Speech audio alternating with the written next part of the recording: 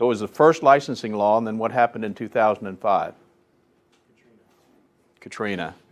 And so we were right there able to help, I think, a lot of people with some of the issues that were of a concern to us. I'm not sure if he talked about the difference between the IICRC and us, but they come from the business more from we're not competitors, by the way. As you know, if you're an IICRC person, you get continuing education credits off of this class. So we work together. We just look at the industry differently. They come from the water restoration side of the business. We come from the building side of the business. And one of the reasons why we do that is not just my background with my licensing, but the main reason we do that is because we try to look at the house and the problem that they're experiencing in terms of a mold issue as a holistic kind of problem, not just fix this problem and everything is great, but think in terms of how we can actually improve their indoor air quality. So when I was moved to New Orleans in 2002, I was actually doing some of the things that you guys are doing now and some of the things that we would recommend that you do in terms of ongoing IAQ management, which is what we call our sanitization protocol. How you create an environment in which mold won't grow. And that was really based on my book, Mold-Free Construction, which you have access to if you have the Normie app. We do have an audio version there, so you can just listen to it. Might put you to sleep, but you can listen to it if you like, because it's on iTunes and on Audible as an audio book. But the sanitization protocol really does improve people's indoor environments, so you have the ability to do that. And I just want to tell you about somebody that I met when I was in New Orleans. I was doing some trade shows, and I got a radio program, and I got a call from a lady.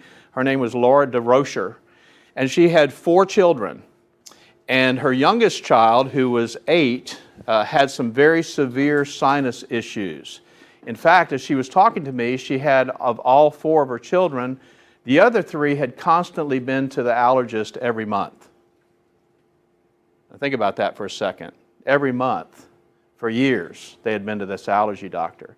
And she had found some mold up in the kitchen area over one of the cabinets, and she was concerned about how that might be affecting their kids, because she heard me on the radio and she knew that mold was an indoor air quality problem. She'd never really thought about that before. It's mold, how could it affect my children's health? But she was putting 2 and 2 together. She was saying, maybe there is a problem here with this mold that I'm seeing. So I went out there and I did the assessment. It took the sanitization protocol. It was not the amount of mold or the type of mold, or there wasn't a moisture problem that actually was causing the mold. It was actually a HVAC problem with the relative humidity. So we did the sanitization protocol, put it in place just like you see it today, exactly the same protocol. And she was really excited because in about a week she was feeling better. Her kids seemed to be feeling better. She wasn't sure. But the interesting thing that she told me when I was there visiting her was that her little child, the one that was just a few months old, they had scheduled that baby for surgery, sinus surgery. And she said, we've decided to kind of put it off because things seem to be going better. We'll see how this goes. Well, interesting story to kind of shorten everything up. About a year and a half later, maybe 2 years later, I got a call from her and she said, I got to tell you an interesting story. She said, first of all, I got a phone call from my pediatric physician, the allergist. He was concerned that we had switched doctors because I haven't taken my kids to the allergist in almost a year. We decided not to do surgery for the baby, and the baby is doing great. Now, a couple of years old, doesn't seem to have any allergies to the environment and what's going on. She said, I think you really solved a bigger problem than you maybe think you solved. The reason I'm telling you that story is because we hear that story over and over and over and over again. Maybe not quite as dramatic, but we hear that story over and over and over again. You are in a very, very important industry. You may not realize it, but one of the reasons why it's regulated is because you're dealing with people's health. The health of your employees, the health of your clients. That's what you're dealing with. And rather than thinking about just being a mold assessor or just being a mold remediator, as Mo's probably told you, we want you to think in terms of being an indoor air quality professional, because that's really what you're doing. I'm sure Mo told you already that when you start cleaning up mold problems in an environment, It's almost like a surrogate of other things that are going on in the environment. If you're reducing the mold, you're also reducing some of the other contaminants, the bacteria, the viruses, the particulates, some of the other stuff that's going on in the environment. So you can make a gigantic change to the environment. So our goal is for you to really think in terms of becoming an indoor air quality professional. And this is really the first step. If you haven't thought about that before, this is really the first step in that direction. And I'll tell you the other thing it'll do for you. I've been in business a very long time. I used to tell people I was self-unemployed in the construction industry. Been in business a really long time. And what you want is you want an edge in the market that makes you different from everybody else. And it's not about price, let me tell you.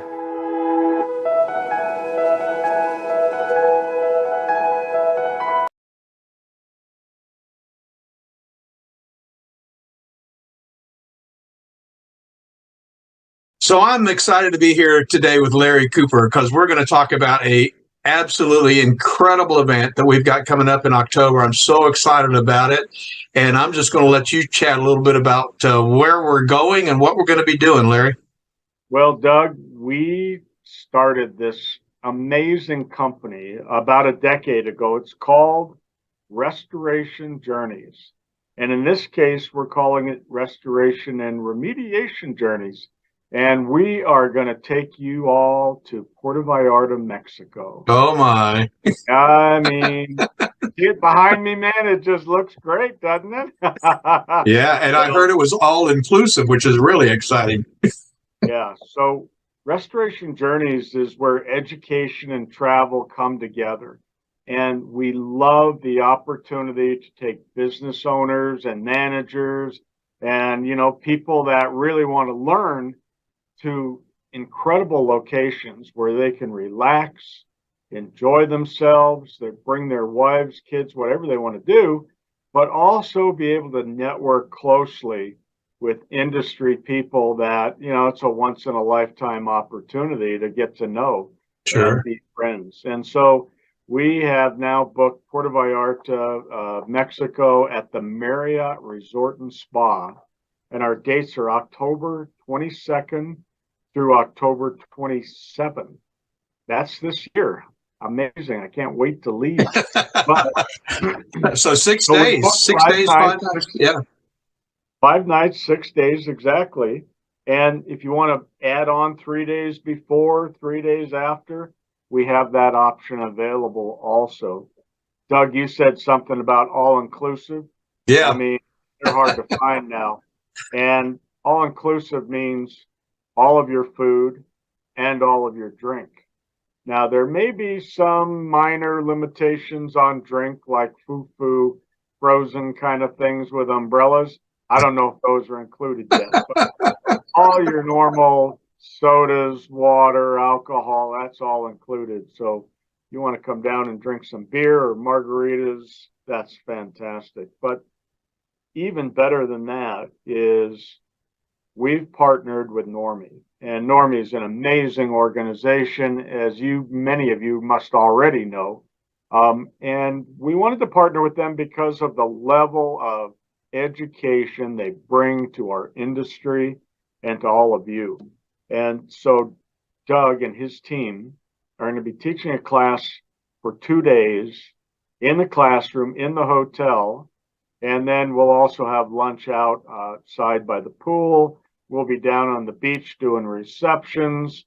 Doug, tell them a little bit about the education. What are you guys doing there? Well, I'm going to be teaching for 2 days while my wife is laying at the beach. I don't know what that's all about. Can't reverse that? Is that what you're saying? She wants nothing to do with that. No, I'm so excited about this class because this class, I think, first of all, which is really important, is it qualifies licensed remediators and assessors in the state of Florida for 14 hours of continuing education, which means if they come to this 2-day class, they get all the hours they need for 2 years of education, which is pretty cool. But this particular class is called the IAQ Strategy, Sampling, and Solutions. And so it's not a basic level course. Like I said, it's primarily for guys that are certified mold assessors or certified mold remediators or restoration contractors. And the idea is, if you're looking at an environment, how do you decide how many samples to take and what kinds of samples to take?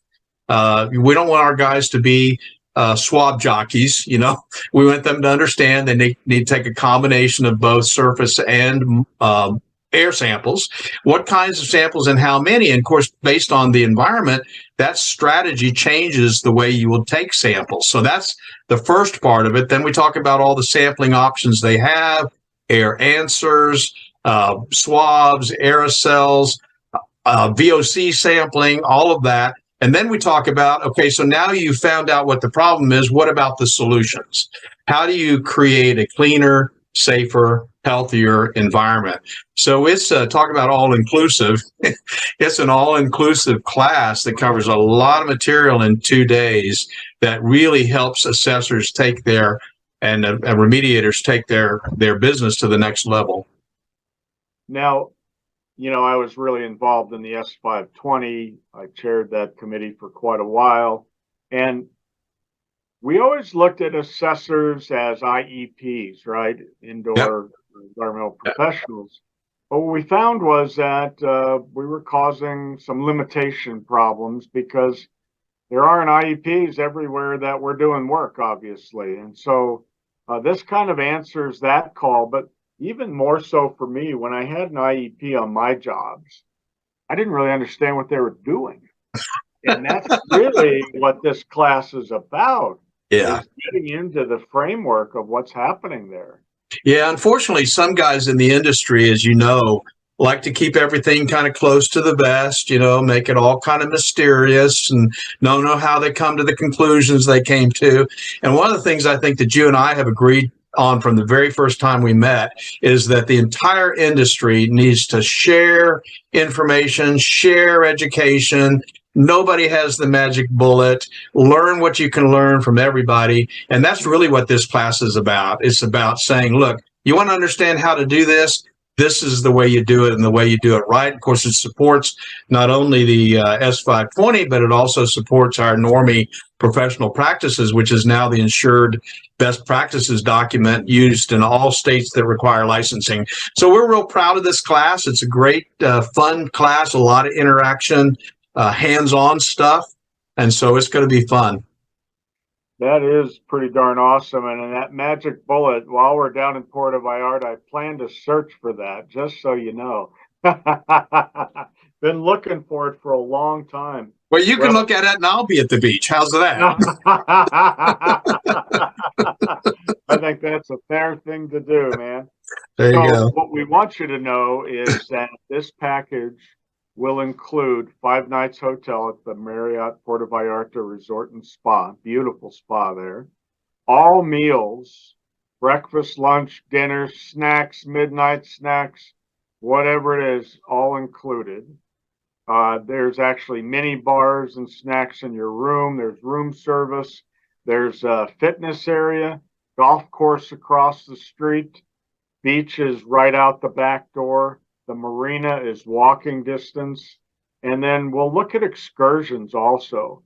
But the most important thing we haven't told you is that 14 hours is really critical, because if you attend the 14 hours, this is a tax write-off. This is an education program, and it should be part of your expenses that you can write off for being in business and continuing your education and learning. And you should bring your wife, you should bring your kids. We have special rates and programs for kids also. So if you are interested in bringing kids, we're going to have you call our office and talk to Jillian Olson. She's working on that program. We have big discounts for them. And so definitely check that out. There are other upgrades available, and you can get as nice a room as you would like to. This hotel is newly remodeled. It's absolutely gorgeous. We are more than thrilled to have this great opportunity. Yeah. So can I tell them the price? Not yet. Not yet. I want to tell you that I've been looking at the pictures online. I went to their website and looked at the pictures. Absolutely incredible.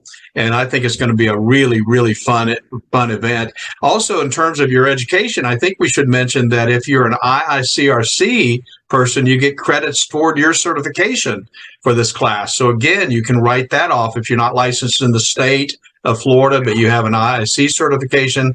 That's really important, no doubt. And I think you were going to recommend that I should bring 2 sets of clothes, small and extra large. Did you say something about that? Well, Doug recommended we have a weigh-in at the beginning and at the end.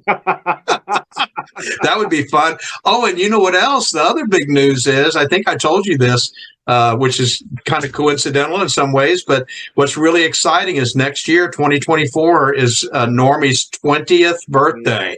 So let's have a birthday party down there and we'll celebrate, and I'll let you try to blow out the candles. How's that?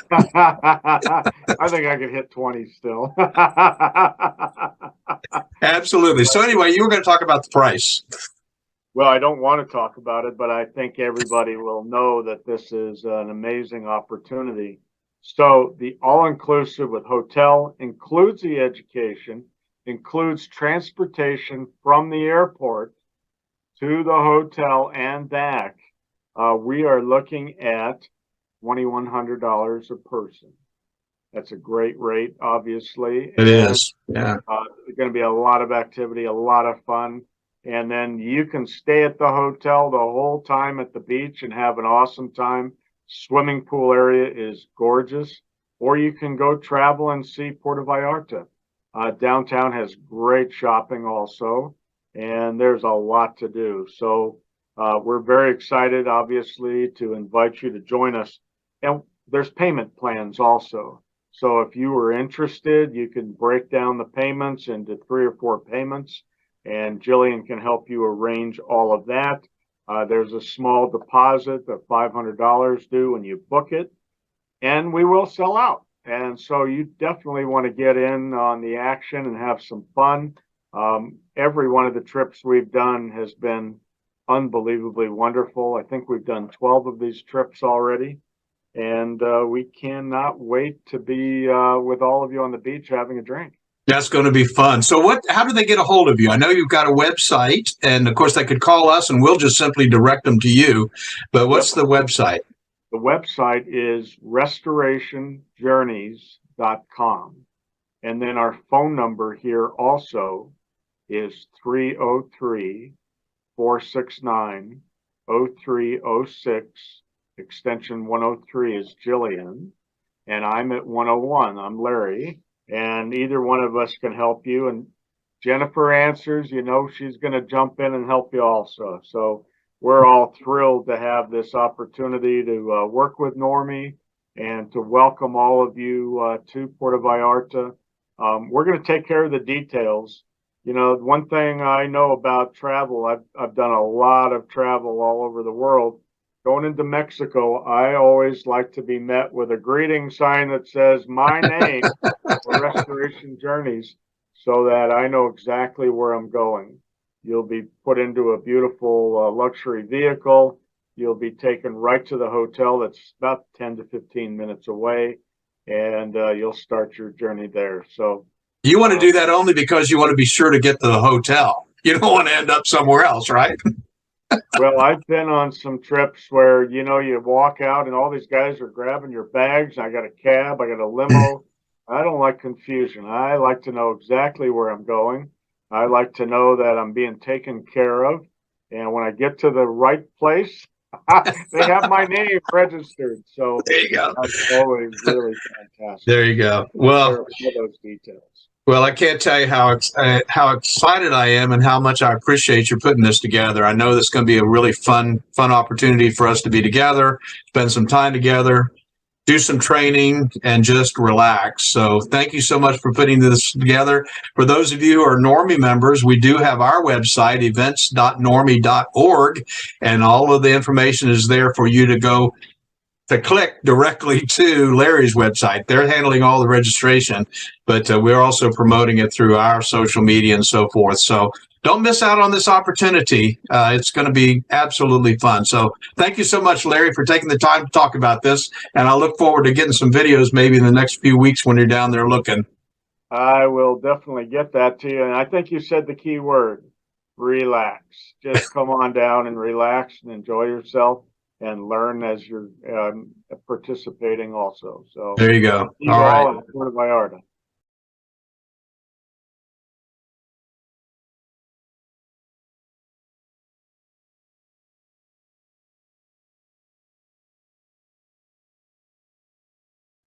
The following broadcast is made possible by supporters of the Normie Environmental Task Force, the Experience Trade Show and Convention, Reusip, EnviroScreening Lab, and Best Living Systems. When you start on the pathway toward professional success, you have to know what the goal is and how to get there. Normie exists to help in that process. It's not just about taking a class to get a license, but also about starting on a pathway to professional success. Whether you want to work for yourself or be the best qualified employee on the team, this path will take you there and help you succeed. Pick a track, click on the class, and get your journey started. Normie is here to support you all the way to become the Normie Pro professional you want to be.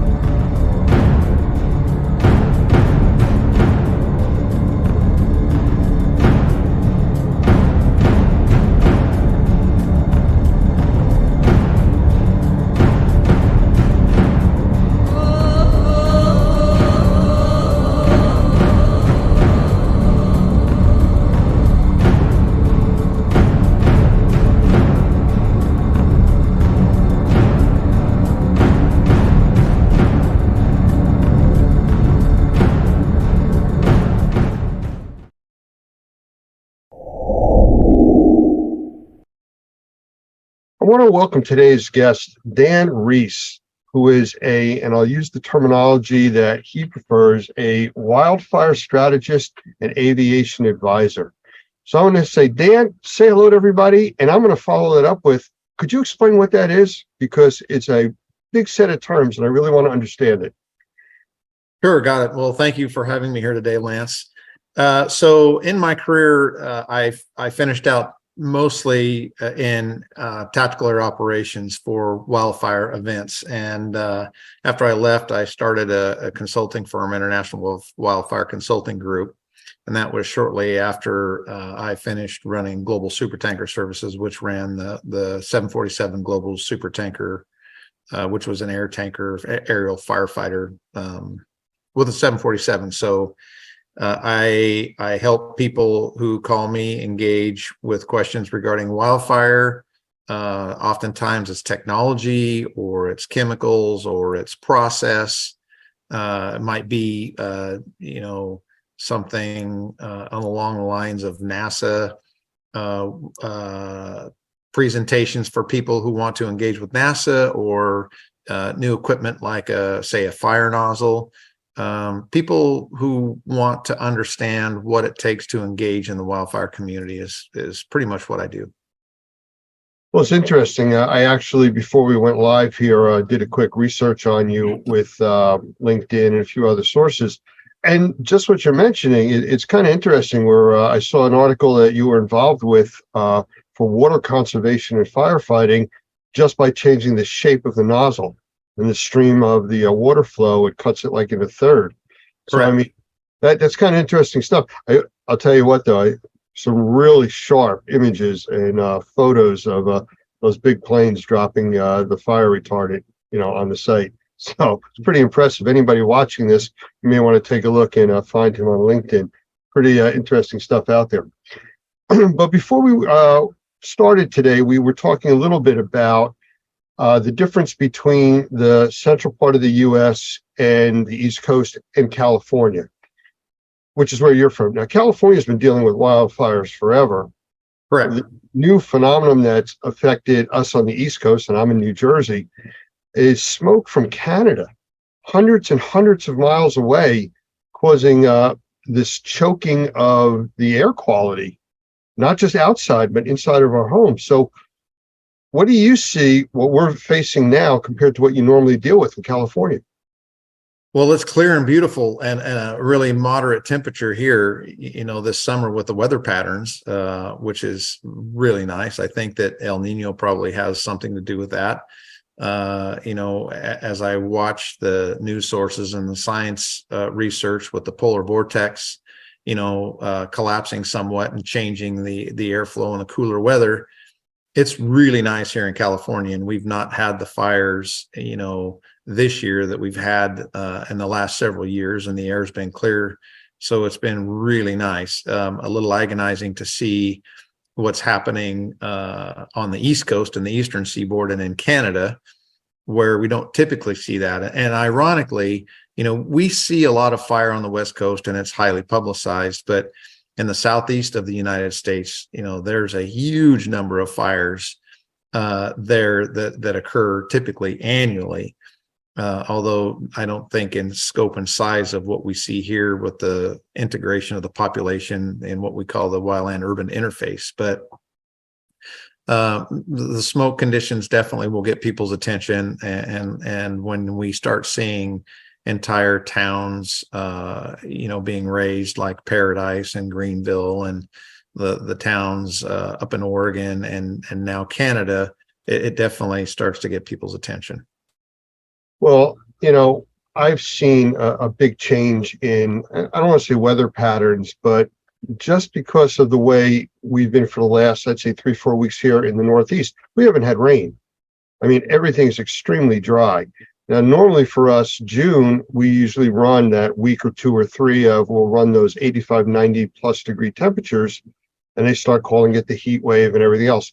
We haven't had that, which I'm not complaining about. But the point I'm trying to get to is when these fires produced this smoke that came down on the New York, New Jersey area, we actually got a glimpse of almost the start of what a nuclear winter would look like. And yes, it sounds very dramatic to say that, but we were barely getting to 70 degrees when the normal temperatures are 80, 85 for us here in New Jersey this time of the year. And we were told by the Weather Channel and all the other officials that are talking about it, that there is so much smoke in the air, it's blocking the sun from its normal thermal heating during the day. I mean, I have solar panels on my house, and I see my production was down, at ground level. It was horrible. So this is what you deal with out in California. We're only getting a glimpse of it now. And truthfully, we've been spoiled, out of sight, out of mind. We hear about the fires in California and okay, on with our business. I mean, this brings it home to us. And I think it's an opportunity for you to explain to us what we should be expecting and, what happens, because this may not be just a short-term thing. It may continue. No, unfortunately, I would say that for the people on the East Coast, you're in it for the long haul until such time that the weather patterns change and these fires are naturally mitigated. We can make a difference. When I say we, and the fire service can make a difference when these fires are smaller, when they are in their incipient stages, when we get on and we can handle aggressive initial attack, and we've got the weather, in our favor to be able to make that attack successful. Unfortunately, what most people don't realize is once these fires become of that magnitude and size to where they're calling them mega fires, we can black the sky out with aluminum, meaning air tankers and aircraft, and that's all limited. And the bigger they get in scope, the more resources they demand. And we have a finite number of resources internationally and nationally, whether it's in Canada or the United States. No one agency can be fully prepared for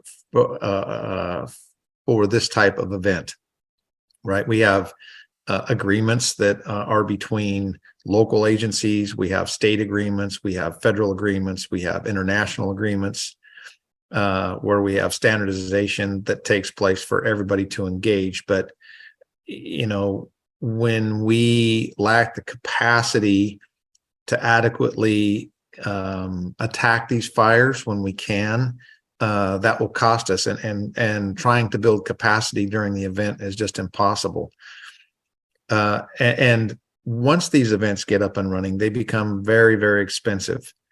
So the catch really when they get this big is that we need the capacity to keep fires small when they first start. And when they get this big and they draw this many resources, we have in the fire service what we call drawdown, meaning we've drawn the resources so thin that now our ability to rapidly and successfully initial attack fires becomes compromised because we just don't have the resources there to do it. So for, my small part of life here on Earth and the fires that I've, had to deal with in these quote nuclear winters, and my first experience with that really was in 1987. And the scientists actually came out in the Happy Camp in the Klamath area of Northern California to study what a nuclear winter would be like, where we had these major fires going in August, and we have what are called inversions. So anybody that's been camping and seen a campfire burn, the smoke will rise and then it'll kind of flatten out and form a haze. And that's what you're seeing here, only on a massive scale. And it does get cold. Unfortunately, those fires burn, they continue to burn under those inversions. And then when the inversion gets hot enough, we have what we call an inversion break, where all of a sudden the air will escape up through the inversion and the fire takes off madly for several hours under the inversion. But once they get to that point, it makes it very difficult for aviation resources to be successful to even get in to help the people on the ground, because it's just so smoky. We can't safely operate those aircraft in those spaces. So unfortunately, I think right now it's going to be enduring, right? The population that's being impacted there on the East Coast and the central United States and Canada are at a point, unfortunately, where they're going to have to endure until Mother Nature changes her mind. What you're talking about resource-wise, is this what's caused some of the problems in Canada, not being able to get a handle on these fires? Well, I think it's important to put a couple of things in perspective. Fires traditionally need to burn. I mean, that's one way that Mother Nature, takes care of dead and dying material, beetle kill. There's a lot of reasons for fire to burn. That's good. Managing fire during peak burning conditions is almost virtually impossible. It only takes a few degrees of relative humidity, meaning the moisture in the air, or a change in wind to really affect what a fire does. So when we talk about resources and capacity, it becomes part of a matter of perspective. It's kind of like insurance, right? Do we want to spend money to build capacity so that when these events happen, we can really go after them? Or do we bet on the come that it's not going to happen? And unfortunately, when we listen to climatologists and scientists around the world and we experience what we're experiencing, where we see years and years and years of dry weather, where we see reservoirs drying up, where we see millions of trees dying, that just all adds to the fuel, no pun intended, for these fires to really take hold and go. And there's two ways fires are put out. A, Mother Nature lets them die out naturally, or B, there are firefighters on the ground that actually go dig those fires out and around to make them go away. So capacity, I think in Canada right now, you're seeing probably firefighters from around the world responding. I know that aviation resources and hundreds of firefighters from the United States are battling those blazes. And I'm sure that there are people from Australia and probably many other countries engaging to help, Canada. And it's not just a regional North American problem right now. We're having this problem. We don't see it, in Siberia, in Asia, in Europe, where you see fires, burning in Germany, where they don't typically burn. And when that doesn't happen, people don't think that they need to get prepared because they don't think it's going to impact them. And unfortunately, for those on the eastern seaboard here in the United States, that they don't really realize the impact that they are contributing to, say, tax wise, right? We have realized and unrealized costs of fire suppression in this country in the tune of tens of billions of dollars a year, which really affects the GDP of the United States. So wildfire is a big problem, whether you're experiencing that smoke or not. We're all going to pay for it. Yeah, you're absolutely right. And to bring it down to a level where people watching this will have something in common with, recently we had the heavy smoke conditions. And that's what I'm going to call the smoke conditions. And they were telling people, stay inside, avoid going outside. Now, we know from the indoor air quality side of our industry that the inside air is normally up to 10 times more polluted than the outside air. So we're already now telling people to stay in an environment that we know is more polluted than the normal outside air for them breathing. We have sensitized individuals. There's a whole class of people that suffer because of that. But also because of the building codes, commercial buildings, public apartment complexes need to bring in fresh air on their heating and air conditioning. So now the systems that are ventilating the inside of their buildings are bringing in this air from outside, which is all smoke, VOC laden with chemistries. And that's a whole nother side that nobody's prepared for, because you still have to breathe. You can't hold your breath for 5-6 days. That doesn't happen. And we use an example in some of our teachings about the importance of breathing. And we say some people are able to go 20, 30, 40 days without eating, 3, 5, 7 days without water, 4 to 6 minutes without air. Correct. So it's not like you can avoid breathing. So you have to do things that are going to help. And that comes back to your point before about preparing ahead of time. We don't spend the money on the resources. I've been involved with the government world for many, many years from my background, and money was not usually spent on preparedness. It was always throw money at it when there was a problem. And to your point, if you don't stop these things when they're very small, they become unmanageable. Correct. Capacity it's a big deal, right? Being prepared both nationally and internationally is extremely important. My background really, I put myself through school fighting fire, and putting myself through school, I became a critical care nurse. And so I worked as a critical care nurse for several years prior to me becoming a firefighter. So it's concerning to me. I have 2 children, one 16 and one 19. And we were impacted, for instance, by the Camp Fire, which burned the town of Paradise down. And in that fire, I think there were upwards of 20,000 structures that were burned to the ground and 80 some odd lives lost. And that fire burned into my town. That's where it stopped. But my children were exposed to something that I chose to expose myself to as a professional firefighter. And that's unnerving, because it's not just the smoke that you burn, that one breathes in the minute.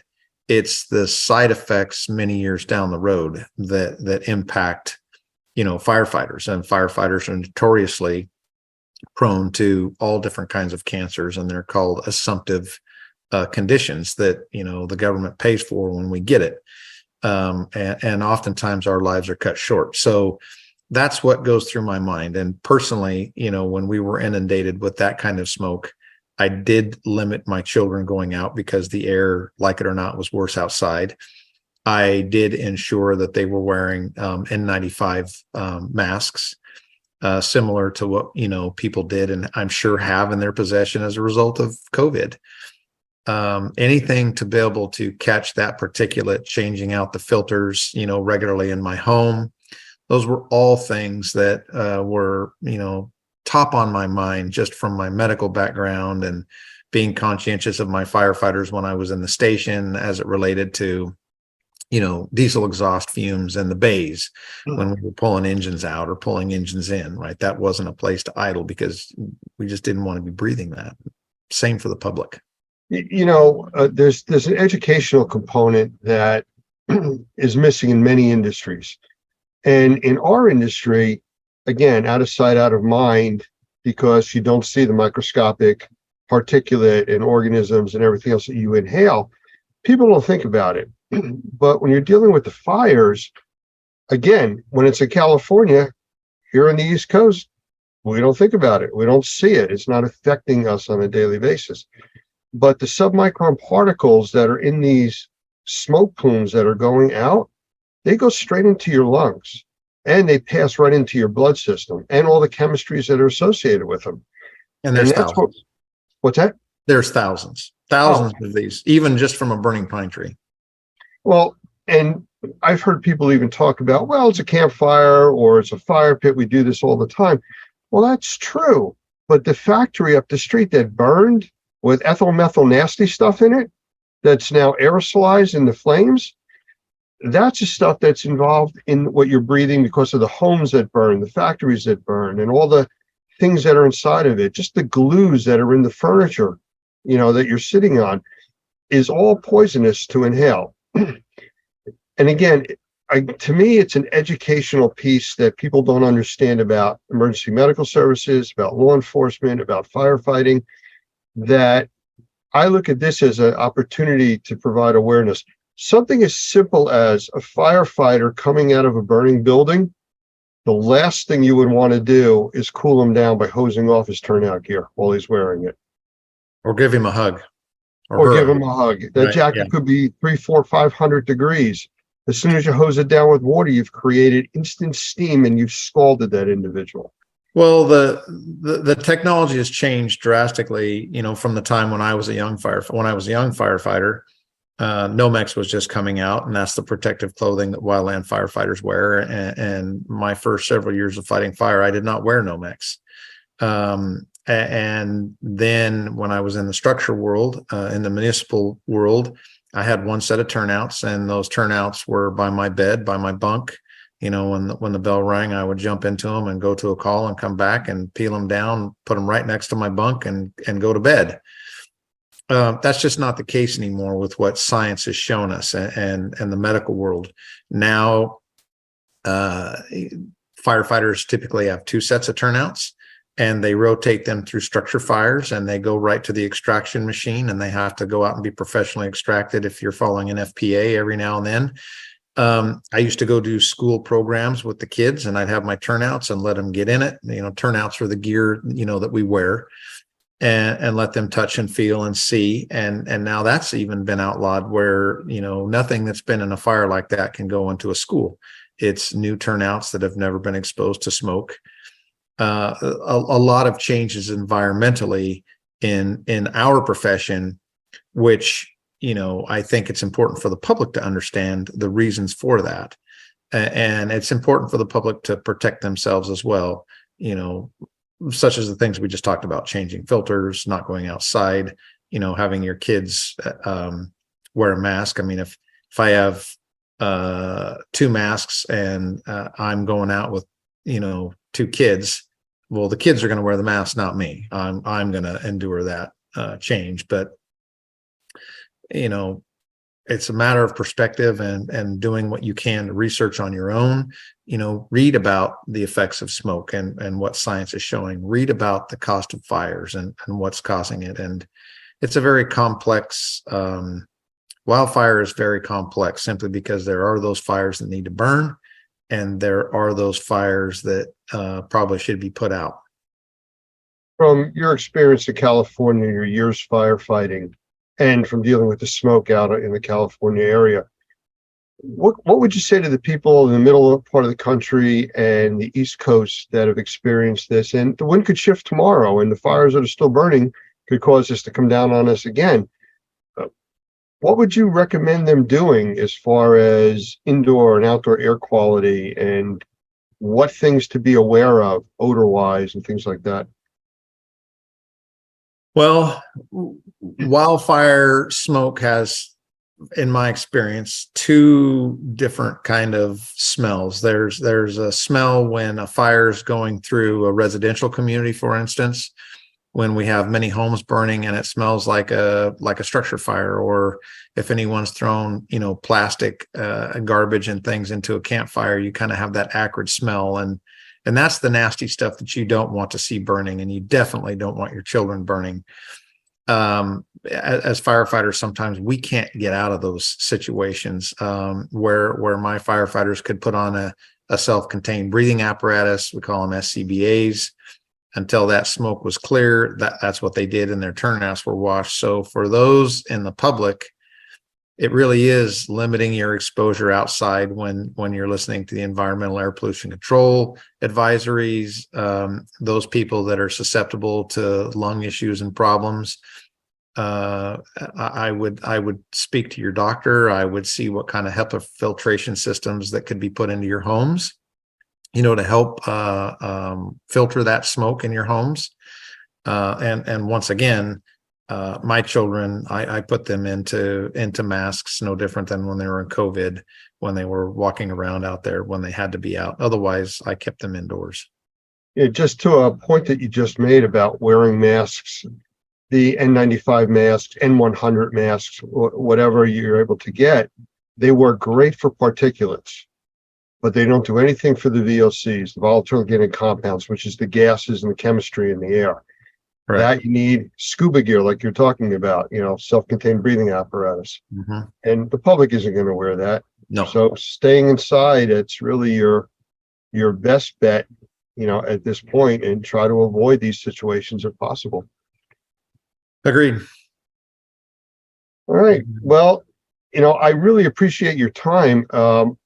This is all about a public education and awareness that we're trying to push out there. There's many other segments that we will be playing following this. And I really wanted to set the stage, which is, I feel we've done that, as to the problem that's out there. It's not going away. It wasn't the 3 or 4 days that we had here, and the problem's never going to come back.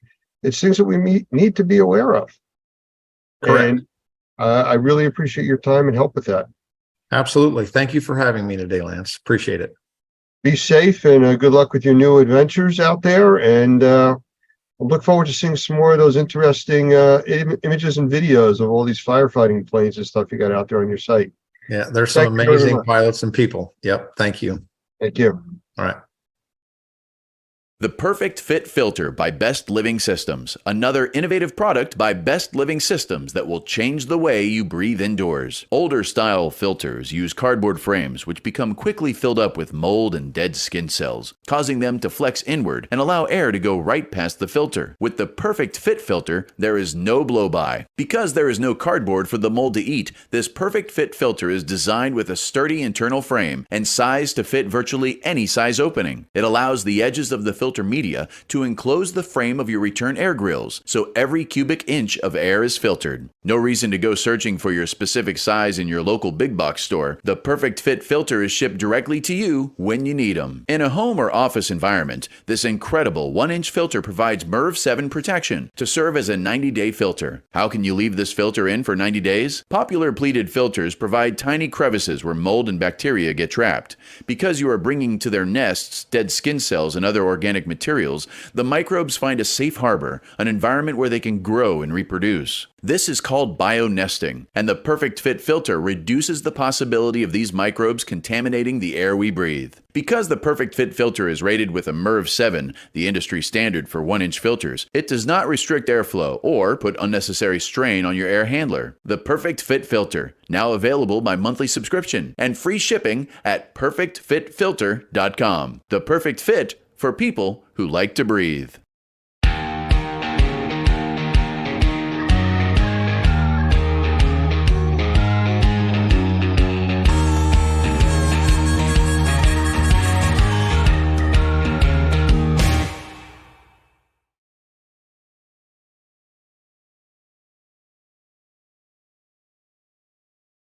Good morning and good afternoon, everyone.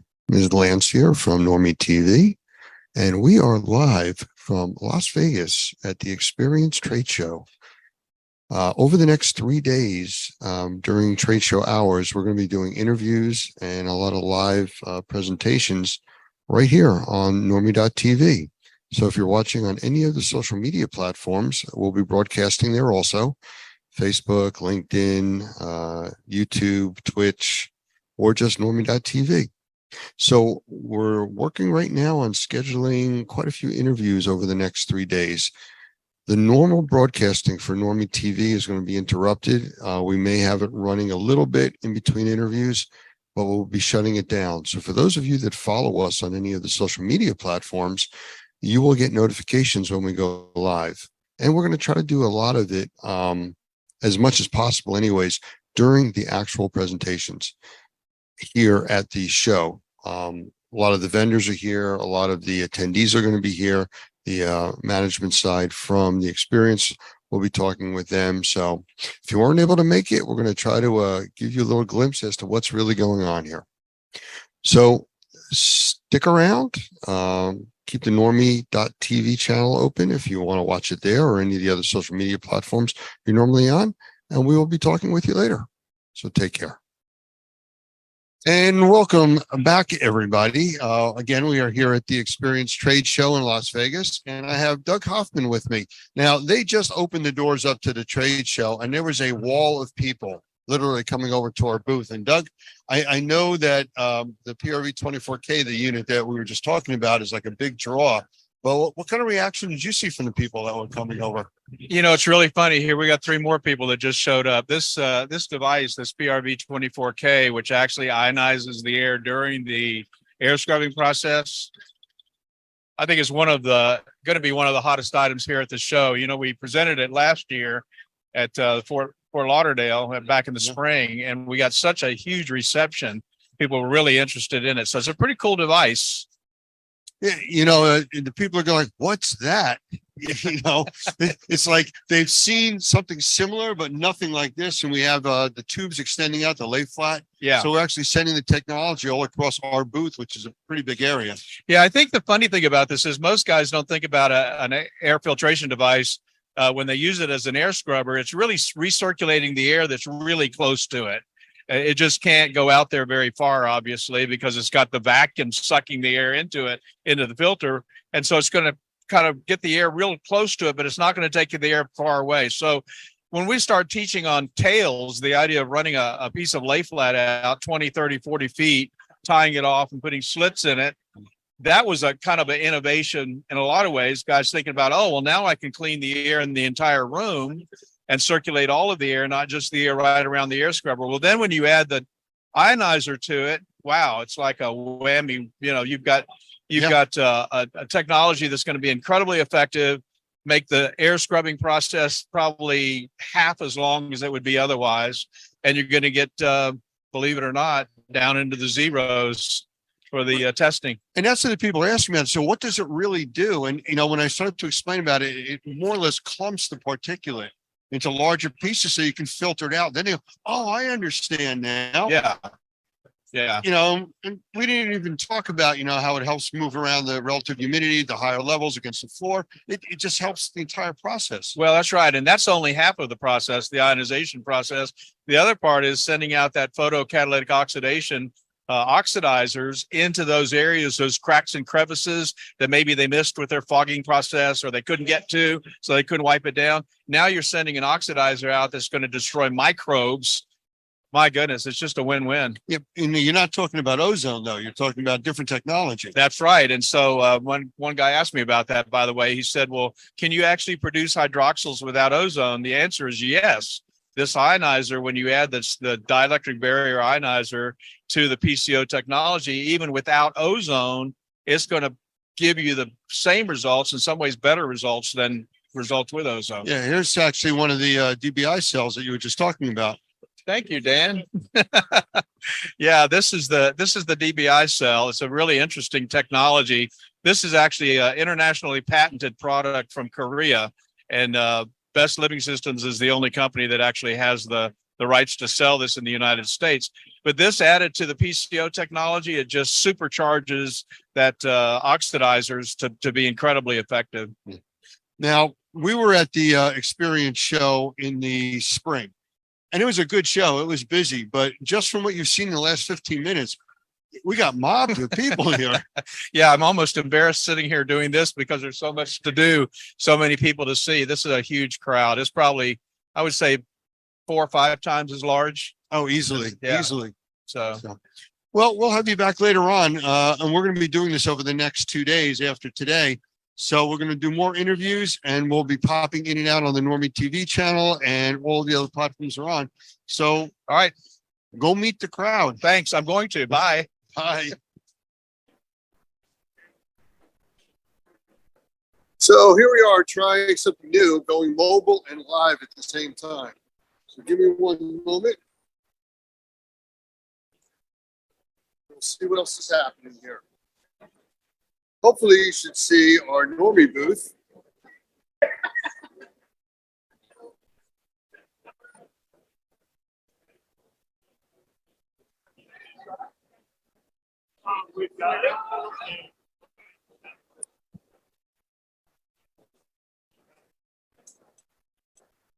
And now we're just going to kind of walk around here. It's David McGrath. Hello, David. Can't miss David in that suit. And as you can see, it's pretty crowded. I'm going to stay kind of close to our booth here. Just kind of giving you an idea of what's going on in the area. Walk a little bit further down. This place is pretty big here.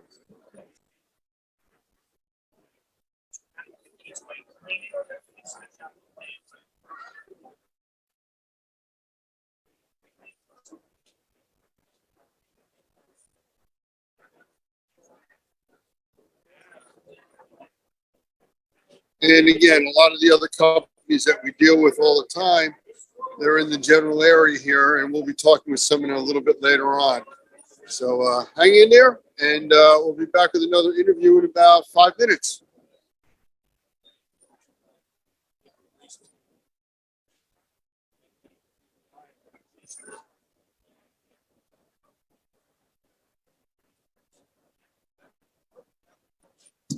DeGroff. How you doing, Lance? Good, good. And you talking there? I can. I don't know. Maybe you killed the microphone. Run two. You're good. Okay. Okay. Have to raise my voice. I think it's the suit. I think the color is definitely wiping you out here. The suit drowns everything out. That's why I don't need to exist. Well, you wore a suit like that during the last show. It's become the status quo. Everybody expects it from me, and they're significantly disappointed if I do any alteration of the design. Well, your company is always on call, and it's a manpower resource, I guess is the best way. We are supplemental labor specifically for the restoration industry. I have 20 years experience in restoration. It's all I know. It's what we do. And therefore it's what my guys know and do. We do restoration yesterday. We did it today, and we're going to go do it tomorrow again. Well, you know, you're here at the show. I mean, you're not an exhibitor, but you are an exhibit. I think that's the best way to describe it, because everybody says, what is he wearing? Bright orange suit. It gets the eyes on me. And, you know, if I need a part-time job as a traffic cone or something, that goes over pretty well too. I don't need to change. Well, the big question is it AA or 9-volt batteries? You can't see the car battery I carry around with me. Is that what that is? Okay. That's what's in the bag over there. So on the realistic side, I mean, you're down in Florida. That's where home base is. Yes. And the hurricane had just come through there. I mean, it's another one out in the tropics right now. But how has that affected what's going on in your world? I mean, overall, it wasn't a significant hit, and it did enter at a rather unpopulated area as far as, you know, comparable storms. We've had a slight uptick. I think we've mobilized 100 people to the area for about 3 or 4 different companies over the last 72 hours or so. So we are active in the area, but it is not nearly the response or, you know, the result that everybody was expecting. So it was, thankfully it was pretty light. You know, there wasn't a lot of damage. There was no loss of life. So, you know, just getting in there, cleaning back and getting life back together for everybody. Hopefully it kind of stays that way. I know that we've been looking at, there's like 4 or 5 other storms out in the Atlantic right now. And they're talking about one that's forecast to become a Cat 4 in the next few days. Yeah. And they don't know where it's going. That's always the crapshoot. I mean, you can plan the best you want, and then you sit there and wait and see what actually happens, you know, and you could be 300 miles off before it goes. You know how these things turn on a dime. We had the one set off the coast of Florida that was supposed to destroy the world about 3-4 years ago. Yeah, but it saw your suit and it turned right. I think that was a distraction. Oh, no, we're not going there. Hey, if that's what it takes, you know, Yeah, keep that'll people work. safe, saving lives, That'll work. one orange suit at a time. You know, it's funny when I was riding here to the convention center from the airport, I've been out to Vegas maybe, 8-9 times now. I noticed something very specific. There's green on the trees, everything else is brown, and then orange, which is all traffic cones and you. And that's it. That's all you see out here. I had a great observation about that too. Only people want to put green in the desert, human beings. Yeah, pretty much. Pretty much. So what do you think of the show? I mean, it just opened and it's mobbed here. Yeah, jam packed. Definitely a great turnout. Very exciting event. It's nice to see, one of the original events still being a flagship as it is. And, the new ownership, they're trying really hard and the results are paying off. I'm happy to be here again. Well, I'm glad you're here. It always, for comic relief, if nothing else, we appreciate you being here. And you do a lot of work with us. You help with some of our trainings. You provide actually lunches and, other resources. So we do appreciate that. I appreciate Normie since day one. I took my first class with Normie when they required us to be certified and for licensed in the state of Florida. And I maintained a lot of classes and we built a long-term relationship and you guys have had my back. And frankly, it's something I'm extremely humbled by and appreciative of. So thank you very much, Normie and Lance as well. Well, you're welcome. But the question now is, are you going to be here for the rest of the show? 100%. Do we have a different flavor suit or? I'm not allowed, apparently. I went to one of the last trade shows and I swapped out the orange pants for black pants and 50% of the people that complimented me criticized me. They're like, you're not wearing orange pants anymore. I'm like, I'm sorry, I'll go change. Okay. So you just stay with your orange glow. You got to please the fans, Lance. I get it. I get it. Well, thank you for stopping by. And, again, over the next 2 or 3 days, stop by. We'll chat some more. I want to get some feedback from you as, what you're seeing at the show compared to the one that we saw in the springtime. Absolutely. Would love to be back. Thanks for having us. All righty. Thank you. Yes, thank you. Take care. Lance here from Normie.tv, and we are again going to be live today at the Experience Trade Show in Las Vegas. Doors are going to open here in about 10 minutes, and the crowd that we had yesterday seems to be small compared to what we're looking for today. So there were a lot of people here for the training tracks that we had running earlier today. We did quite a few presentations, and we expect a very large crowd in the main trade show hall itself. So we'll be coming to you later on and off between now and the next 3-4 hours with interviews, and possibly we can do another walk around and show you some more vendors and some of the new products that are going on. So if you are following us on any of the social media platforms, you will get notifications when we go live, like you hopefully did for this. And if not, you may want to follow us so you do get future notifications. Again, you can always watch us at Normie.tv or on most of the major social media platforms. Just look up Normie and you should find us. See you all in a little bit. Thank you. Other interview, and I apologize for us coming in and out, but we have people that just keep coming over and talking with us and want to be involved in the process. So here we are. So I have Joshua with us from Property Craft out of Colorado. Yes, sir. And well, tell us a little about yourself, because I'm not really familiar with you other than what we just had a slight conversation. Yeah, no worries. I born and raised in Southern Colorado. Property restoration. So the water, the fire, the flood, the smoke, the mold, the odor. We also have an environmental division that does asbestos, lead, land reclamation, a lot of indoor air quality. Just try to be a voice for the property. So you're dealing with that niche market of people that have to breathe, right? Oh yeah, absolutely. And we've really tried to bring air quality into all aspects of our business, not just microbial growth, not just asbestos or lead.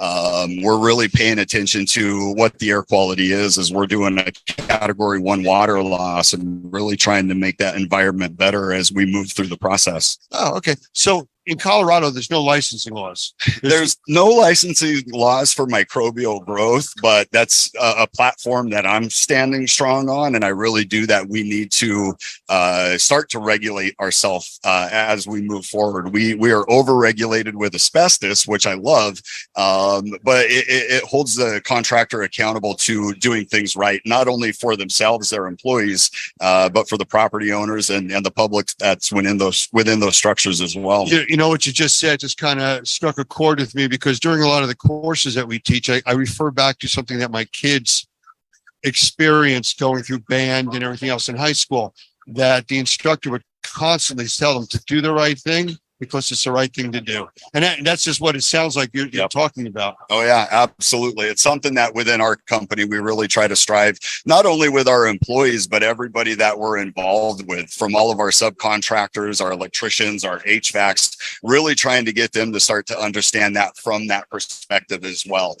We are in construction, but there's no reason that we can't construct clean and keep that environment well as we're moving forward. My dad's a regional building inspector in Pueblo County, and so he's part of that regional authority. So it gets real fun around our dinner table all the time. I could see that. You know, everybody leave the silverware on the table when we talk. You know, nothing flies. Hey, so as far as Colorado goes, is there anything in the wind as far as regulation or licensing on the microbial side? You know, not that I've heard of. Our company in general, we're on a growth phase, and we're going to move outside of Colorado at some point. As I talk to my C-suite, as I talk to my other owner, we're looking at the states that are actually regulated and starting to regulate a little bit heavier. I think I had said it earlier in the conversation, the asbestos is definitely over-regulated. Right. So not only do we have the EPA, OSHA, but we have CDPHE as well. And it's trying to find the regulation that's most stringent and working our way through that. But if you can follow those sets of rules, the process, it's there for a reason. I never thought I'd be sitting up here saying, hey, we need to be more regulated. But the farther I get in this industry, the farther I work with water, mold, fire, air quality, the more I'm becoming an advocate for us needing to have some sort of regulation. Well, without the regulation, you're standing out there on the edge by yourself. Yeah. And you're competing against people that aren't following any rules or regulations. Yep, absolutely. And doing things that are not helpful to the industry. And then you come in trying to do it right, and you're questioned and scrutinized. So we see that all over the country, because, I mean, we teach in all 5 states, and counting DC as a state, that require licensing. And we've actually sent to all governors over the last 5 or 10 years a draft of a bill that kind of works a combination of what all the other states are doing that are licensed. And you get some movement, but it just drags on, and nobody wants to make those decisions. Yep. I Property Crafts behind you 100%. Whatever you need in Colorado from us, we'll be there with you. Well, we're not as big out on the West Coast as we are on the East, but we do have a lot of classes and a lot of personnel now starting to take over out there. And I'm just sorry, I'm not distracted. I'm just looking around watching people, you know, wandering, taking stuff off our table. We have the Normie TV stickers and keychain things, whatever stuff. This conference it's huge right now. If you're around, get over here, at least come to the exhibit, come say hi to Normie. There is so many vendors here. It's unbelievable. Anything shock you this year? Anything new? You know, I literally came here right at 2:30, and I've been kind of sitting in this area. I haven't made it all the way through yet. So are you going to be in any of the training tracks? You know, I decided this time not to do it. I just got done with the experience in Fort Lauderdale in April. Worked all summer long. Did the CORE conference, the CORE Collective conference last week in Austin, Texas.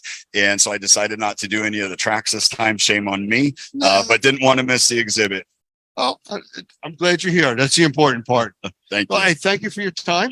Thank you, Lance. Very nice to chat with you. You know, doing interviews the next few days, so feel free to stop back. Absolutely. We'll make sure to get some of my team over as well. Okay. Thank you. Thank you, Lance. We'll say Mark Quigley, which is the name that he goes by, for his friends, which apparently I have now considered. So this is all good. So how you doing? Pretty good, Lance. Thanks very much. Yeah, Mark's been with us for quite some time. He's gone through some of our training, and you're located in South Florida, right? Yeah, Southwest, over in Naples. Oh, okay. Well, you were down there for all the damage from the previous storms from last year. Actually, Hurricane Ian. So we're still struggling with some of that damage. So, yep, it hit us pretty hard. Well, you weren't affected by the recent storm that just went through. That was north of you guys. Yeah, it a little bit more rain, but no, it hit up quite a way north of us. So no, not at all.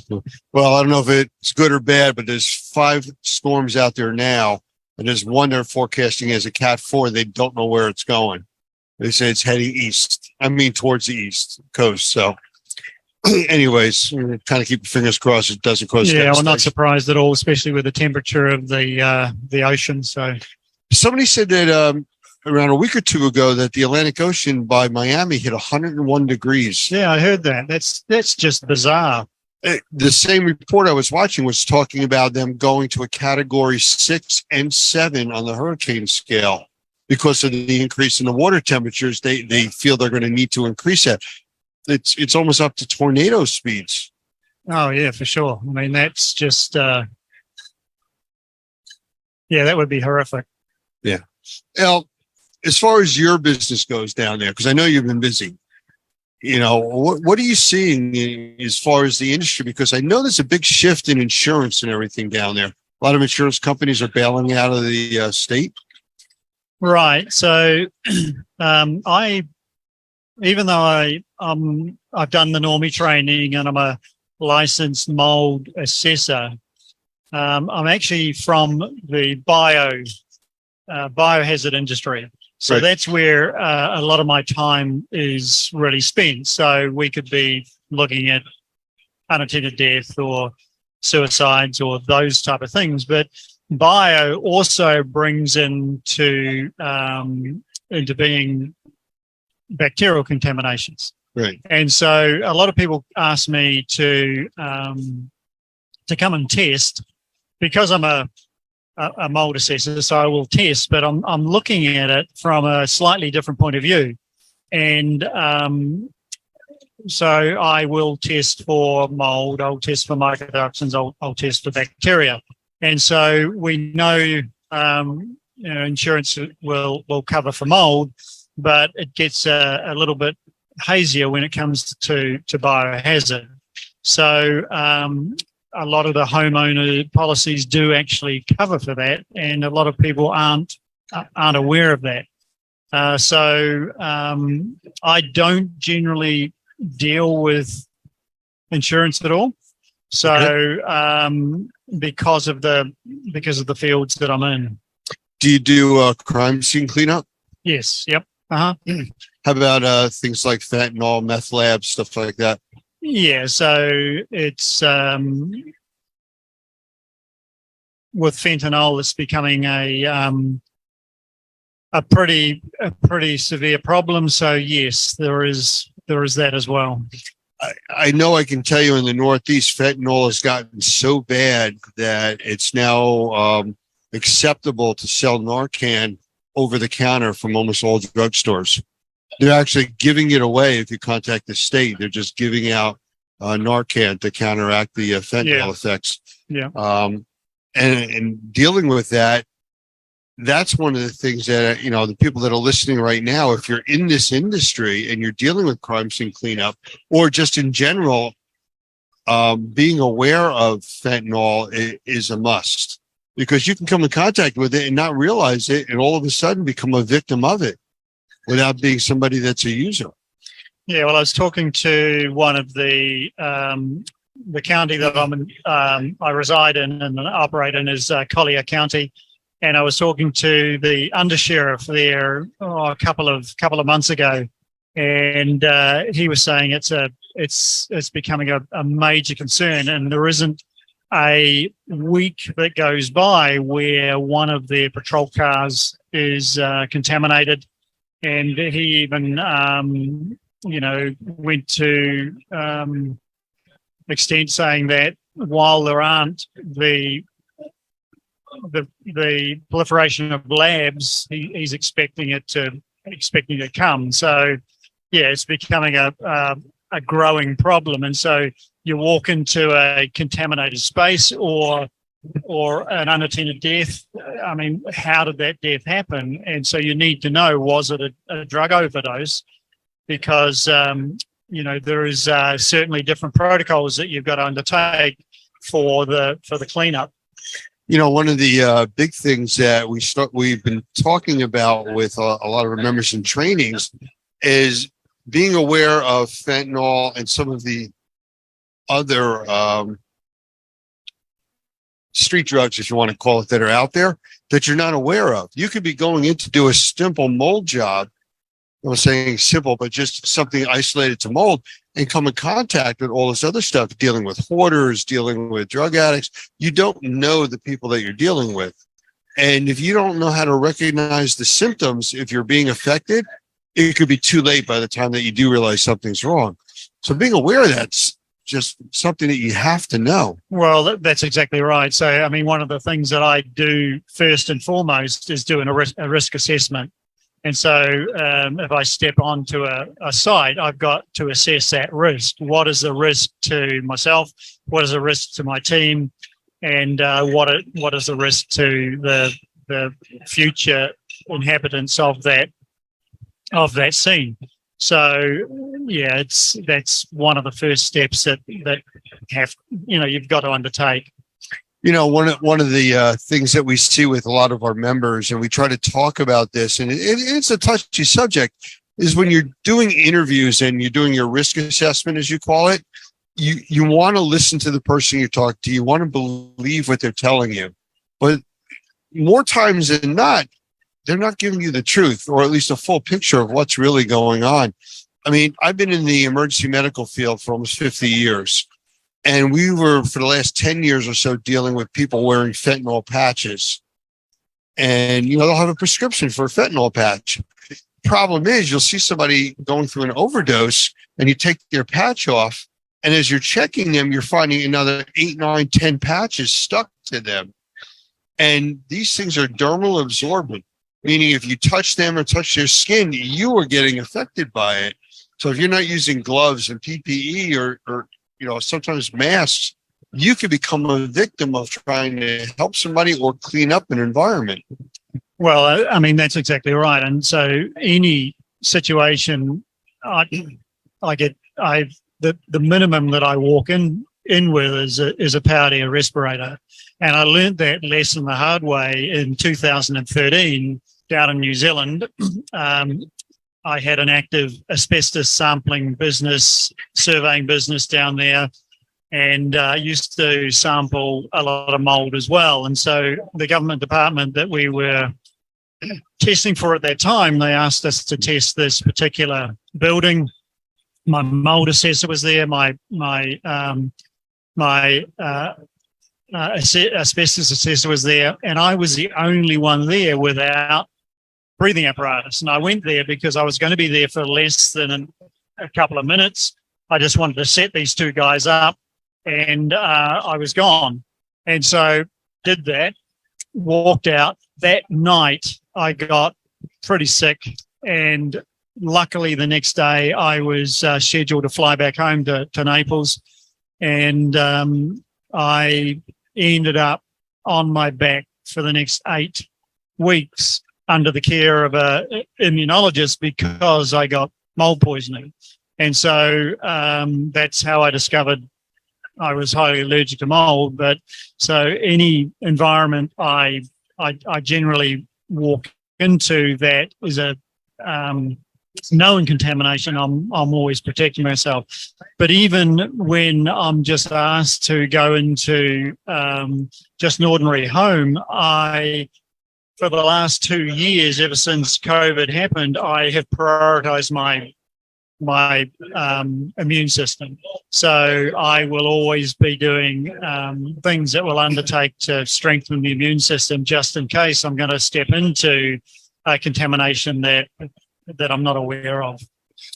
Do you find that on some mold jobs that you're doing, you start to cross the lines into like the crime scene side of meth labs? No, it's pretty clear cut. So for me, I will get asked to sample for either mold or mycotoxins, and then when I'm asked to deal with a like a unattended death, then the police have already been involved, and the scene is cleared before anybody else can step in. So yeah, there is a pretty clear delineation between what sort of things that we're dealing with. So a little bit outside the normal conversation, do you deal with any specialized equipment like explosion meters and stuff like that for sampling the environments that you're going into? Just for your own? No, nothing really. It's I mean, the main sampling that I do is I do sample a little bit for asbestos, but I'm nothing like I used to do in New Zealand. I mean, down in New Zealand, I did over 200,000 samples. Here, what I discovered is that the licenses that I held for New Zealand and Australia, once I got north of the equator, my intelligence diminished, and those licenses weren't recognized up here, so I can't use them. Right. So I don't really do that much of that type of sampling. So the only sampling I'm really doing is mold, mycotoxins, or bacteria. As far as asbestos, because you mentioned that earlier, I know for years they talked about removing asbestos. You got to remove it. You got to remove it. You got to use leaf blowers and blow out all the spores and do all that. Now it's shifted, at least in the U.S., to leave in place and encapsulate. Is it that way in Australia and New Zealand? Yes, because the hierarchy of asbestos is, or actually really any hazardous material, it is removal first. And if you can't remove it, you encapsulate it. If you can't encapsulate it, you seal it. And so the ultimate is to remove it.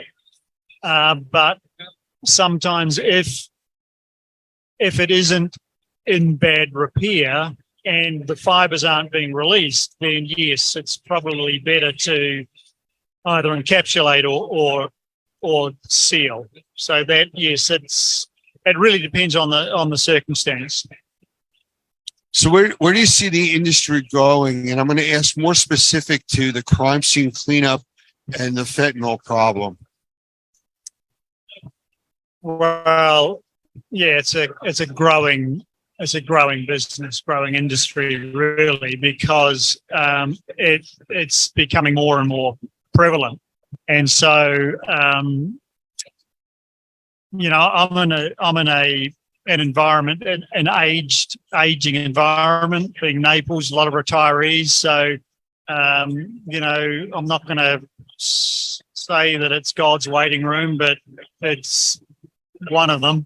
So, well, it's funny you mentioned that, because the aging population, I'm changing gears here, is one of the fastest growing segments of the population to abuse illegal drugs. Heroin, methadone, and any of the other drugs that are pain relief, because it's cheaper to buy off the street than it is to get prescriptions, if you can even get prescriptions now. So you're running into any of that. I mean, fentanyl is a big problem because of pain relief. Right. Well, no, it's not something that I've really come across. It's again, I'm stepping into an unattended death that's already been cleared by the authorities. So it's not as if I've got to drag the body out. Right, you come in after the medical examiner has done their deal. Yeah, for sure. Yeah, it's the cleaning side that you deal with. Yeah. No, and I understand that. The problem is the unknowns. Do you get a history or a report from law enforcement of what you're dealing with? Or are you going in blind and just have to ask questions? No, you've got to ask questions. So really it begins with a phone call. So the initial phone call that you ask, it's the who, what, when, where, and how. And so you gather as much information as you can before you step into that scene. But one thing I have noticed with a lot of the hoarding cleanups we do, hypodermic needles. Yeah. It's which it was initially was quite surprising, and so yeah, it's you've got to be prepared for the worst. So even if it has been cleared or whatever, there'll be things that you perhaps didn't expect to find. It's funny you said that. You mentioned who, what, where, when. Tomorrow, I'm actually doing a presentation on sampling technologies. And the one question that you didn't ask is why. And with what you do, why isn't important. But with the assessment side, testing, the type of testing, it's all about why you do it, why you don't do it. So it's just interesting the way that you listed all of them except for the one on the testing side. Right. So, Yeah. well, as you can see, the industries are very, very closely matched to each other. Right. Crime scene cleanup, mold assessment, mold remediation, water drying, biohazards. It all works together, but it all has its own specific differences. Yeah, definitely. It's well, I was involved in the hazard industry down in the South Pacific, and now here I'm involved in the biohazard, but there are certain definite crossovers. And so biohazard here, mold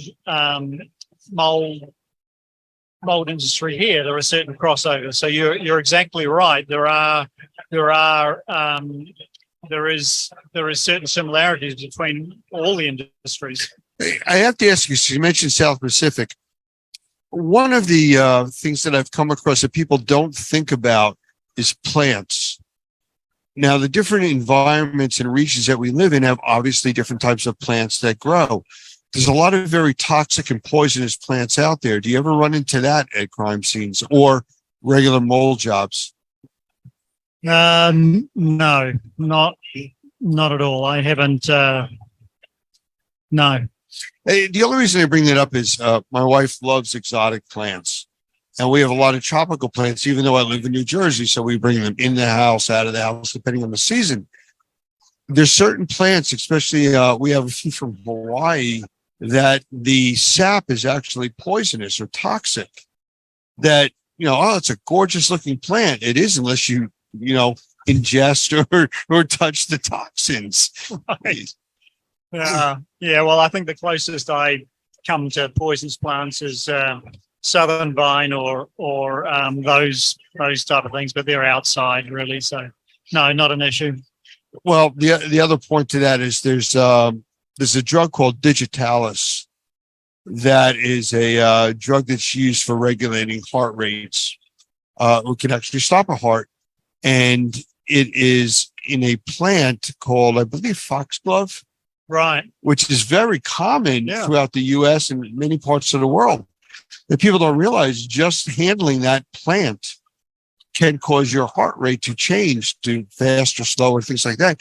And this is all involved around not being a crime, but just being the unexpected things that you come in contact with. And as crime scene cleanup, you never know what you're dealing with. Yeah, exactly. Well, exactly. I mean, it is a crime scene. So with those sort of situations, the person has stepped outside of the law, so you don't know what they've been involved with. Right, and truthfully, the word "truthfully" doesn't really apply because you're not going to get that information from the people that you're working for or with. Yep, so, for sure. All right. Well, I appreciate your time. Your insight is always interesting because the crime scene side is different than what we normally deal with. And I know we want to start getting more advanced to crime scene exposure training, because even if you're not doing the cleanup, you need to be aware of what to look for. Right, of course. Yep. So, one of the things about meth labs is the volatility of the chemistry. Going in with electronics and just starting them up could cause an explosion. Right, of course. That's why I asked you earlier about explosion meters. It's different things that fire departments would carry. But, it sounds like you have a procedure, you have a practice that you go through for safety, which is something that all of our people need to do no matter what piece of the industry they're in. Yeah, for sure. So I thank you, sir. Appreciate it as always. Always a pleasure, Lance. So anytime. And like I said, we're going to be here for the next few days. So we may drag you back in here for something else. Yep, no problem. All right. Thank you very much. Give Thanks me a one lot. second here. Okay, everybody, we are back, and I have Michael Pinto with me right now, who is one of our Normie members and senior trainers, actually. And we did quite a bit of training this morning where Michael actually did the final session in our training track dealing with mycotoxins and dealing with sensitized individuals, I believe. It was very exciting, and it is pretty much new information. The science has been collecting slowly, in my opinion, over the last 12 or 14 years. But when you finally put it all together and actually see the picture that is painting for you about mycotoxins and the dangers that they pose for people and why they're so difficult to clean up and why we have to adjust our cleaning methodologies to deal with them, it really is kind of mind-blowing for a lot of people. Well, you had standing room only in there this afternoon. I was in there and I took a look and said, every chair is like filled here, it's standing room only. So people are getting aware or becoming aware of the sensitized individual issue, and they want more info on it. Well, the sensitized individuals, and then that ties back to the mycotoxins, because the poisons are clearly what's causing a lot of the health effects for these sensitized individuals. So for those folks who aren't as familiar with that terminology, the medical science, the physical science in regards to the mold, the sampling science, and the remediation science are all coming to a focal point right now that's helping us understand the importance of the mycotoxins and, most importantly, how to deal with the mycotoxins. How about the medical field? Are they paying real attention to this, or are they still, it's not quite in their arena? Well, it's interesting that you mentioned that, because it's really segments of the medical field. The naturopaths and the the doctors that specialize with and the physician assistants and things like that specialize with the sensitized individuals, they get mycotoxins. They're on it. 4 or 5 years ago, when I was talking about mycotoxins and had the sense from some of the kind of more esoteric research studies and stuff that they were more dangerous or bigger part of the problem than what we understand now, or that we now understand. There was some skepticism on the side of the medical professionals, but the ones who are dealing with sensitized individuals, they get it. The majority of the medical professionals, however, don't deal with that, and they still don't get mold, let alone mycotoxins. So two different parts. We see that all the time, where somebody will go to a doctor or an allergist, and they're treated with all kinds of injections and oral medications, and then sent back to the environment that's causing them the problems. Yeah, and I certainly don't want to paint with too broad of a brush or say anything negative toward our medical professional colleagues and stuff, but people don't understand. A lot of times the allergist, just by their training and by the way that whole industry is developed, they're about symptom control. They're not necessarily about solving the problem.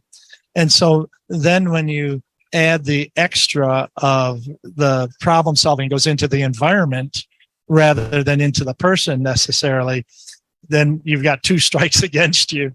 Yeah. And so we've done little training seminars and things for allergists, and by and large, they're not interested. No, and I've seen that because I've talked with allergists too. And no, we stay in our lane. We provide allergy shots and medications, but nobody addresses the cause. Yeah, it's symptoms versus cause. And I would point out that's some of that is actually true for the remediation industry too. How many people are there just to rip out the mold and never, take a close look at where the water's coming from, or how is the HVAC working or not working? And how many times have we talked about HVAC units being oversized for a house, and then you've got excess humidity?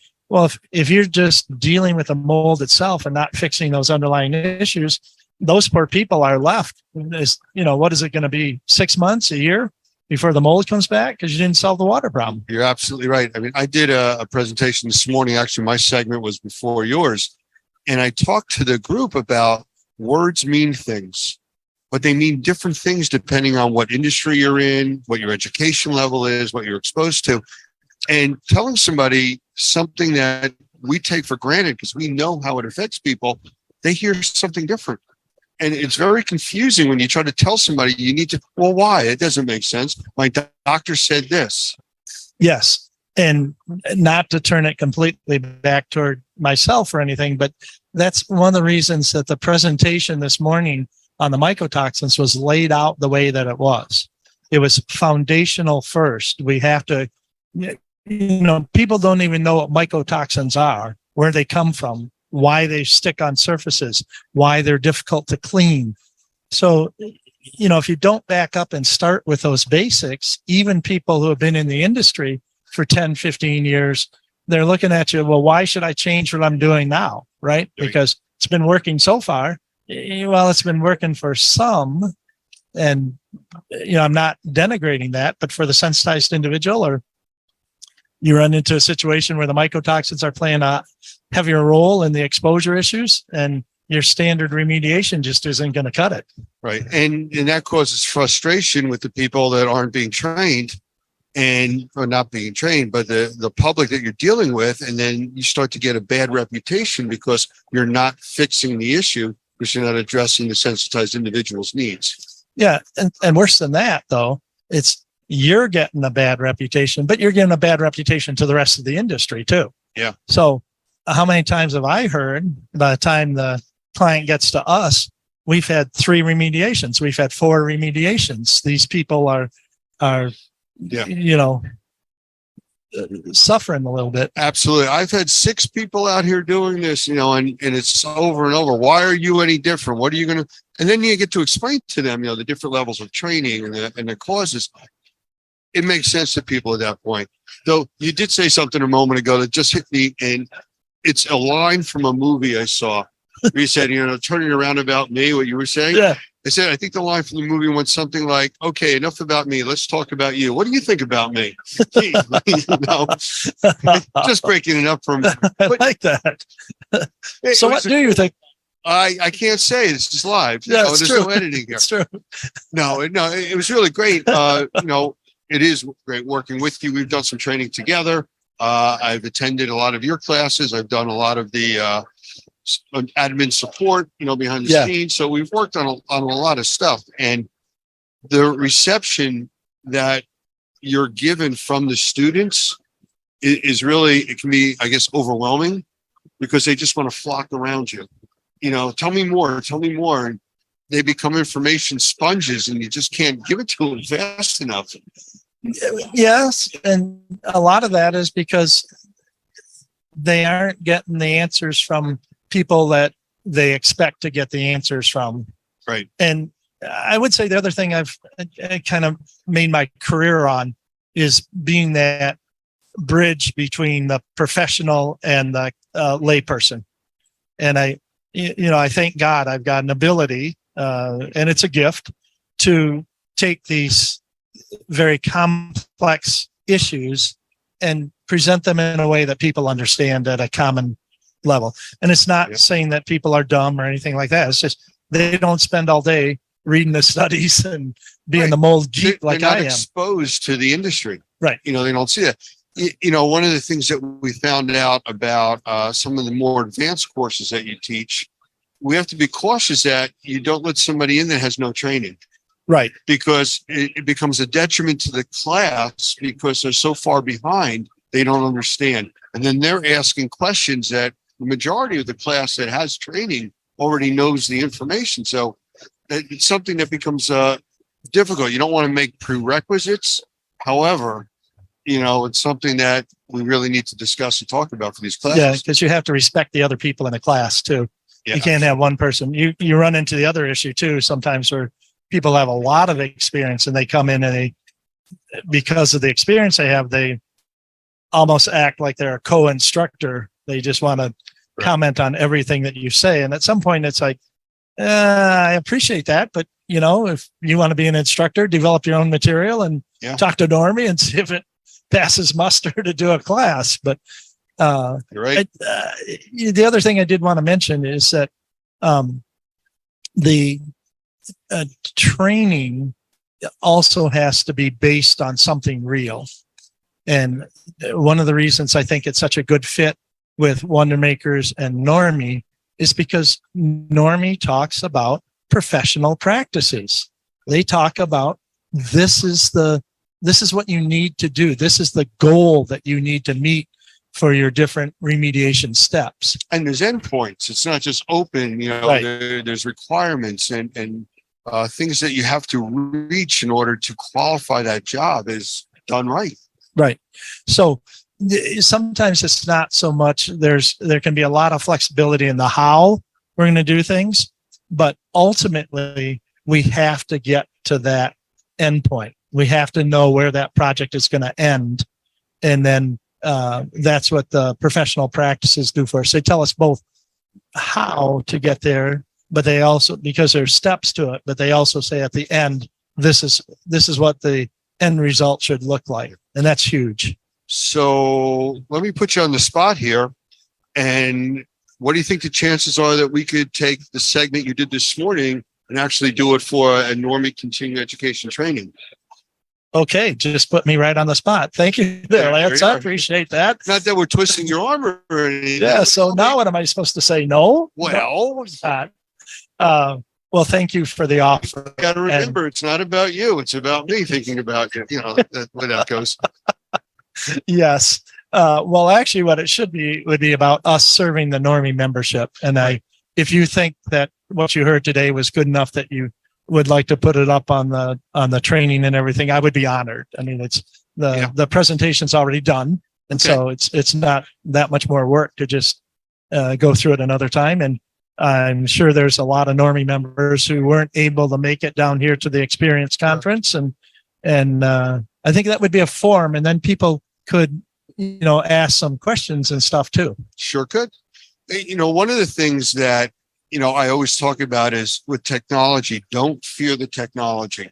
You don't have to understand it completely, but you have to be aware that it's there. Same thing with this. Don't fear learning about mycotoxins and more advanced training and technology in this industry. Be aware that it exists, though, because you can always say, I don't know the answer, but I know where to go to get it. Exactly. And the fact of the matter is that one of the things we talk about in the session and certainly can emphasize a little bit on the, member training is just some clues that you should be familiar with to know that you're walking into the, kind of the mycotoxin minefield. Sure. So that, because that's going to be the thing that hurts people the most, is that they are doing their standard remediation. They're having great success with that. They expect that this next project is going to be pretty straightforward. And the conditions have changed and the requirements have changed. Or the occupant is different. Right. And if they don't have enough information to identify those clues that tells them that, then they could be in trouble. Yeah, absolutely right. Well, I think it would be very beneficial for any crowd that we can put, whether it's online or in person, in front of you to learn about this technology, about the research that's been done, about things that they can do to improve the work that they're doing for desensitized individuals, which is what, 25% of the population now? Yeah. Yeah. I want to pick up on that comment too, because one of the things that's most important to me is this idea that in the restoration industry in general, and even in the mold remediation industry, there's so much MUS, that's muss, made up stuff. Yep. And so the information that I brought forward this morning that I'm, that we'll have to set up a time to share with the rest of the Normie membership, it's not made up stuff. It's science. It's documented. It's, you do the hard work. You got to get the footnotes. You got to have the studies, legitimate peer-reviewed studies so that, it's real science behind it. And as I explained in the session this morning, it's not that anecdotal data isn't useful. So if I run a project the same way 5 times and I have success 5 times in a row, that's anecdotal data. And that tells me, okay, I'm on to something. But that's not scientific data that is explaining why you're having that particular success. Well, it's funny you mentioned that, because this morning during my presentation, and what mine was about all different types of sampling technology and equipment and things out there. But it all comes down to the question, why? Why do you use that device? Why do you do that type of sample? Why don't you do that kind? And this industry doesn't always address why things are done. And that's what needs to be there. And I mean, we'll take it back one step previous to that. The one before you was Doug talking about assessments. Exactly. And it's the same thing. Why do you do the assessments? Why should you do a better assessment than what you're doing right now? And he's got like 6 things there. You're protecting yourself from liability. You're answering the question is what's going on. You're helping to write a work plan. I mean, he goes through that whole list, but by and large, it's answering the why question so that you can then move confidently from the why to the what are we going to do. It's funny. I talked with Doug before I did the presentation, and he made a change to the PowerPoint that I had set up for it. It was the word "why" that was on the screen. We're in Vegas. He changed it to WHY on dice. We're in Vegas. It had to be that way. So it made the point. Indeed. Well, thank you, sir. What a blessing. It's been a pleasure. And we'll do more of this, and we will get together as far as picking a time to do a recertification training or some sort of training with your presentation that you did today for the Normy membership. And we'll see about doing it on an open feed like this. Yeah. And I just got to tell you, thank you, Lance. I mean, if you thought it was good enough to actually invite me back to share with the other Normie members, that's high praise for me. And I appreciate you very much. I joke with you too much, but I do appreciate you. Nah, you know what? It's such a serious industry, yet you have to lighten up a little bit. Yeah. Yep. I mean, I went to a woman's house once to do an assessment. She was terrified that we were going to find mold and it was going to be a horrific situation. And I could see how she was shaking. And I took her by the arm and I said, come with me. And we walked to the front door. And I said, do you see a bulldozer out there? She's looking. No. I said, we're not knocking your house down. We're just here talking. Relax. It's not that bad. And she calmed down. So there's a fear out there, and we really need to help people with that. Yeah. And unfortunately, there's too many people in the industry, remediators and assessors, who think it's their job to put that fear in people, because I would just say because they can then take advantage of them. And I'm sorry to have to say that about people in our own industry, but there's people in every industry that are going to not do it the right way either. Well, the easy way is we try to set a bar at a high level, and the measurement of that bar is you do the right thing because it's the right thing to do. That's right. And that's it. Yep. And that's what those practices, those Normie professional practices are all based on. That's why those practices get adjusted on a fairly regular basis to keep up with what's going on in the industry. I'm telling you, I'm so excited to be part of Normie. That is a plug direct to you guys, because we'll take it. Yeah. Oh yeah. Enough about you. What do you think about me? Yeah. We'll go No. that. It's enough about me. It's what I think about Normie. Right. So there you go. Blessings. Thank you, sir. Thank you. Bye-bye. Stand by a second. Experience live. And we are now talking with one of the players, we'll call you, Mike Delzano from BMP Media. BMP Media. R&R. I'm the publisher of R&R. And these guys are running the show. Yeah, if you can believe that. And I used to, I always try, I wanted to avoid being called a player when I was younger. And I don't know, somehow I lured my wife into marrying Trust me. me, you're anyway. not younger I'm anymore. not. Neither am I. No, It's we okay. had the discussion way too much, you and me. Yes, we do. Yes, we do.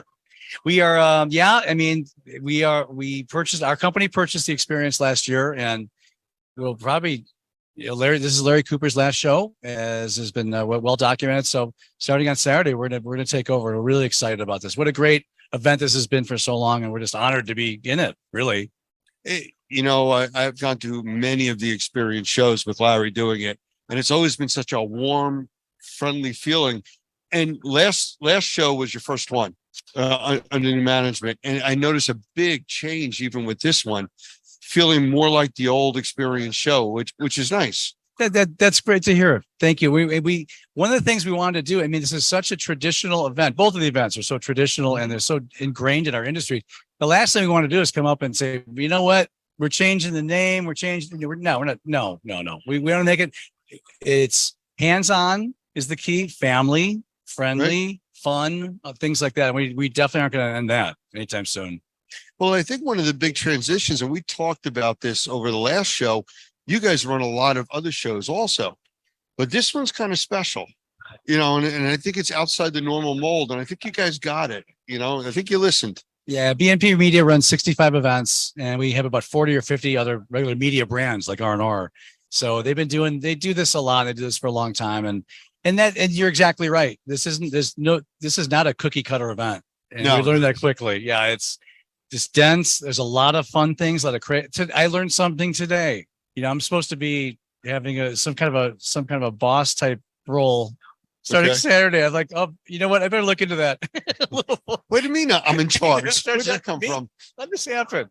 But that's okay. That's okay. I think we're in a position now to kind of. I was talking to Larry the other day. We just want to, and as you know, we gave him the award last night, but for good reason. He's been a leader of our industry for a long time. And I think that what we want to do is just expand on it if we can. Take what's been great and maybe see how we could tweak it to make it a little better. Well, I noticed, obviously this is your bigger show. You do 2 experiences a year, and this is the bigger of the 2, but it's been crowded. It's a good show. It came out, and it's funny. These events are all like this. The attendance is down, losing sleep. And then suddenly last month, it all comes together. It always seems to work out like that, but it's still, I don't know. It's my Italian and Polish upbringing makes me scared of that a little bit. Well, it's funny because we did our training track today, and I actually was a speaker at one of them. But when I wasn't, I was going around scanning the ID badges of people. And I started to hit a bunch of badges that wouldn't scan. And I noticed that they were all people from the UAV conference, all wanting to be in and watching our presentations.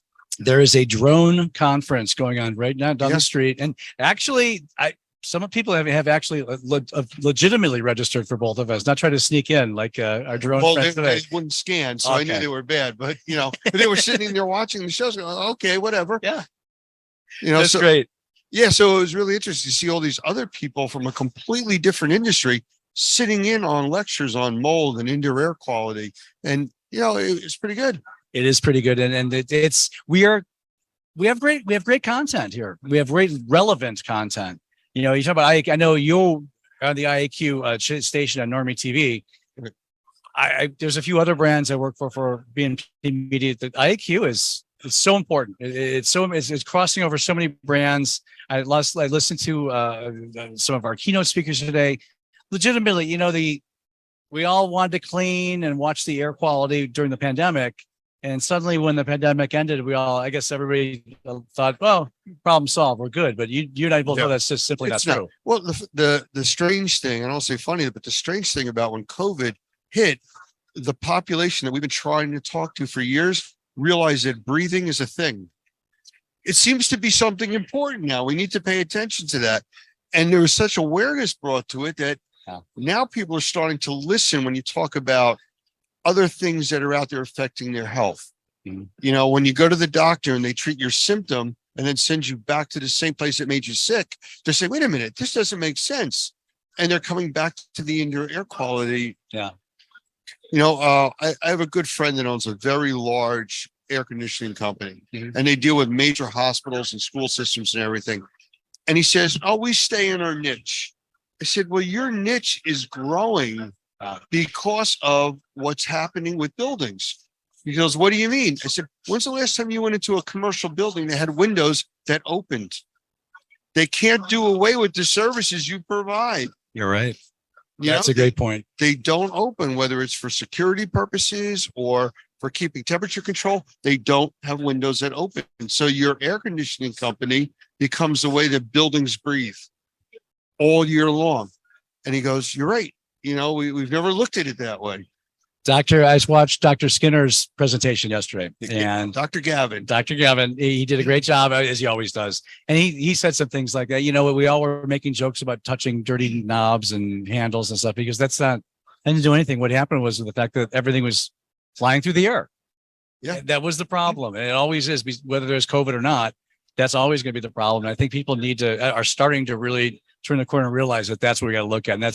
And I thank you and Normie for shining a light on that as well. So well.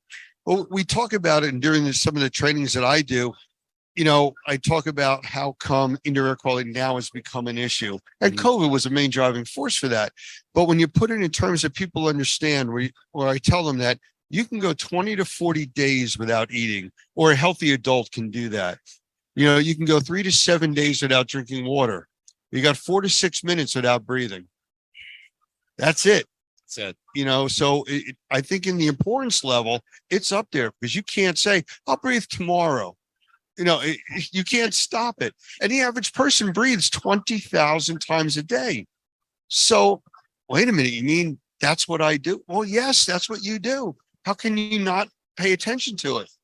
No, it's exactly right. It's more and more important. And you know what? I read somewhere too that, and I guess this is a duh thing to say, but you never think about it. When you're asleep, you breathe. Yeah. When you're watching, you breathe.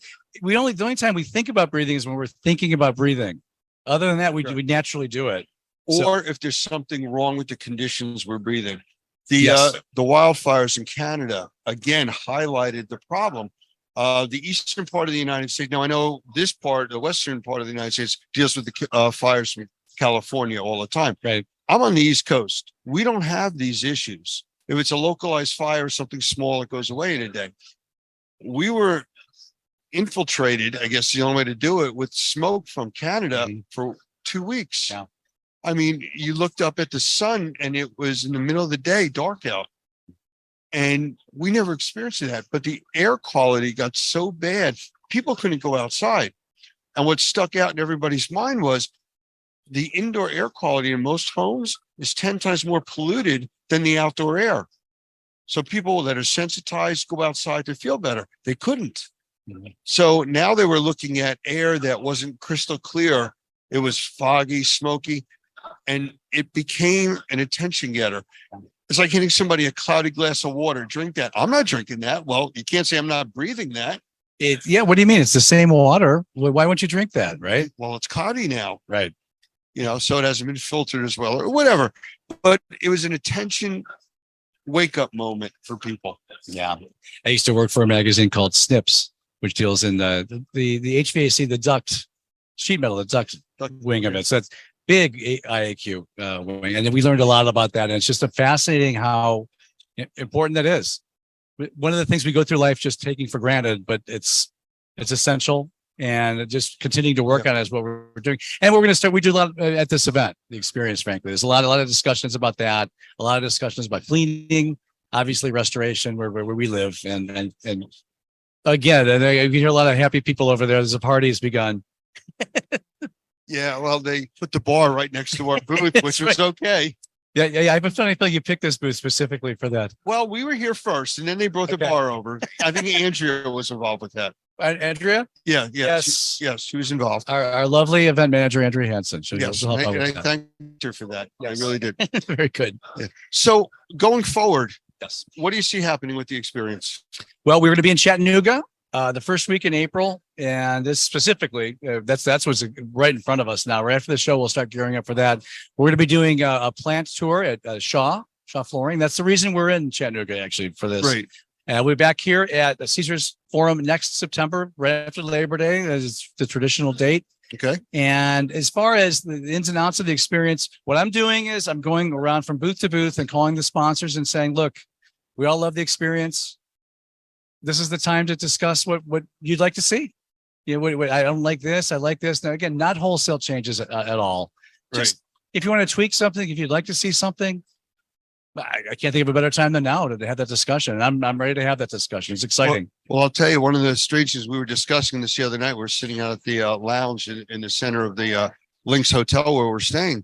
And we're talking about the difference of going to an event in Las Vegas. And one of the big things that came up was, besides the gambling and all the other, glitzy stuff, you can actually walk 5 minutes in any direction and come across an oxygen bar where you can sit and just breathe oxygen in for a few minutes to sober up, to feel better, to wake up. Or better yet, they now have IV stations with nurses where you can go for an IV if you're dehydrated. Well, you walk. I mean, that's great. By the way, number one, That's for me, but right. I I think a negative. Usually, I try to be positive, but with Las Vegas, I get a little negative sometimes. But you walk through the casinos and you breathe smoke for 10 minutes, getting out. Yeah, I could go for some oxygen after that. It's probably a good idea. I don't think it's the reason they do it, but how you doing? How you doing? Sorry, we got people just stopping by saying hello. Your fans. I like it. So, you know what? It's just a whole different experience out here. It really is. Yeah. If you could shorten the 6-hour plane ride, that would make it better. Coming from the East Coast. You get a direct flight? Yeah. That's great. I couldn't even get that from Ohio. I had to stop in Denver and get that nice bumpiness over the Rockies, which is always so fun. Depends on the time of the day and the thermals rising and stuff. But yeah, we spoke with some of the pilots about that, and they were very friendly and wanted to talk about it. Very good. It's get a little rough now. Okay. I think that this is where I think I can't ever predict this. I can't see us ever leaving Las Vegas in the fall. No, it's part of the culture. Plus you're getting your West Coast attendance. Yeah. I know Larry did a show in the middle of the country around a year ago. I forgot where it was. Cincinnati. Cincinnati, that's right. And he was telling us some statistics that it's within 6 hours driving of, I think, 60% of the U.S. population. That's massive. If you look at a population map, it's just amazing how many people still live east of the Mississippi, as compared to the West. I mean, it's been 150 years since the gold rush or more, right? But still, not a lot of people out here compared to the East Coast. Yeah, absolutely. Well, you know what? The gold rush is something that I talk about with a lot of our members, and I warn them about with advertising and stuff like that. And they go, "What do you mean the gold rush in advertising?" I said, "Well, during the gold rush, everybody went out west to do digging and everything else to find their fortune. The only people that made money were the people that sold the picks and shovels." Ezra, we talked about that. You called me a typical salesperson. I think last time I answered this jokingly. I hope. Yes. I said, well, they had a need and they provided the need. It doesn't matter. There was no gold. It oozed out. Yes, it did. Yes, it did. So I noticed, I think that was your wife that was here a few minutes ago. She was, she looked at, rolled her eyes, that he won't stop talking, and walked away. Too much fun and just walked away. So yeah, I get that.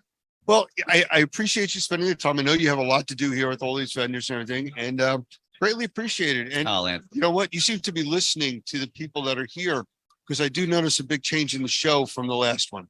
Well, that's exactly what we're trying to do.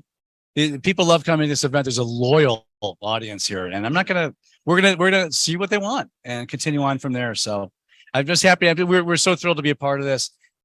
Thrilled to be partners with Normie and such great sponsors of this event, and let's hope that continues forever. Well, thank you very much for your time. Thank you, sir. And all the changes and everything else, and putting the bar next to us. It was all good. We could have that as part of your sponsorship next year if you want. I'm going to hold you to that. In your booth. We got witnesses. They're all online. Right. So thank you very much. Thank you. Bye.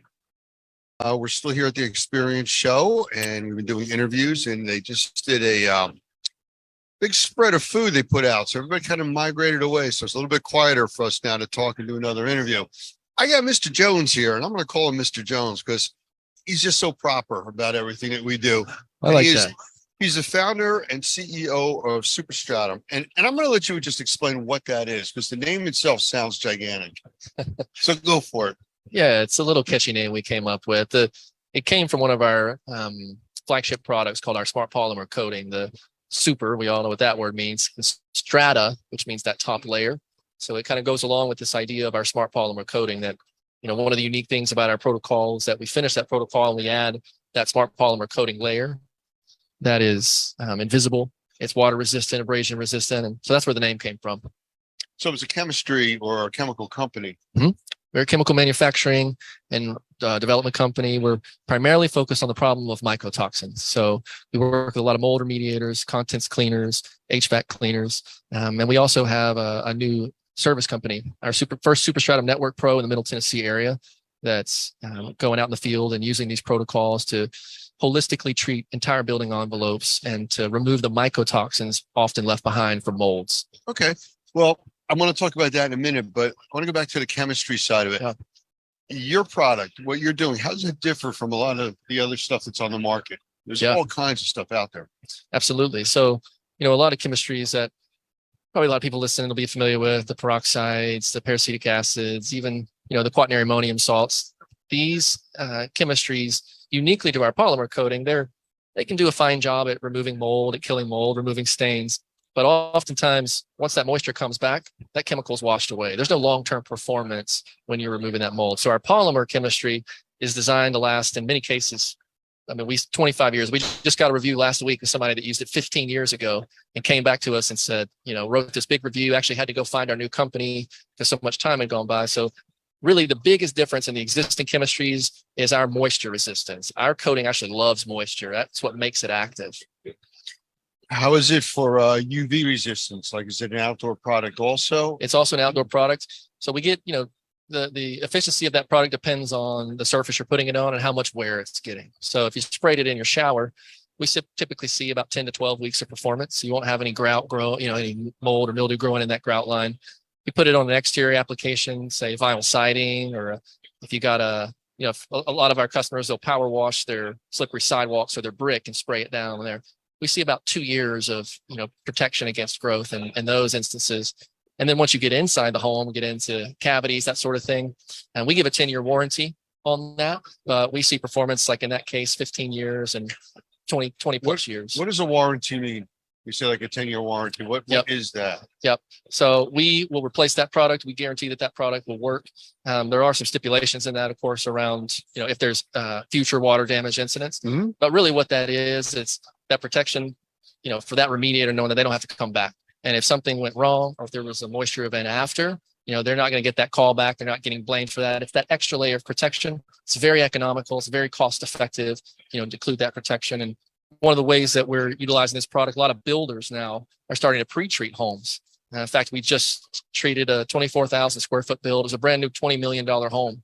And they coated every piece of wood in that building with this polymer to protect those cavities. Well, we know there's always a problem with building because the lumber yard shows up, delivers the stuff, it lays in the dirt and the rain and everything else, and nobody ever cleans it. Exactly. So this it's is inoculated as soon as that house goes up.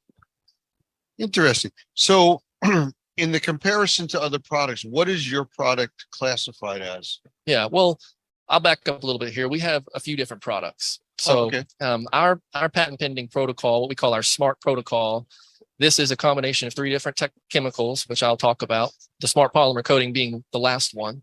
Mm-hmm. But it's a full protocol. It involves some hardware, some different things. Of course, every job is different, right? But what our protocol primarily consists of, the first step is a hypochlorous acid. This is a chemical that's starting to gain some popularity. We have a unique version of that product, very shelf stable, and it has the right pH balance. So the first step of our protocol is we fog that into that environment. So that's the first chemical. Second chemical is chlorine dioxide gas. We come in after that humidity is raised, we use the gas in that environment, and then we'll use multi-cluster ionization, put positive pressure into that building, push the gas out, replace it with the fresh air, and then we'll use the coating last. So of all of our, we have a few of those chemistries. Our polymer coating is proprietary and unique. The other 2 chemistries, and this is something that's very important to us, is they're biodegradable salt-based chemistries. They don't leave any toxic chemicals behind. We exist for that sensitized patient. Those are our customers. They're the people. And that's what I was going to ask. Yeah. I mean, is there any kind of residuals, off-gassing, anything like that can cause long-term effects? No. We have for years and years on our coating, even for years and years, we've had actually people say when we found this technology, it was being sold under the brand name. And when we took it offline, we started getting emails. And one of the first emails we got was a customer who said, I've used this thing for years. It's the only chemical that I can use in my house that doesn't create additional sensitivities. And that's what we found, with these customers. They've never had any problems with hypochlorous acid or chlorine dioxide. And even our polymer coating, is not causing reactions in people. Any special precautions for usage? In regards to the polymer coating? Well, any of the chemistries. Well, so hypochlorous acid, no, you don't need any type of PPE. it's a very, very gentle chemical. The chlorine dioxide, yes. The gas there, it can't be inhaled. So when you run that part of the protocol, that's typically done overnight. You vacate the house, remove the people, pets, and plants, but it's biodegradable. It breaks You down need to a scuba salt. type gear for that? You need a full scuba suit. Okay. Well, of course, PPE on that, a gas mask when you're setting up. And then on the polymer coating, we typically recommend a mask or some overspray, but if it gets on your skin, you just wash it off. It's very gentle and safe. Where is this as far as EPA registrations and Great stuff? question. Yeah. So we have an EPA registered product that we are actually just now launching. So that'll be new up on our website probably. Well, this is live, so not by the time this airs, but very, very soon. But primarily our chemicals are not EPA registered. And the reason for that is we are addressing the mycotoxins. Mycotoxins fall outside of the realm of the FIFRA Act. Now, Right. the only exception to that is our polymer coating. And because of the uniqueness of that technology, a lot of people in the industry are not as familiar with what's called the treated articles exemption. Right. And this is something that I explain often to people that the EPA has made a particular exemption within the FIFRA Act.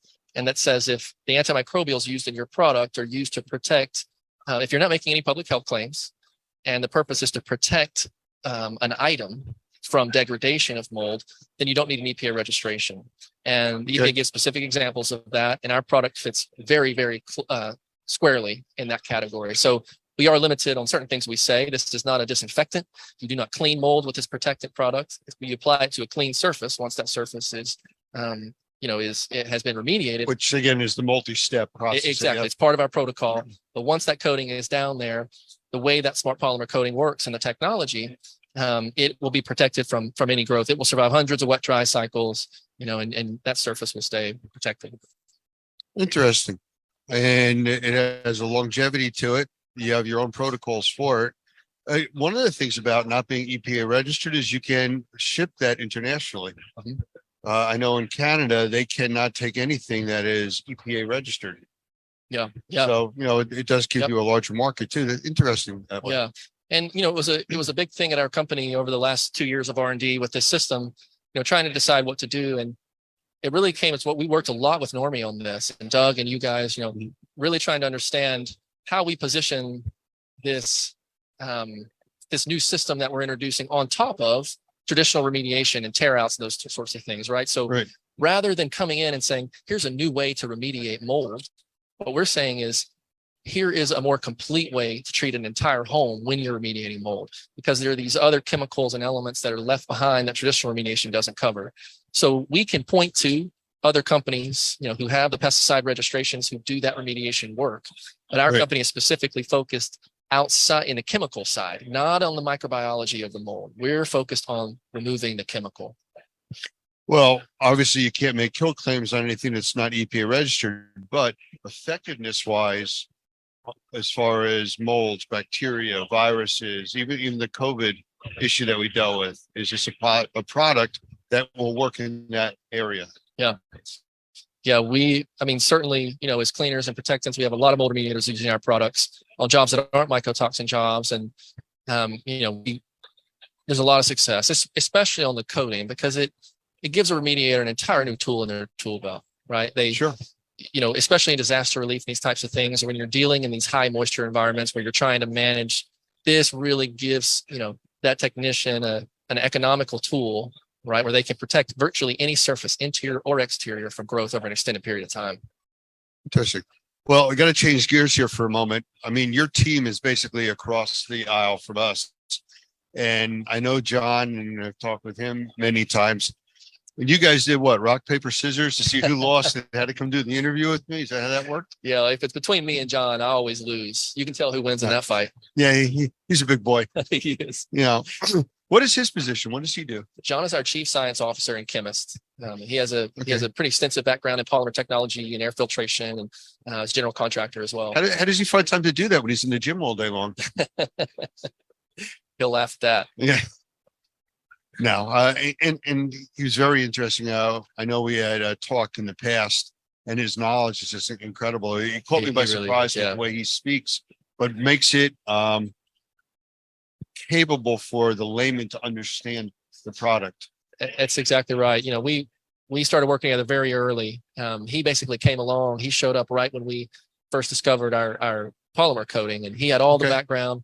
He joined the company, as a partner, and his unique blend of, and Normie preaches this all the time, right? But we have mold problems because we have building problems. And there are so many components to what can create this, which ultimately leads to a person being extremely sick, which is the mission of our company. We're trying to fix that. So in order to fix that, we have to fix the environment.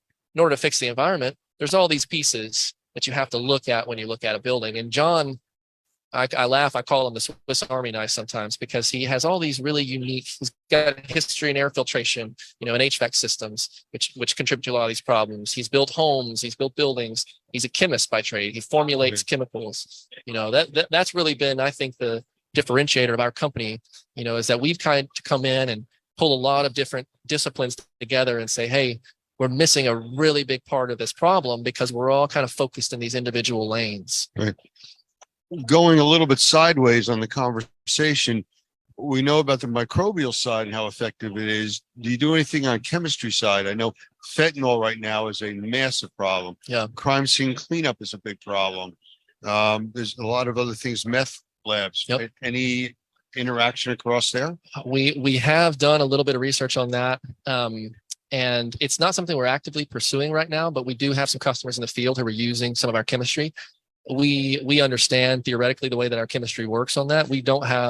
We're not there yet, but it's likely something that we'll have in the future because promising. We think we've got some efficacy there.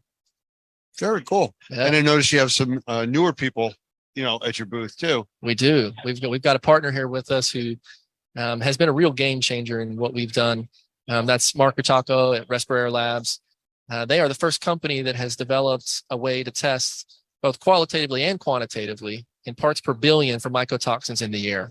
Okay. This is really revolutionized what we do because we developed and patented a system and a protocol based somewhat off of a theoretical problem that we saw on the health side. We knew that millions and millions of people are overloaded with mycotoxins, and we believed that it was coming from the air and buildings, but there was no way to validate that. We could only validate that on the surfaces. Okay. Mark's company and the labs was the first company that could help us validate this is a problem. We know to a very fine detail what's going on in that air. So that has allowed us now to validate on the front end and to validate on the back end that we've actually removed those chemicals out of that building and from that air. Sounds like a complete package. We believe it is. We're excited. Well, I know we have been talking with you guys for a while. We're trying to put protocols and things in place to work together on some stuff. So this is exciting. And this is what the show is all about. It is. Yeah. We met, we were laughing exactly a year ago at the show is when Doug and I connected. And it's crazy that we've only been working together on this for a year. Yeah. Well, knowing John, it seems like a lifetime, but he'll watch this in the future. Listen, this is what, if he sends me on, we pick on him because he can't defend himself. And that's fair. That's fair. Well, it's been a pleasure. Absolutely. We'll do this again. We'll stay in touch. And, our members that are out there watching in the general public, hopefully they're going to take an interest in this and it's something different. Absolutely. Any of your members, we're creating a lot of educational content. We've got a great technical support staff. We're looking for partners, people who are looking to add something to their business, who want to go that extra mile. That's why our company exists, is to equip remediators and people who actually want to make a difference. And every day, we're creating new tools to help those remediators do that and communicate that to their customers. If they want to reach out to you, you have a website? Absolutely. www.superstratum.co. And there's everything there. Our white paper is there, so they can read. Michael Pinto and Wonder Makers, released our white paper. We did that research with him. That's in our knowledge base. So there's all sorts of stuff on that website that they can check out. Okay, very good. Well, we'll do this again, and I know we'll see you at future shows. Absolutely, we will. All right, thank you very much. Thanks. Live again at the third day of the Experience Trade Show in Las Vegas. I have Jeff Cross with me, who is the publisher. I'm trying to think of all the titles. I put my card right down here so you could read off the what's card. On the card for all the different things you do with all the So different just magazines? media director. Media director. Yeah, that's it. Okay, so the media director. Okay, from Clean Facts and Clean Facts, and There's other magazines involved. so ISSA, our trade association, owns 3 media brands, 3 magazines. Right. Clean Facts is the one that serves this industry, the one that you're more familiar with, that you know something about. Little. And then we have Cleaning and Maintenance Management magazine, which serves the contract cleaners, facilities, those that do the janitorial or custodial cleaning. And ISSA Today, which is the publication for our members, but it's more of a C-suite executive magazine. Those 3. It's all I do. That wasn't all on the card. I need a bigger card. That's what I said. So on the important side of it, this is day 3 of the Experience Show. We got about an hour or so to go until the doors close, and then the whole cleanup process starts. I just came for the espresso you promised me. I could go for it right now. I know. It's freezing. It's cold in here. It is. Either that or I'm It is. just tired. But how's the show been for you? I mean, this has been very busy. I mean, we've been at the other Experience shows, but this is a really, really busy show for us this year. Yeah, this is Friday afternoon. Normally, And there's Larry. normally it's not this busy. Larry's always interrupting. But yeah, I thought it was very good up and, till the very end. Very busy. Yeah, we were very busy. We did a training today. We had 3 segments this morning that we did on the remediation process. We built a room of containment. We did negative pressure, and the room was packed. It was standing room only, which that's good. It's good to see. Yeah, very good. People want and need the training. So it's nice to see the classrooms having that activity. Yeah. Hey, 5 minutes ago, there was nobody over here. We sat down, we're talking, they're starting to, circle around. So that's Yeah, okay. they're here. That's okay. So I know you guys have a show coming up. We do. ISSA Show North America 23 in Las Vegas, November 13th through the 16th. 13th to the 16th. Yeah, I think so. Yeah. I think. That Monday sounds through about right. Thursday. And it's back in Vegas. It's back in Vegas, Mandalay Bay. Monday is all education. Then Tuesday, Wednesday, Thursday is trade show and education, networking. It's our 100th anniversary this year, as everyone knows. So we have a big bash celebration there. So just, trade shows we've been doing a long time, and we love it. I love the networking, talking to people like Yeah. you. Gavin. Gavin's always a treat. He's got that good accent. Yes. Yes. So he keeps you busy, I'm sure. He does. So anything special coming up at the convention? So there's a lot of new things happening, but every year there's different education, different speakers. I'm looking forward to meeting. So I do a lot of interviews, as you know, for my own programming. So I talk to a lot of people over Zoom, and we record. I'm going to meet some of them in person. So I'm looking forward to that. Yeah. I love events like this because you and I have been doing these a long time. And I love just connecting with people again, the networking. That's important to me more than anything else. I agree. And, it's funny. People come up and they shake your hand. I got to look at the names. Oh, I remember you now. Because it's not like you're around them all the time, but it's once a year. So faces are much easier than names. Yes. Like, I know you. Yeah. I know you. I know you. I know you from someplace. I really do. But when Andrea from the event here, and when we went to register, I walked up to the registration desk. She says, "Oh, I got something for you." And I had to look at her name tag for a minute to remember who she was. We talked with her last year, and she knew that I was with emergency services. Her husband's a fireman. And she gave me a patch. It's that kind of stuff that you run into every year when you come back to these things. People recognize it. They do. Yeah. And I see some of the same people every trade show. You have your regulars, you have your new ones. So it's a good mix of people. And what a good industry. Just they're here because they want to learn and do better. And it's Vegas. That's a draw as well. Yeah. I know during our classes, we always hand out applications for CleanFacts. If anybody watching wants to get a copy of CleanFacts, how do they go about doing that? So thank you for that. Yeah, it's amazing how many you at Normie you send us when you have a class. So obviously we have those forms, but most now that are listening and watching this program, just go to cleanfacts.com. There's a subscribe button. You can do it online. It's very easy to do. Yeah. Just online. And truthfully, we want our people to be educated in not just a specific, vertical that they're in. They need to know about the other verticals, even if they don't do the work. Education. It's That's what it's about. education, but we're also dealing with a different market now. The consumer is educated. They all go on YouTube, they all go on Google, they all research everything. Whether they get the right information or not is a different story. But they can ask you questions, and when you don't know or you haven't heard about what they're talking about, they look at you like, I thought you were an expert. I thought you knew this industry. Well, that's not really my industry. Well, yeah, it is. It's all about breathing. Exactly. It's about speaking confidently about what you do, about your industry. You don't have to do everything there is to do as far as the type of work, but you should be knowledgeable about it. Right. I'm not sure for anybody watching can hear Larry, who's They can hear him. oh yeah, they can hear him probably without the microphone system wherever they're located. But yeah, we're getting towards the end of the show, and they're doing a lot of giveaways here, and it's getting kind of loud. So Yeah, hey, we're giving it a shot here, you know. that's right. Weed out the sounds, and but it's been great to be here and Yeah. see Normie, and you guys always do a great job with what you do as well. All right, thank you for that. It's a good show.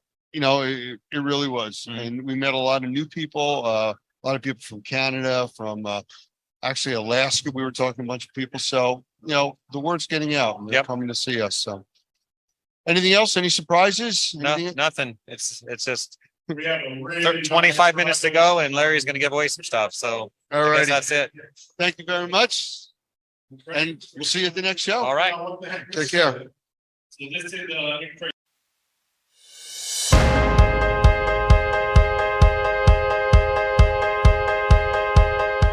It's so important to be able to tell the story of the work that you do, because that's how we learn, that's how we improve. So as we take a pathway of continuous improvement, if we don't share our stories in remediation, restoration and cleaning, we'll never improve. And this is the right time to do it, and this is the place to come. The experience is the place to come to learn more, to do better. You are doing a favor for yourself and more importantly for your customers by attending the experience. You're going to gain more knowledge, meet more associates, be able to talk, shop with people that truly understand what you do every day, and that's really priceless, and you rarely get that, working in the field. So I could say, take the time. It's worth it. So the experience exhibition is amazing. There's a ton of awesome vendors out here. So if you're a restoration and cleaning business owner or somebody that works for one, or you're in charge of growing one, these are the type of events that you need to go to.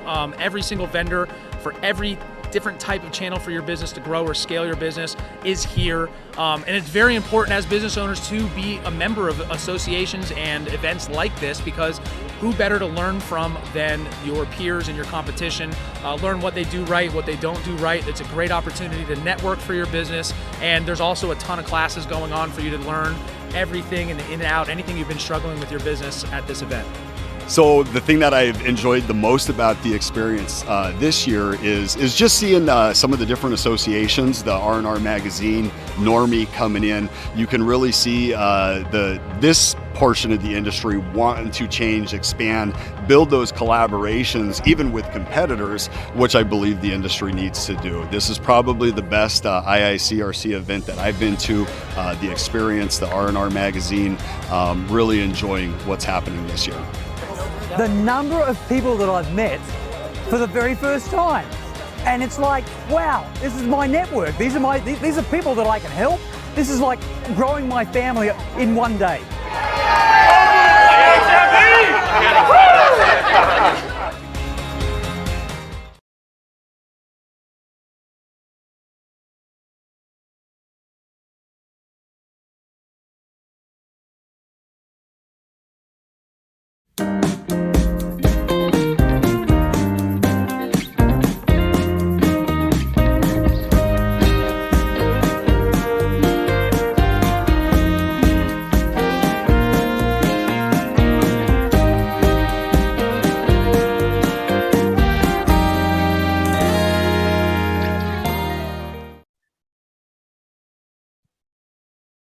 I'd like to welcome my guest today, Keith Gongitano, who is the founder and CEO of the manufacturing of a product called Airwall.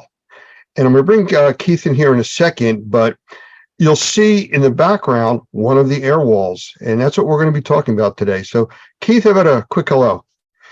Hey there. How you doing, Lance? I'm glad to be here. And we're glad to have you. So I'm going to get right into this. And I got a few questions right off the bat, because when I see your email come to me, it says Zeppelin guys. And I'm kind of curious as to, we've always called you or associated you with the Airwall product, but the name of the company is Zeppelin. Is that correct? Yeah, it's Zeppelin. It's when we first founded the company, you got to find a name. And since it's inflatable, Zeppelin just kind of seemed like a cool name, and we went with it, and we designed a logo for it. But then the product needed a name, mainly because if it's going to have a line item on Xactimate and other things, it needs a name. And so it became Airwall, and then over time it became Airwalls by Zeppelin, which is containment from A to Z. So it's just kind of one of these things. But if you look us up, you'll find us both on Airwalls and Zeppelin.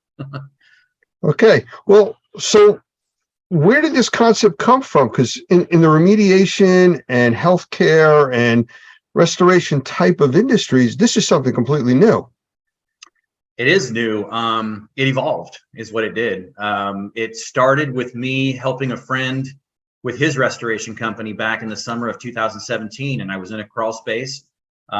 It was a miserable experience. I spent 3 hours trying to build a chamber so that we could get the subfloor dry. And among other things, I got bit by a spider and bruised and battered, and managed to only build marginal containment, a chamber. It was terrible. And so I invented the crawl space tool. It was just kind of one of those fully formed ideas in my head. I just knew how it had to work. Convinced a friend who's now a part of the company and pretty much has been since the beginning, because without him, a lot of this stuff wouldn't exist, just because he's the one that knew how to build it. His name is Cole, and I convinced him to build our first prototype for crawl spaces.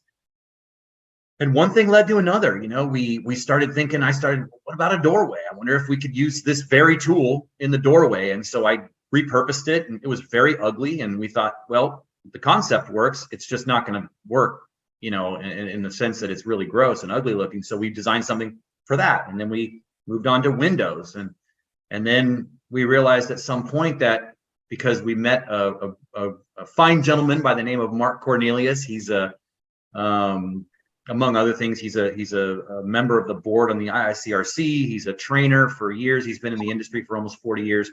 And he loved our product and just asked me a very simple question. That he was looking at the doorway unit, our X, and he said, so how do you get out?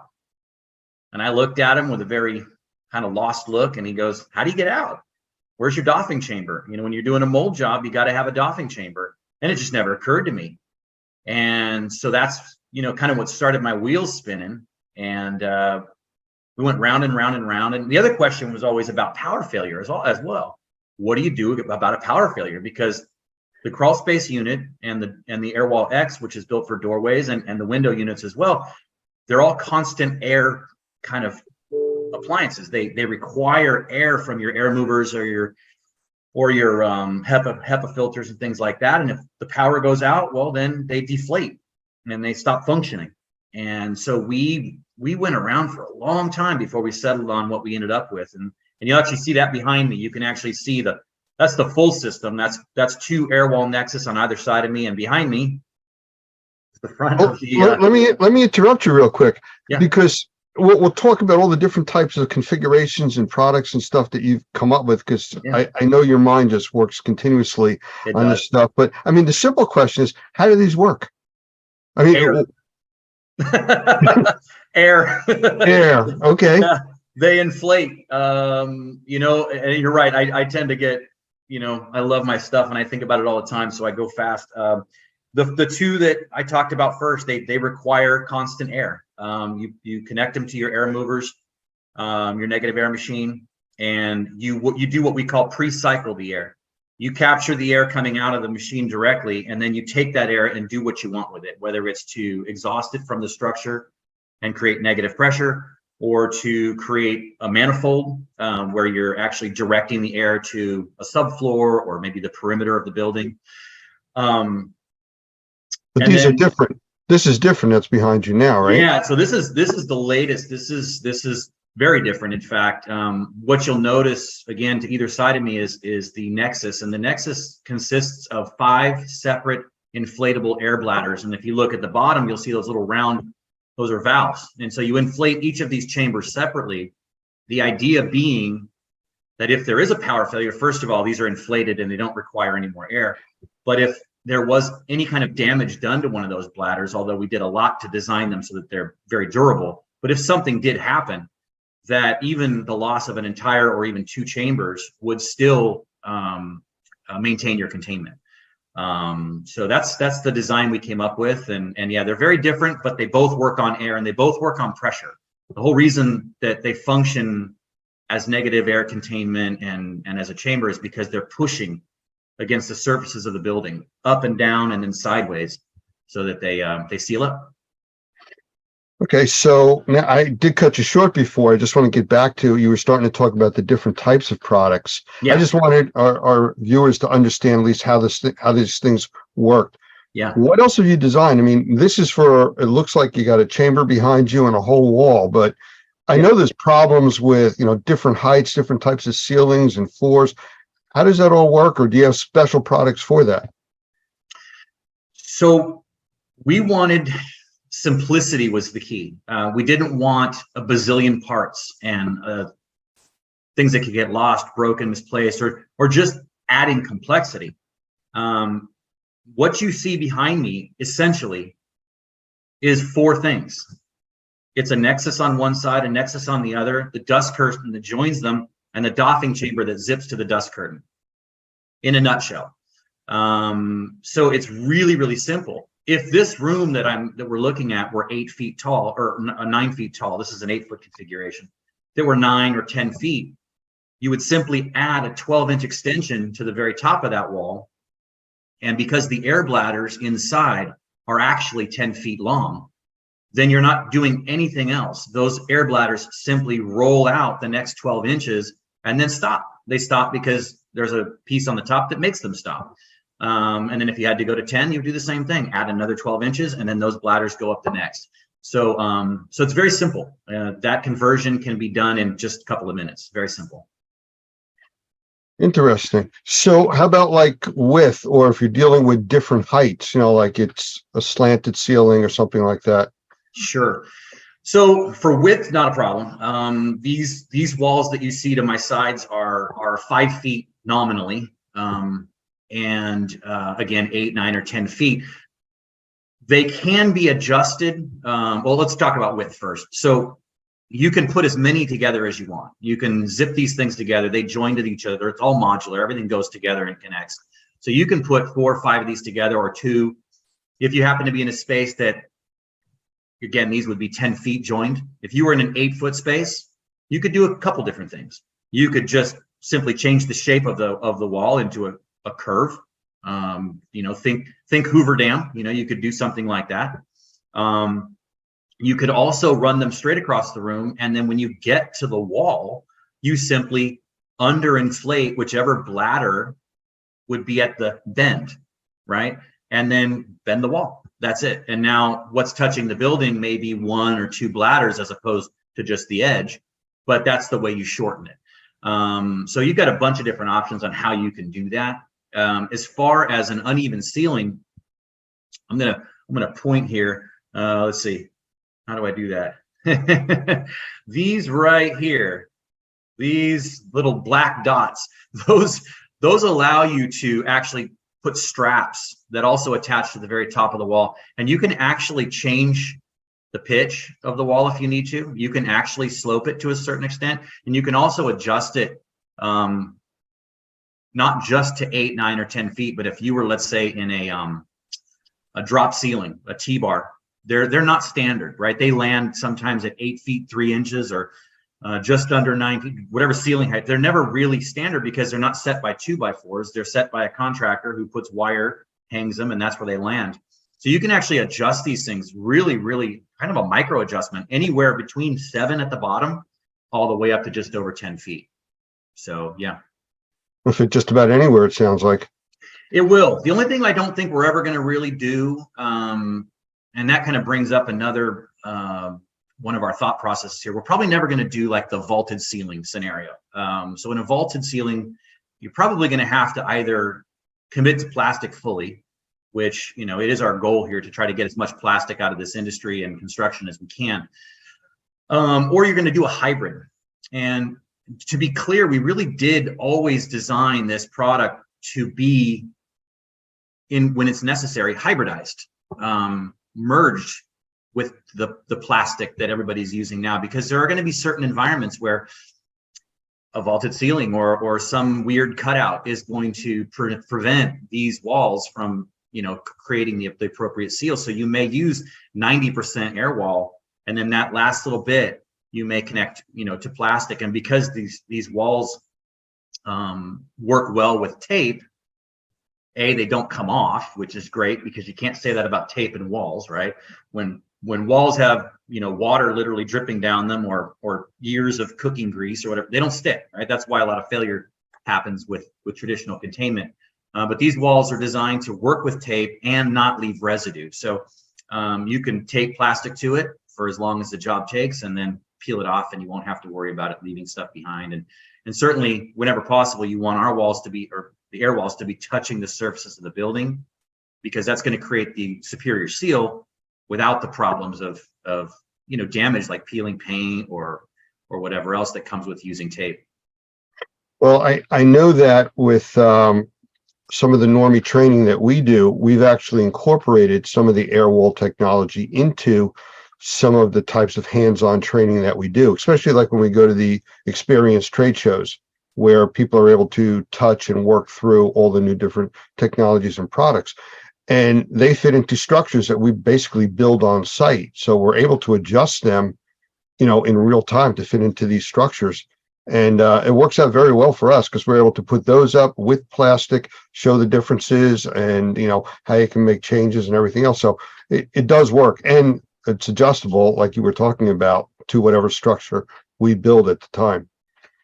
Right. And it brings me joy to hear that, Lance, because, you know, I had this awakening. It was kind of late in coming. I've been doing this for 5 years, but I had this awakening about 5 days ago, where I realized, when I made my first shipment to Australia, that these things exist without me, you know, in different time zones and on different continents, and people are interacting with them, and what I spent years thinking about and designing has to work, and I can't be there to help them.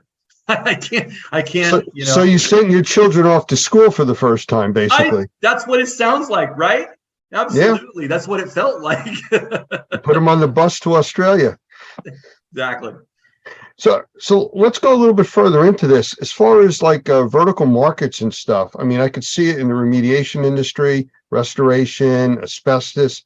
How about like medical, or all of the above? Yeah, absolutely. That's actually one of the most exciting things about what's behind me here, is that when this came, all of a sudden, exactly what you're talking about just changed totally. So medical, if you have someone who has who's a burn victim, or is receiving cancer treatments, or is in some other way significantly immunocompromised, positive pressure environments are how you deal with that. And a hospital environment can create that, but that's very expensive. This can do that very, very easily, very simply, and doesn't require any permanent modifications to a building. On the flip side, we're all very familiar with negative air pressure because of the pandemic that we're all emerging from now, and the need for negative airspace, which is the exact opposite of what I just described. Instead of pumping clean, fresh air into an environment with people who have no immune system, you're instead drawing air in so that the bad boogies can't get out. So that's medical. But even more so, there's really, really strict enforcement when you're in a hospital environment, because of, you know, generally who's in a hospital. People are sick when they're in a hospital. So if any kind of building modifications have to take place in a hospital, they have to do things to prevent dust and everything else from getting to people who might be unwell. And so it's not even just the direct medical application, but medical facilities, and because maintenance has to happen and modifications must occur, this can actually be a very, you know, a significant improvement to what they're doing now, which is putting up plastic. It takes sometimes hours or even a day to set up the containment to move a machine from one room to another, simply because of the restrictions on a hospital and what can and can't be done without containment. So that's a big deal. And then, just, I've been told mining. In fact, the folks in Australia, because mining is a big part of Australia's economy, mining is one. High tech, both chip manufacturing and also in like server farms, things like that, where it's very sensitive equipment is very, can't be exposed to dust. So that's another big opportunity. All the construction trades could benefit from it.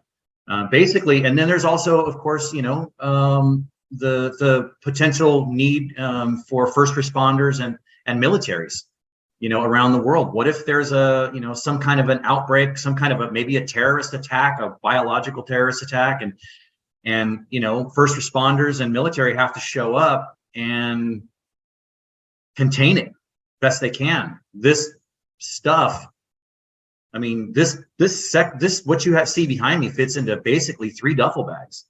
So that's the kind of thing that a military could really benefit from. So, yeah. Well, while you were talking, I jotted down 3 quick questions, and you were just starting to touch on one. So let me ask it to you. But instead of 3 questions, I'll just do it as 1 question now. What I wrote down here was portable, durable, and cleanable. Yeah. Especially you started talking about mining and then, bacteria outbreaks and viruses and stuff like that. So as far as it being portable, I mean, they're pretty big. I mean, easy to move. And, cleanable, and how durable are they? All 3. You got 3 questions there. Okay, so let's start with portable. We already started on that. Basically, it's a gym bag. One of these walls fits in a gym bag. Of course, each one comes with said gym bag, and it's very, very easy to lift. I mean, the Nexus, fully loaded Nexus, is 25 pounds. That's it.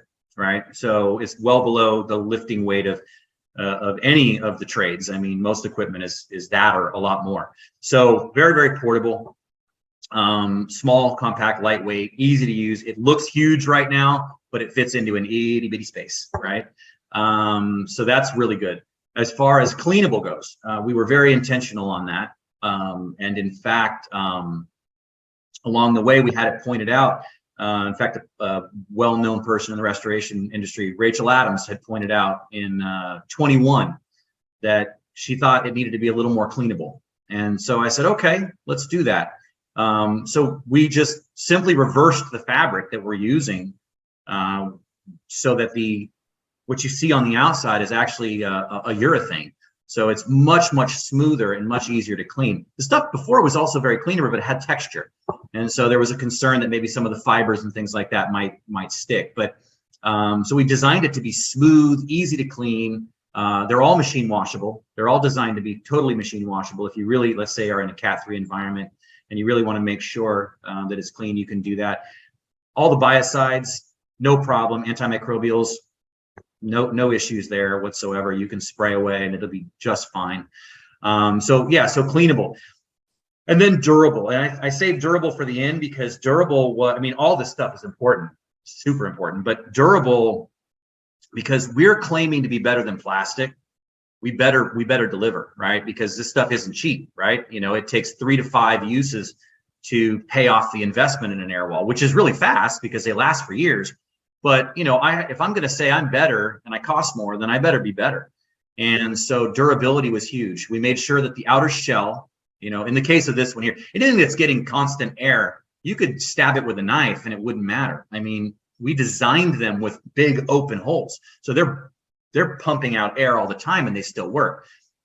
Not so with this, right? If this gets a leak, there could be an issue. So the outer shell is very, very durable. It's resistant to snags and punctures and things like that, and cuts and all the rest. And then the inner bladders, we actually spent a lot of time finding the ideal material for those bladders. They had to be lightweight. They had to be inherently fire resistant because these are going into a built environment. They cannot burn.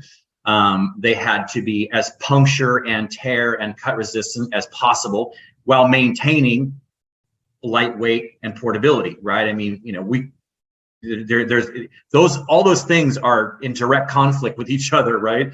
Lightweight usually means flimsy. So we were actually very blessed, I believe, in the discovery of this particular material that we've used, and it makes this product extremely resilient.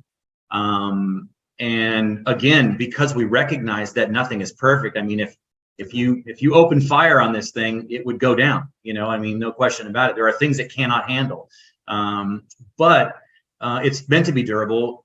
If something does happen to it, as I mentioned before, if you lose a bladder, first of all, we've had it happen. You know, we've in the early days, we had some bladders with some defects, with small leaks, and even when they have a small leak, they don't fully fail, and you can actually air them up and continue the job if you need to. We also designed them to be repairable in the field. I'm going to do this finger thing again. You see that line right there? That's an access zipper. And if you open up that zipper and remove the valve just below it, you can actually remove that air bladder, either repair it in the field, because we do provide patches just for that, or you can replace it with a new bladder. Depending on how many times you've done it, it might take you 2 minutes, it might take you 5. The point is, it can be done. It can restore your containment to full rigidity. And I say I make that point because restore containment, it never lost it. Even though it's lost an air bladder, it still maintains containment, which was key. Because again, if I'm going to claim to be better than plastic, one of the biggest problems with plastic is that it falls down, right? You get up in the morning and, or worse, your owners get up in the morning, the people living in that house, and they see this plastic crumpled on the floor, a big hole, and they're thinking to themselves, okay, all that bad stuff they told me that they're keeping behind that plastic, where is that now, right? So if my stuff doesn't do a lot better than that and not fail, then I failed. So this was a big part of our design. I remember the first time that we used one of your air walls in our training, and again, I believe it was at one of the experience shows. You were there and gave us a training on replacing one of the bladders. Mm-hmm. And during the demonstration we were doing with the class for the hands-on, we actually opened the valve up and let it deflate, and it still held containment within the area. You didn't tell me that. No, it was my job is to break things. So, that's what we do. We try to find out things that are going to happen. Someone's going to accidentally open a valve or something. It stayed in place. It did its job. So, when you mentioned before about replacing plastic, or poly, I see the value in that. I'm just curious. I'm not holding you to it. Have you done any kind of cost analysis as to how much poly you can actually replace by one of these over the longevity of the type of system? Because I know poly is expensive. It is expensive. The closest we've gotten to that is by calculating how much tape, how much plastic, the labor that's involved with not only the initial setup, but also the tear down, the waste removal, and then the repairs that inevitably happen with most plastic containments. And we figured that it was a 3 to 5 usage to offset the initial investment in the air wall. That's as close as we've gotten. The numbers you're asking for are, I want them so bad myself. And I don't want to pull it out of thin air. I want it to be a real number. And okay. It's a difficult number to quantify. I've struggled with that because that's a number I would love to take a picture, like just give you a visual of a mountain of plastic, and say, this is how much plastic you would use in a year instead of, this, right? That type of thing. So short answer is I don't know what that looks like. I do know that I've seen a lot of containments go up. I actually am AMRT certified. So I've been to a lot of AMRT classes. So I've seen a lot of containments just set up just for pure instructional purposes. And when we take all that plastic and we throw it in the dumpster outside the building, it takes up a quarter of the dumpster or more. Yeah. So I've seen it, and that's just one class, So the amount of plastic and tape and everything else, I wish I had a solid number for you. And someday that the plastic industry that we hope to disrupt may come up with just that number for us, because we're going to upset them at some point. And I'm okay with that. Well, I'll make it easier then. Longevity on the product. How long do you predict or have data on showing these things lasting in use? Okay, so that's a a question that I can only answer by extrapolating. And I do that because I'm looking at the materials we've used, not because of the product having existed long enough to go through a life cycle. We just haven't been around long enough for that to have happened. But that said, I'm going to bring up Cole again, our builder, our in-house engineer. He is, this is his space. So when he sees a problem, he solves it with fabric. My history is more carpentry, so I solve my problems with wood and nails. And it's funny that we have this different perspective on things. But the point is that at one point he took some of our material and covered an outdoor sprinkler valve control or something like that in the back on the side of his house, and that was about 5 years ago. It's outside, it's been exposed, it started life black. It's now a funky kind of a rust color because it's just been bleached by the sun. However, color gone, 5 years of direct exposure, the fabric is completely sound. So that's what this outer shell is made of. So that's the first thing. The other thing is the air bladders themselves. The manufacturer that we buy the raw materials from won't even take something off the shelf for sale unless it's been there for more than 10 years.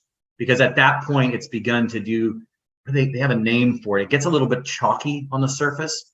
And they have a name for it. And I can't recall how they refer to it, but it's got a 10-year shelf life before the manufacturer decides that it's probably not a fresh enough product to sell. Again, I can't get more specific because we haven't been around long enough to say, but the materials that we use the highest quality zippers, the highest quality, everything we can find. We spend the most we can because I know that the users are going to be hard on it. The environments that they exist in are brutal. And my goal is to not build in obsolescence. One of my proudest moments would be if someday I've actually filled the industry and I have nothing left to sell because all my stuff doesn't break anymore.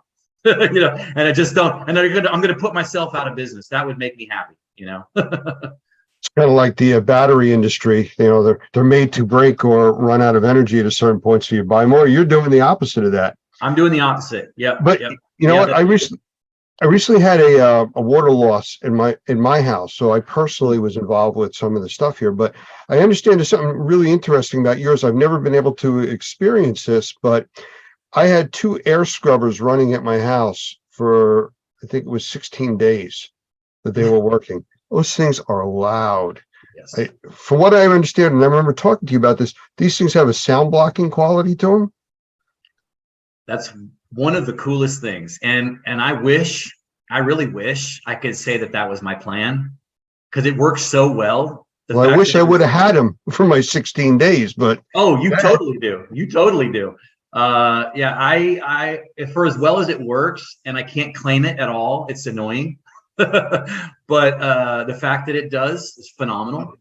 It's crazy. We discovered it. It's actually funny, a little story there. We discovered it in 2021 when we met you and Doug and all your team at the experience in Vegas in September. We met you guys at that show, and that's where we realized what these things could do. And I'll tell you how we did it.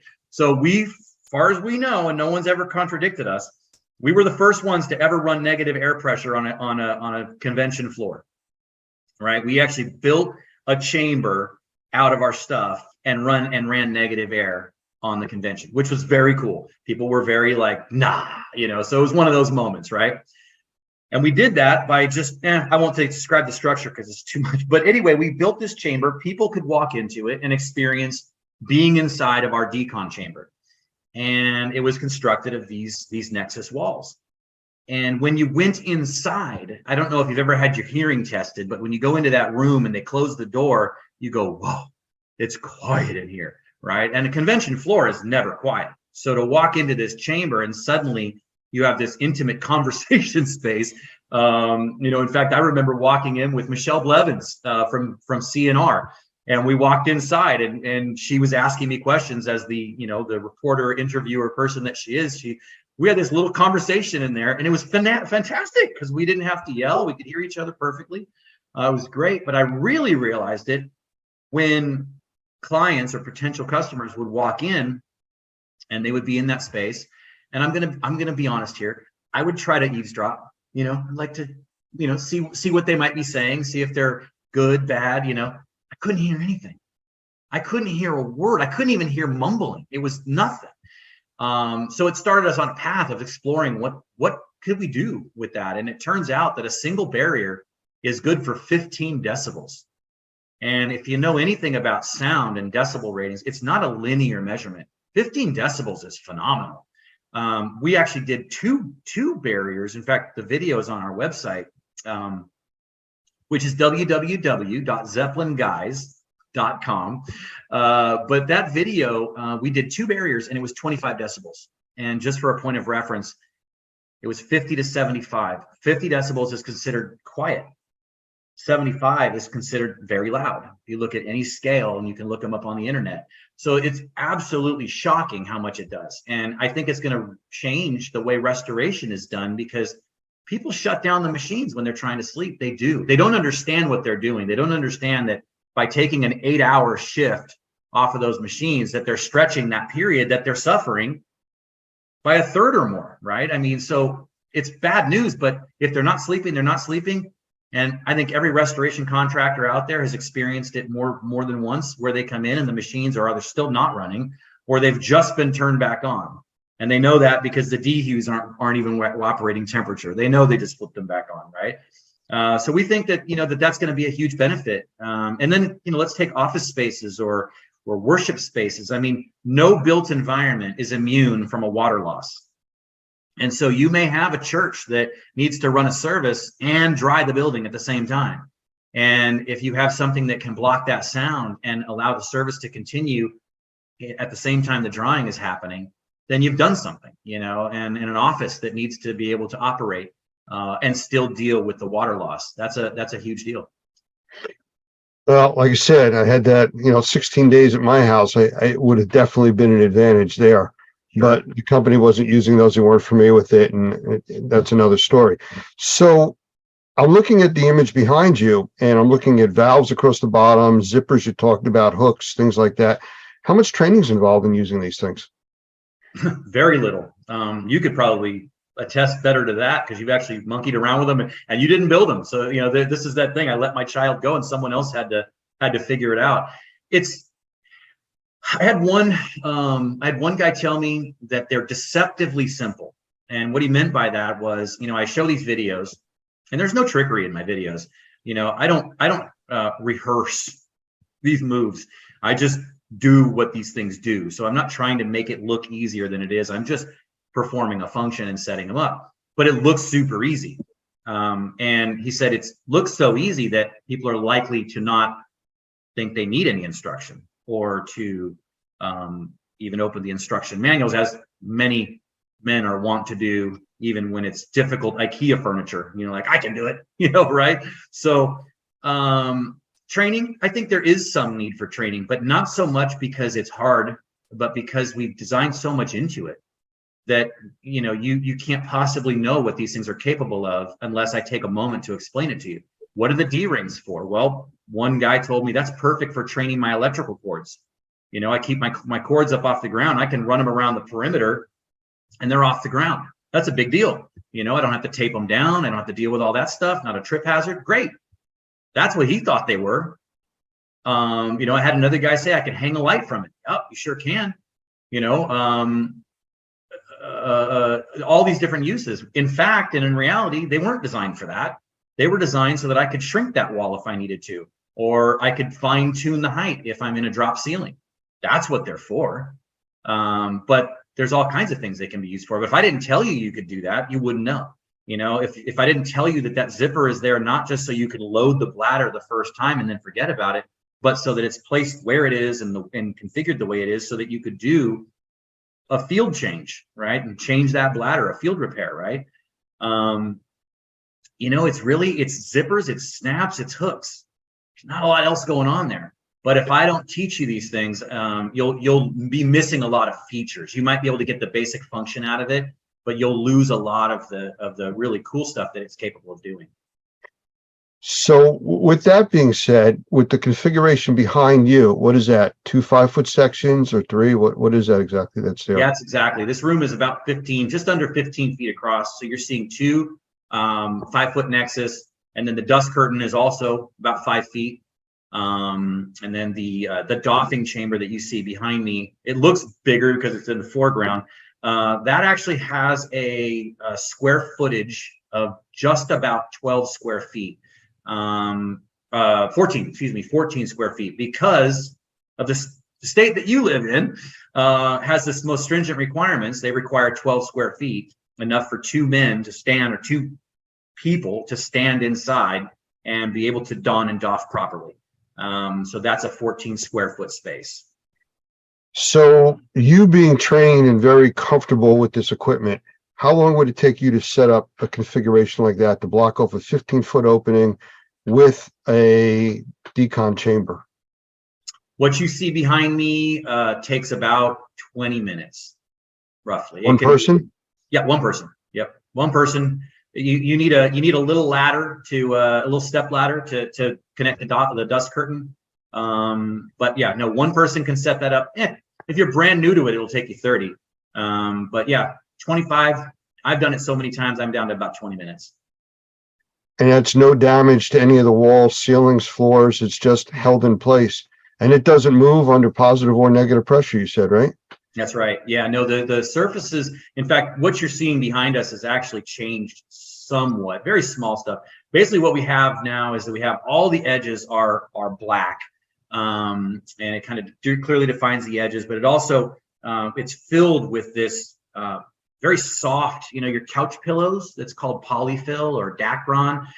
We fill those things up with that. So it's very, very soft. So when it touches the building, it's like putting a pillow against the wall, which means that it can adapt to irregularities in the surface, which is important, but also not put anything rigid or hard on the wall or the ceiling, so that we are preventing any damage. In fact, you'll notice in this room, there's crown molding, right? You see that up in the corners. Well, the edge seals, which are on the edge of these walls, they're the black things that you can barely see there. Those are actually longer than they need to be, so you can actually pull out a little bit out of the top and protect, things like crown molding and things like that. And then you asked about the negative pressure and can it hold. I just want to tell you one little story short. We did a comparison. We were invited to a flood house. Jeff Cuthbertson in Chattanooga, Tennessee, invited us to his flood house, very generously opened it up to us and said, whatever people or equipment you need, let us know. It was fantastic. We were there for about 4 days. You and Doug actually got on the call with us while we were there and were advising us on some of our containment techniques, so we could show how to build containment for people with high sensitivity to mold. Because what we did was we built a 2x4 compression to 2x4 containment, right? As well as a steel stud version as well. But this 2x4 version, we put it under negative pressure just to make sure it was working. And of course it was. And then we had this fun idea. If anybody's familiar with the movie Myth or the show Mythbusters, where they just ramp things up until things just break. We like to break things too, Lance, not just you. So we all had the idea, let's break it. Let's see how much negative pressure it takes to break it. And keep in mind, what we built was the gold standard of containment. I mean, I don't know how many times a year someone builds compression timber containment. It isn't often. It's going to be in schools and hospitals mainly, and everything else is going to be zip pulls if you're lucky. So this was good containment. And it failed at negative 41 Pascal. That's when it failed. And when I mean failed, I'm talking, we had 9-foot 2x4s about to fall on us. So it was coming down, and it was coming down fast. So it was a big failure. We put mine up and we said, well, we got to do the same thing. And so we ran up the negative pressure, and it basically maxed out our 500 CFM NAM. Couldn't do it. So we had to call up another piece of equipment from the warehouse, got another 500 CFM unit up there, and turned it on. And only then did we get failure. And the failure was only that the doffing chamber that you see behind me started to get sucked into the chamber. The walls themselves weren't falling. It was just that the doffing chamber was too light, and it and its internal frame were being sucked inside. The number was 57. So from 41, using the absolute gold standard of containment, to 57. So when everybody kind of tries to figure out how it's possible without tape and without the things they're used to, how is it possible to create such high quality containment? Well, it works. You know, it works the same reason your car can drive on the road. Air pressure and friction, you know, it's just a lot of it. So if our listeners want to get in touch with you for more information, how do they do it? Lots of ways. You can call me, 408-247-9255 or area code 408 Airwall. You can get us on the website, which is www.zeppelinguys.com. That's ZEPPELINGUYS.com. And you can email me directly, Keith@zeppelinguys.com. You can reach out to me on LinkedIn. I will make it easy. Okay. Well, I thank you for taking the time to be here with us today. I mean, I think it's a cool product. We've used it. We're going to be using it at the upcoming Experience show. Again, we actually use that as part of our a booth that we have there as part of the display system. So it's kind of interesting the things that you can do with this, thinking outside the box, you know, Right. So really, really good stuff. Again, thank you for being here, and I look forward to you seeing you at the next trade show. Thanks, Lance. It's been great. I really appreciate your time. Take care. Thanks, you too. The following broadcast is made possible by supporters of the Normie Environmental Task Force, the Experience Trade Show and Convention, Reusip, EnviroScreening Lab, and Best Living Systems.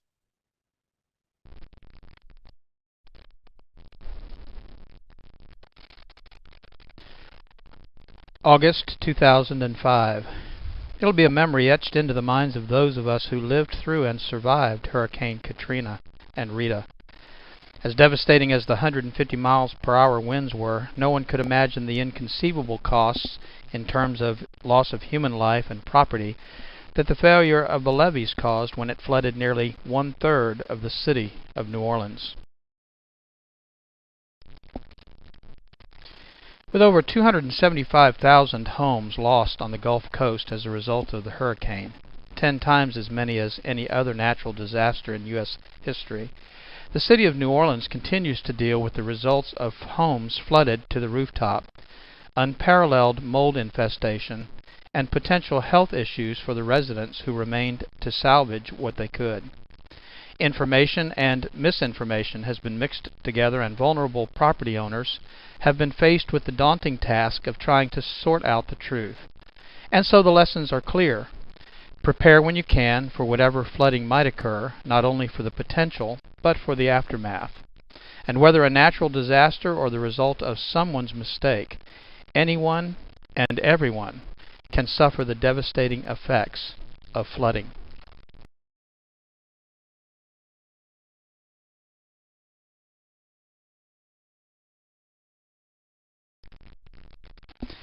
My name's Doug Hoffman, and I'm the Executive Director of Normie, the National Organization of Remediators and Mold Inspectors. The information you're about to hear is designed to provide steps, guidance, and assistance for reacting to flood conditions in your structure. In most situations, a common reaction to a water flood event is to simply react and plan afterwards. Tunnel vision or over-focusing on the emergency can, at times, distract or omit safety concerns, and poor planning can leave you to fend for yourself after the storm is over. Caution and common sense should always be employed before any action takes place, and I hope this presentation will help you focus on the real issues both before the potential flood and consider the solutions available to you in the aftermath.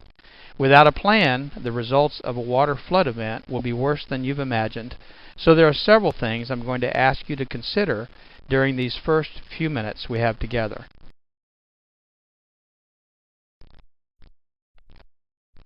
The integrity of the structural systems may have been compromised depending on the nature and degree of the event.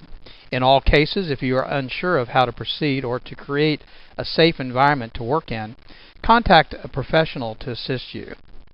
A major concern in flooding situations are the utility services. Wet or submerged electrical devices, outlets, and wires can energize the area you're working in. The risk of electrical shock, burns, or even death must be eliminated before proceeding. This may require the power company to deactivate your service. And of course, natural gas and propane sources should also be protected, secured, or deactivated. This would include pilot lights, heat sources, and gas storage tanks.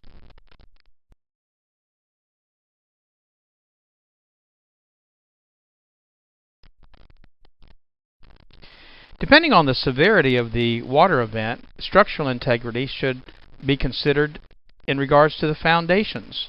Foundation support could be weakened or damaged, allowing structural collapse.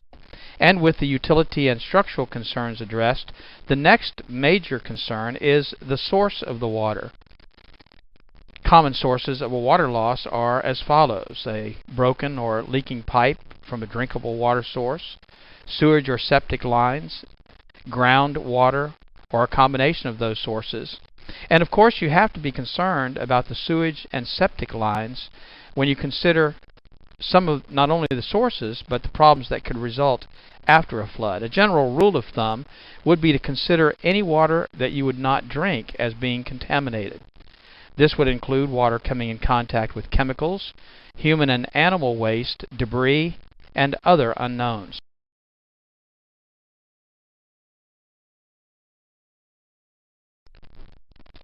Protecting yourself is one of the important first steps post some water event. Exposing your skin, your eyes, your lungs, your nose, even your throat to contaminated water can create a wide range of health issues that may not appear for days after the exposure. I want to talk about personal protection equipment because that should be used while you're in the contaminated environment.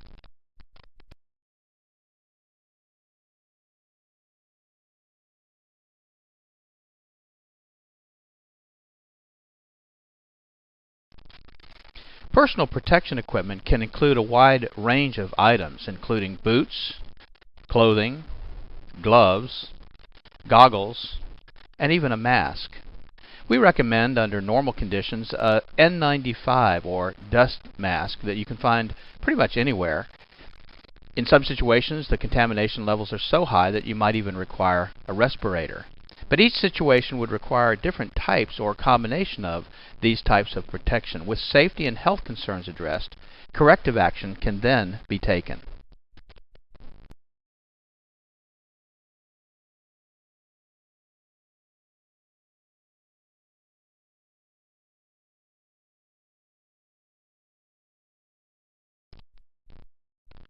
One of the most important things to consider with respect to corrective action is time.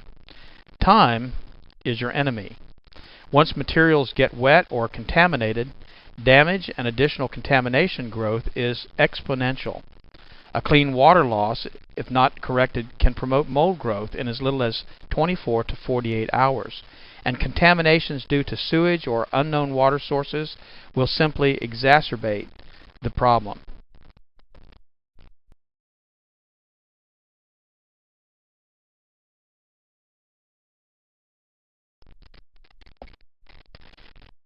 Drying materials and surfaces in the least amount of time should be of the utmost urgency, and oftentimes power is not available, and so having a generator available will be a great source of power for some of the tools that you'll need to dry out the areas that have been flooded. Unfortunately, this may require removal and discarding of flooring materials, wallboard, and furniture. Many material and items can be salvaged depending on the contamination source, the time of exposure, the cost, treatment available, and resources. But a flood affecting a widespread area could reduce the available resources for that area. Not only do you not have electrical service, but you may not have access to floor fans or heaters or dehumidifiers or even an ozone machine that might help eliminate some of the potential contamination that you'll be dealing with after a flood.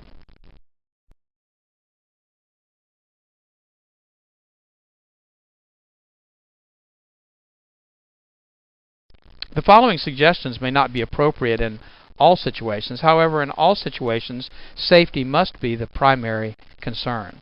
Prior to or during a developing flood condition, remove any movable items, at least as many as you can, to higher ground and secure those locations if possible. Of course, the order in which those items should be removed is a personal decision, but things to consider are the cost of that item, the sentimental value, proximity to the flood, maybe the ability for it to be moved and the practicality of it. Removing items such as furniture and floor coverings prior to getting saturated will make the cleanup process, of course, much easier. Structural and decorative materials such as wallboard and carpeting are a major problem once they get wet.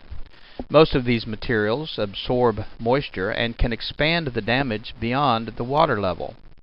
Wallboard and other materials such as pressboard or OSB oriented strand board allow water to travel in an upward direction well above the water line. An example would be wallboard in as little as 1 inch of water can wick or draw moisture upward several feet. This also creates a problem inside the wall cavity which cannot be reached or cleaned. The rule of thumb is to remove the wallboard a foot to a foot and a half above the highest identified wet area of the wall. This will allow access for drying and cleaning building materials in the wall cavities. Up to this point, we've described different conditions, causes, and precautions.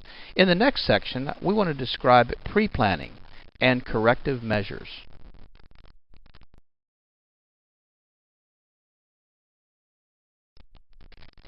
The preparation checklist. As mentioned earlier, safety is the most important issue to consider. You know, taking the important stuff with you is, of course, a great way to prepare for what may be coming. But what can you do to plan for the aftermath of the flooding? That must be considered too.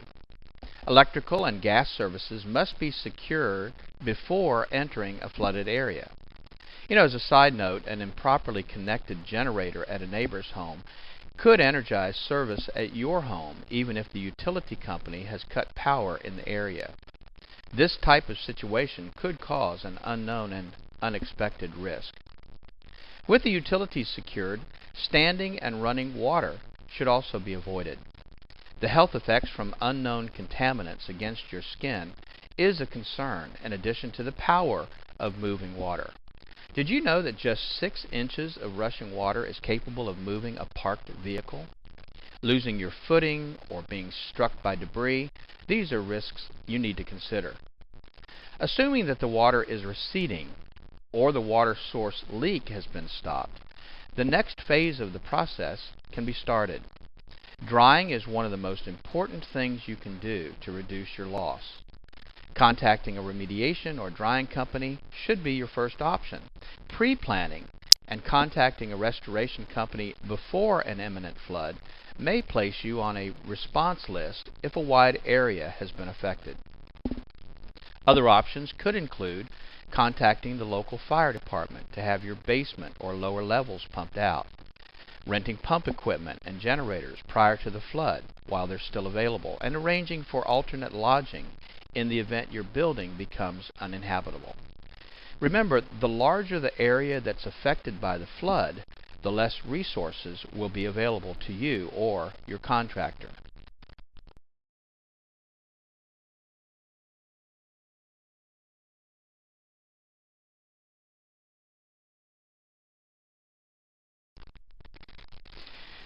Here are a few internet resources for finding qualified contractors and some definitions we think you should know to protect yourself. NormiePro.com is a great resource for you to find certified mold assessors, inspectors, remediators, and other indoor air quality specialists, and you can find those certified contractors by your zip code. ServiceMagic.com is another great resource for construction contractors throughout the United States, and you can find them by the type of work they do and by your zip code. And then, of course, EnvironmentalExpert.com. To avoid being taken advantage of by a contractor during a flood emergency, understanding the following construction terms will be helpful. Licensed. In many parts of the country, having a license to do certain types of work is not necessarily a measure of that contractor's competency. Sometimes it simply means that they have government approval to work for a fee. Certified. Certification is often offered by certifying agencies, a specific organization that recognizes the skills, training, and the ability of the contractor who is certified. Being certified does not necessarily imply that the person certified is actually licensed to do the work. Insured. A contractor stating that they are insured is a pretty general term and could simply mean that they have auto insurance. Special types of insurance are required for specific types of work. For example, general liability insurance is not appropriate as coverage for mold remediation work. Qualified. A qualified contractor has been trained to perform certain types of work. However, they may not have the required insurances or licenses, or may not even be certified to do that work. The bottom line is that you need to understand the type of work that needs to be done, the capabilities of the contractor that you intend to hire, and then for your protection, have a written quote and description of the work to be performed. Make sure that the contractor that does the work is licensed by the municipality in which he's working, that he has the proper type of insurance, and request a certificate of insurance evidencing that specific type of insurance for the work he intends to do. And make sure that he's trained, either qualified or certified, to do the work for which you're hiring him. Keep in mind, using a contractor that's not appropriate for the work being performed may preclude you from any insurance claim, and you may give up your legal protection. If you cannot obtain a contractor, your only option may be to do the work yourself. With the decision to do the work on your own, we must stress that safety must be the main focus of your efforts to clean up after a flood.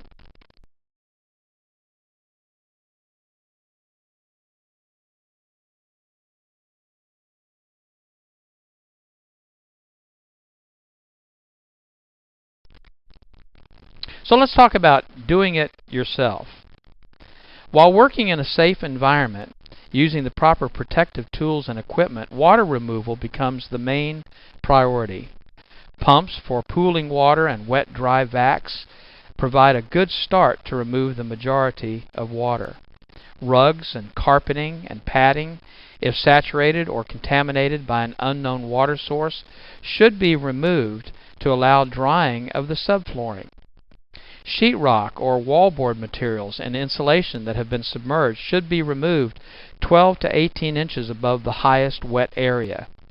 As a hint, removing 4 feet of wallboard is easier to replace with a 4 foot by 8 foot sheet of material. It's easier to do that than to try to cut and fit in smaller pieces. Once the bulk of wet materials have been removed, air movement and turning on your air conditioner, if the power is available, should be provided. And this would include running the HVAC, heat, or forced air systems, using dehumidifiers and fans to increase air movement, and applying sanitizers like ozone machines to help prevent mold and bacteria growth. Sanitizers are extremely important when dealing with sewage and water from unknown sources. Heat drying systems can also be used by trained professionals to dry the environment. However, improper use could result in fire or permanent damage to materials by drying them too quickly. Remember that the drying process may take several days to more than a week, depending on the extent of the exposure. Secondary or collateral damage may start to occur in that time. Mold and other microbial growth may start to appear on surfaces exposed to moisture or elevated humidity levels. And if you have a situation where you start to have large areas of microbial growth, the drying process in most cases was not done adequately or fast enough. There is available at enviroscreening.com, for instance, do-it-yourself testing kits to find out if the mold that's been growing in your environment is the type of mold that might need to be removed or dealt with differently than common molds. In this case, it's recommended that you seek the assistance of a professional mold inspector, a qualified sampling technician, or a remediator. Health concerns become additionally critical as the environment conditions deteriorate.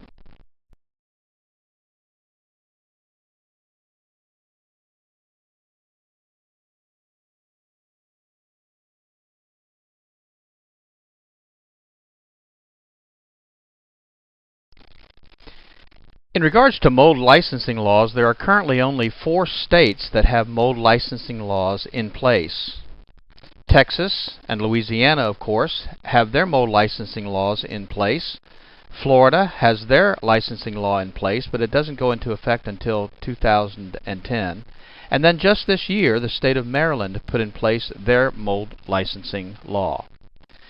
The important thing is that you check the qualification of the indoor air quality specialist or the mold inspector or the mold remediator or assessor in your state to make sure that they are licensed, certified, and insured before they begin any work.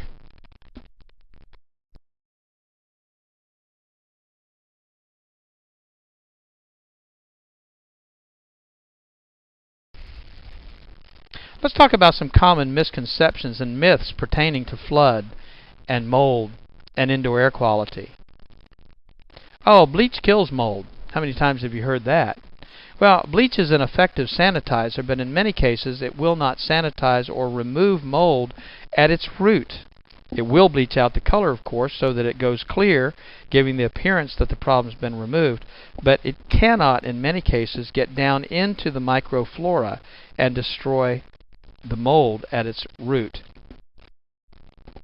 Oh, just get rid of the water. Everything will be fine. Well, that's not always enough to protect your property. Most of the affected materials do have the ability to retain moisture, and elevated moisture levels are the main cause of much of the residual damage from flooding. Well, lots of air fresheners, that'll help. Well, that's not true. In actuality, most air fresheners only attempt to mask the odors. The odors are an indication that moisture, contamination, or growth still exist. And the chemicals in those fresheners can also be a source of indoor air quality contamination. Well, your insurance company is going to take care of the problem. Don't worry about it. Well, of course, insurance companies are not always quick to respond because of the heavy workloads, the emergency claims that bog things down and delay payments. Many homeowner insurance policies have exclusions that limit or exempt the insurance company from paying a claim. An example would be a claim to an insurance company for water damage from, say, groundwater intrusion. In most cases, the claim could not be covered unless you had flood insurance and the area that you're in was declared a disaster area by some government agency. A similar situation may occur with mold damage, and the water damage in the home may be covered by the insurance company, but the mold damage as the result of the water would not be covered.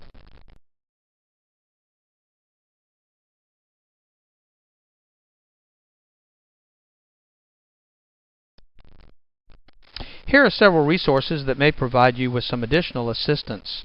Of course, the FEMA and the EPA government websites are good resources for more information about how to contact those agencies in an emergency.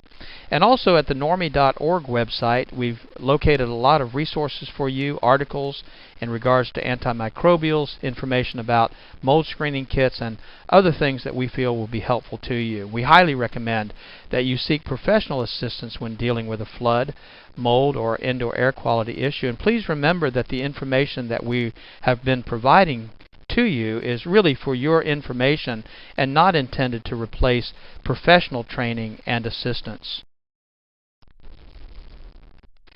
I want to personally thank you for taking the time to listen to this overview. I am hoping that you will benefit from the resources we've made available to you, but also from the training that we offer industry professionals to help you through the process of getting things back to normal. It's my hope that you will never be faced with the issues we've discussed, but if you are, you will now be better prepared. Thank you.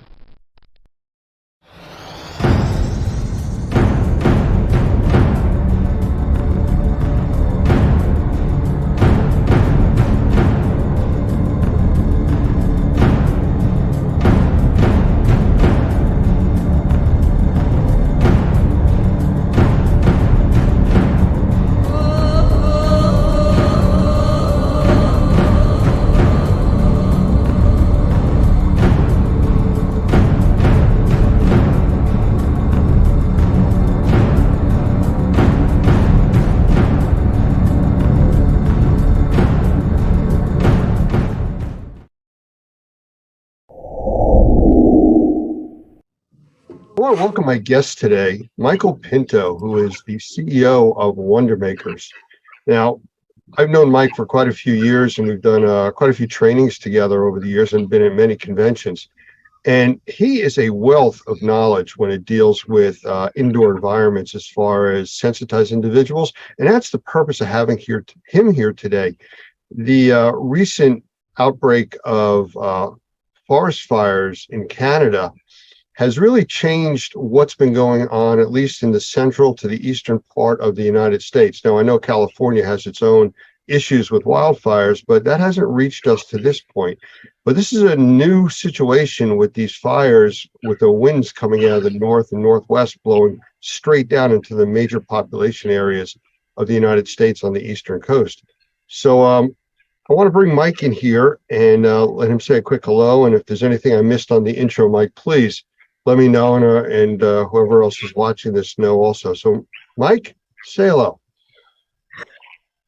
Well, thanks, Lance. I appreciate being here very much. What I would say, however, is that it's not just the eastern coast. That smoke plume from the Canadian forest fires is literally cutting across a good section of the Midwest, too. So here in Michigan, we're not quite as bad as you guys out there on the East Coast, but it's not good either.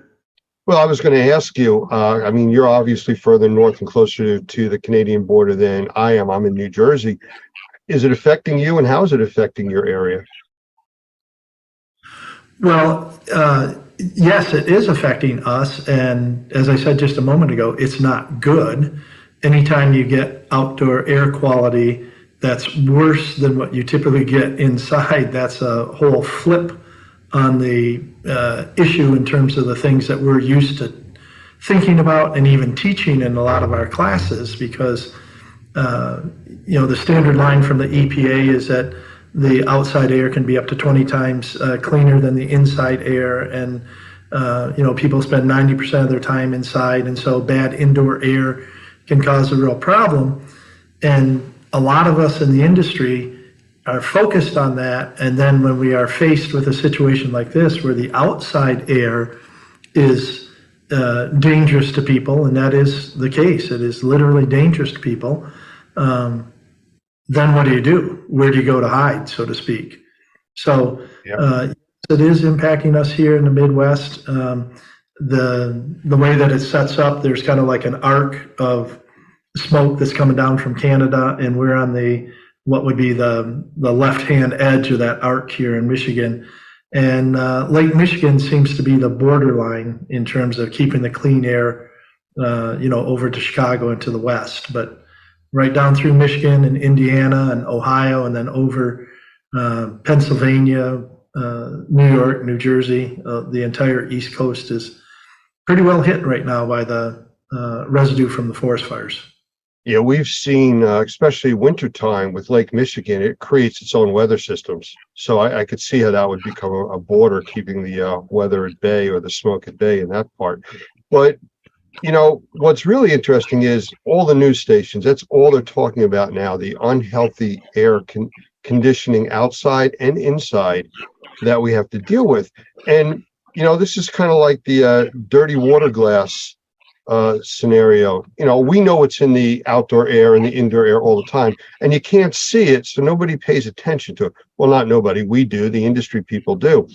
But if you were to hand somebody a glass of water that had a brown tinge to it, it was discolored, people wouldn't drink it because they could see it and they would know there was things in there that they don't want to take in, even though it does contain, mercury and all kinds of other nasty contaminants regularly.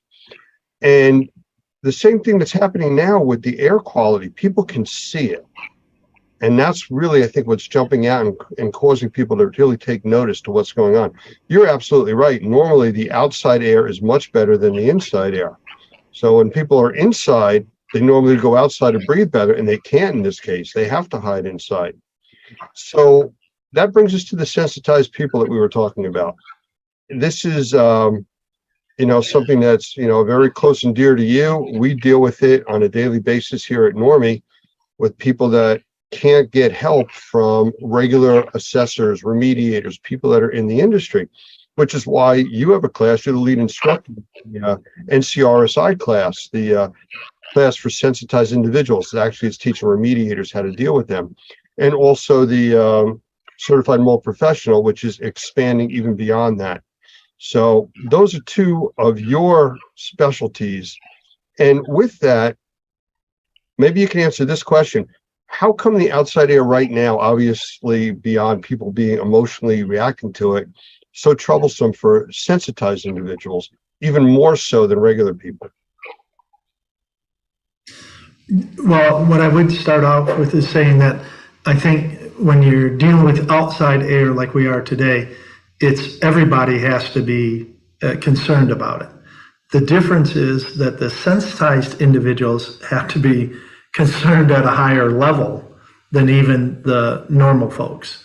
So I'm sure you've heard over there on the East Coast, they're canceling certain sporting events and outdoor activities and things like that because the air just isn't healthy. And so you want to be, limiting your amount of exposure, just like we tell people in a, water damaged or mold damaged house. Sometimes they have to get out of that house to protect their health. The problem here, of course, as we've been talking about, where do you go if it's the whole outside that's contaminated by the forest fires? And so we're literally looking at it, flipping the whole script upside down, if you will. We now have to think about the houses and the air in the houses being a refuge for the people from what they're potentially going to be exposed to on the out of doors. And for the sensitized individual, it's even more significant for them because a lot of times we talk about mold sensitized individuals, and that's where it starts. But virtually every sensitized individual that I'm familiar with and have worked with over 20 plus years now, they develop cross sensitivities. So they start out with a mold exposure that causes a decrease in their health, and then they become sensitive to other things. They become sensitive to tobacco smoke that they weren't sensitive to before. They become sensitive to some of the chemicals like, low levels of formaldehyde in the home that perhaps they weren't sensitive before. Perfumes, all sorts of things. They develop these cross sensitivities. And when we're dealing with the outside air that's impacted by the wildfires, it's particulates, it's volatile organic compounds, and it's gases. So if they're cross sensitive to anything, it's going to be in one of those categories, and then they're going to have problems with it. So that's really the issue. I have a few calls into different contacts at different labs that we normally use, especially the ones that deal with VOCs, the volatile organic compounds. And I'm waiting on those callbacks that we just made recently. But I'm looking for what might be in this new smoke plume that we're getting that could be so offensive to people with and without sensitivities. I don't know if you know any of the chemistries that may be, involved with this, though I have noticed the burning odor, and it's different than normal. This isn't like a wood fireplace or a fire pit. Right. And some of that is going to be dependent upon what sort of forest are burning, whether they're hardwoods or evergreens, things like that. The evergreen forest, which is a good share of what's burning up in Canada right now, because they're closer to the Arctic Circle and that sort of stuff. So those are going to have a lot more PAHs, aromatic hydrocarbons in them, and that's from the oils and everything that's burning in the pine trees and the spruce trees and that sort of stuff. So then you're also going to get a whole chemical stew, if you will, from that, because depending on the temperature and whether they're exposed to actual flame or just the heat from it, where it is, whether it's protected by the bark, all these other things, you just get this massive amount of organic compounds that get liberated into the air during these fires. And then the ash and the smoke, which is basically both of those are small particulates, those tend to sometimes be even more airborne than the VOCs, because the chemicals can be a little sticky and a little heavy. but when they attach to these small ash particles, then they're, transported, as we're finding out, thousands of miles into the airstream. The heat of the forest fire pushes them up a mile or more, and then they're in the airstream and they're, heading downstream. But by the time that it gets to New York City or Kalamazoo, Michigan, where I am, or things like that, most of the gases, the carbon monoxide, the excess carbon dioxide, the nitrogen compounds and that sort of stuff, that's pretty well mixed and diluted. So the two things that are impacting the folks there on the East Coast and the sensitized individuals are mostly going to be those volatile organic compounds, which are those PAHs and particles. So, on a small scale, I've been involved with emergency medical services for almost 50 years. And I've seen over the years people having severe reactions to being around a fire pit or a campfire. And when you start to look into it, you find out that it wasn't from the wood that they're burning. It was from the accidental dumping of poison ivy into the fire pit that was still around some of the logs. And as they burn the poison ivy, it's aerosolizing and getting encased in that smoke, and they're inhaling that and having severe reactions to it. Well, and then think of everything else that's going on there. The PAHs I was talking about, the first word for the P is phenols. So there's all these different phenolic compounds that are getting burned up, and that's your oils, and that's your your irritants, like you were talking about with the poison ivy. But remember, forest fires don't stay forest fires. They run across roads, and they literally will melt the tar on an asphalt road, and sometimes the roads actually start to burn. So now you've got all of that oil product, anything that's a building in the way, or a vehicle that gets trapped in the fire, or a house. Of course, you're going to have all of the man-made products, artificial products that then burn. That all goes up in the air, and comparatively, that may be a small percentage of what's burning, but from the sensitized individual, that can actually be a bigger issue sometimes than just the individual smoke particles. Like you said, it's what attaches to the smoke particles. And then those smoke particles are so small, they get breathed in, they go deep into the lungs. And that whole combination, small particles going deep into the lungs and small particles carrying, pardon the expression, crap deep into the lungs. That's not a scientific term there, by the way, Lance. That's just a common term. But there's so much stuff that's on it. It's hard to know from breath to breath what's actually being taken in. And so, again, caution is the byword for anyone, but particularly for the sensitized individuals. In the remediation industry, in the meteorological industry, they refer to things, especially with hurricanes, hide from the wind, run from the water, because of the amount of damage that can be done. You can hide from the wind, take shelter of that, but in water you can't. Water's going to seep into everything. But we're dealing with something that's unique here because we're 1,000 miles away from these fires, and we are severely being affected. So running isn't really a realistic situation. I think knowledge is something that would help. People understanding the risks, understanding, maybe today's not the day to go outside and, cut my grass, and spend a good 2 hours or 3 hours out there in this serious weather or this heavy fog of smoke. And understanding that will definitely help people. But forecasting this is also an issue. So where could people go to find out how bad their area is and what their risks are to being outside? Well, I'm sure everybody has their own favorite sources, and there's, weather channels and local governments and state governments, and everybody's kind of jumping on the bandwagon.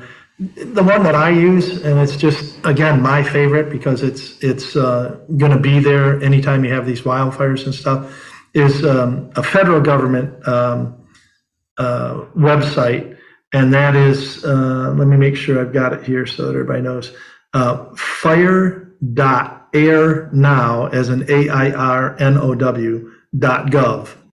Air.airnow.gov. And that one's really cool because you punch on that and it brings up a map of basically North America, and it shows where the plume is coming down with the smoke, where the air quality is being impacted, and then it rates it at each major city, and it's not even just major, it's each fairly significant size city has a dot on it that's either green, which means that it's good air quality, or yellow, which means it's questionable.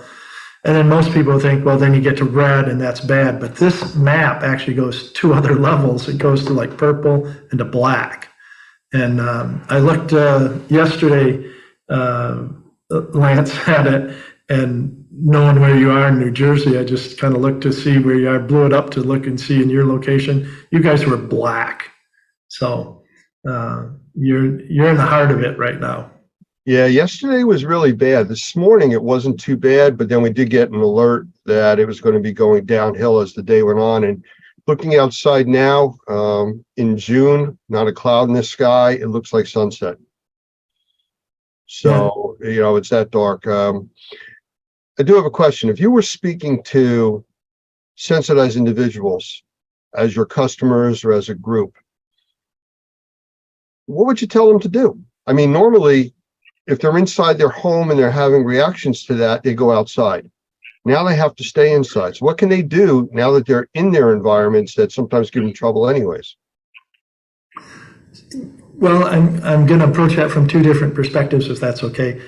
The first one, and I don't mean to sound like I told you so, but you do have to understand, if you're a sensitized individual, it's important for you to take steps now to get your indoor environment clean, because we don't know when we're going to have situations like this where all of a sudden, with from no fault of our own, like you said, 1,000 miles away, they got a forest fire and it's having a serious impact on us.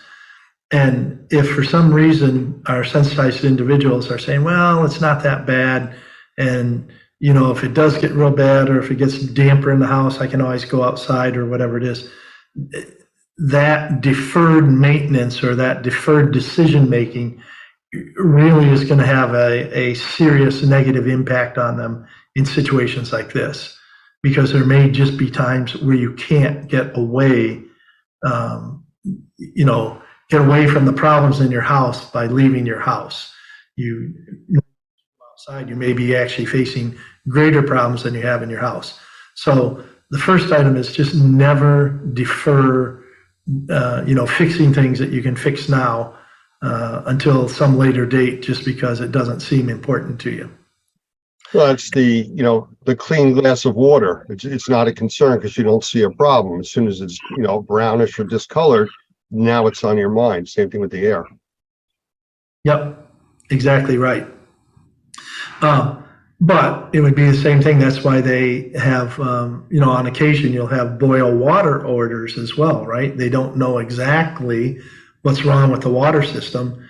And so they tell people to boil the water. That's why one of the things that they chat about, even in front of hurricanes and things, is get a few cases of bottled water so that you can survive, a couple of days if you have to, without having water coming out of your tap. Fix your house. If you know you've got things going on in your house that are contaminants or whatever, get rid of those, fix it, do the remediation properly so that you've got a good, safe place to be. And then you can, potentially survive a little bit better during these outdoor air quality incidents. But putting that aside, because at some point that's water under the dam. Either they have fixed it or they haven't fixed it, but now they're still facing what's going on outside. So the first thing, and the first couple here, I'm just repeating the standard safety precautions that you're going to get from just about any site. If you don't have to go outside, or you can limit your time outside, don't go outside and limit your time outside. If you do go outside, wear some sort of respiratory protection. I know that I'm seeing a lot of information where people are talking about, you can use your COVID mask and stuff like that. And the answer is, the face masks that were being sold as COVID protection, I won't get into that whole discussion all over again, but that is not going to be appropriate, particularly for the sensitized individuals. At a minimum, they're going to need like an N95, and we recommend N99 or N100 filtering face pieces. So that's going to protect a lot coming in. And remember too that a entry spot for some of this contamination into your body is not just the nose and mouth, but the eyes as well. And fire residue is even worse because of the small particle. So when those get into your eyes and then get diluted by the tears and everything, it actually releases some of those chemicals that are on the particle itself. So the particle may wash out, and get it out of our eyes and everything. But what is left behind and what's being absorbed in through your eyes is some of the chemicals and stuff. So remembering to wash your face when you come in from the outside, wearing a mask to protect yourself, changing clothes if you've been outside for any length, you're not carrying a lot of this stuff in. A lot of similar things that we would talk about if you're coming in from a moldy environment or trying to protect yourself from a moldy environment.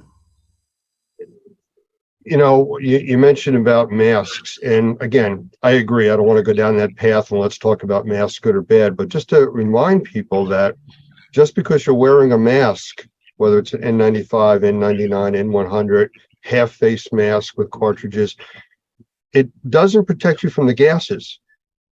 You're getting filtration from particulates only. Now, that's a good and a bad thing, because especially if you are a sensitized individual, you may also have additional health issues and stuff. You're wearing a mask that's doing a good job filtering particulates.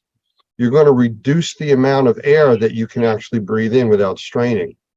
And again, if you're not trained to wear a mask, if you're not trained to know when you need to take the mask off, when to replace the mask, it could be just as serious as not having a mask. So again, training, preparing, I guess, is kind of in the same thing that you were talking about. Well, a little bit, although I would say in this particular case, as I mentioned earlier, by the time the contamination, goes 100 miles, 1,000 miles, whatever it is, the gaseous portions of that, we're not generally seeing high concentrations of carbon monoxide or even the elevated levels of the nitrogen oxides and stuff like that by the time it hits like New York City or something like that. So wearing the filtering protecting mask is actually a very good step, because as I said, even some of the phenols and the aromatic hydrocarbons, the volatile organic compounds, a lot of those are vapors. So that means that they're liquids that have been, the heat has evaporated and they're small droplets in the air. Then those droplets hang on to the particulates, and then the particulates get screened out by the mask. So that N95 is actually doing a fairly decent job stopping the vapors, which again have coalesced onto the particles and the particles. And then, as I said before, the gases have pretty much dissipated. So I'm rather optimistic that the filtering face pieces, at least the good ones, can be a real benefit to individuals, and particularly to people who are sensitized.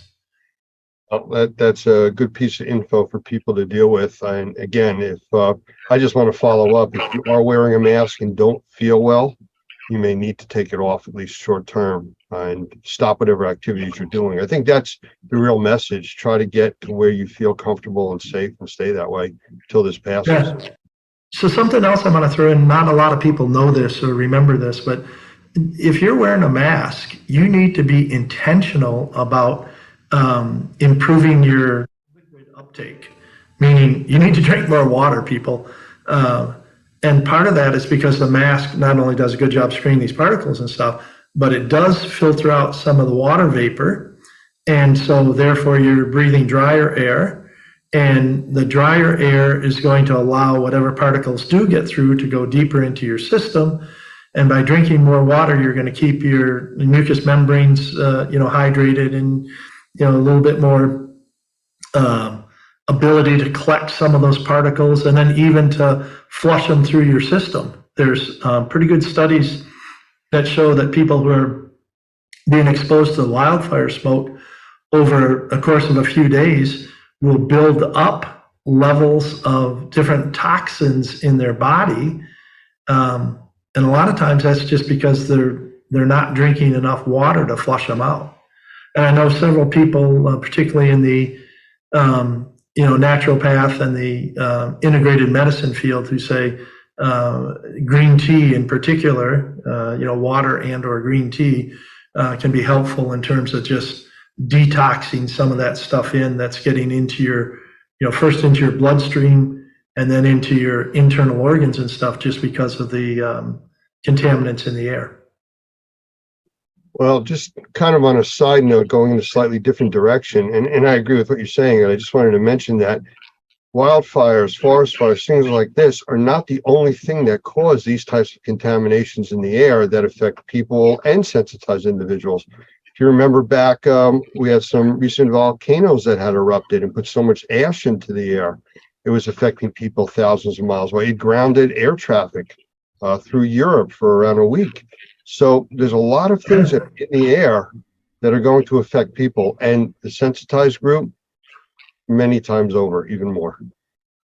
So I want to pick up on that as well. I mean, one of the reasons that they ground airliners in situations like this, either because of the wildfire or the volcanoes, is because of the aggressive nature of those small particles, particularly as they're compressed and put through a jet engine. They can score and damage the insides of those to the point where they can actually have engine failure. And if you think about that, if these particles are corrosive enough that they're damaging stainless steel parts, they can't be good for our lungs. So just lots of warnings to us. There's plenty of evidence around, even just common sense evidence, that would tell us that we shouldn't be exposed to a lot of this. And you were asking earlier, some of the other things people can do. Obviously, if you have whole house HVAC and if you've got filters on the HVAC, you can run the HVAC system even if you just run it on fan, because that pushes air into the house and through the system. And typically most home air systems and HVAC systems, unless they have a energy recovery ventilator or heat recovery ventilator or something like that, that's intentionally bringing air in, typically those are only bringing in 10% outside air.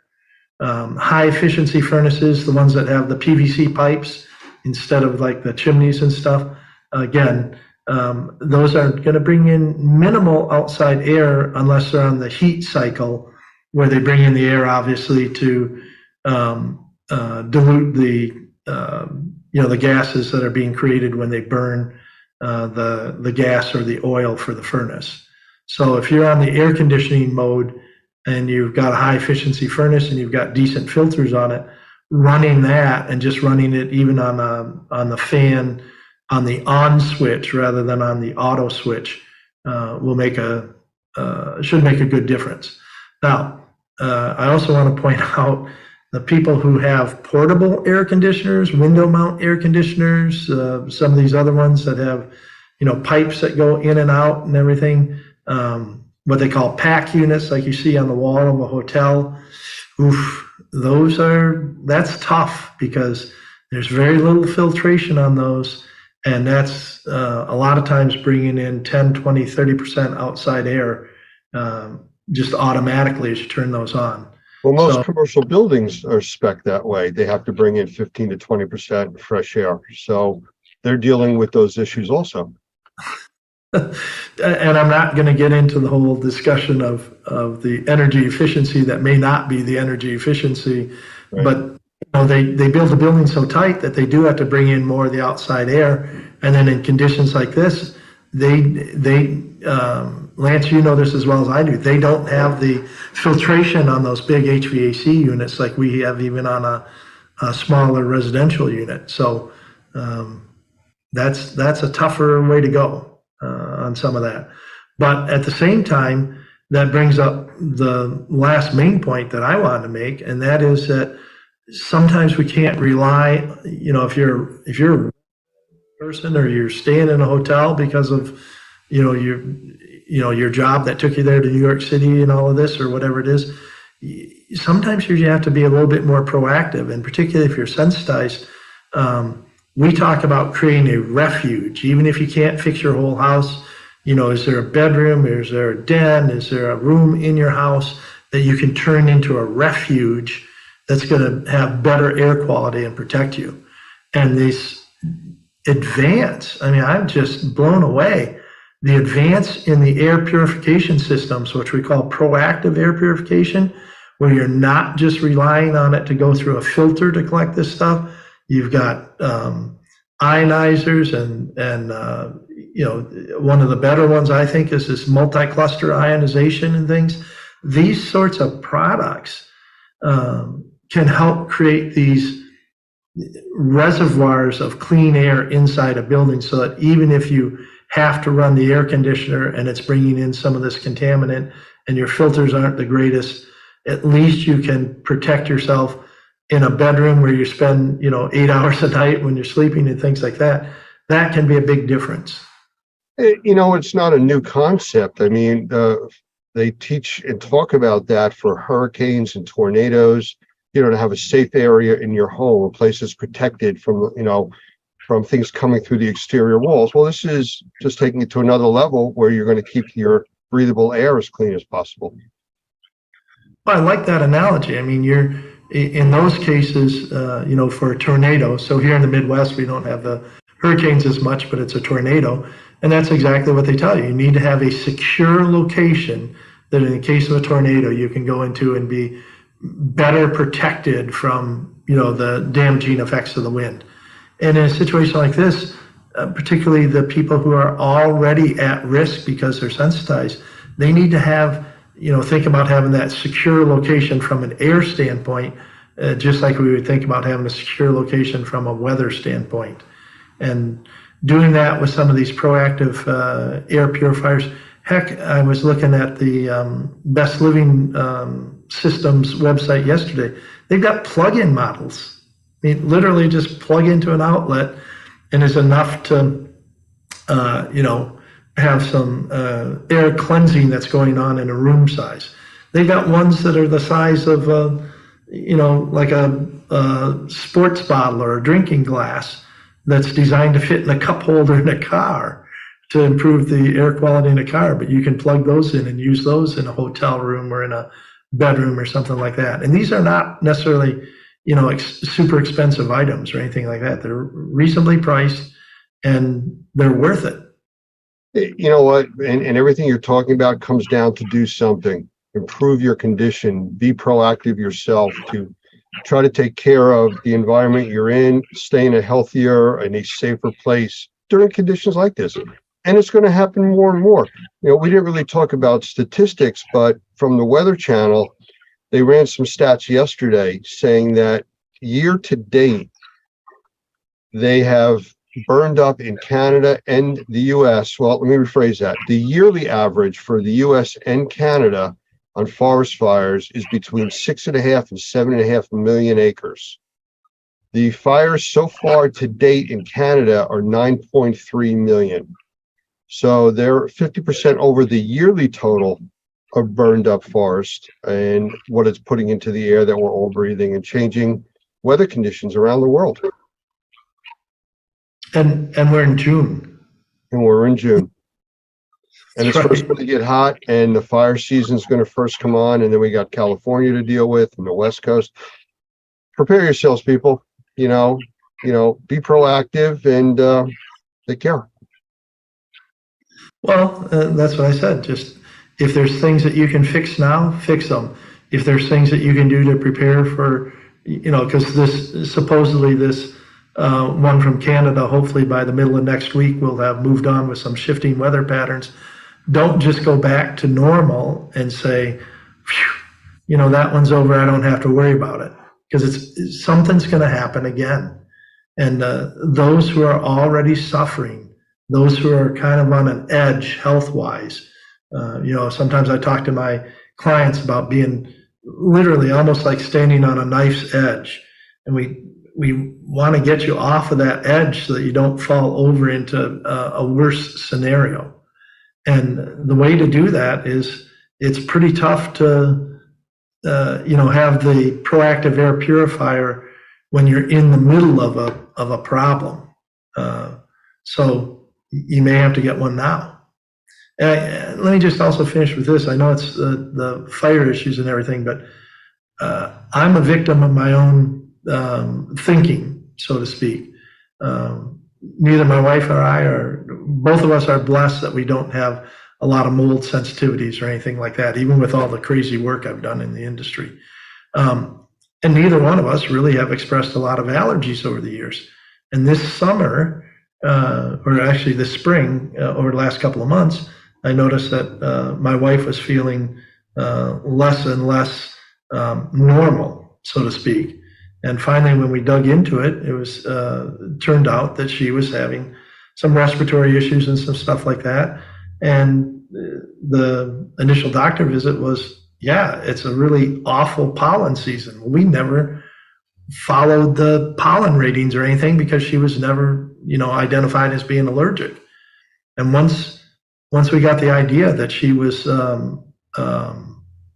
being impacted by the outdoor pollen, not something that was going on in our house, ended up getting one of the Chaos air purifiers that Normie recommends. And within hours, she was telling me that she was feeling better running that in the house. And within 2 days, she had already given it to her sister and made me buy her another one. So that's just how it goes. Then. Well, the stuff works. And, that's the whole thing. And we always talk about, even, tongue in cheek, about you either have a good filter or you are one. And it's all about protecting that you are one. You want to have as much protection around you as you can. But we are going to end this segment. I do want to thank you for your time. And I didn't mention it earlier, but this is one of the segments that we're doing in a multi-part presentation on the seriousness of the wildfires, how it's affecting the U.S. and people with sensitivities, without sensitivities, and what they can do. So hopefully you'll tune in and some of the other segments as we show them. And I want to thank you again for your time. It's always great talking to you, Mike. Bless you, Lance. It was good. I hope it was helpful for people. Thank you.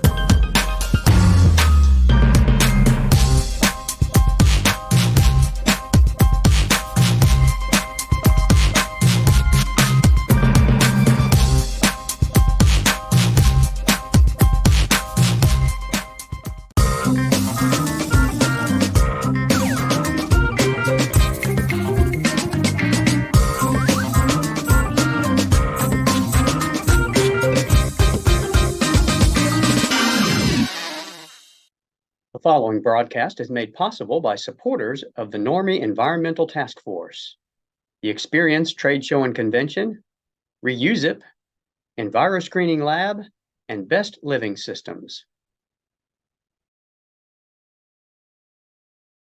Hi, my name is Doug Hoffman. I'm with Normie, and this is kind of a public service announcement for home inspectors who think they can't do mold sampling.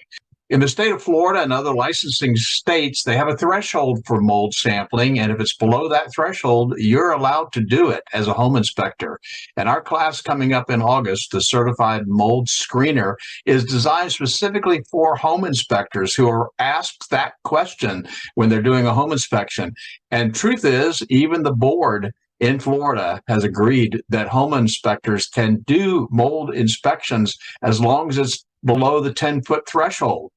And so the Certified Mold Screener will give you the opportunity to answer the question for your customer and give them 3 options: a do-it-yourself option, a recommendation to a certified mold assessor licensed in the state if necessary, or you can take the samples yourself. You don't even have to write a report.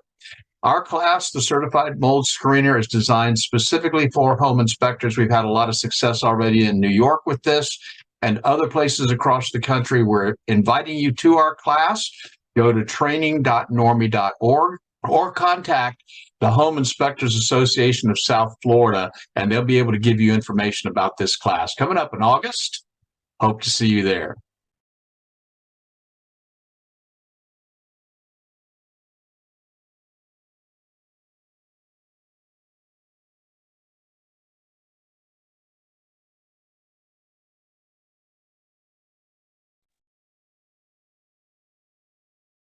I want to welcome my guest today, Jim Sefrin, who is the director of Infraspection Institute out of Burlington, New Jersey. He's also a level 3 thermographer, and he is qualified as an expert witness to testify in court on thermography issues. So Jim, welcome. Thank you, Lance. It's a pleasure to be here. You know, I mentioned quickly about you being an expert in court and a level 3 thermographer. I'm a level 1 thermographer, so I know there's a great difference in knowledge between, you know, the training that I've received and certifications and what you do. But maybe just to start off, could you explain just the brief difference between the different levels? I know there's 1, 2, 3. Correct. Generally speaking, in the thermographic community, there are 3 levels of training, appropriately labeled 1, 2, and 3. While I can't speak to the levels of other organizations, with my company, Infraspection Institute, we define level 1 thermography as the basics of thermography and heat transfer and qualitative infrared inspections, that is thermal imaging. In our level 2 courses, we build upon the subject matter that students have learned in level 1 and then add in accurate non-contact temperature measuring. In level 3, this is about best practices.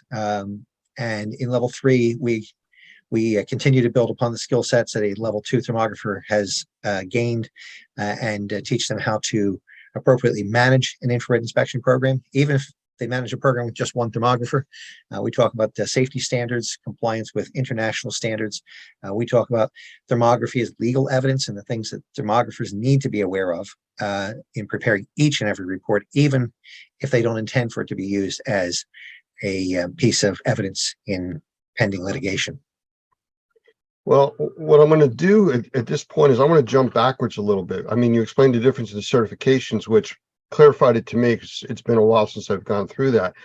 But for the people that are watching this now, what's the basics? What is thermography? Well, thermography, simply defined, is the art and science of detecting, displaying, and recording thermal patterns across the surface of an object. Thermal imaging utilizes a special electronic instrument called a thermal imager, or some people prefer to say infrared camera. Those terms are used interchangeably by many in the industry.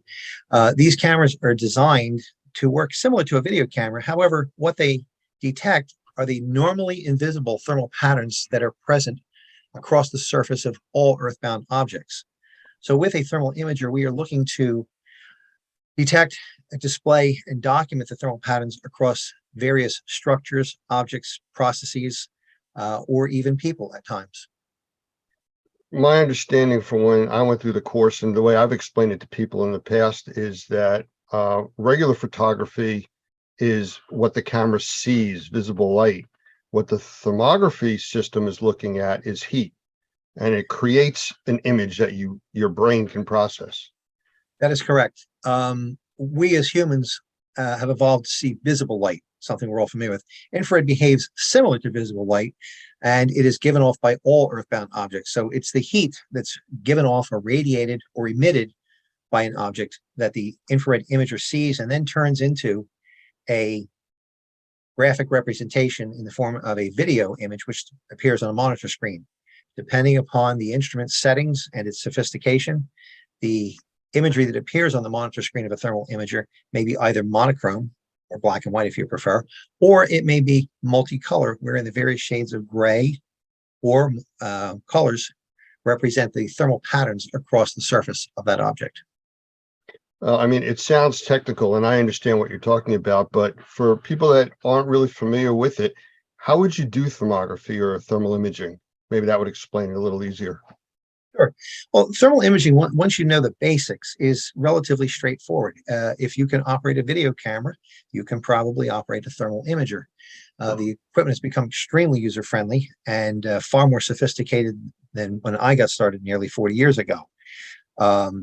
You simply, under the right conditions, point your imager at an object, and the thermal imager produces a real-time image of the thermal patterns across the surface of that object.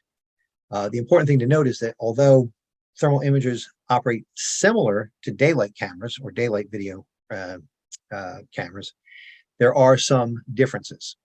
For example, thermal imagers will not see through glass or plastics. In fact, they won't see through any solid material. So what you see on television, like programs like NCIS New Orleans comes to mind, where law enforcement is routinely pointing a thermal imager at a building and they're seeing the suspects moving around inside. Well, it's clever and entertaining for the TV program. It's wholly inaccurate. No thermal imager sees through solid walls or glass or nominal thicknesses of plastics.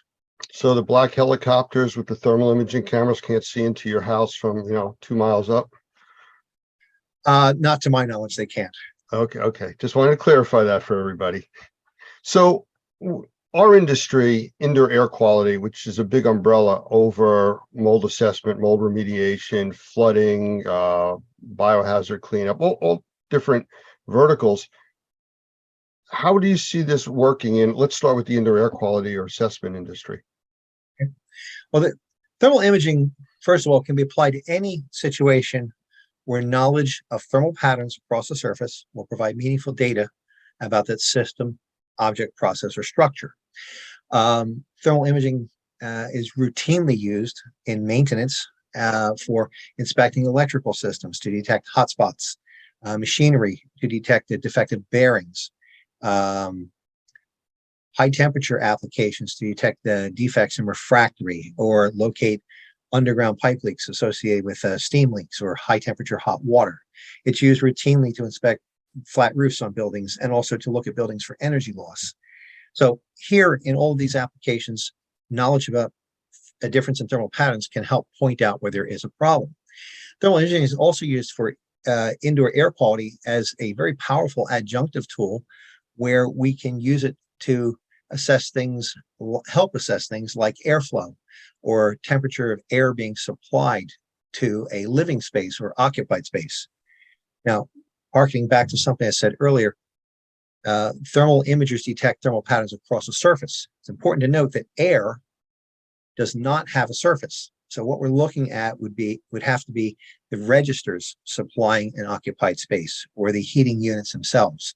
So you may look at baseboard heat exchangers or radiators or the air supply registers that are located in occupied space and look for temperature differentials there. The other place where thermal imaging can be used as part of overall indoor air quality would be to detect evidence of latent moisture associated with wet building materials. This could be drywall, could be acoustic ceiling tiles, or carpet. These things readily show up to a thermal imager when wet and the water is actively evaporating. Yeah, you just mentioned a moment ago about, air not having a surface, but I've used thermal imaging to look at temperature stacking in a room where that's multiple levels where the air is not really circulating. And you can actually see not the air, but you can see its effect on the walls. That is absolutely correct. And I'm okay with a layperson saying that you can see differences in air, but I want your viewers to know that there's a subtle difference, but a very important one, and you've pointed that out. So if an occupant of an occupied space wanted to refer to we're seeing air temperatures, I'm okay with it. I'm not going to correct them on the spot. But for those who are trained, they know that we cannot see different temperatures in the air, but you can see the influencer effects. And that is toward the bottom of a wall. It may be particularly in the winter months, maybe cooler toward the bottom and then get warmer, a wall surface get warmer, the higher you go within the room.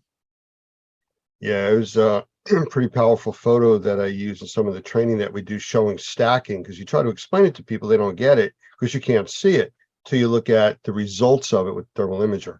And it definitely speaks volumes. So what kind of limitations are there on the thermal imaging equipment, at least that's available now? That's a great question, Lance. Where we stand right now in 2023, with respect to equipment, there has never been a greater variety of thermal imaging systems available to the public. They range from very, very simple. In fact, for as little as $200, you can buy a module that go onto a smartphone or smart device. And with the software that comes with it, turn your smart device, your cell phone, if you will, into a thermal imaging system. It can range up to hundreds of thousands of dollars for the top of the line systems that do very specialized applications. But let's say between the range of $1,000 US and up to $30,000 approximately, there is a wide range of equipment out there that will handle applications associated with mold investigation or indoor air quality. Now, one will always get what one pays for. It's particularly true in thermal imaging. You need to choose an imager with sufficient resolution and thermal sensitivity to carry out the task. A imager which retails for $1,000 may be adequate for something of large size in close proximity, maybe 6 to 8 feet of imaging distance, but it's not going to be adequate for picking out fine details from the exterior of a building from a couple hundred feet away. I remember when I got my first IR camera, and it was 18, 19 years ago. I paid over $13,000 for it. Recently, I had an issue with it, and I called about getting some service, and I was basically told that it's too old, we can't fix it. But if you want to send it in, it would be $2,500 for us to evaluate it. I went and bought another camera for $500 to do a quick job that I had to do. Right. And that's very typical of this business. The prices have fallen precipitously over the last 20 years. And meanwhile, the quality of the instrumentation has gone up. But concurrent with it, the falling prices across the board, due to advances in technology, manufacturers have come up with different price points for lesser quality instruments that are available. So now it's basically pick a price point, and there's probably an imager to meet your budget. But you'll find that for indoor air quality, for people who are serious, if you've got between $3,000 and $8,000, there is a lot of instrumentation available to you. And I think it's important to know, I don't sell instrumentation, and I will tell you that I teach people how to use it properly and within the limits of the subject equipment. But price is also a moving target, and I just give some generalities on giving people an idea for budget. Our family of companies have just acquired at least 3 imagers in the last year, and I think we bought equipment that was around $15K by the time we were done, because we added additional lenses so that we would have different fields of view with the same instrument. It gives us greater capability. But that's probably more horsepower than people need for your average indoor air quality inspection. Well, that was one of the things that I considered when I bought my camera years ago, that I was a level 1 thermographer, and I was basically looking at heat patterns on surfaces for mold assessment, mold remediation, indoor air quality issues. But I went for the better camera. It was a few $1,000s more, because if I went further on in the industry into temperature measurement for engineering purposes and design and stuff like that, I would have had to go out and buy another camera to do that if I didn't get the upgraded one. So I took that into consideration. You know, yeah, I bought the Lamborghini to drive to the grocery store to get the loaf of bread instead of the Volkswagen. But, you know, at the time, it made more sense to me to do that. Absolutely. And we are faced with a similar thing here within our family of companies, where we oftentimes are looking not only at what is our most immediate needs, but what could we do additional with this instrumentation. So we tend to buy a level or two above our most basic needs always. I got to get into the weeds on a question here that it was a big thing quite a few years back, where a lot of the cameras that were being produced couldn't be exported out of the United States until the manufacturers made a change in the speed of the cameras. Is that still an issue? Let me take apart your, I think it was two questions. So let me take each one in turn. What you're referring to are regulations on the import or export of infrared technology. And what you are at present, back then and still to this day, if you have an imager with a frame rate of 30 hertz, which is considered real time, you cannot export that or take that instrumentation beyond the borders of the United States without authorization from the U.S. Department of State. If you do, you can wind up in very serious trouble. In fact, it's a felony. The change that you're referring to is that some manufacturers came out with imagers that had a frame rate of 9 hertz. 9 hertz is not considered real time, and it is not covered by such restrictions. Those can be exported readily without an export license. Now, the difference between a 9 hertz imager and a 30 hertz imager is if I were holding a 30 hertz imager right now and I were to pan it across the wall, I'm going to see a real-time image with no smearing, no ghost trailing. However, if you have a 9 hertz, depending upon how it's put together and its processing of signal, as you move quickly, you might get a comet trail or smearing until the imager slows down or you hold steady. So 9 hertz there's nothing wrong with a 9 hertz imager. Hundreds of thousands of these instruments have been made and used here in the US as well as throughout the world. But a 30 hertz imager is an imager where if you're doing a lot of things in motion or you're walking or you don't want to have to move as slowly as you pan across a wall, then the 30 hertz imager would be for you.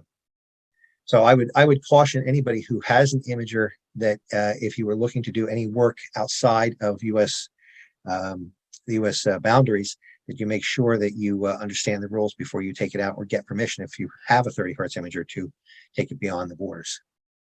I guess the quick question that people are thinking about is why, and my understanding was because of it could be used as a targeting system for weapons.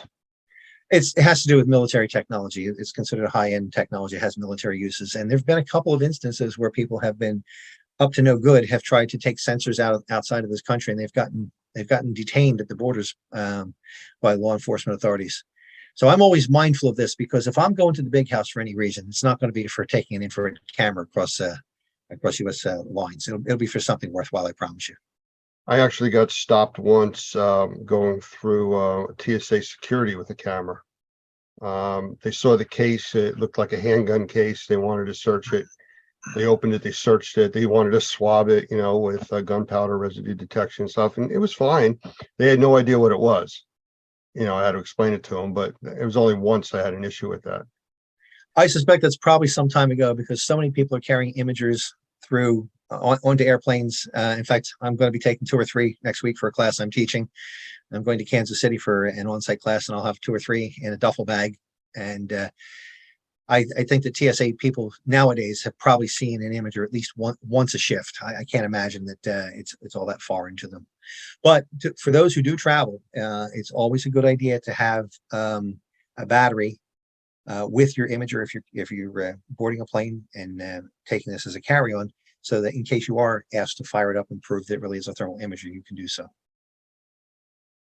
Interesting. I always had the batteries with it, but just never for that reason. But good point. All right. So in my world, indoor air quality and mold assessment remediation, we have standards of practice, professional practices. Are there current accepted standards for thermal imaging? The answer to that question is yes, there are. There are many, actually. My company, Infraspection Institute, actually publishes perhaps the largest inventory of applications and equipment usage standards pertaining to thermography. We have standards related to infrared inspections of electrical systems, mechanical systems, building envelopes, flat roofing systems, boats and recreational yachts, horses, photovoltaic systems, just to name a few. We also publish standards on proper use of the thermal imager, and all of these standards are taught in our courses. Those standards are also available for purchase by lay people or people with an interest in thermal imaging, and they can be accessed through the Infraspection Institute website through our online store. They're available for immediate download. Very reasonably priced, I might add. I say that because I'm a practicing thermographer, and I've seen standards published by ISO and other international entities that retail for as much as $200 to $300 each. Ours are nowhere near that in price. Weren't you at one point involved with writing some of the standards? I've been a co-author of most of the standards that are in place. I'm responsible for the content of the 13 or so that Infraspection publishes. I also am a member of ASTM International and have been since 1985, and have helped to co-author the standards that are published by ASTM. Those standards are later adopted by ISO, and I've also worked with the Roof Consultants Institute, to name a few. In some of the classes that I'm involved with teaching on the remediation and assessment side, I talk about thermography and the importance that it can play in the assessment, inspection process, and repair, making sure you got all the problems.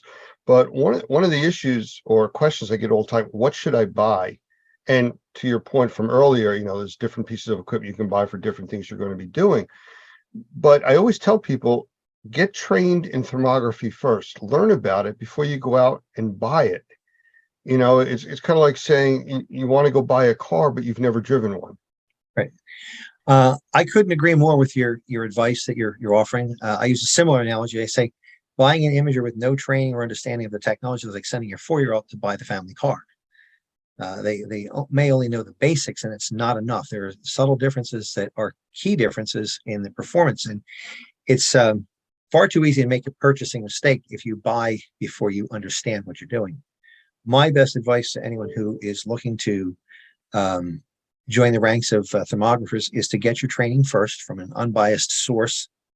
And then when you see the different applications, it may change your mind about what instrumentation that you are going to buy, or you may see other business opportunities with respect to infrared inspections that will dovetail nicely with your existing business that would lead you to buy a different piece of equipment.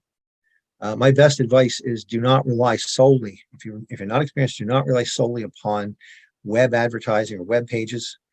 The infrared business is unlike many others in that many companies practice image substitution in their print literature and especially on their websites. That is, they'll take the imagery from their highest quality thermal imager and put it onto a web page for a much lesser capable imager. So it's like getting it's like going into a car dealership and ordering a Corvette, and when you arrive to take delivery, you find, if you're old enough to remember them, a Chevette in its place. And you say, wait a minute, that's not what I ordered. I said, well, come on, they're both vets. I mean, they're both modes of transportation. Those photographs in the literature we shared with you are just for illustrative purposes. So here in the infrared business, and I mean this in all seriousness, image substitution is a widely practiced advertising technique, and it's one that seasoned thermographers like myself, we look at that imagery and go, that's nice, but I want a pre-purchase demo or be able to take it for a test drive first. So while you were explaining all that, I was just thinking about, people not understanding the technology. And I remember being out on an assessment and the homeowner was following me around and watching me look with the camera on things. And I still remember them saying, is that a ghost? There was a tile wall and it was catching a reflection and it was bouncing back the heat pattern. And I said, no, it's not, but it's making me think about the Ghostbusters TV show that was on where they were using thermal imaging cameras. Yeah, and to your point, thermal imaging is often portrayed in the mass media, but frequently it's misrepresented. My wife is a big fan of NCIS New Orleans, so I don't want to besmirch her favorite TV program while she's not around. But NCIS New Orleans is a program where I've noted that there's multiple uses of thermal imaging which are incorrect. But we see other forms of entertainment, ghost hunting programs where thermal imaging is used to find spirits. The topic of UFOs is another. Now, and we touch on this, by the way, in our level 1 course. And the reason I touch on it is because many lay people have been exposed to this and they come away with false impressions of what thermal imaging can or cannot do. And I advise our students, and I would advise your members the same that are using thermal imaging, is when somebody's wrong in their assessment or understanding, just be patient with them. Chances are they've just been misinformed and they've seen it misrepresented on TV. But I point out in our level 1 courses that don't believe everything you say because inaccuracies abound. Another good example, I was giving a level 1 class not so long ago, and I mentioned this on a Monday as part of our day 1 course content. And Tuesday morning, one of my students comes in, he has a bottle of Snapple, and he says, I want to share something with you. And he takes the cap off, and underneath is a Snapple fact, which I had no idea existed until I saw this one. And the Snapple fact stated that polar bears are covered with fur that renders them invisible to thermal imagers. And I found that interesting because it's 180 degrees from the truth. The U.S. Fish and Wildlife Service actually uses thermal imagers from airborne platforms to do census counts of polar bears. And in doing a little more research, I found out that there's somewhere on the order of 1,000 Snapple facts available to the public at large, but there are many things that are incorrect, including the one about polar bear hair. Well, there's something we didn't expect to learn today. Speaking of learning. Bonus. Yeah, bonus. Tell us about the Institute, Infraspection Institute. Sure. Infraspection Institute, my company, has been in business since 1980. And as such, we are the oldest infrared training and certification firm in the world. Infraspection Institute provides training, certification, and support for infrared thermographers from around the globe. We do not sell or take commissions on the sale of infrared equipment. So it puts us in a very unique position in that we offer unbiased training. We are not manufacturer neutral, we're manufacturer or vendor independent. We stay completely above that. We also are recognized as an authoritative body in the business, in that we have written or co-authored many of the standards that are in place for the conduct of infrared inspections or infrared equipment use. Like I mentioned earlier, you're here in New Jersey, where I'm located, southern part of the state. But if somebody wanted to take a course with you, can they do them online? Absolutely. We offer training all across the country, and for that matter, throughout the world. We actually have a network of course materials licensees who are authorized to teach our courses. And at present, we have representation on 6 of the 7 continents. We just have not found anyone in Antarctica yet that is ready to set up and offer training there. But we have live instructor-led training available on 6 of the 7 continents. And we also have the world's most comprehensive inventory of distance learning courses for thermography. Those courses are professionally produced, and they are available as recordings, meaning that they are available to a student 24/7. And a student can go back during their subscription period for training, can go back and see those recordings as many times as they like. So it allows students to take their training wherever and whenever it's convenient for them. Well, in a few minutes, I'm going to ask you to give us some information about where people could reach out to your school or you for more information about training and anything else.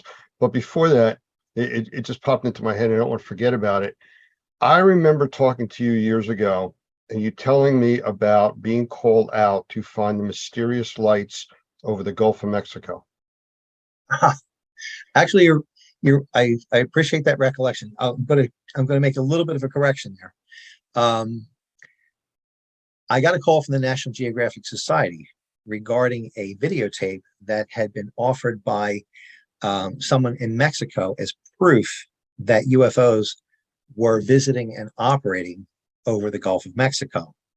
The proof was a videotape that had been recorded by a combat aircraft flown by the Mexican Air Force. They were out on a training mission, and they were over the Bay of Campeche, which is in the southeast quadrant of the Gulf of Mexico.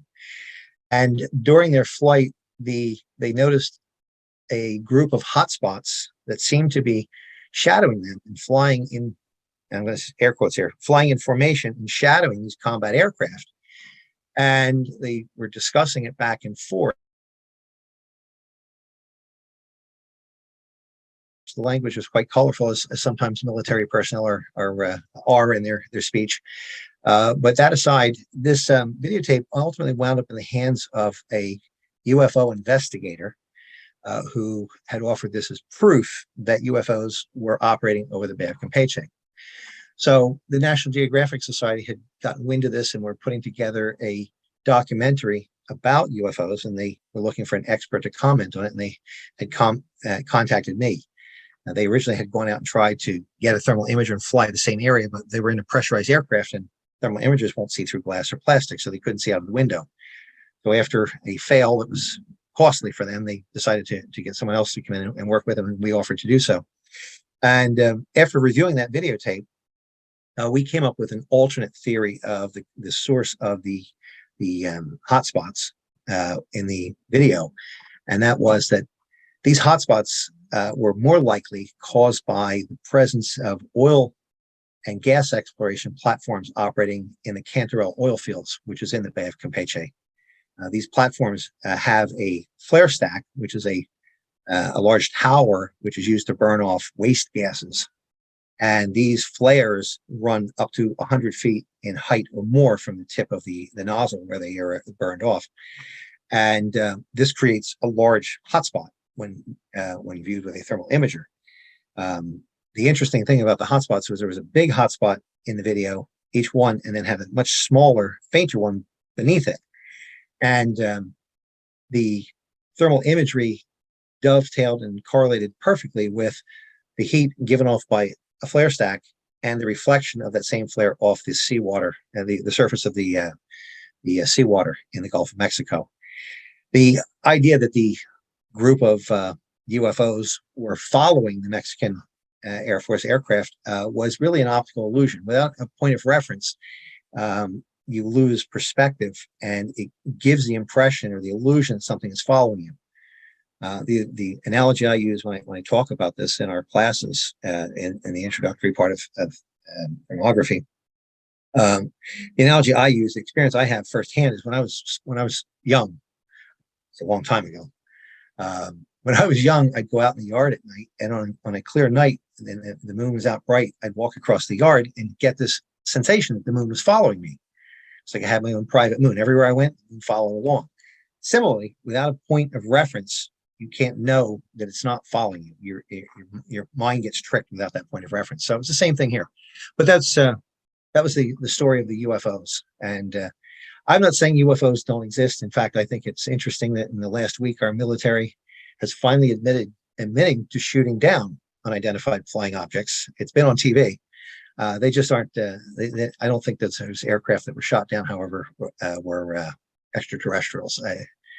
They seem more like balloons to me. Well, from back in the 40s, from Roswell, everything was just called a weather balloon. That's right.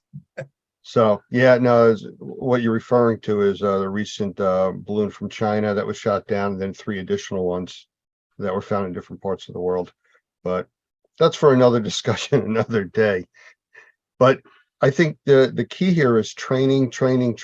You know, the pilots were trained to a point, but probably didn't understand enough of thermography to be able to distinguish what they were seeing and what it really was. I would agree with you. They did not go in pursuit of said UFOs, but rather continued on with their mission. As they say, it's really a very small video clip that was purported to be proof that UFOs existed, but in fact did not. And it's things like this that we caution our students, you know, be aware that these things are on YouTube, they're in the public domain, they're on television, they're in print, they're under Snapple bottle caps, these misrepresentations. And you just need to be aware of it and anticipate that others may have mistaken notions about thermal imaging. But to that end, the greatest limiting factor in any infrared inspection for any application is not the equipment. We've touched a little bit on equipment. The greatest limiting factor is the operator and what he or she knows. One of the things that's most important is, in addition to using the right equipment, it's understanding infrared theory and heat transfer, understanding the system or object or structure that you're inspecting, how it's put together, and how it's interacting with its environment, and also being able to anticipate what type of thermal pattern is going to be indicative of a defect or an unwanted condition that you're there to detect. So all of that, it should be part of one's training, and also experience plays a part in this. But with proper training, a person should be able to go out and with their understanding of structures or electrical or mechanical systems or any other systems being inspected, be able to apply that in a meaningful way. You know, you mentioned something when you were talking about the pilots not going after or in pursuit of the lights that they saw. If we take that into the indoor air quality mold assessment arena, it's like looking at a wall and seeing a heat pattern or cold pattern, depending on how you want to look at it, and not verifying that it is a problem with like a moisture meter, going that next step to validate what you're seeing. That's absolutely correct. In fact, one of the things that I stress in my class is that infrared by itself is not a standalone technology. Almost always, at a bare minimum, we are correlating what we see on the screen with our eyes, doing a cross-reference visually. Now, step beyond that, which is oftentimes required, would be the use of moisture meters, whether it be invasive or capacitance type moisture meters. But there's always additional confirmation that's necessary. You cannot know that a certain pattern is caused by the presence of moisture or an air leak until, or missing or misapplied insulation, until you have verified it with the next level of verification. And with indoor air quality, most often it's first visual and then touch. Sometimes it's touch. You reach down, touch the carpet, hey, it's wet. Or it could be just that simple, or then moving on to a moisture meter, or in some cases, physical disassembly of a structure, a wall structure, to look at what's inside, or even using a borescope. That's a lot less invasive, but that's a possibility as well. I mean, it could even be as simple as just a nest from a squirrel inside of a wall, or mice or something, just generating heat on that surface. Yeah. Or under cold weather conditions, if the squirrels or rodents have removed the insulation, it's misapplied insulation. That's a possibility. We have seen in some cases where insects, in particular termites, can bring enough moisture back to the nest to create a cold spot on a wall. And you look at that, and yes, it's moisture causing it, but it's not because of a leak. It's because you have an insect infestation. And that is also a possibility for detection with a thermal imager under the right conditions. So because of the specialty way that you get information, or specific way that you get information back from the thermal imager, it changes some of the legal requirements, I think, or liability requirements on the assessor. I mean, we work normally under what we consider within view. You know, if you can look at it and see it, okay, that's what you're really liable for making assessments on. But this gives a little bit extra, but you're really not seeing through walls. I mean, you're still looking at the surface that you can see. So does that change the requirements or the legality of your assessment or your liability?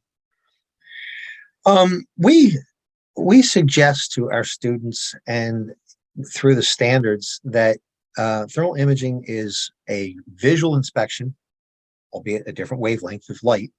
It's a visual type of inspection performed at a specific point in time. What we see today doesn't mean that that's what we'll be seeing tomorrow. So if you stick to your square of expertise and follow the standards, it is an inspection at a given point in time. We do not suggest that people offer opinions beyond the scope of thermography unless they are so qualified. And they also should not misrepresent what the imager and the imaging system is capable of. So we're not going to see into a wall. A good example is thermal imager does not detect mold. Now, I've seen many people offer that verbally. I've seen it written on websites, and I've seen others allude to it. But thermal imagers do not detect mold. Rather, they detect thermal patterns across the surface. One of the things that can create a detectable temperature differential would be the presence of moisture.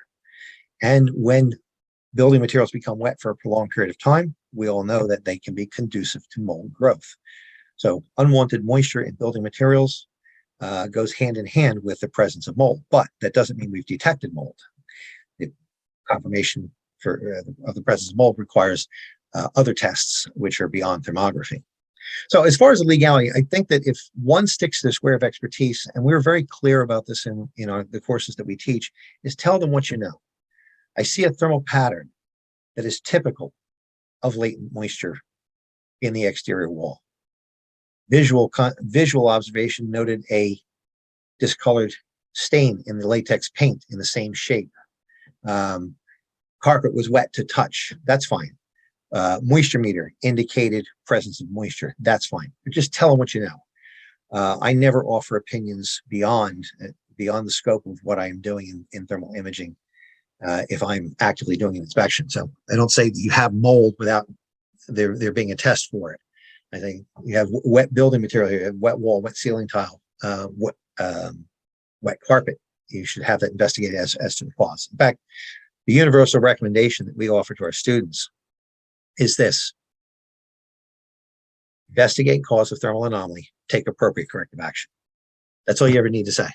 And if you say that and nothing more, no one, I don't see where there's any legal pitfall for you. Interesting. So with that, other verticals, as far as I know, we deal with a lot of home inspectors, electrical inspectors, health inspectors. I mean, is there a place for thermal imaging in there? Absolutely. When you get into larger properties and beyond the single family home, you get into multifamily units. We have electrical systems, which are sizable. Those are candidates for infrared inspection. On many sizable multifamily units, we have the roof. Oftentimes it's low slope, or if you prefer to say it's flat. That is a candidate for infrared inspection. With greater interest in energy awareness and energy conservation, infrared inspections is part of a building energy audit conducted either from outdoors or from indoors to detect evidence of excess heat loss or air infiltration or air exfiltration if you're on the outside, and of course always latent moisture in building sidewalls. Latent moisture for the mold investigator and mold remediator, we typically are concerned with indoors, inside the building, but there are places where we can have latent moisture in the building structure, which is undesirable. But it may not be creating a mold issue on the inside. A case in point is in our home state of New Jersey and the surrounding states, EFIS, or EIFS, as some people prefer to pronounce it, is also known by the trade name Dryvit, is a building material which uses acrylic stucco that allows a builder to create stone or masonry facade appearances using very inexpensive building materials. This material is notorious for developing leaks over time, and when water gets trapped in an EIFS-clad system, an EIFS-clad building, the moisture does not dry out between storms. And if it is over a wooden substrate, it can create all kinds of problems in causing the substrate to become compromised. Wet itself, of course, can be attractive to insect pests due to the moisture, can be conducive to mold growth, but it can also cause significant structural damage. We've dealt with that quite a bit, and we deal with that all through the South too. There's a lot of homes being constructed that way also. So yeah, very prevalent. All right. I'm just going to say one other thing on the verticals. We talk about energy loss. Another one that thermal imaging really excels at, as far as energy conservation, is on IGU windows. IGU, also known as thermopane or double glazed windows, particularly in commercial structures or even multifamily structures. When these windows become compromised with age, that is, they lose their air seal between the panes. Many times it's filled with argon, but sometimes it's just dry air. When that seal is compromised, moist air gets in from the environment and contaminates the space between.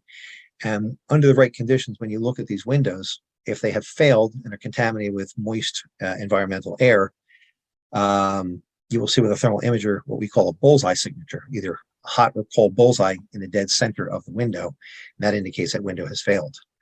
I've recently been involved with a large pharmaceutical here in the state of New Jersey, where they are renovating their properties on a regular basis. And we were inspecting for them annually from the exterior of the building under energy loss conditions to detect excess energy loss, either in air leakage or missing or damaged insulation.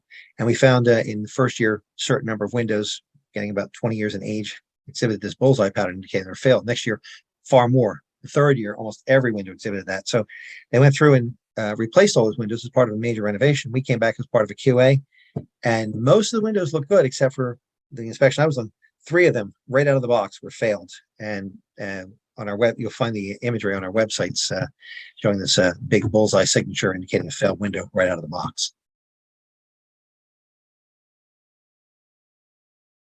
Lance, I've lost your voice. I'm sorry.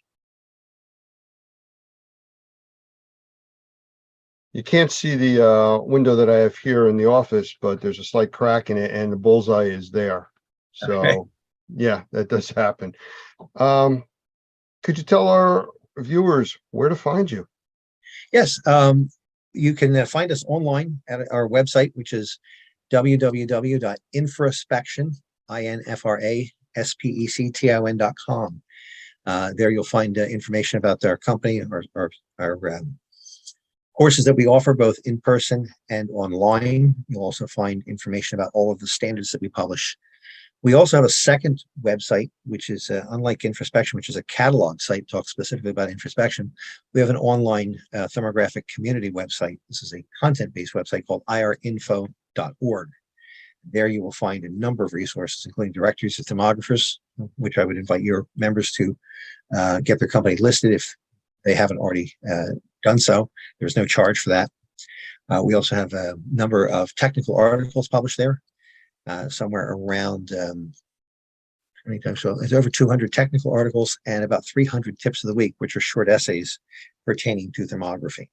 So all of these things, these resources are free, and I would invite your colleagues and viewers to tune into our online frequencies, infraspection.com and irinfo.org for more information. Of course, we are a real company staffed by real people, so if anyone has a question, they're welcome to just pick up the phone and simply give us a call, and you'll find our telephone numbers listed on our website. You mean somebody you really can talk to? Yes. Isn't that novel? I find it seems to be getting more and more novel these days, but it's something I insist upon. It's perhaps born out of habit, maybe a little bit with a touch of gray I sport these days, but it's something I insist upon. We're in a people business, and personal interaction is extremely important. Jim, I thank you for spending the time with us today. I really appreciate it. And maybe we'll do this again. I know I want to talk to you more about search and rescue and a few other uses for the thermal imaging. So look forward to doing that. Lance, I would welcome the opportunity anytime. Thank you for letting us share with you, and have a nice day. You too.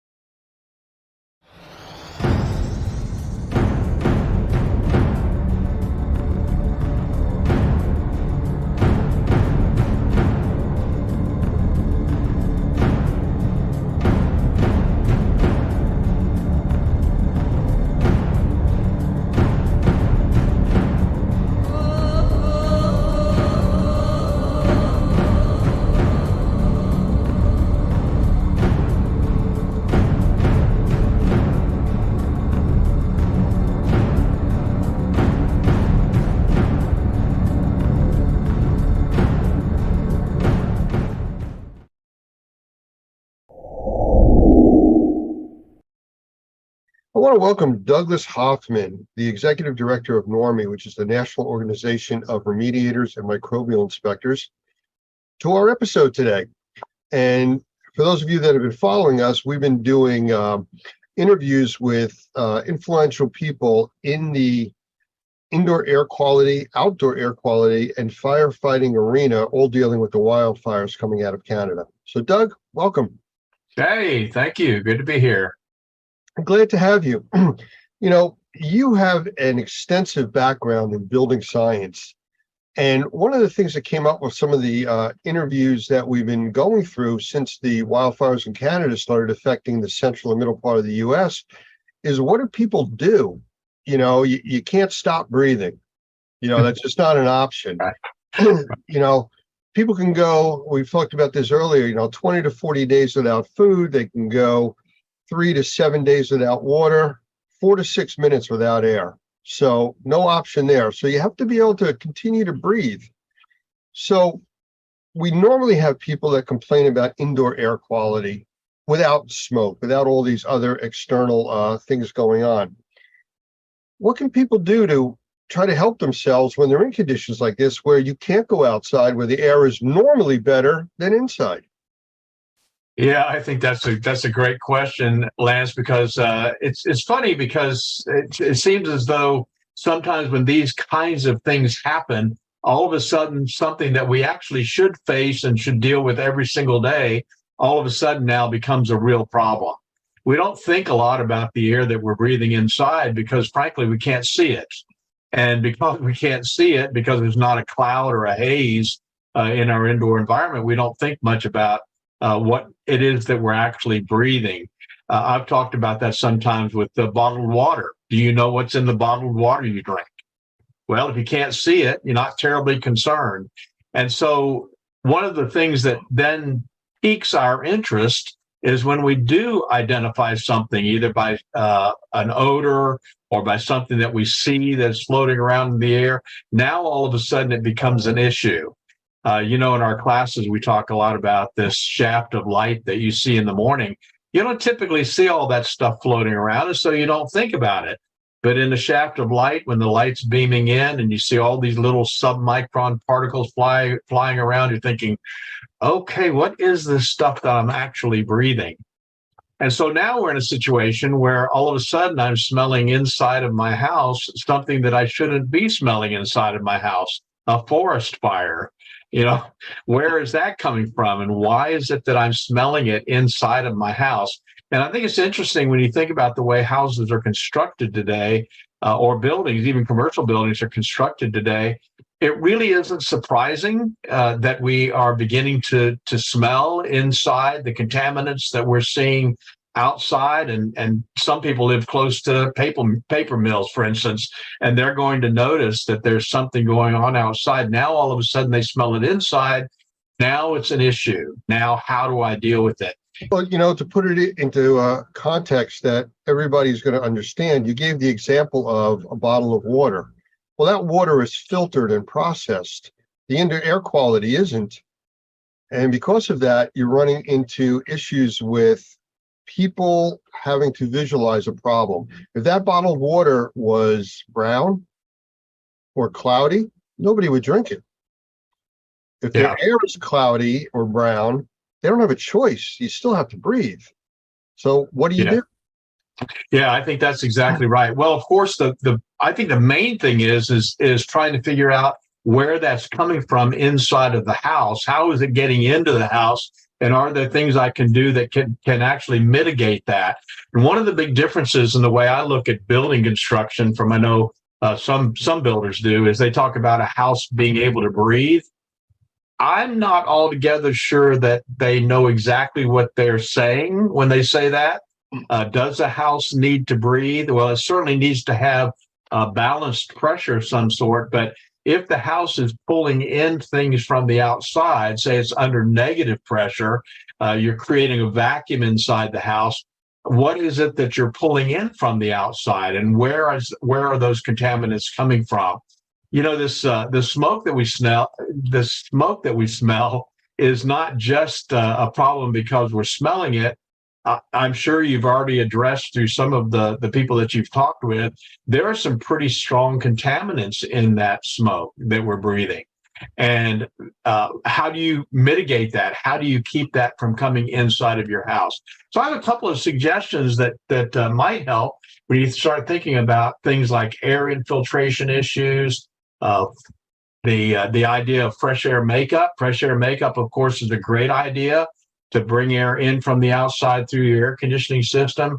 But the question is there a way to reduce that or to mitigate that? So I have some ideas that I might be able to share here that people could do pretty quickly to begin to seal off what's going on the outside. That's at least one step, and that's to begin to seal up that environment so that you're not bringing stuff in from the outside.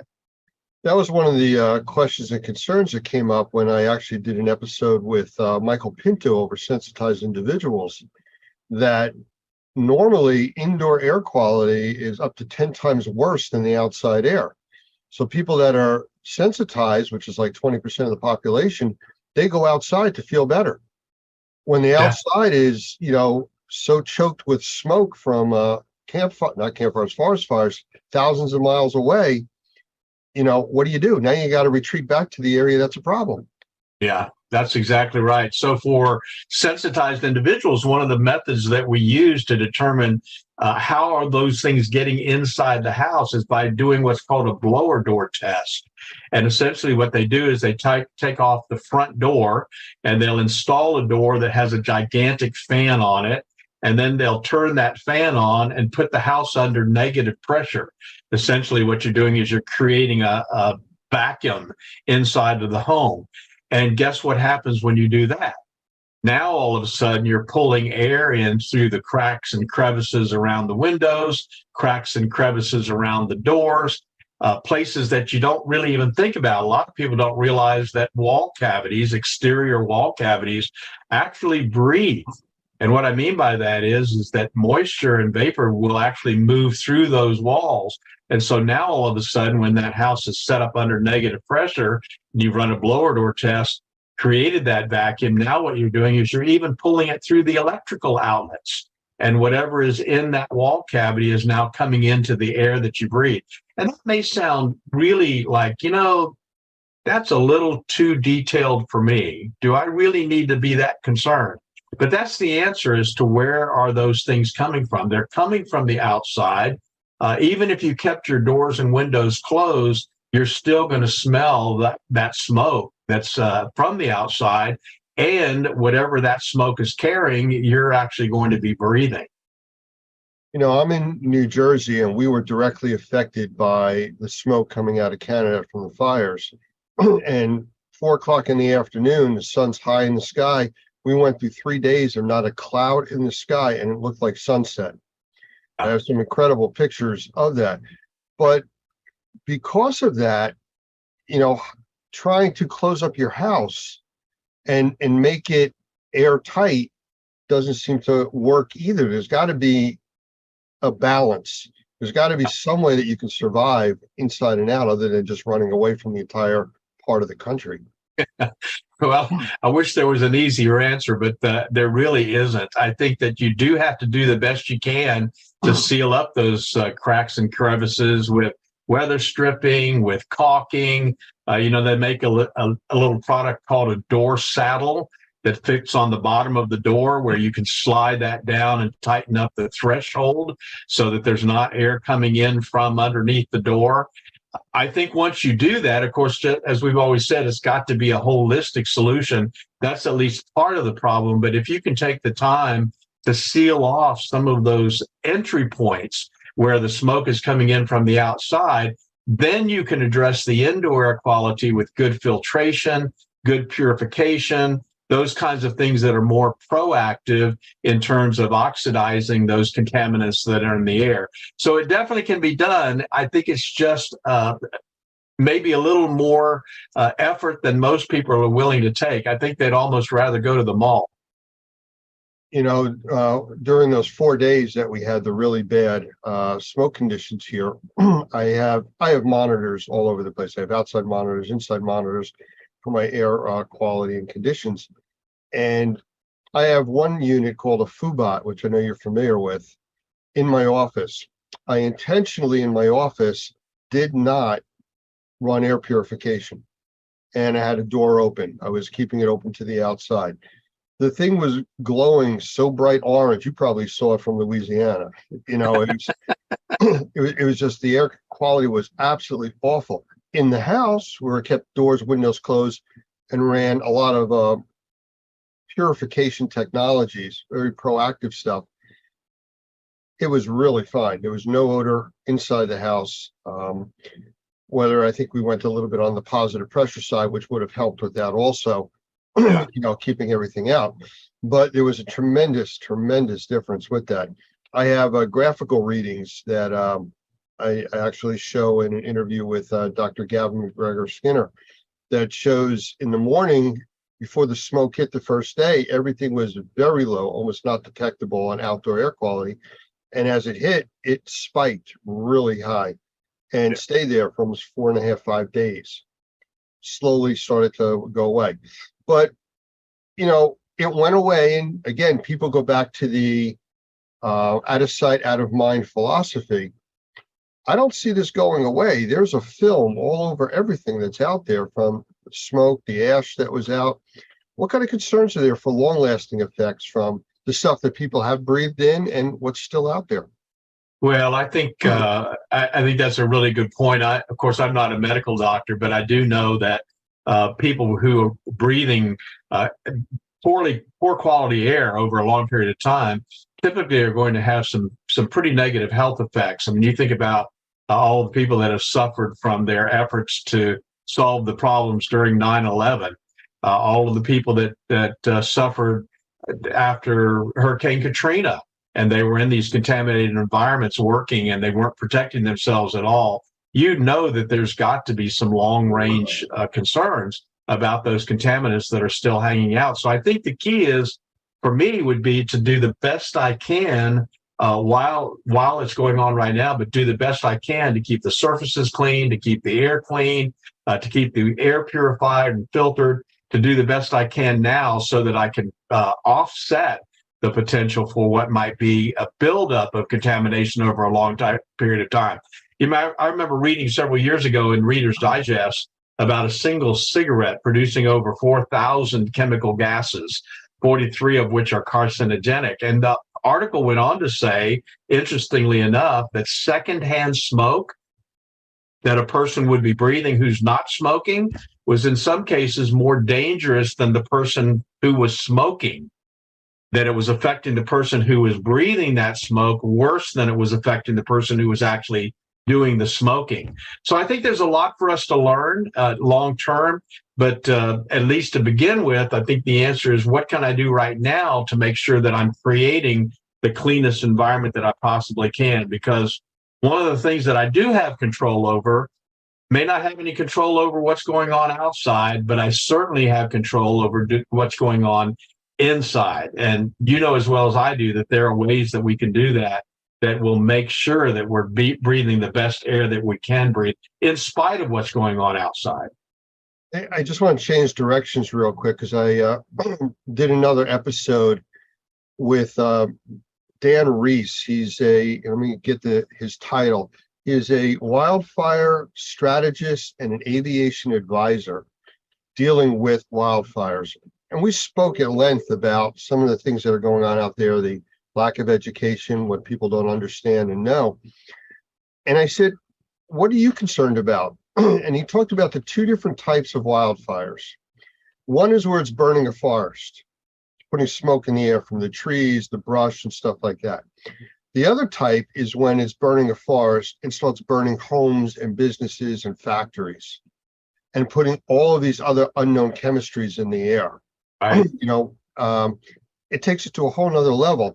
Now, in my area, they were talking about every news channel wearing your N95 mask or your N100 mask. Well, that's fine for larger particulates, but it's not going to do anything for the gases or the chemicals that are in the air. They go right through it like you're not wearing a mask whatsoever. Where's the concern on that?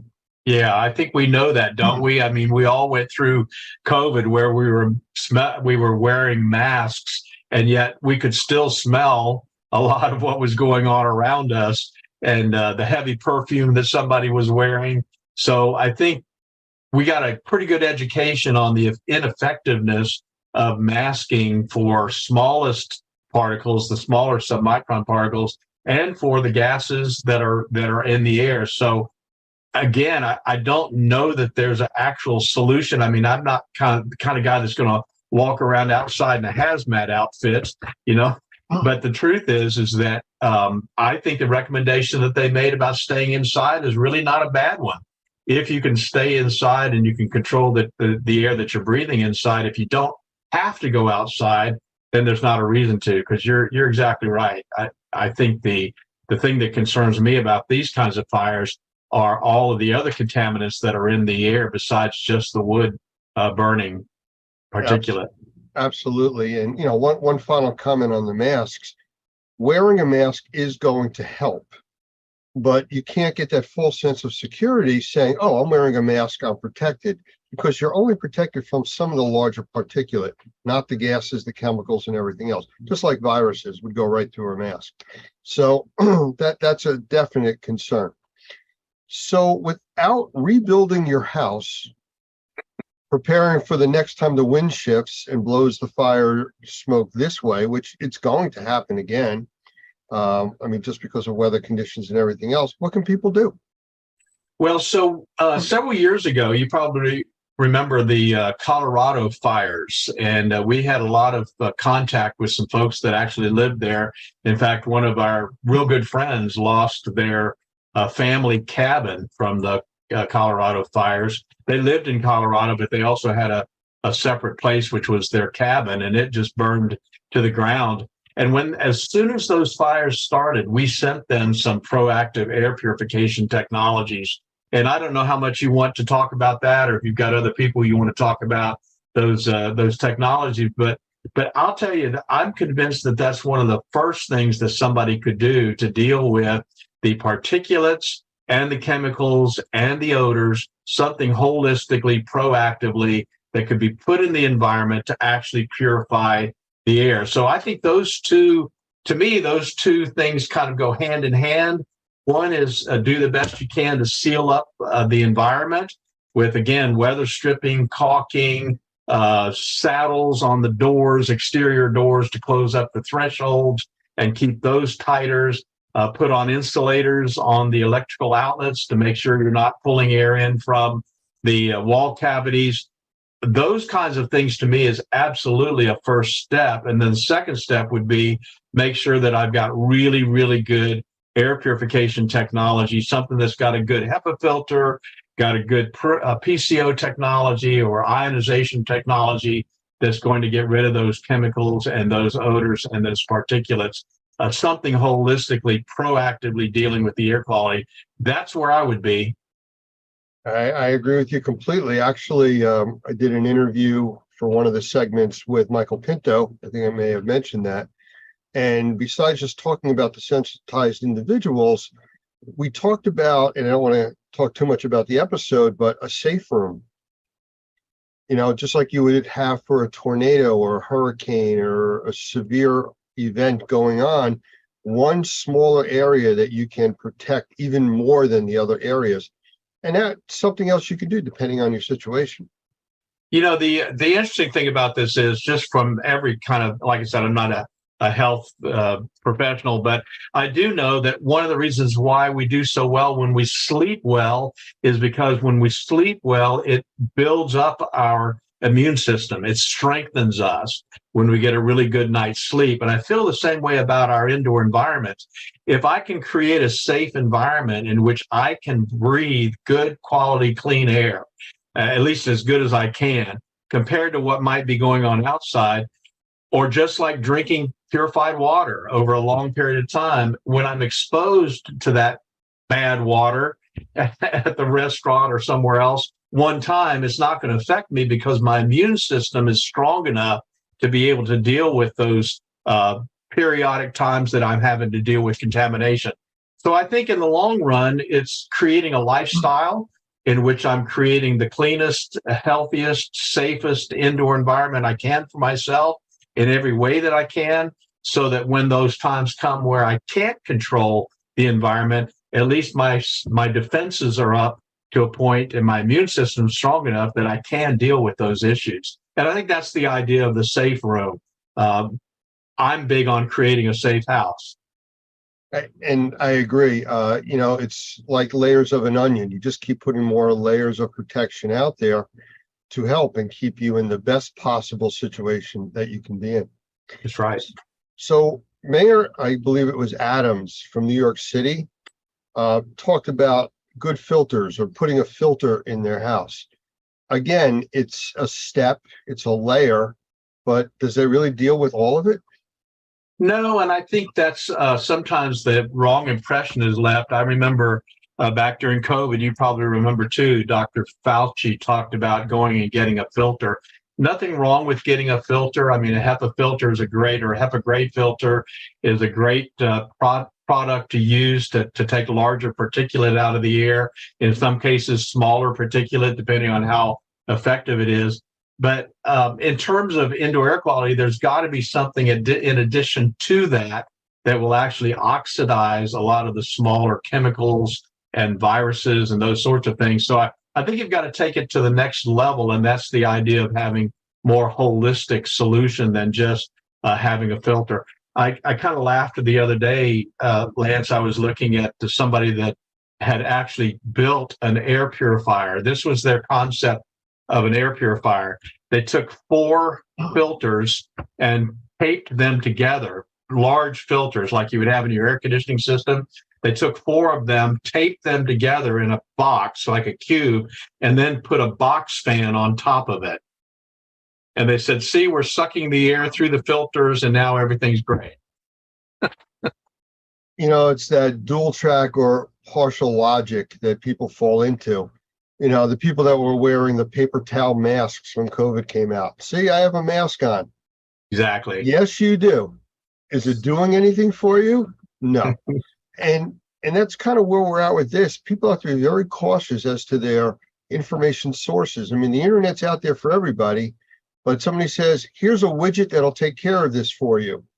Well, it takes care of a part of it, but is that enough?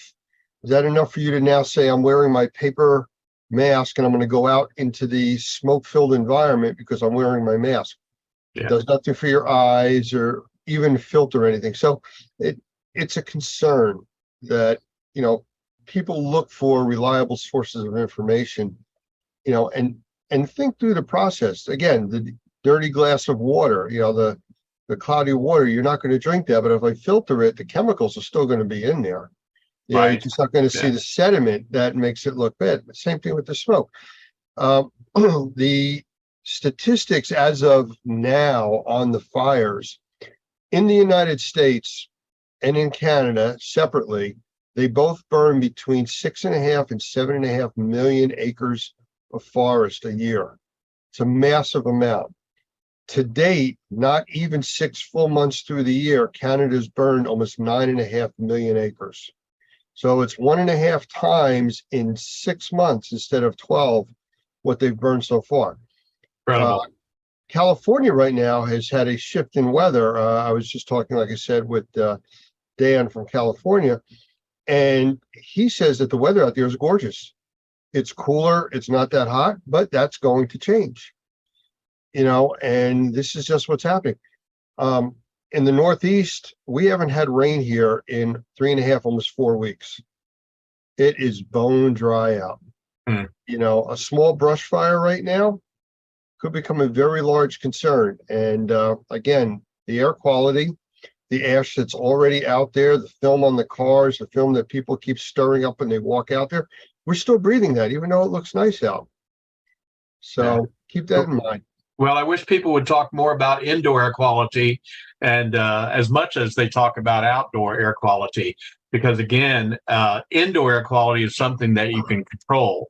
Outdoor air quality, a little more difficult. Well, what the biggest problem that we've always talked about with indoor air quality is people become nose blind. 5 minutes in your environment, you don't smell the odor that somebody coming over would say, oh, what is that smell? You go, what smell? What are you talking about? And outdoors is completely different because it's so large. It's not where you feel closed in and you're breathing, which is fine. The only time people complain is when they see the yellow forming on their cars from the pollen, when those pollen seasons hit. But other than that, people take it for granted that it's always going to be there for them. Yeah. That's the false sense of security of the paper mask, or it's always going to be good until it isn't. Yeah, that's exactly right. Well, I think we've got an opportunity to address this in a very positive way. And the truth is that if people would take the time to create cleaner, safer, healthier indoor environments, that's going to be long lasting. And that's going to help them in a lot of different ways when the next issue comes our way. Absolutely. Doug, I appreciate you spending the time with us here today. And great to talk to you. And we will chat again in the future. All right, man. Thank you. Have a great day. You too.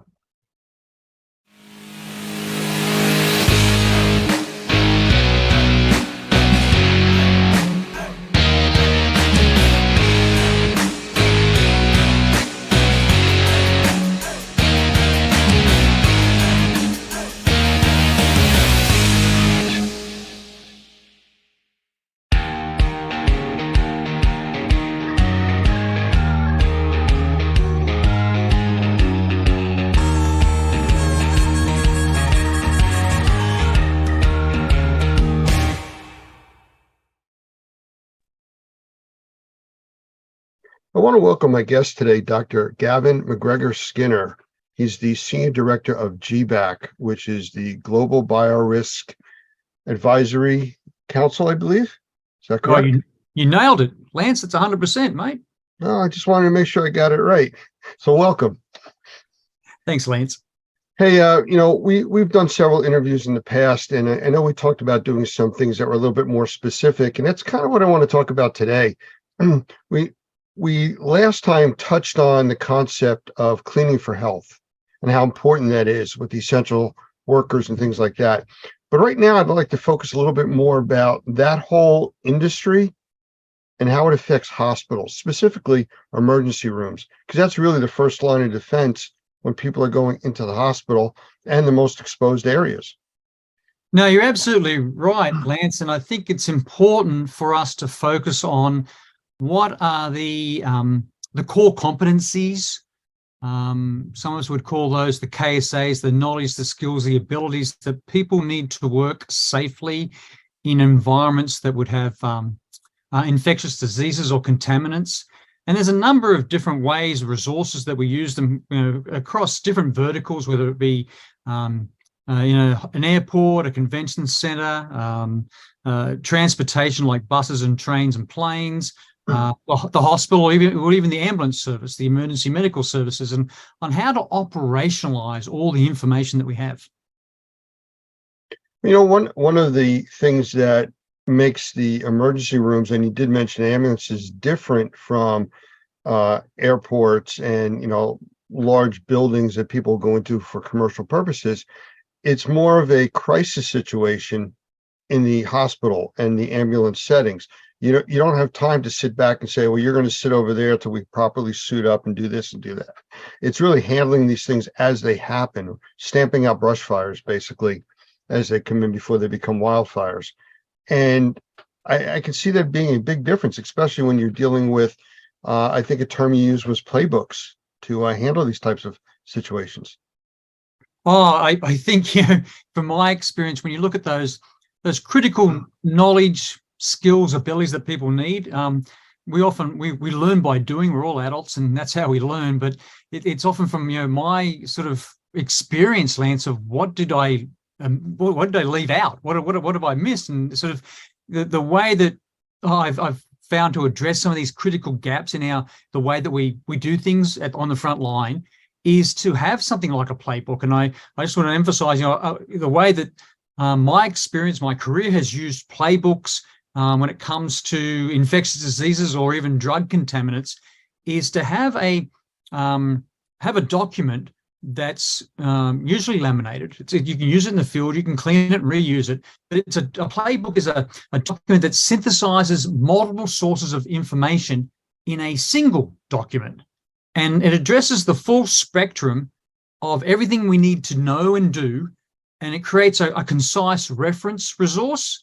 You'll see these used in hospitals, you'll see them used in ambulances, emergency medical services, and it's so important that again, a lot of these playbooks are color-coded for the different sections, so you can go straight to the section when you need to, because, again, across very broadly in the cleaning industry, we don't use a lot of these resources that we see, say, in healthcare, for example, or even first responders might use in disasters and emergencies, and we expect a lot of our professionals just to retain knowledge or know how to identify hazards and do a risk assessment quickly when the situation changes. And that's not always the case, because these can be often high stress environments to work in.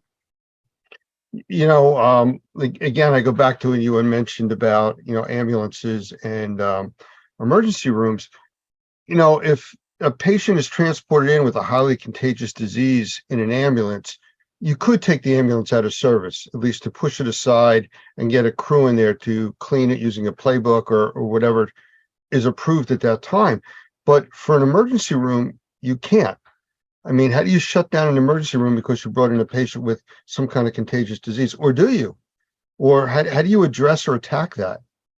It's really interesting, Lance. A lot of the, I'd say, exercises that I do with hospitals, with first responders, with emergency medical services, is identifying the full spectrum of what it takes to get that patient from wherever they are into the ambulance. You do the triage into the ambulance and then patient handoff at the hospital. And what I find in a lot of the tabletops, but also the drills and functional exercises I do, is that the nurses, the hospital staff, and even the ambulance staff are well rehearsed on how to do the patient handoff. Patient goes into the hospital and going, where's the ambulance going? Well, where do they park it up? How do you, doff your contaminated personal protective equipment? You take it off and take it off safely. Where's your waste management? Who's cleaning that ambulance? If there's an infectious disease agent from that patient, or there was lots of bodily fluids, blood, diarrhea, vomit, that needs to be cleaned up, or if there was even drugs involved, fentanyl, for example, or meth, where do you either clean and disinfect or decontaminate that ambulance? And I often find this is missing so often from hospital plans. The ambulance parks where? In the public car park? Or where does it go specifically so the resources, the toolbox is there for them to be able to clean, disinfect, or decontaminate that ambulance and do it safely? One of the things that I've run into over the years of dealing with emergency services is when you do have one of these unknown situations, unknown contamination, multiple people get sick all of a sudden in a very short period of time, and you wind up transporting them, it always comes down to, well, what do you do now with the personnel and the equipment? Because now you have a piece of equipment that's contaminated, but you also have personnel. Do you put them back in the contaminated vehicle? Do you now isolate them? Now you need somebody else to handle the vehicle, or the same with the emergency room. I mean, is there any specific guidelines that are out there for this in general? I mean, I'm not talking specific Ebola, but we could talk about that, too, but just in general, how to handle these situations. There is, Lance, and the in the Department of Health and Human Services, ASPA, the Assistant Secretary for Preparedness and Response. A few years ago, I was involved working with, the Department of Health and Human Services and ASPA in developing, what we call playbooks. And it was so important from some of the lessons we learned in, say, the 2014 Ebola outbreak, the fact that they developed a EMS, an Emergency Medical Services Infectious Disease Playbook, but unfortunately the government didn't have enough funding to print a hard copy. And you'll see comments all over the internet today. Oh, I love that EMS playbook. It's color-coded. It's easy to understand. It had algorithms. It had decision-making trees. Yes, no, if this happens, and how you react appropriately. PPE, patient handoff, looking after the patient, cleaning, disinfecting the ambulance afterwards. And there just wasn't enough funding from the government at that stage to actually develop hard copy. So it always stayed in the digital world. It was an electronic copy, but it's one that I use quite often. And it's a resource that's been well tested in the way that in a stressful situation, in a busy situation, we sometimes overlook or forget things. So it's where checklists play such an essential role.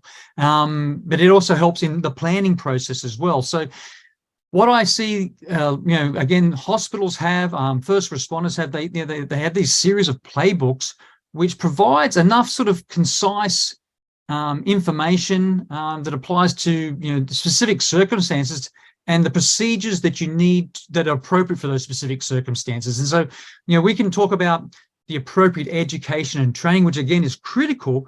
But to be successful in an infectious disease situation or a drug contamination situation does require these checklists and these playbooks as a ready reference. And I think, lessons learned here, Lance, is that these are so valuable. I'd like to see more of them produced, and I'd like to see them become part of our everyday operations to ensure that, again, mistakes aren't made or hazards aren't created because we overlooked something. Is there a central clearinghouse for these types of procedures that you're aware of? Well, in the emergency management disaster medicine world that I live in, I go to the US Department of Health and Human Services through the Office of the Assistant Secretary for Preparedness and Response. We call that ASPA. They have what's called TRACY. Now, TRACY is the Technical Resources Assistance Center and Information Exchange. And I find I go to Tracy a lot. It's like a warehouse of documents. And especially when it comes to emergencies, you'll find the EMS playbook for infectious diseases there, which I highly recommend. If you haven't seen it, have a look at it. It's fantastic. I think it's a good framework or a model for other playbooks to be developed. But again, I use HHS, ASPA, Tracy resources all the time, and I just find them so valuable. But more importantly, the resources there aren't just applicable to certain verticals. They really apply the basic principles and the fundamentals, Lance, apply to so many other different industries, different sectors, different verticals, that I would hope that others get access to these types of documents. They're free, they're publicly available. Many just don't know they exist. You know, I'm familiar with a lot of the different protocols for cleaning, wiping down stretchers, ambulances in the hospital, cleaning up the rooms that are there. And that's a standard sanitizing protocol, sanitization protocol. But then you get into some of the really bizarre types of infections, the things that, you know, people see or have nightmares about. I mean, when COVID first hit, I mean, you saw the panic that took place with that. But I know you've had experience and even exposures to Ebola, you know, from the work that you've been doing. I mean, how does that differ from these standard protocols? Oh, I think we don't often want to do this, Lance, but we have to talk about our failures, our mistakes. And I made a big one in 2014. So in 2014, I was deployed to Nigeria on my first deployment. I had 3 deployments to West Africa to help set up Ebola hospitals. I was deployed to Nigeria with a team to set up an Ebola hospital in a place called Port Harcourt in River State in the south of Nigeria. And we trained all the medical staff. We set up this Ebola hospital. We had all the principles, the protocols, the procedures in place. And then it was a Wednesday afternoon. And we got the phone call and they said, your first Ebola patient's about to arrive. So what do you do, Lance, when you get that phone call? You go and have a cup of tea and relax and go, it's really going to happen. The ambulance came in, lots of media, lots of politicians everywhere. And the patient handoff was just fantastic. It went from the ambulance to the nurse, to the nurses. It just went so well. And then they took the Ebola patient into the hospital, into a room, isolated them. And then I came back outside and Dr. Parker, who was with the Ministry of Health at that time in Nigeria, said to me, that was great, Gavin. Who's cleaning the ambulance? And I looked at my checklist and I went, I don't know. It's not on my checklist. We haven't trained. We haven't trained anyone to clean an ambulance. When we were setting up the Ebola hospital, there was no ambulance here. Now we've got this ambulance that had vomit, diarrhea, Ebola virus all through it. And I went, oh, we don't have a standard operating procedure. We don't have a protocol. So I said, I got the team together, said, right, we're going to clean that ambulance in our personal protective equipment. We know that it's full of Ebola virus, and we're going to write everything we do down. We're going to video it, and that becomes our standard operating procedure we're going to write up tonight when we finish the job. So we took the team in, and it was learning by doing. We cleaned the ambulance, and then the Nigerians surprised me, Lance, because that was the Wednesday. On the Thursday, we got our second Ebola patient. Ambulance came in. We had our protocols written out on how to clean and disinfect the ambulance. And what they'd done, Lance, they'd taken a big piece of plastic with Velcro and they'd put up around the walls of the ambulance and created like a swimming pool. And when that patient with Ebola came out, again, the handoff was fantastic, went into the hospital. I went out to clean the ambulance and they went, look at this. And they undid the Velcro and they pulled out this piece of plastic. And it had all the body fluids, had the vomit, the diarrhea, the sweat, you name it, it was all there. And the actual cleaning the ambulance, took us less time because we now had this big piece of plastic that was Velcroed around the edges of the ambulance, which kept all those body fluids contained, which was amazing. So don't ever underestimate local capacity or innovation when you think you know what needs to be done. So coming back to the US after that trip, I went, well, if we get Ebola patients in the US, we're practicing, we're rehearsing in the hospitals, but who was focusing on ambulances, emergency medical services? And there was very little done. And that's where this EMS infectious disease playbook that's available through ASPA is so valuable, and that's how it was developed. And again, I just highly recommend that approach to everyone. It just really operationalized the standards, the protocols, the procedures. It just puts it in a way that's so easy to understand. You know, the other vertical area that I work in is indoor air quality.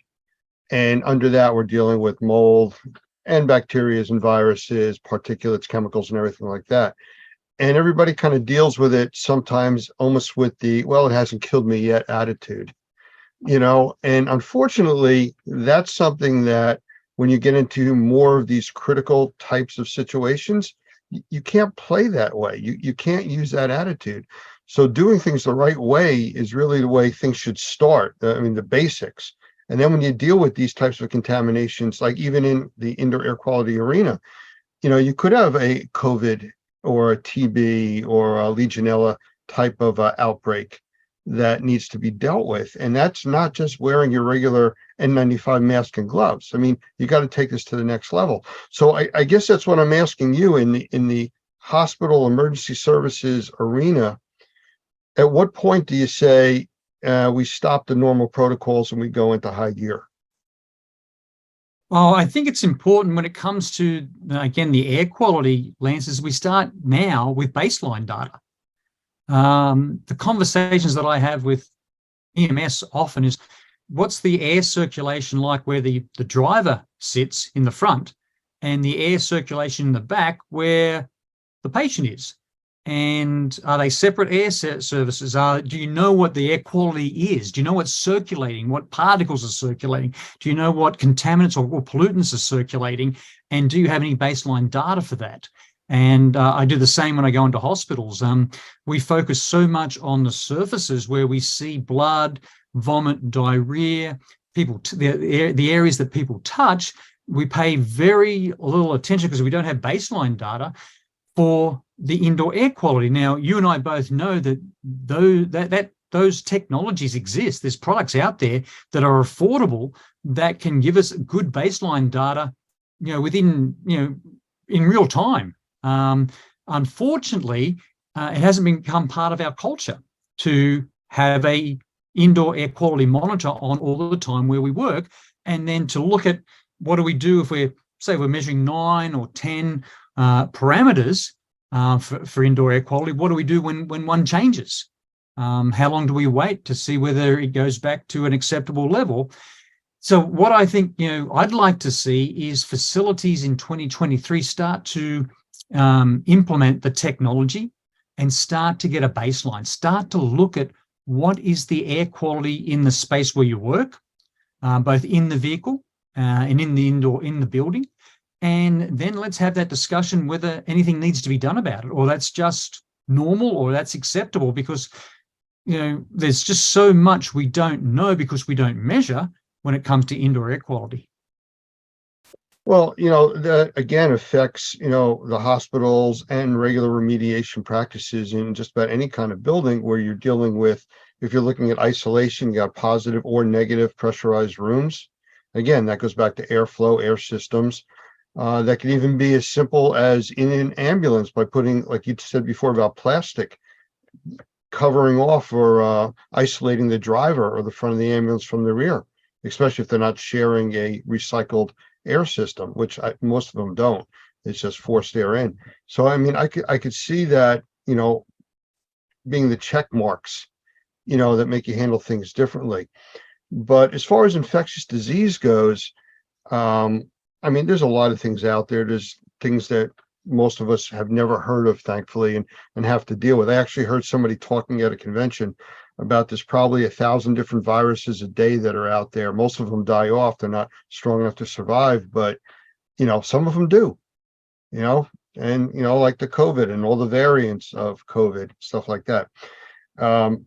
Again, you dealing with Ebola, hopefully it's something that we never have to deal with, but the reality is there, and what has to happen to the people that come in contact with it, isolations and everything that has to kick into play. You can't sit around and say, now what? The playbooks you're talking about are definitely the way to go with that. It is, and some of the things that we can take from first principles to decrease the risk of infectious diseases, contaminants, and pollutants in the environment is to create unidirectional airflow. And I know a lot of the work that I did in nursing homes and hospitals, Lance, over the COVID pandemic, was being able to take an indoor air quality monitor, get some baseline data, and then go down to Target or Walmart or whatever and buy a very cheap, affordable fan and put that behind the patient. So we're blowing everything away, or put it, whatever, who we wanted to protect, we can put that fan behind the person. Whoever we want to protect, we can put that fan behind to create unidirectional airflow, so it pushes it away from wherever the hazard or the risk is identified. So very cheap solutions were implemented just by creating unidirectional airflow in a vehicle, or unidirectional airflow in a room to create a safer environment. And I think a lot of those easy, practical, affordable solutions were overlooked by many. A lot of people ran to the air conditioning system or the HVAC system and said, oh, we're going to do this one. Hang on, no. We just want to create better ventilation to do that. And it wasn't pumping more air from, an environment like New York, New Jersey, or a city where the outdoor air might be more polluted than the indoor air. It wasn't doing enormous sort of renovation or upscaling of putting lots of money into a HVAC system where it wasn't required. It was actually coming back and saying, measure the indoor air quality, get a baseline, and then work out how to create some unidirectional airflow so that we can create safety zones or safety areas based on the movement of contaminants, pollutants, and infectious disease agents. And I think a lot of people often forget that. And I've seen a lot of ambulances, again, lots of equipment in the back of the ambulance, but with very, very poor airflow within the enclosure of the ambulance. Yeah, they're not really designed for that. It's basically transportation, in and out, and that's the end of it. Unfortunately, you're stuck in the small area with that. Same thing with an emergency room, especially when you have a patient in a room, one patient, one room type of a situation, as an isolation room would be. But if we take your concept and now roll it into the IAQ sector, we do things with decontamination chambers. That would be the same in the emergency services, decon chambers, where, I've seen a fire department set up with plastic walls built up outside where they're actually hosing people down, walking through these containment areas, because they've been exposed to a chemical, some kind of biocontamination. You can't do that inside of buildings. So, I guess that's where the issue comes. And the buildings have to be functional 99.9% of the time. These are extreme situations. I've seen tents set up in an emergency room arrival bays just outside the emergency room doors where the ambulance can pull in, put people into these tented areas before they're cleared to go into the hospital. So, those are all things in that playbook that you're talking about, really need to be worked on. Yeah, and again, looking at the simple, affordable activities that we can do, Lance, a simple smoke test in the back of an ambulance or in an ER room will show you will visualize the way that the air is moving. And what I mean by that is you grab I use a handful of incense sticks. I light them, I get in the back of the ambulance, and I just watch where the smoke goes. And sometimes I'll see, the smoke is going up, it's going sideways, it's going over to the corner there, it's not moving. I'll do the same inside buildings as well as vehicles. But again, to visualize that invisible, those air currents, and that's a way that we can address, hazards, problems with simple solutions. So there's a lot of things that we can do that are affordable that we aren't doing right now, which I think I would even put them on my critical to-do list. Well, is there a place that people watching can go to? I know you mentioned one or two places earlier to get more information about these types of procedures, how to develop these playbooks, or what authorities they should be following. Yes, Lance. Well, they can reach out to, all the subject matter experts at Normie, for example. The subject matter experts over at ISSA and GBAC, we all work together. We're one team. Again, as I said, for the work that I do, mainly in infectious diseases, but now more so, we're getting lots of problems now with drug contamination, methamphetamine and fentanyl. in the back of ambulances as well as in emergency rooms. Go to the Department of Health and Human Services, look up under the Assistant Secretary for Preparedness and Response, ASPR, ASPR, and look at their TRACI resources, the Technical Resources Assistance Center and Information Exchange. There's just a plethora. There's so many documents there that are so helpful. And if you'll see the EMS playbook for infectious diseases is there. It's a free download. But if you see it and you want to help in operationalizing it, doing a tabletop, testing it, then reach out to folks like yourself, Lance, at Normie, and we'll bring in the right subject matter experts to make that happen. So you can actually evaluate yourself in the real world on where you are, what you can do, and what you need to assistance with, maybe to strengthen. And I think that's really important that we continue to be in a culture of continuous improvement.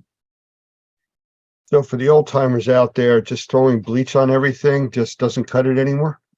Oh, Lance, you know my feelings on bleach. I had 3 trips in 2014 to deal with Ebola patients, and I would come out of the hospital after being in all my personal protective equipment. We were sprayed down with bleach, and the metric, the indicator that people would say to me in Nigeria, Liberia, Sierra Leone was, "Gavin, you don't smell strong enough." And what they would spray me again. I think it was my second or third trip. I lost my sense of smell and taste for nearly 6 months because of bleach. Bleach serves a purpose in certain situations, but you've got to read the safety data sheet, and you've got to follow the instructions, and you've got to dilute it properly to make it safe. Well, absolutely. And, again, in our world with the indoor air quality, mold assessment, mold remediation, infectious diseases, again, like I say, the old timers, they bleach everything. Bleach will kill it. Well, it doesn't. I mean, viruses technically aren't alive, so you can't kill them. So it does create, a whole bunch of new issues. And some of the chemistries that are out there make people sick. Yes, they are. And that's why you've got to read the label. We've said this over and over again, Lance, you've got to read the label, and you've got to ensure that the people that are using the products that have active ingredients, have chemicals in them, have been trained properly and appropriately to and follow exactly what the safety data sheets tell you. And unfortunately, the safety data sheets are hard to find. But again, this involves education and training, which we'd like to see done just on a much larger scale. All right. Well, I think we're going to have to do some more of this going forward. I think we'll pick a few other topics too, because it's really interesting. You had a lot of good resources there that we can have our people go to and check out and come up with some of these plans. The standard decontamination, everybody's got that. It's this infectious disease issue, especially the really serious ones that are scary, that we really need to do this right. I think it's important for everyone to realize, Lance, we're here to help. If you and I don't have the answers, we know lots of other subject matter experts that we can bring in and help us with an answer that's evidence-based. And it's really important that anyone who watches what you produce and listens to me or listens to you understands that we are here to help. Well, we haven't even touched on sensitized individuals, off-gassing, chemical exposures. There's so many other subjects we could deal with. But I think the talking about the emergency rooms and ambulances, and even the buildings that the ambulances are stored in, the emergency service buildings, the fire departments, they all get contaminated and need to be cleaned too. So. No, you're absolutely right. And again, it's not just one industry specific. These are fundamental first principle problems that need well thought out solutions to identify the hazards, do your risk assessments, and come up with solutions that are affordable. They can be operationalized, and they're doable. That's what's key to this. The key to being safe and healthy is to come up with things that are practical. Gavin, I appreciate you spending the time being here. Thank you very much, and I look forward to doing this again in the future. Thanks, Lance. Appreciate that. The Perfect Fit Filter by Best Living Systems, another innovative product by Best Living Systems that will change the way you breathe indoors. Older style filters use cardboard frames which become quickly filled up with mold and dead skin cells, causing them to flex inward and allow air to go right past the filter. With the Perfect Fit Filter, there is no blow-by. Because there is no cardboard for the mold to eat, this Perfect Fit Filter is designed with a sturdy internal frame and sized to fit virtually any size opening. It allows the edges of the filter media to enclose the frame of your return air grills, so every cubic inch of air is filtered. No reason to go searching for your specific size in your local big box store. The Perfect Fit Filter is shipped directly to you when you need them. In a home or office environment, this incredible 1-inch filter provides MERV 7 protection to serve as a 90-day filter. How can you leave this filter in for 90 days? Popular pleated filters provide tiny crevices where mold and bacteria get trapped. Because you are bringing to their nests dead skin cells and other organic materials,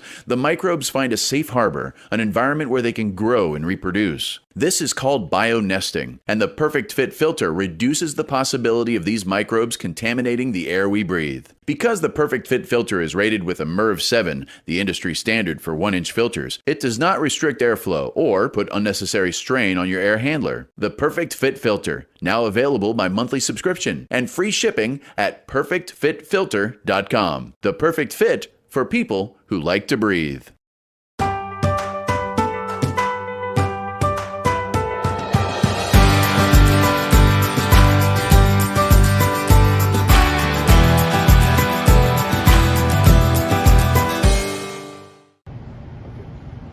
Hello there, my name is Robert Pettyjohn, coming from you to beautiful downtown Wake Forest, North Carolina.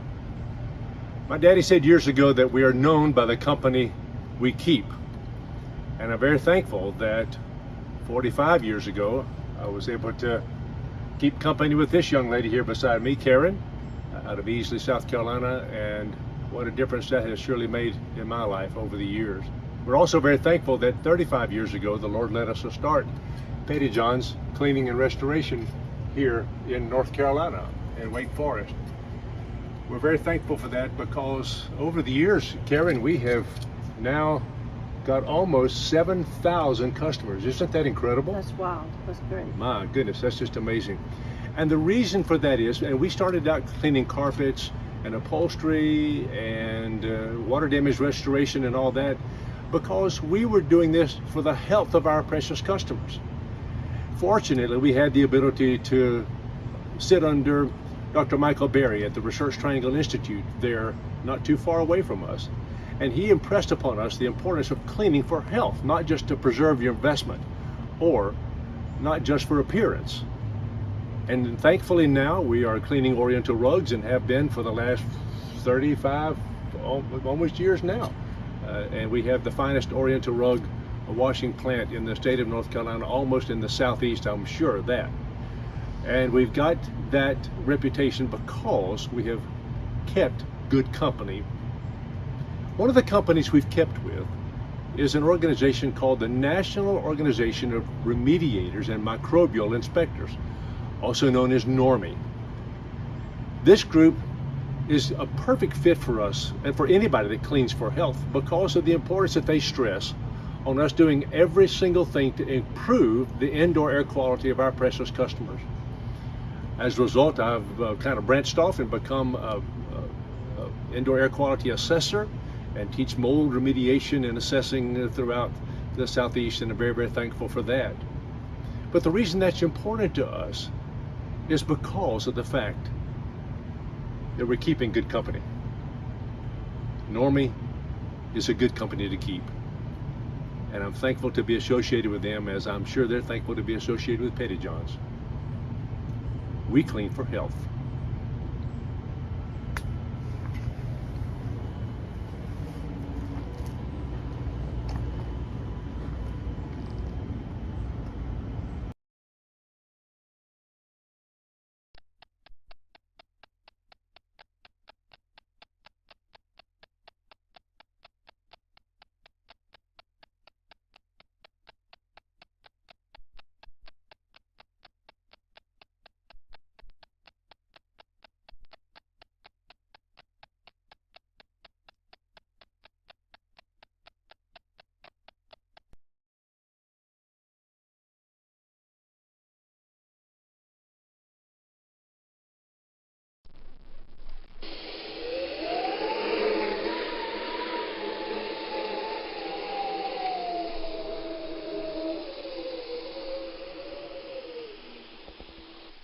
Hurricanes. If you didn't know any differently, they'd seem at the beginning like any other storm. And that's the deceptive part. The devastation, the flooding, the loss of life, the imprint of the loss of heartfelt memories, all occur after the storm has passed. The latest technology gives us the opportunity to be prepared way in advance of impending danger, and yet we wait. Or worse yet, we decide to stay. We risk so much when the effects of these devastating events could be so easily diminished if we had only listened. As the storm approaches, it very quickly becomes too late to gather the important possessions and memories, too late to batten down the hatches, too late to protect our property or sometimes our very lives. With the aftermath of Katrina, I can assure you I have changed my game plan for the next Katrina, and I hope you have or will change yours. My name is Doug Hoffman, the Executive Director of NORMI, the National Organization of Remediators and Mold Inspectors. We train mold professionals to assess, evaluate, and solve the problems associated with water events, both major and minor, as those events result in mold damage to property, and in conjunction with the NORMI Pro Environmental Task Force are ready to help when disaster hits. Check our resources at normi.org and normiproetf.org for current ways you can help yourself and others when disaster hits. Sometimes an event is so horrific that it results in massive flooding and wind damage. We lived through Hurricane Katrina right here in Louisiana and have been privileged to help hundreds, maybe thousands of Katrina victims rebuild their lives after one of the most devastating natural events ever to hit the Gulf coasts of Texas, Louisiana, Mississippi, Alabama, and Florida. We learned some very important lessons, and we're hoping this short video will help you prepare for the next major event that may hit your community. With thermal imaging and from a satellite, the images are staggeringly beautiful, but closer to Earth, in the midst of the rampage, frightening doesn't begin to tell the story. Being prepared for what might be coming and then managing the recovery will help you keep your mind on the important task ahead. The unpredictable nature of the season simply requires it. The dates of the North American hurricane season span from June 1st to November 30th. By no means will these dates prevent the forming or sustaining of a tropical event in the Gulf of Mexico, the Atlantic Ocean, the Caribbean Sea, or the Pacific, but these dates are a guide or a timeline based on previous storms over the last century. Dropping your guard or dismissing weather events outside of these dates could result in being caught off guard for an approaching storm. But these dates, in particular, are a time to be specially aware of the news and weather reports. 26 named storms churned in the Atlantic in 2005, and many of them hit land. Following their paths shows the unpredictable nature of nature. Because of the fickle nature and path of many tropical storms, a large part of the general population hesitates or fails to take precautions until the last minute. In the year 2005, an unprecedented number of named storms developed in the eastern and Gulf Coast, exceeding even the English alphabet, and many of those storms made landfall. And when that occurs, especially in densely populated areas, the results are mass evacuations, highway gridlock, and supply shortages. In simple terms, everyone that waited until the last minute is scrambling to prepare or leave. The following information is provided as part of the Community Awareness Program, CAP, from NORMI, the National Organization of Remediators and Mold Inspectors. Additional CAP programs can be found at normi.org or at flood.normi.org and include realtors awareness, first responders awareness, and other information targeted to specific groups. These are presented in an effort to fulfill our mission and fill a void in accurate and timely trainings. How often have you seen news reports about the long lines at hardware stores where residents of areas prone to tropical events are waiting in lines for hours to purchase plywood or other needed supplies? The general rule of thumb is if you find yourself in this situation, waiting in line to take your turn, you may have waited too long.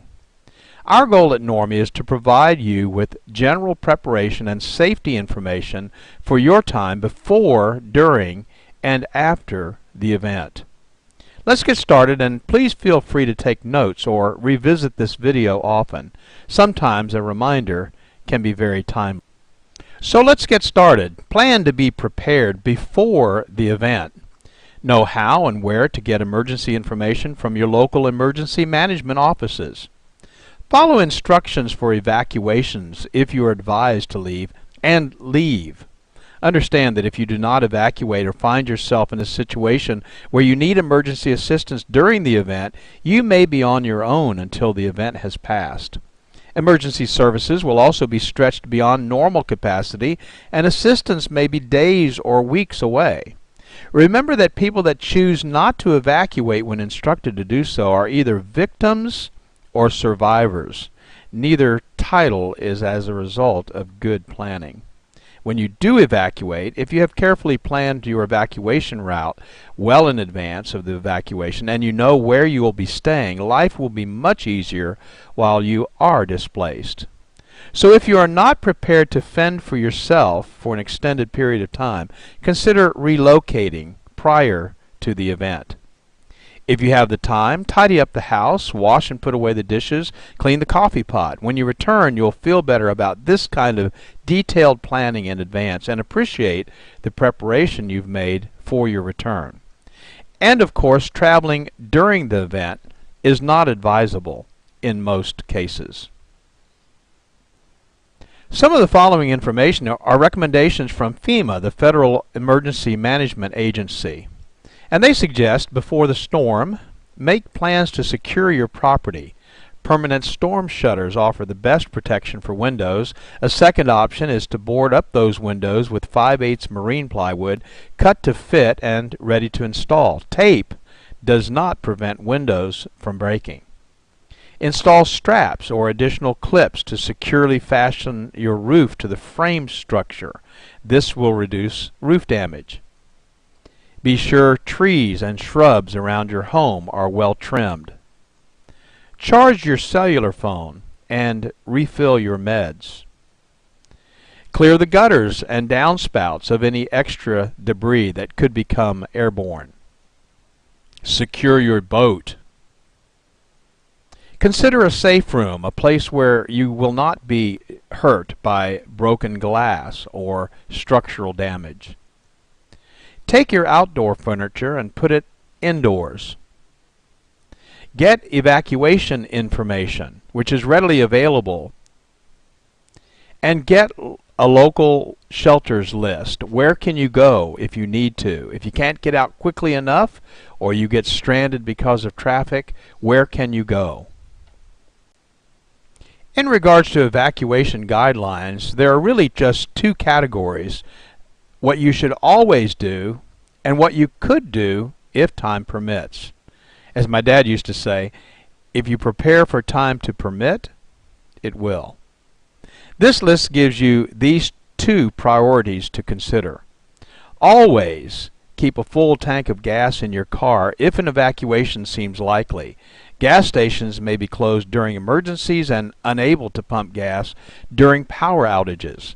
Plan to take one car per family to reduce congestion and delay. If time permits, gather disaster supplies and put them in a kit stored in your home. Always make transportation arrangements with friends or local government if you do not own a car. If time permits, make sure you've got sturdy shoes and clothing that provide some protection, such as long pants, long-sleeved shirts, and a cap. Always listen to battery-operated radio and follow local evacuation instructions.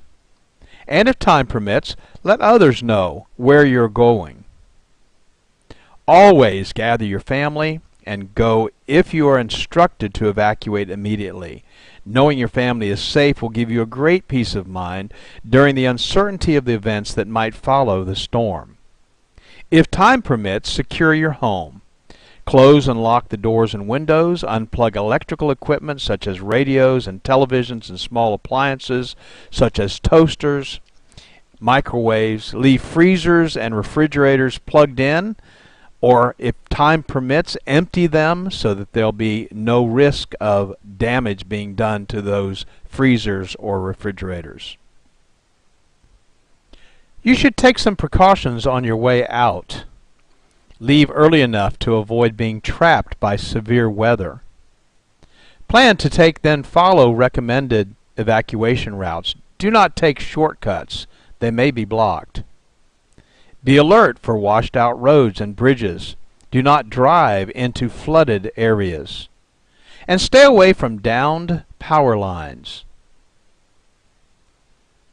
And of course the question always arises, when should we evacuate? Well, you should evacuate under the following conditions.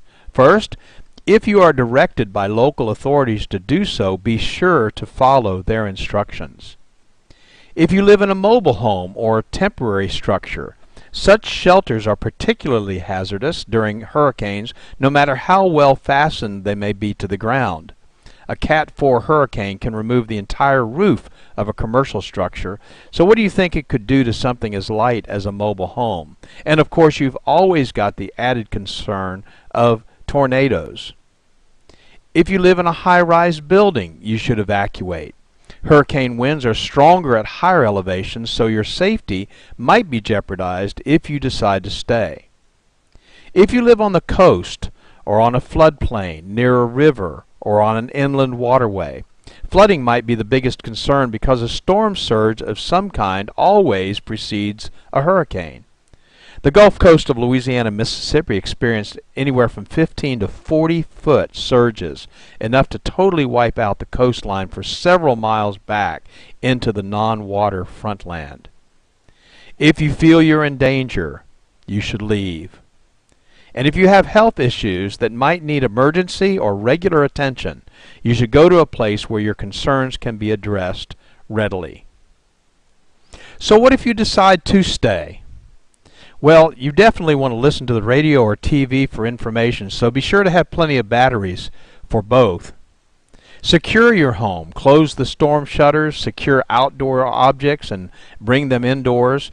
Turn off the utilities, if instructed to do so. Otherwise, turn the refrigerator thermostat to the coldest setting and keep the doors closed. This will ensure the preservation of frozen foods for some time following the storm should power not be restored for a long period of time.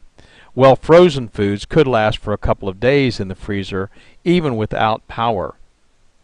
Turn off propane tanks.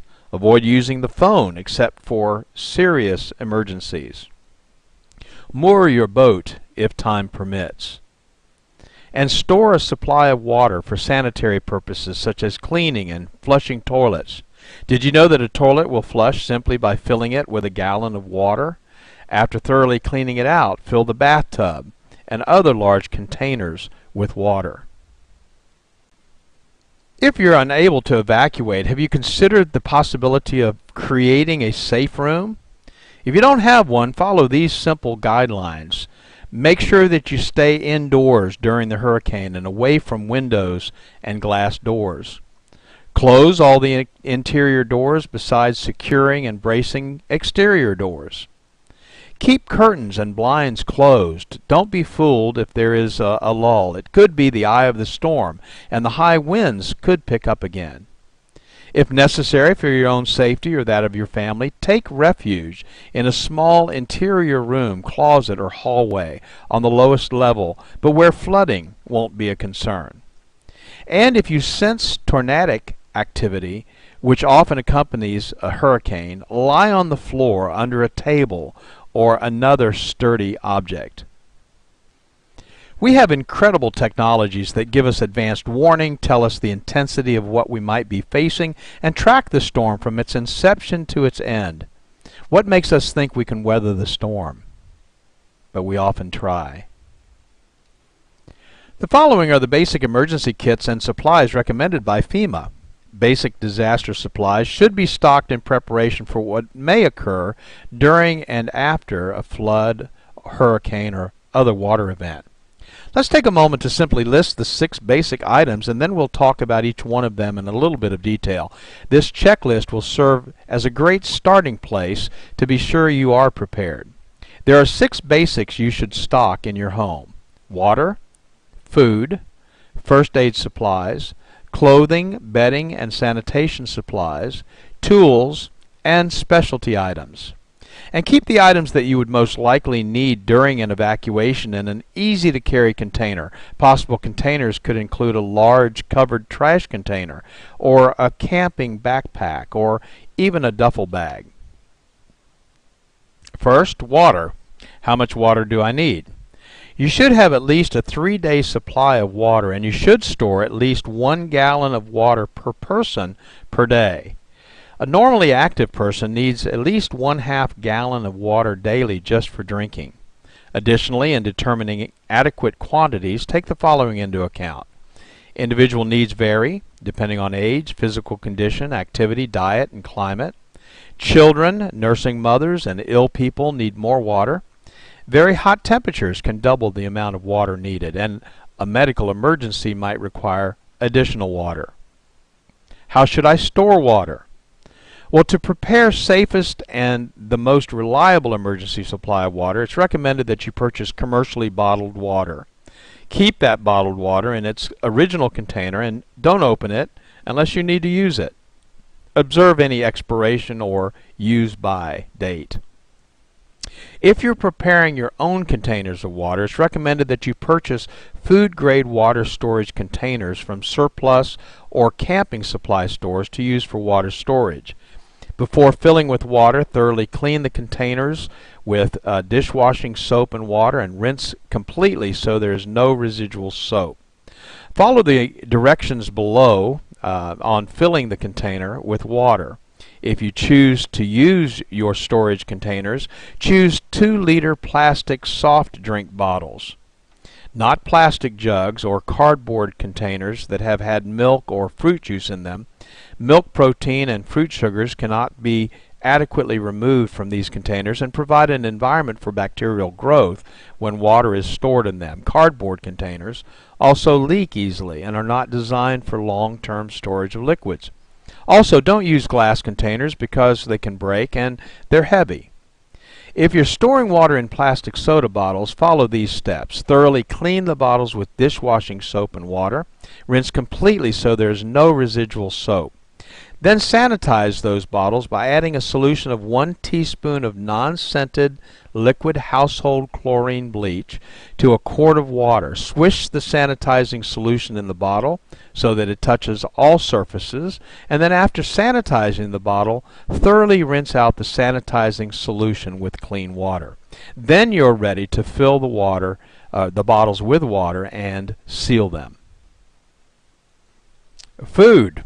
However you do it, you need a checklist. Put it in a magnetic clipboard attached to the side of your refrigerator, a post-it note on the inside of a kitchen cabinet, on your PDA or your phone app, but make a list now while you're calm and in your right mind. And remember these important points. Store at least a 3-day supply of non-perishable food. Select foods that require no refrigeration, preparation, or cooking, and little or no water. If you must heat food, pack a can of Sterno and matches. Select food items that are compact and lightweight. Avoid foods that will make you thirsty. Choose salt-free crackers, whole grain cereals, and canned foods with high liquid content. Be sure to include a manual can opener. That might come in very handy. And include a selection of the following foods in your disaster supply kit and put them in a waterproof container. Foods like ready-to-eat meats, fruits, and vegetables, canned fruits, juices, milk, soup, staples like sugar, salt, and pepper, high-energy foods like peanut butter, jelly, crackers, granola bars, trail mix, vitamins and minerals, foods for infants, the elderly, or special dietary needs. And don't forget comfort stress foods like cookies, hard candy, sweetened cereals, instant tea, or coffee. First aid supplies. First aid kits can be purchased, but some people prefer to make their own. So we've listed here 18 things that should be included so you could supplement a pre-packaged kit or develop your own. You'll need to decide which items you would want to include or exclude based on budget restraints, but even the seemingly least needed item could become extremely important in a life or death situation. Take the time to study this list, and we've provided a printable copy of this list as a resource at hurricane.normie.org website for your review. And a medical kit, again stored for safekeeping, could include the following items: aspirin or non-aspirin pain relievers, anti-diarrhea medication, an antacid for upset stomach, syrup of ipecac to induce vomiting if advised by the Poison Control Center, possibly a laxative, and maybe an activated charcoal, again for use if advised by the Poison Control Center. Emergency and safety items might also include these items, which would be safely stored but probably not in the same box with the first aid kit. Gas cans, ice chest or two, disposable cups, plates, eating utensils, and paper towels, black trash bags, vinyl gloves, maybe moistened cleaning towelettes. Again, having these items far in advance of an impending storm is simply the best way to avoid having to find them in an emergency and when you might be in panic mode.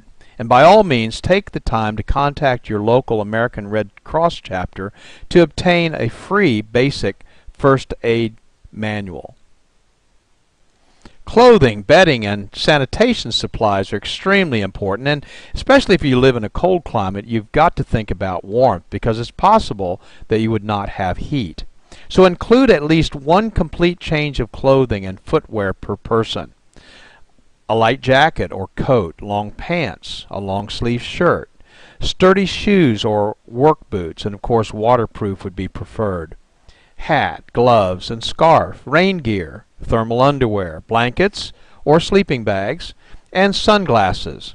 And on the sanitation side, don't forget the toilet paper, soap, liquid detergent, feminine supplies, personal hygiene items, plastic garbage bags with ties for personal sanitization use, plastic bucket with a tight lid, and disinfectant. Maybe even a little bit of household bleach for sanitization.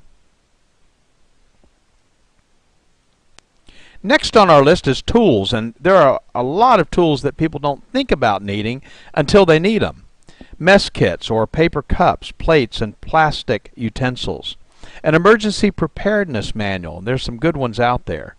Portable battery-operated radio or television and extra batteries. Flashlights and extra batteries.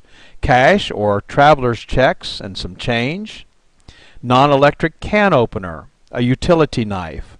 Fire extinguisher, small canister, ABC type. A tube tent. Pliers. Tape. Compass. Matches in a waterproof container, aluminum foil, plastic storage containers, rabbit ears for your TV, signal flare, paper, pencil, needles, thread, a medicine dropper, a shut-off wrench to turn off household gas and water, a whistle, an axe, plastic sheeting, and a map of the area for locating shelters. And finally, specialty items. Remember family members with special needs such as infants and elderly or disabled persons. For baby, formula, diapers and wipes, baby food, bottles, powdered milk, pacifiers, and maybe medications. And don't forget the adults. Heart and high blood pressure medication, insulin, prescription drugs, denture needs, contact lenses and supplies, extra eyeglasses, hearing aid batteries. That's a lot of stuff to remember. And you can make this a special project, taking the important family documents and putting them together in a place where they're safe. Photocopies of credit and identification cards, maybe in a Ziploc bag, plastic container. But you want to keep these records in a waterproof, portable container. Your will and insurance policies, contracts, deeds, stocks, and bonds. Photo IDs, passports, Social Security cards, immunization records, bank account numbers, credit card account numbers and companies, inventory of valuable household goods or important telephone numbers, family records like birth and marriage and death certificates, your checkbook, cash and coins, and then of course some entertainment, games, and books that you might need while you're away. So, what's the target? The goal? The goal during a tropical event is to not need the items and procedures that we discussed in this presentation. However, being prepared is a good alternative and may make the difference between being a victim and being a survivor. On a personal note, from those who have been there, during the aftermath of Katrina, many suffered intense wind damage with trees through their roof and rain pouring through. Your prized possessions, though not as important as your very life, of course, should be taken with you. If you evacuate, and you can do so without compromising the essentials, take the things that are important with you. I want to personally thank you for taking the time to watch this video. It's our hope that you will never be in a situation where you will have to consider all the things we've discussed. But if you are, now you're prepared to be prepared and survive. For more information, go to normie.org or normieproetf.org or email us at support@normie.org. We're here to serve you. Thank you very much.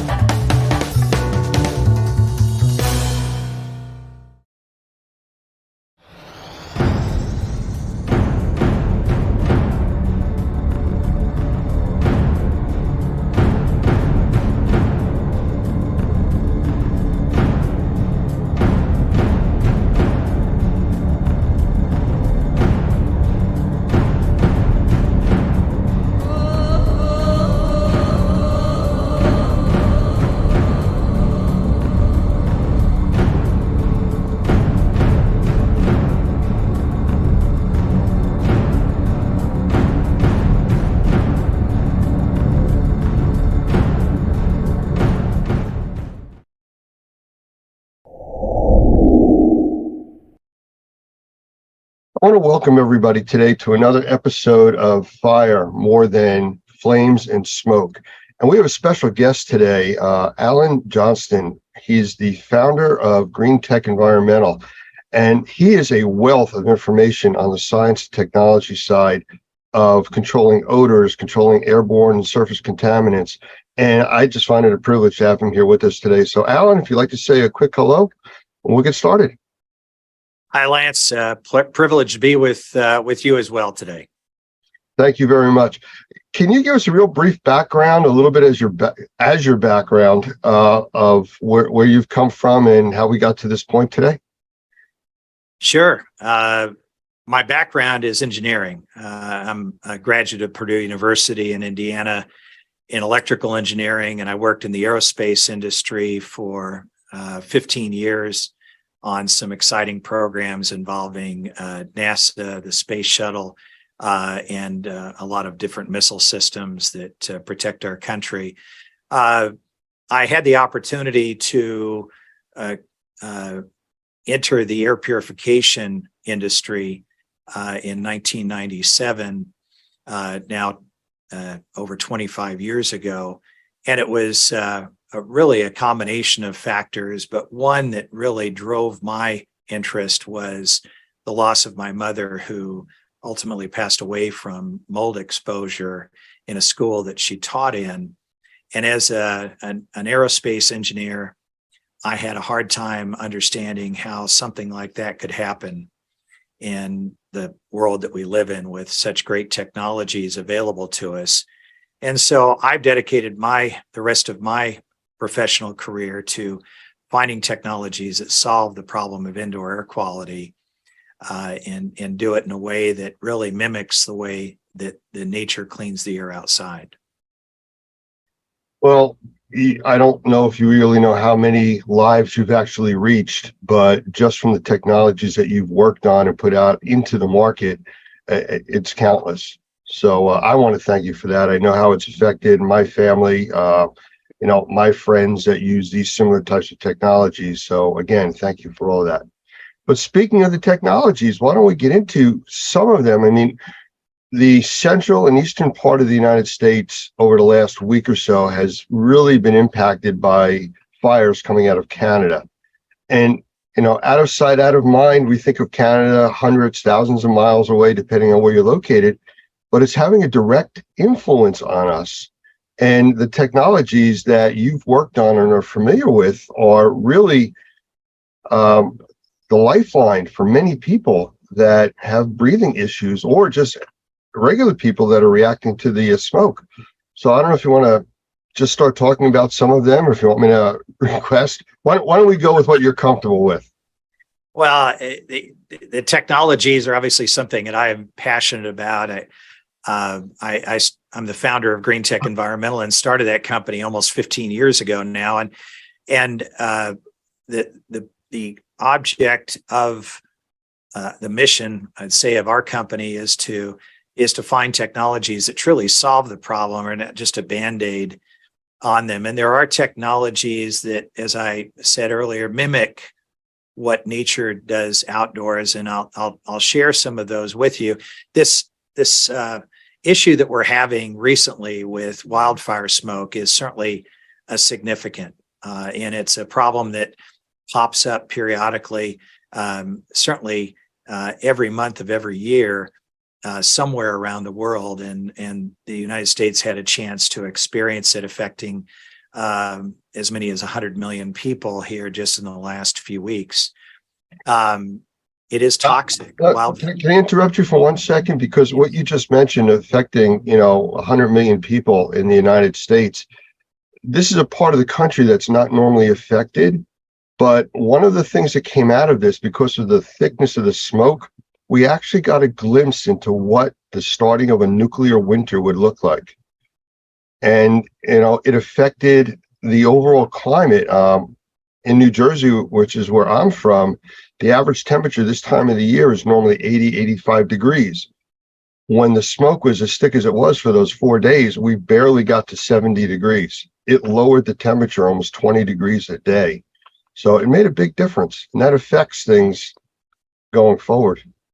Makes a huge difference. And we see the same from volcano eruptions, although not something that we often see here in this country, but in other parts of the world, not uncommon. And it's a scary situation. But from what affects you and I, and what we're really concerned about, our health, the effect of what the constituents that make up that wildfire smoke, more than just what we can see, it's the chemical compounds that are inside of that smoke that are of real concern. I have the privilege to be on multiple boards of committees with ASHRAE, and ASHRAE is the standard that is set for heating and air conditioning and indoor air quality. And one of those standards is 52.2, which is the standard for filtration. And what you hear most about when someone talks about the concerns over health and wildfire smoke is PM 2.5 or particulate matter at 2.5 microns. And that is just one size particle. Obviously, wildfire smoke contains particles of virtually every size, up to particles that we can see very clearly. But scientists have really focused in on that one size because it's one that they measure and have identified as one that can get into our lungs and get absorbed into our bloodstream and have a dramatic health effect. And so filtration becomes an important part of a solution to dealing with wildfire smoke indoors. I know that people are talking about setting up safe rooms within their homes, a place that they can go that will allow them to breathe and have a minimal effect from the wildfire smoke. And for those that have technologies that they put into these rooms, congratulations. It's something that we should all have to be able to have a safe haven. We never know when wildfires can hit. I'm sitting in Northeast Tennessee, not far from Gatlinburg, a beautiful, one of the most visited national parks, but was struck by a wildfire just a few years ago that took out thousands of acres and burned thousands of homes. Something that was unheard of because we just don't have many wildfires in this area, and we got a glimpse of what that can mean. It can strike anywhere, and preparedness is important. So as we've worked as a community within ASHRAE, developing standards for filtration, high quality HEPA type pleated filters that are able to filter out these ultrafine particles is very important. Most people don't have filtration in their home other than maybe on their HVAC system. And a lot of people are going out and buying 50 cents filters from Walmart. And one of the things that I would like to say right up front is don't do that. Invest in a quality filter that is pleated. There are a number of them out there that are MERV 7 rated filters, and that's generally what a typical HVAC system can handle. MERV ratings have to do with the effectiveness of the particle capturing ability. The higher the MERV rating, the tighter the weave, the less air flows through the filter. And one of the things that we can't do is typically on most systems put a HEPA type filter, which is MERV 13 and above. A true HEPA filter is MERV 16. HEPA type filters start around MERV 13. But those are very restrictive to airflow, or can be, and most of your systems can't handle it. But if you can go from just a dust bunny catcher, which is a typical cheap 50-cent filter that is made of fiberglass that you can see through, to a quality pleated filter that would be a MERV 7, you're going to be light years ahead for that. But a filter doesn't take out another problem with wildfire smoke, and that's chemical constituents. That's one of the things that we talked about, especially when COVID hit, that people were wearing masks, and the masks were fine for particulate, but it wasn't stopping something at the size of a virus. And the same thing with smoke. It'll stop the particulate, but nothing to do with the gases. That's correct, Lance. The gases are of significant concern to health. Inside that wildfire smoke, there are toxic gases, chemical compounds that are harmful to our health. And for the most part, we're able to deal with lots of issues, lots of chemicals that we get faced with. Our bodies are wonderful at being able to deal with those, but as we get exposed to more and more chemicals, which we are, chemicals that come through our skin from laundry detergent, chemicals come from the cleaners that we use in the indoor environment to clean, to sanitize, which is great, but those chemicals get in the air and we breathe them in. And it's not a surprise that today the CDC and EPA are saying that over 15% of our population have chemical sensitivities. In other words, they've been exposed to so many chemicals that their body is no longer able to deal with it. And now they become what is often referred to as hypersensitive to chemicals and have an adverse reaction to them. And now they have to be extremely cautious because their body can no longer take that exposure. And so it puts them into a downward spiral. So those people are using hypoallergenic laundry detergent, for instance. They're using things that are for people who have chemical sensitivities. If you want to avoid becoming chemically sensitive, you want to remove as many chemicals as you can from your environment so that your body doesn't become overwhelmed. And certainly wildfire smoke with all the chemical constituents in it create a problem that do put people at risk in that way. One of the episodes that we're doing, we're talking with a professional forest fire fighter, and he talks about the different types of forest fire smoke. A lot of people say, well, it's like a campfire. We do that all the time and we have a fire pit.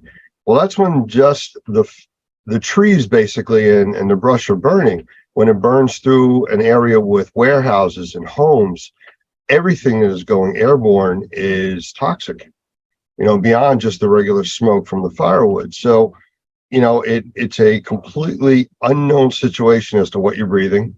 You can't just say, oh, it's a typical campfire, which I'm used to all the time. And just like with contaminated water from a flood, everything is in that water. It's no longer drinkable. Well, this isn't really good to breathe, though you can't stop doing that. That's true. But there are technologies that exist which are able to deal with those chemical constituents. And whether it's from wildfire smoke or just cleaning compounds that we use, there are technologies there and ones that I have been focused on in my career in indoor air quality for over 25 years. There are. Could you tell us about a few of them? I'd love to. One that I have focused on primarily is something called photocatalytic oxidation, or another term is photocatalysis. Photo refers to ultraviolet light. Catalytic refers to the catalyst, which the ultraviolet light activates, that creates a reaction. But by definition, the catalyst itself never changes, it never gets used up. What's happening is the photocatalyst typically made of a compound that has a very high band gap energy, which titanium dioxide is the primary one that is used. It allows for the UV light to create enough energy to break the bonds of the electrons that rotate the nucleus of this titanium dioxide, leaving behind electron holes. Now, I'm getting a little deep in the technology side of it, but it's fascinating to think about because these electron holes that are left behind, I mean, the titanium dioxide, which has a lot of, it's a very strong material. It has a lot of energy that holds the electrons to itself. So when it loses it, it has a strong pull to get them back. Well, as molecules come into contact with the surface of this photocatalyst, those electrons do get pulled away, and now it breaks down. Something called molecular dissociation breaks down these chemicals, and the chemical that existed prior to reaching the surface of the photocatalyst is no longer. It's broken down into its subcomponents, and it literally no longer exists. And that's the beauty of a photocatalytic system, is we can take things which are harmful in the atmosphere, put them through this system, and actually eliminate them. people do things like spray chemicals in the air to make the air smell better because they don't like the smell of the wildfire smoke or other odors that may occur in the home. But that's just adding more chemicals on top of the chemicals that are already there. Photocatalysis is able to break those down. In addition to that, it also creates oxygen and hydrogen-based compounds like hydroxyls, HO, hydrogen peroxide, in a vapor form of H2O2, other types of compounds, hydroperoxides, HO2. They're all made of hydrogen and oxygen, but those compounds, also referred to as oxidizers, as they travel out, they oxidize molecules as well. So it's not just working inside this photocatalytic system that is used and put into HVAC systems as well as standalone products, but it also creates things that travel out and clean the air actively throughout the ventilated space. Everywhere the air is, it's cleaning the air. So we can create that safer environment by using that kind of technology. There are some other technologies in addition to photocatalytic oxidation, or also referred to as PCO, such as bipolar ionization. Now that can be used with needlepoint ionization, where you have both a positive and negative electrical charge, and it puts these electrical charges in the air that can come into contact with water vapor and break those down and create oxidizers in the same way that photocatalysis does. There are also DBI, dielectric barrier ionizers, which do not use needlepoint. They use a different kind of technology, but it creates this plasma of positive and negative electrical charges, which tend to last longer than just a bipolar ionization technology does. But these two travel out and are able to break down contaminants. So if we look at what all of these technologies I've just described do, it mimics what happens outdoors every day with the sun creating the energy that interacts with compounds that create this photocatalytic reaction, the sun creating these electrical charges that are in the air and cleaning the air actively. I often say there's no giant vacuum cleaner in the sky with a filter on it that purifies our air outside. And in spite of everything that we do outside, whether nature does with wildfires or we do with automobiles and cars and airplanes producing pollutants in the air, all the outdoor air is constantly being polluted, yet the outdoor air generally is 5 to 10 times cleaner than indoor air. And that's according to the US EPA. And the reason for that is nature has these systems in place that clean the air and create a healthier environment outdoors than we have indoors, in spite of what you might do to keep things clean. So our goal is to bring those technologies indoors. Alan, I got to interrupt you for a second. I mean, Sure. You had said about getting too technical. I don't think you did, but I want to point out that all of these technologies are available. This is what is commonplace today. And, you know, we've talked about in other trainings, I use the term science fiction becomes science fact. It may sound like science fiction, but this is all what's working nowadays, and it's affordable. It's something that everybody can get their hands on. You don't have to go to NASA to request something like this. You know, it's there. You just have to know what you're looking for and asking for. We get a lot of people that say, oh yeah, I have an air purifier. Well, what do you have? And they tell you, and it's a inexpensive filter. Mm-hmm. And, you know, we know with filters only filter what makes it to the filter. Correct. The proactive technologies you're talking about go out and find the problems and take care of it wherever it's at.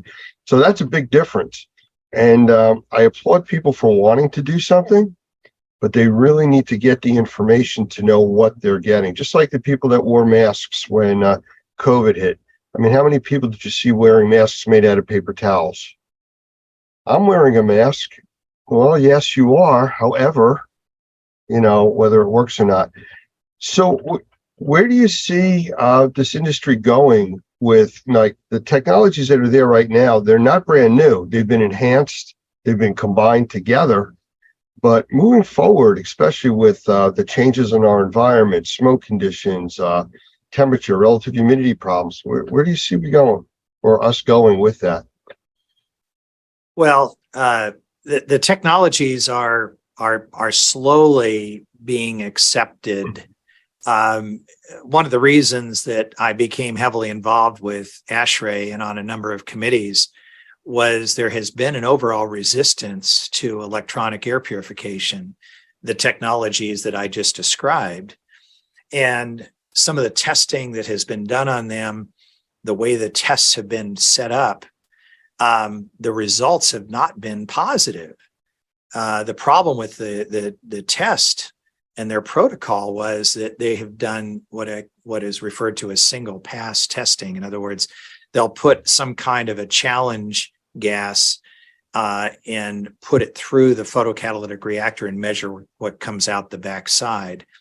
And in this breaking down of the molecule, in some cases, the molecule that comes out the backside is worse than the molecule that came in.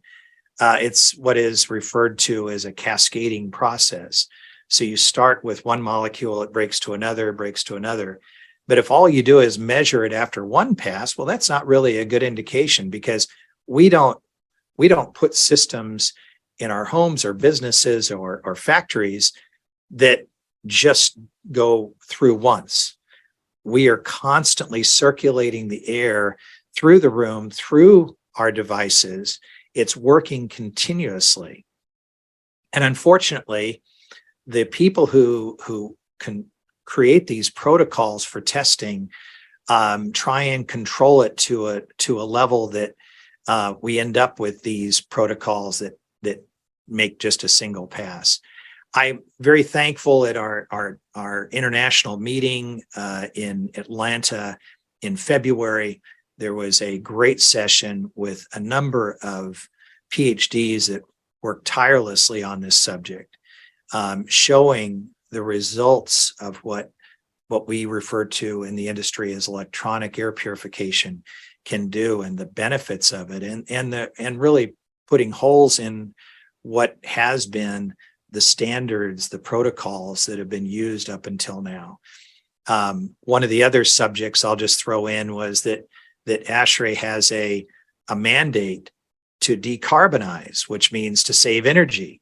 And up until now, and still today, really, people have thrown their arms up as to how to deal with this indoor air quality problem, other than just to ventilate, which means bringing fresh air from outside inside, because we know that the outside air is cleaner than the inside air. So the solution to indoor air pollution becomes dilution, which it is true. It does make the air quality better indoors to bring a lot of fresh air in, but you have to heat and cool that. So we're spending more money, we're using more energy in order to heat and cool, when we can get the same results through using this electronic air purification that really mimics what happens outdoors. So we're making headway, and I'm thankful for that. But the technology exists today. NASA has used photocatalytic oxidation technology in the space station since it was put up in the air. It's been critical for them in the growing of plants, but it also helps to purify the air throughout the space station and break down chemical compounds that are being used there. And so when people say, is it safe? Well, it's mimicking what happens outdoors, one. Secondly, NASA has been using it for decades successfully, and it has been key to the International Space Station, will be key to a Mars mission in the future. Some of the issues that you were talking about, you know, how some of the technology is not accepted, the testing data, things like that. Unfortunately, politics gets involved in this. During one of the episodes with the firefighter from California that we were talking with, he had been involved with a lot of litigation over using fire retardants on forest fires, where they're dropping these retardants from planes. Yes. And putting out the fires almost immediately. The problem is there's a movement out there saying that it's polluting the watersheds doing that. Well, here's the problem, the way he described it, that if you can attack the fires quickly with this retardant, yes, it can affect the watershed. If you don't attack it quickly and let it burn, there is no longer a watershed. And, you know, it's, I don't want to say the lesser of two evils, but the politics gets in the way of putting out the fire, basically. And that's unfortunate. The stuff that you're talking about, people not understanding the technologies and not being mainstream, is because of, like you said, the testing, the way it's done, the cascading effect. You know, everything goes through that process. Another component of indoor air quality is radon. Now, it's a radioactive gas. The difference is that it's not actually radon that causes the problem. Radon breaks down into three other components that are the radioactive material that actually cause damage to the human lungs. Nobody talks about that. They just say radon, and radon is not really what's even being detected. So the politics, the buzzwords, I guess that gets in the way. It does. People grab hold of a small point and run with it and discount technologies, processes without really understanding them. We have here at Green Tech spent almost $2 million on testing over the last 3 years. Some of that was on COVID, the SARS-CoV-2 virus, which was important, obviously, during the pandemic, but testing on mold, bacteria, on VOCs, looking at monitoring formaldehyde and toluene and some of these other chemicals that are harmful to human health, yet are found frequently in the indoor environment, you know, and been able to show through the use of our photocatalytic technology, the use of dielectric barrier ionizers, bipolar ionization, unipolar ionization, that we're able to reduce the chemical load in the environment over a matter of hours and days, that even when we inoculate the space with compounds that, when they get broken down, create things like formaldehyde, that we actually don't even see an increase in formaldehyde as we monitor that. We see it go down continuously from one day to the next, and it stays down as long as the technology is running in the space. So it's, you know, we don't have the luxury of that in a laboratory environment. And that's the reason that the data is not able to show the true results, because typically tests are run for 30 minutes or an hour or 2 hours, but not longer than that. And that's not the way that our products operate. We're running continuously, and they're constantly breaking down and getting down to a level where the contaminants in the space, whether they're chemical, whether they're particles, whether they're biological, that we have reduced them down to a level that allows our bodies to deal with the remnants that always exist. You never get 100% of anything out of the air, but if we can get them down to where our natural immune system can deal with them, that's the key. And that's why people that have COPD, that have asthma, respiratory issues, get such relief from the use of this electronic air purification technology that I've described today. How about odor control? Because that's another big component of the wildfires that are affecting people now. Again, they see it, so they're reacting to it, but they also usually smell it before they see it. That is so true. I did here in New Jersey. It was like all of us, the morning was fine. The afternoon was like, I smell a fire. And by that evening, it looked like sunset at 4 o'clock in the afternoon. It was just so dark. So what's available out there for odor? Well, and some of the odor gets dealt with through the use of the technologies I've described, photocatalysis, dielectric barrier ionization, bipolar, unipolar ionization, but not 100%, and especially because wildfire smoke, the smell from it is so overwhelming. I am really excited about a technology that I learned about that was developed by a tiny company up in Kentucky, and my company was able to get the exclusive worldwide rights for applying this technology to a filter. It's the trade name is called OdorGuard, and by the name, it is something that deals with odors, but it goes way beyond that. But it's used in different areas where odors are a big problem, like inside of trash bags today. Glad has an odor reducing trash bag that uses the same technology applied inside the bag. Adult diapers that obviously we understand the issues with odor there. It is so fast working and so complete at being able to break down lots of different odors. And what's even, to me, even more exciting, because the odors are something that are offensive, but it's what's causing the odors, the chemicals behind it that concern me. Its ability to break down VOCs as well is important. It's a totally non-toxic chemical. It is very safe. It has no odor in itself. It's applied to a filter surface.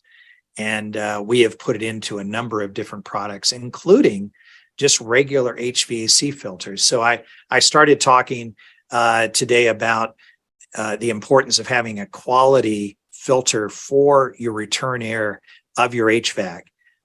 We do apply these to pleated filters, MERV 7 pleated filters, and so that not only can the filter trap those particles that are so important to be trapped, but they can also, the coating on the filter can break down the VOCs that are important to be broken down, as well as breaking down the odor. And so we've used OdorGuard in assisted living facilities where we all know what the smells can be in those kind of facilities. We've used them in dormitories where the smell, body odors can be a little bit strong.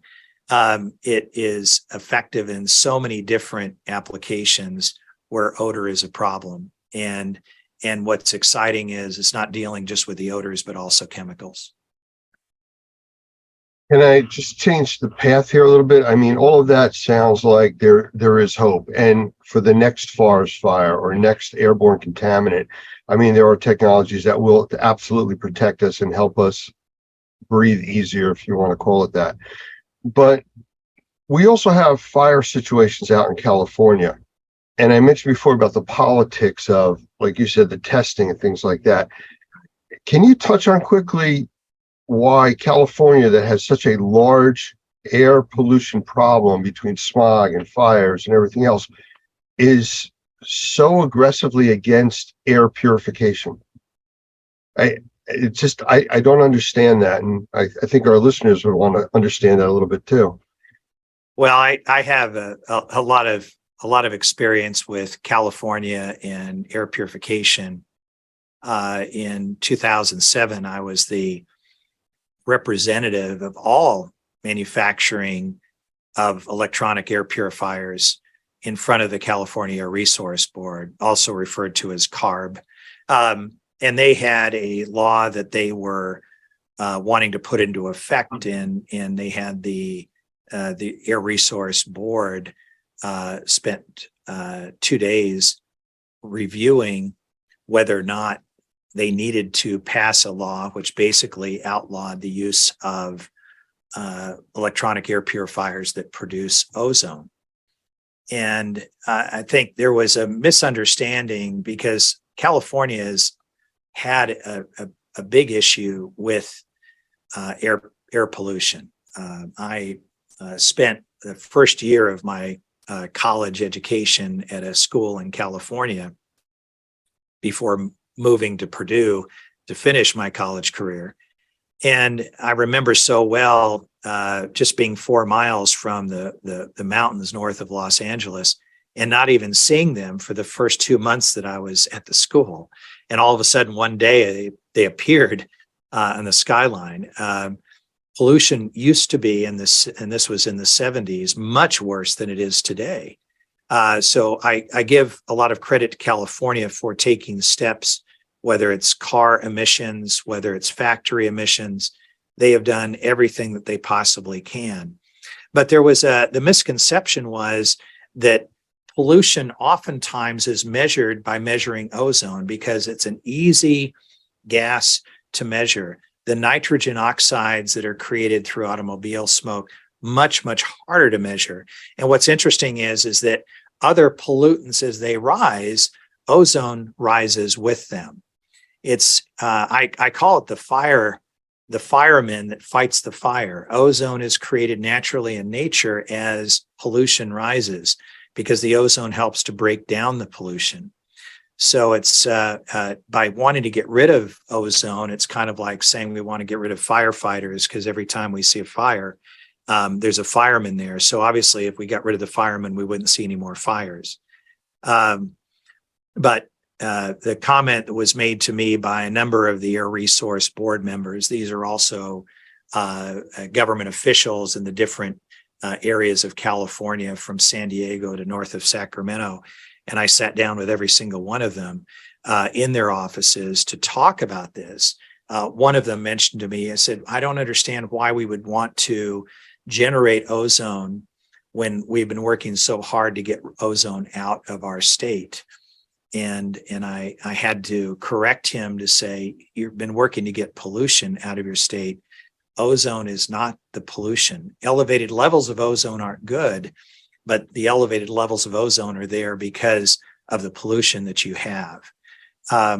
They ultimately decided to pass the law against air purifiers that generate ozone.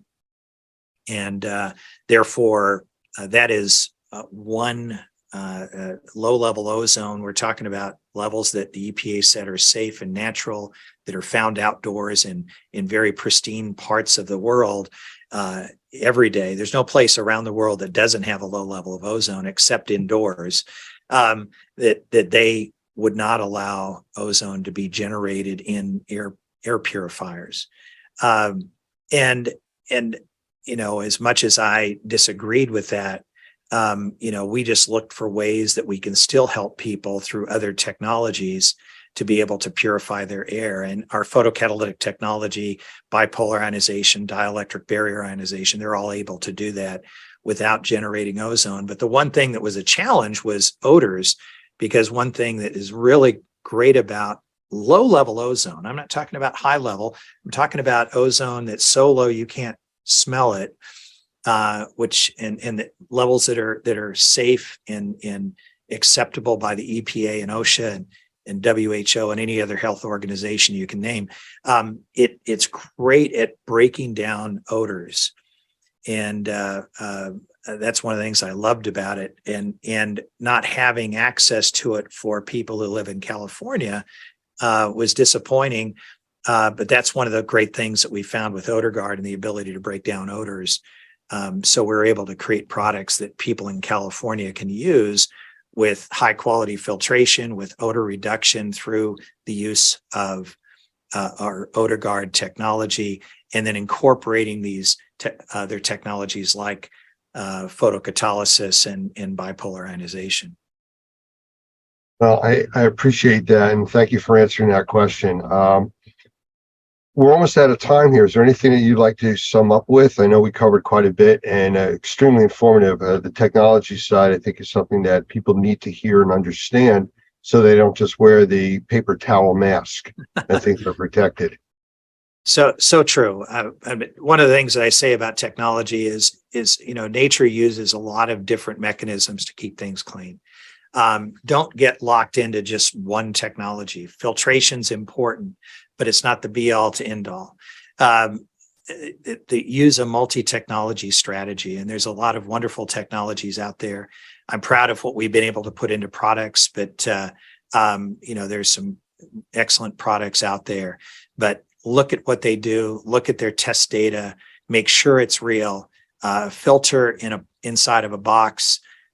Is it doing something? Yes, but is it enough? Absolutely not. You need to do more than that.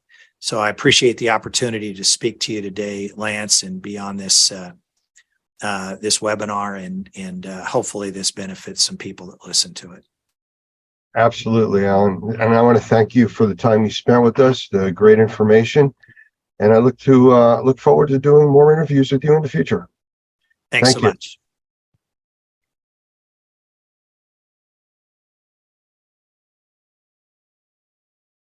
Hey there, my name's Doug Hoffman. I'm the Executive Director of NORMI, National Organization of Remediators and Mold Inspectors, and I'm so excited to be able to share with you information about our new certification, the Certified Remediator for Sensitized Individual. And this class is actually led by one of our new senior trainers, Michael Pinto, who's been in the sensitized individual field for many, many years. And I'm just going to turn it over to him and let him talk to you a little bit about why this class is so important for anybody that's in the industry. So, Michael, it's all yours. Thank you, Doug. I appreciate that very much. Just want everybody to know that the reality is that you're dealing with sensitized individuals, whether you know it or not. Anybody who's in the mold assessing and or remediation field, some of the people that you're coming across indicate that they've been made sick by mold, or as you do your occupant interviews to understand what's going on in the home, you may find out that they're talking about symptoms. Now, we are not doctors, but what we are professionals that are trying to help resolve some of these issues. So what this particular class does is three things very specifically. It helps turn you into a better remediator. There's absolutely no doubt about that. You can be a good remediator, you can be an average remediator, but this will help you be a better remediator, and that's just good across the board. The real issue, though, is that for sensitized individuals, it's a necessity. You can't miss the details. The second thing that the class does is expand upon some of the things that just get missed in a general sense in regards to following the IICRC S520, the mold standard. Most people know about conditions 1, 2, and 3, normal fungal ecology, and visible fungal growth as condition 3. What gets missed is that whole condition 2, deposition of airborne spores. And that brings us to the third thing as well, is how much money are you leaving on the table when you're doing a partial remediation and focusing on removing the source material, but you're not even investigating or offering to do some of the whole house cleaning or the cleaning that is necessary to take the condition 2 parts of the office or the home and bring that all back to a normal fungal ecology, rather than just the area that you contained to remove the mold in the basement, or the mold under the sink, or the mold in the bathroom. So all of these things come into play in the NC RSI course, but the biggest thing is it makes you a better remediator across the board. And I'm excited to be one of the instructors, not the only instructor, but one of the instructors, and just share some of these tips and tricks over the course of the 2-day class. So we hope to see you there, and you can check the NORMI schedule and the best training system schedule for when the next course is. Looking forward to seeing you either online or in person. Thank you, Michael, and I'll look forward to seeing you at the next class. Absolutely, Doug. Bless you.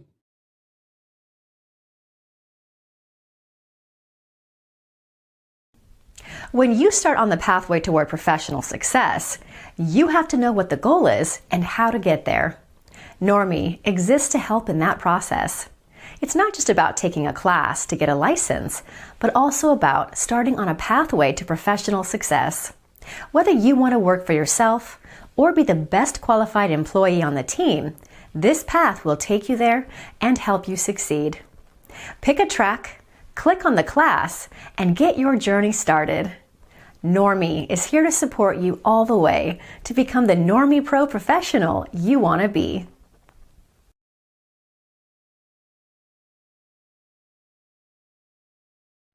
The following broadcast is made possible by supporters of the Normie Environmental Task Force, the Experience Trade Show and Convention, Reusip, EnviroScreening Lab, and Best Living Systems.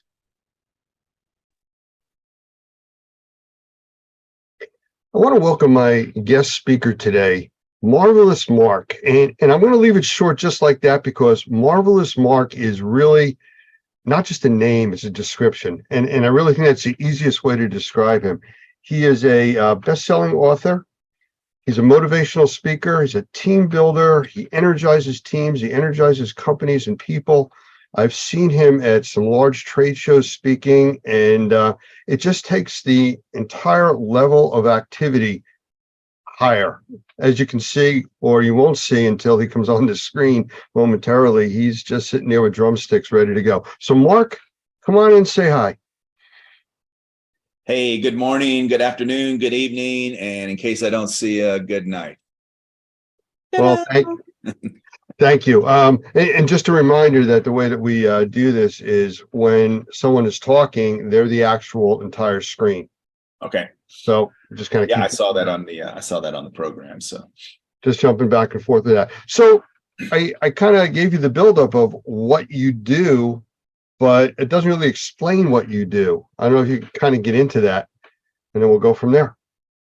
Well, that's interesting that you say that because that's been a challenge most of my career because I've tried to run my business by one of the groups that I speak about, which of course is KISS. And the KISS question in my presentation is, what are you willing to do that others are not? Well, KISS was willing to put on makeup, spandex, and get a tongue implant. So the rumor has it. And they just wanted to kind of create a disruption and set themselves apart. So what happened was they wound up setting themselves so far apart that you couldn't help but remember them. And they actually were in a league of their own for many, many years before people started seeing that, hey, the clown makeup rock stars really were scaling their business. They weren't just music giants, they were business giants. So that's really, in a nutshell, what I try to teach businesses, whether they're entrepreneurs, small or large, is, what's your disruptor, what's your KISS, how you can set yourself apart. Hence the name Marvel Less, because less can give you more when you start scaling back of all the busyness in your business. Well, it's interesting that you describe their business model that way, because we've talked in the past about a book that we recommended called Blue Ocean Strategies. And it's a heavy read. There's no question about it. It's very detailed, but it basically teaches companies how to set themselves apart. Don't fight the competition. Don't get caught in that race to zero pricing. Be out there, be the individual like you're talking about. No, you're right. And I love that book. I've read it a couple times and it's so true. And you can use that comparison to anything. And I think, a lot of times, when we were talking in business today, how we're sometimes too busy being busy, we don't have time to go for the deep sea fishing. So many businesses chase each other's clients, or we're all going after the same piece of business. We're all bidding and, sending out RFPs a lot of times, unless we have our, loyal client base. But when we're trying to generate new business, what's going to set yourself apart? Are you fishing in the shallow water, or are you going to go for that one big fish, that one big account that will be loyal to for you for the next 5 to 10 years? Well, we have a very niche market with what we do, and we deal with everything under the umbrella of indoor air quality. And basically, it's all about the market being just people that breathe. So it kind of narrows it down to everybody. And that's kind of what our membership base is, which consists of sole proprietors, mom and pop type operations, up to very large corporations and franchises and licensees, companies, and things like that. So for you to talk to this group, I don't know if you could find a common ground that fits across all of that span, or do you need to address it separately? No, what I want to talk about today is some heavy duty psychology on using the 80-20 principle or the 80-20 rule in your business, because I've found, whether I'm talking to people like myself that's been an entrepreneur since about 1985 and a small business owner, usually anywhere from 2 to 8 employees, to the people that I speak to that are large corporations that have thousands of employees and their sales teams or their business development teams. We really need to spend more time in that blue ocean where the big fish are on that 20%, and we have to strip back that 80% to find that 20%. And that's a couple of things that I want to share with today. Well, why don't we get started? And I'll turn it over to you. I think you wanted to share your screen there for a moment or two. Yeah, I will in just a second. The first thing, I just want to make sure that everybody is aware of the basic principle of the 80-20 rule, which is 80% of your results come from 20% of what you do. So many of us are working in that 80% area, which I'll show a little graph a little bit earlier on what that means. But what does it look like, and how do we get to a position where we have that confidence and courage to get to that 20%? Because really getting to that 20% is letting go, or as I call it, since I'm from Las Vegas, how to be a stripper in your business without taking your clothes off.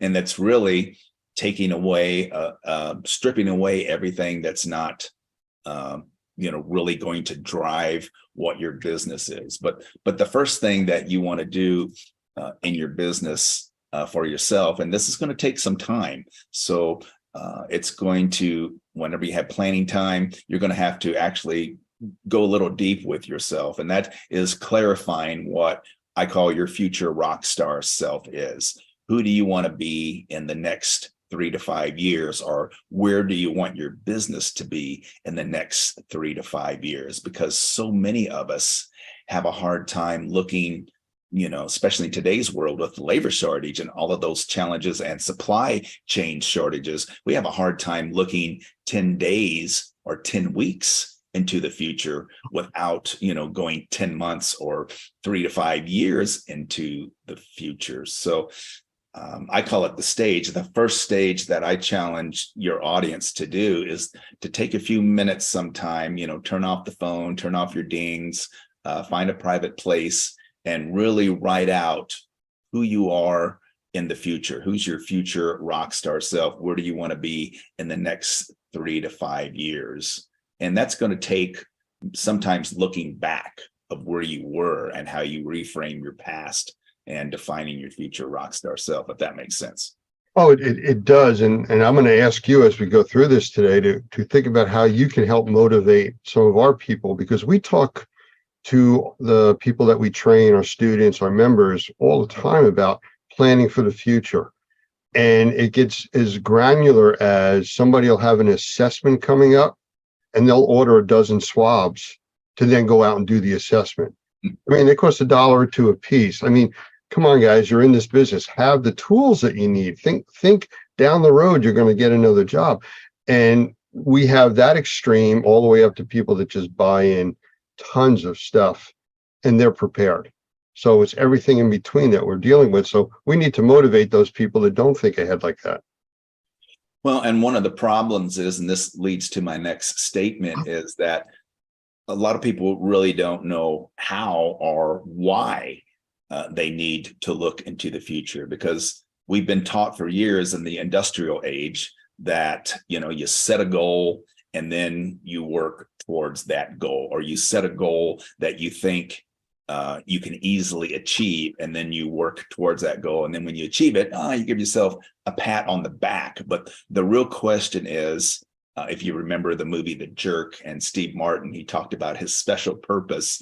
My question for your audience is, what is your special purpose? What is the one or two things that you love to do and that you do best, better than anybody else? And I'll tag on to that by saying, don't confuse purpose with passion, because a lot of us are passionate about certain things. You may be passionate about, getting clean water to everyone in Africa, but is that going to scale your business? Is that going to pay your bills? Is that going to support your family? For me, my purpose is, getting on and rocking as many stages as possible. And that's pretty much what I've done my whole life. That's what I love to do. That's what I'm good at. I'm good at connecting and energizing audiences. And I recently put on my vision board, I will never retire. I will die on stage.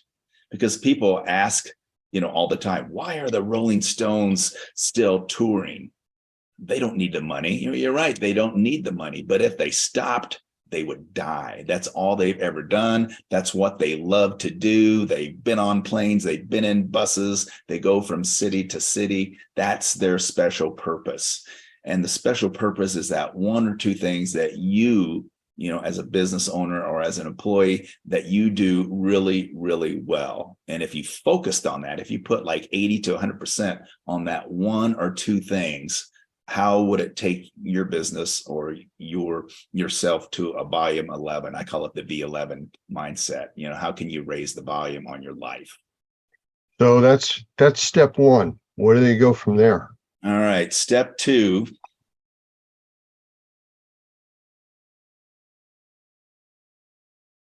is letting go. All right. And this is the hard part. This is the Disney part. I'm going to go ahead and share my screen because I got a nice visual on this. This is kind of the there we go.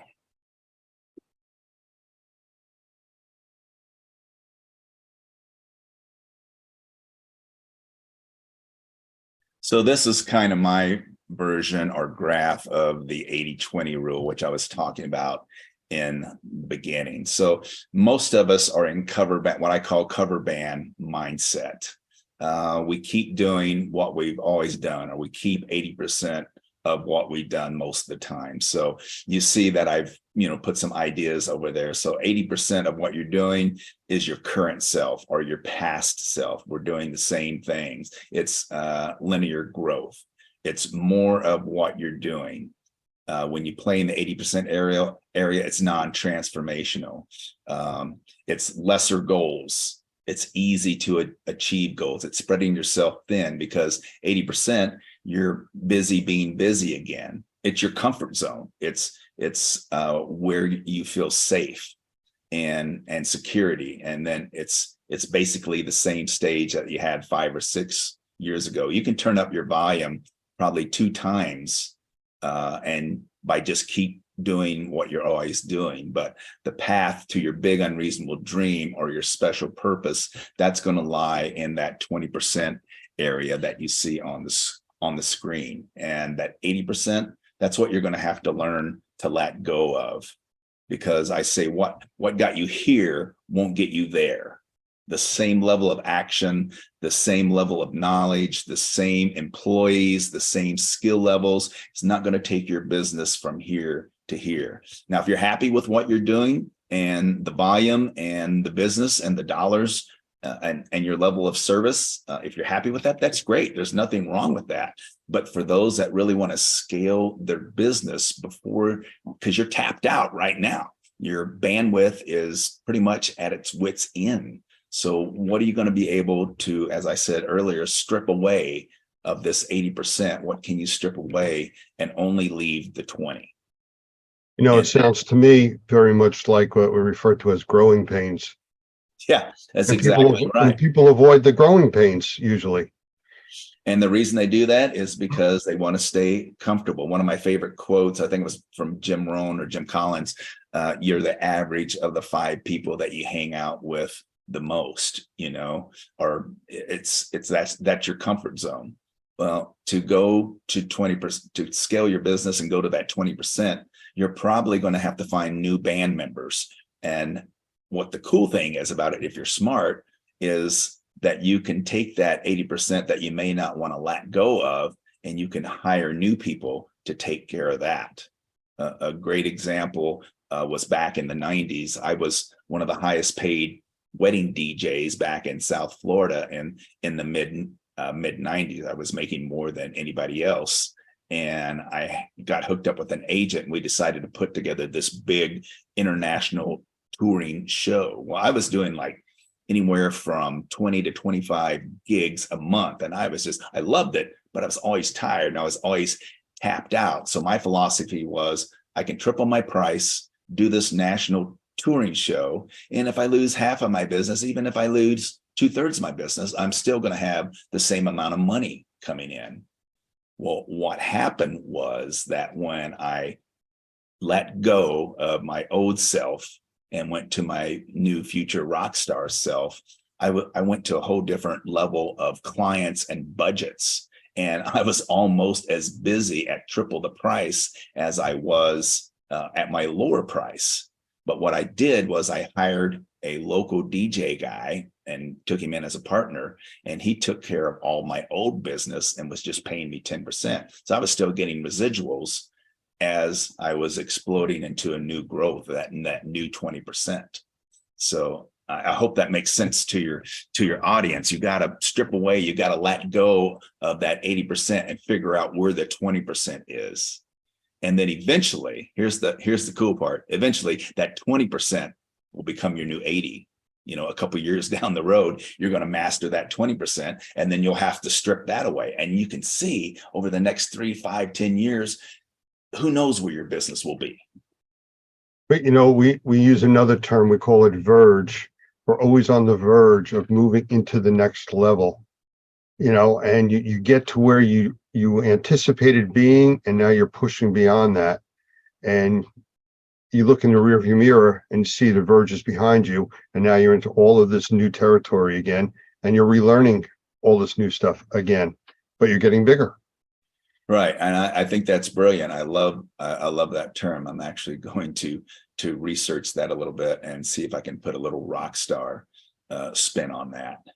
But here's another area where a lot of us as entrepreneurs and business owners fall short. We're not really 100% committed.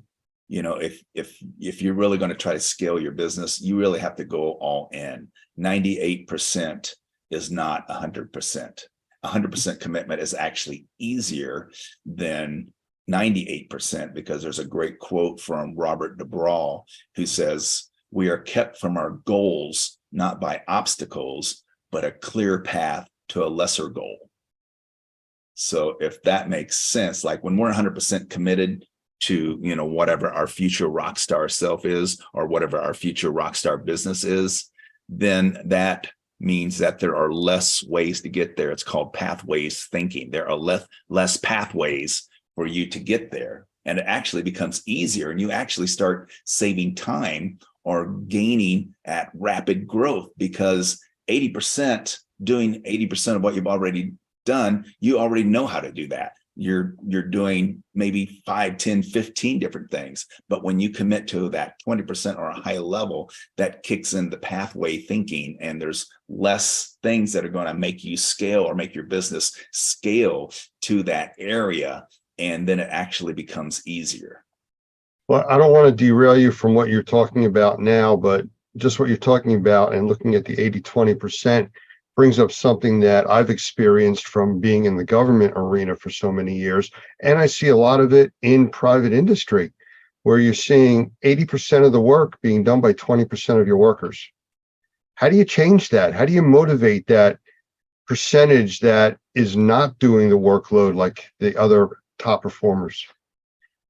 Well, there's a couple of different ways. And that's funny that you say that, because that's something that comes up a lot. You know, personally, my opinion is you take that 20% and you invest more training and pay them more and give them better benefits than the 80%.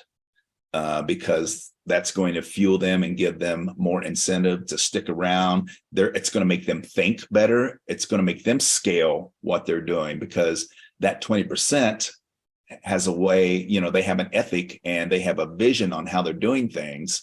And now they can take that 20%, turn it into the 80%, and then strip that away. And then you would probably promote them.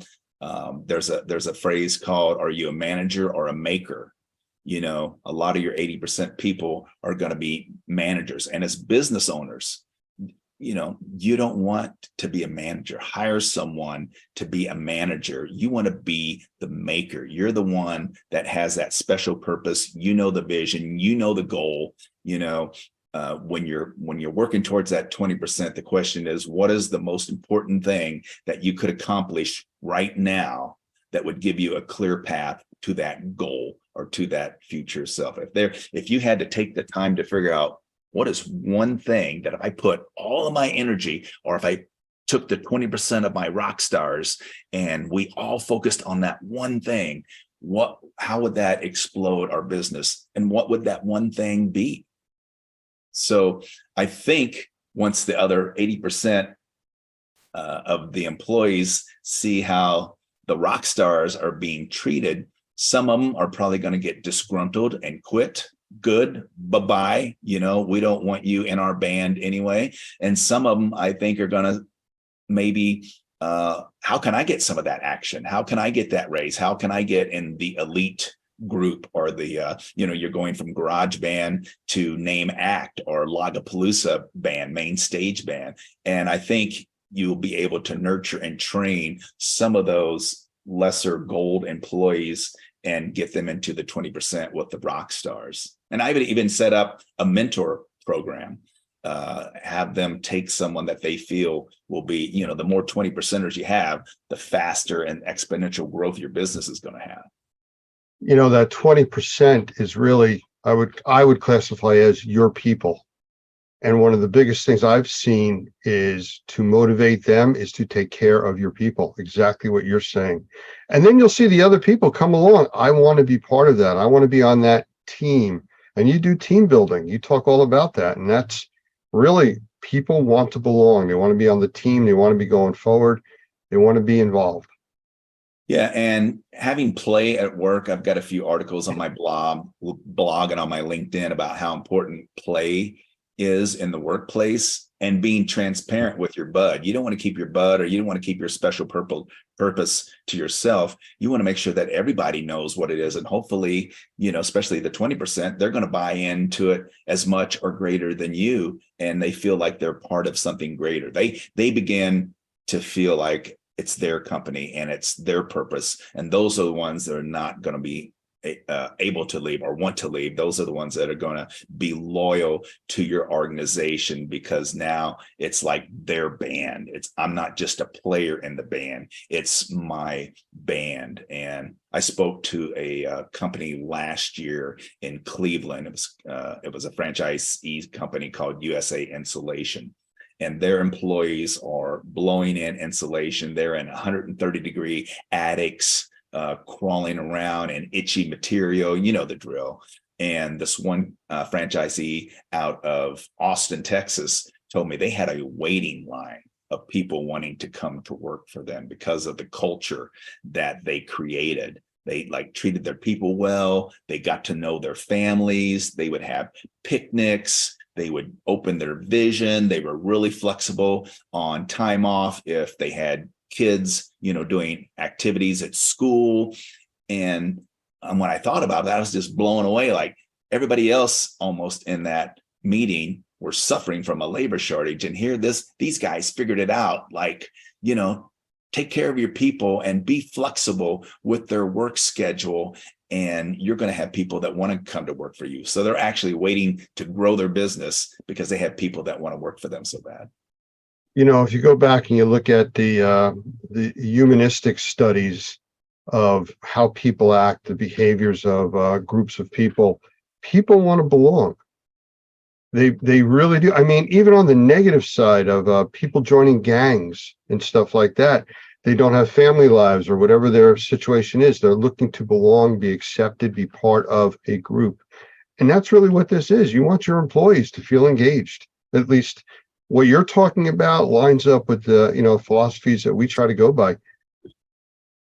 You can't be the only one with the great ideas. There's other people with a lot of talent out there that usually work for you. Right. And that brings up two points. One is purpose trumps knowledge, every day of the week.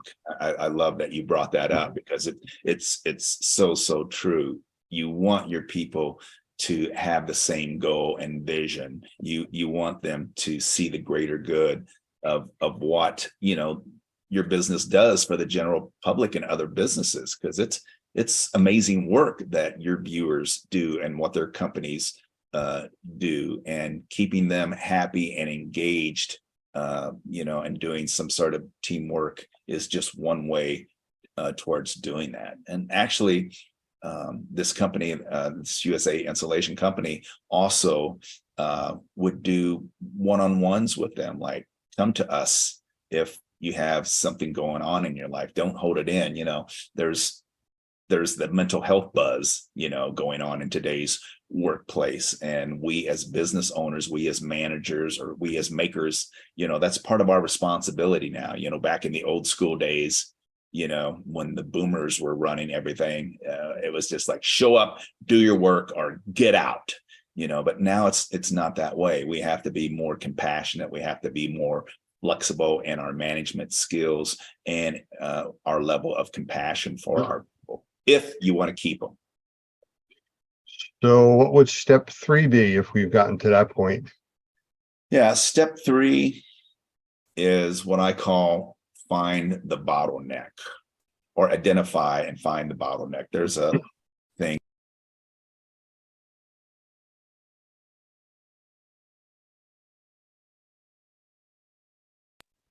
That's one thing I didn't figure out. How do I get this to advance? Just click on the screen. Man, you are so smart. Thank you for calling Normie Support. Yeah. and it's a real person that I'm talking to. Yeah. So stage 3, I call, is identify and find the bottleneck. And I say bottleneck is because most rock stars are very familiar with a bottleneck, but it's originally called the theory of constraints. So on one side, that's where most of us play. We're in cover band mode. That's 80% of what we're doing, and we're being busy. Our business is doing okay, but man, we're stressed out, we're tired, we got people coming and going all the time. It just seems like we can never get caught up. And on the other side, that's where we want to be, and that's in name, act mode. That's our future rock star self. That's where I was saying, who do you want to be? What goals do you want to achieve in the next 3 to 5 years? Well, almost every goal, every goal and almost every business has a bottleneck. There's something keeping us going from cover band to name act. It's almost like a kink in a garden hose. You can have a kink in a garden hose, and you can keep cranking up the pressure on the one side, and it doesn't matter. It's still going to be dripping out on the other side. And that's the same way with finding the bottleneck in your business. How do you find that? Well, there's a couple of different ways. First is, like you said, talk to your employees. They're the ones that are out in the field. They're the ones that, are having interactions with the customers. They're seeing what's going on. So, that's the first thing that I would do, would be, talk to them. What's keeping us from growing, or what challenges, what can we do as a company? What can I do as your boss, your manager, to make your job easier, or to get the job done faster or better or more efficiently? Could be technology. Maybe we should invest in some new software and new technology, or maybe, you're running with old gear and old equipment or old products, and we need to upgrade and try some new things. But it doesn't matter how much energy your whole band, you can have your whole band over there on the left side, but pushing, but it's not going to get through to the end game on the other side until you find the bottleneck. Now, here's the fun part. If you can't find the bottleneck, then guess what? You're probably the bottleneck. So we're stuck in our old ways of thinking. We don't want to change, or we don't want to take a risk, because for some of us, you know, hiring new people when we think we can't afford it to take care of that 80% so we can scale on the 20 is scary. You know, there again, and that old graph, the 80% is fear. It's scary. It's your comfort zone, but you can't afford not to. You know, figure out a way, where can you cut costs, or where can you get a loan or something to hire that extra person or two so that you can let go. And then as an individual, if you're the bottleneck, then that's you know, you got a fixed mindset, or you don't have a growth mindset. So look in the mirror. Am I the bottleneck? You know, am I keeping my company from growing because I don't want to change, or I want to keep doing things the same way, or I don't want to invest in my people? Let them leave. I'll just hire somebody else. And then you just keep going on with the same problems over and over again. You know, we deal with a lot of people that have been in the indoor air quality, mold assessment, mold remediation industry for 20, 30 plus years. And they'll come to our classes, and, you know, you can see when they're sitting down, they almost kind of have the chip on the shoulder. I've been doing this forever. I've seen it all. I know everything. And we're doing it the way we did when we started. And, you know, you think about it and you go, so you're still using a telephone that plugs into the wall, right? Oh, no, we have cell phone. Well, you've changed. Things have changed over 20 years or 30 years. You know, you are doing things newer now. There's more concepts. And usually by the time we've gotten to the first day of one of our classes, their response is, I have actually learned how much I don't know. They haven't learned what they need to know, but they've learned what they don't know. And that's a good start. No, I love that mindset because you don't, I think it's Brian Tracy said, you don't want to be the smartest person in the room. If you are, you want to find a new room, you know, and the fact that, you know, instead of trying to defend your decisions, why not ask an opinion? I was listening to something this morning and I thought, oh, I got to share this, you know, instead of trying to prove why you're right or why you're doing it the right way. And a lot of times, you know, at the trade shows, I've seen, you know, very smart people up on that stage, but they keep trying to defend their way. You know, they keep on trying to say, this is the way to do it. This is, you know, if you want to grow your business, if you want to get X, Y, Z, this is what you got to do, rather than asking an opinion. Well, what do you think? You know, this is what I do. And what I'm sharing with you now is just what's worked for me for the last 2 years. I've done a V11 in the last year and a half. I mean, I started applying these principles, and coming out of the pandemic, my business has exploded. So I'm getting ready to take the year and a half, 20%, which is now my 80, and getting ready to strip away and find the new 20% to go to the next level. So that's a great point. I love that. So we have, like I said, a lot of very small companies and a lot of large companies. The smaller companies, it's much, much easier to pivot, to change your direction, to come up with new concepts. But you get some of these larger companies and organizations, it's like trying to turn an aircraft carrier. You know, it's eventually going to get there, but you're, you know, 20, 30 miles down the road, or, you know, across the ocean. How do you talk to them and say, find these bottlenecks, and how do you change direction? Well, I think, you know, the one thing that larger companies do have, and sometimes it's good and sometimes it's bad, is, you know, their teams, their board of directors, or, you know, their masterminds, so to speak. And I think, you know, first, there again, it goes back to these 3 stages. That large company, just like the small company, they got to be crystal clear and 100%, not 98% committed of where they're going in the next 3 to 5 years. So you have to really, really spend some time on that first stage and defining your special purpose, defining who you are or where you want to take your business. So, you know, if you don't know where you're going, you better be careful, because you might end up somewhere else. So before they even need to think about turning the aircraft or turning the aircraft carrier, on that big, wide, slow turn, you better make sure you know what direction you need to turn it into first.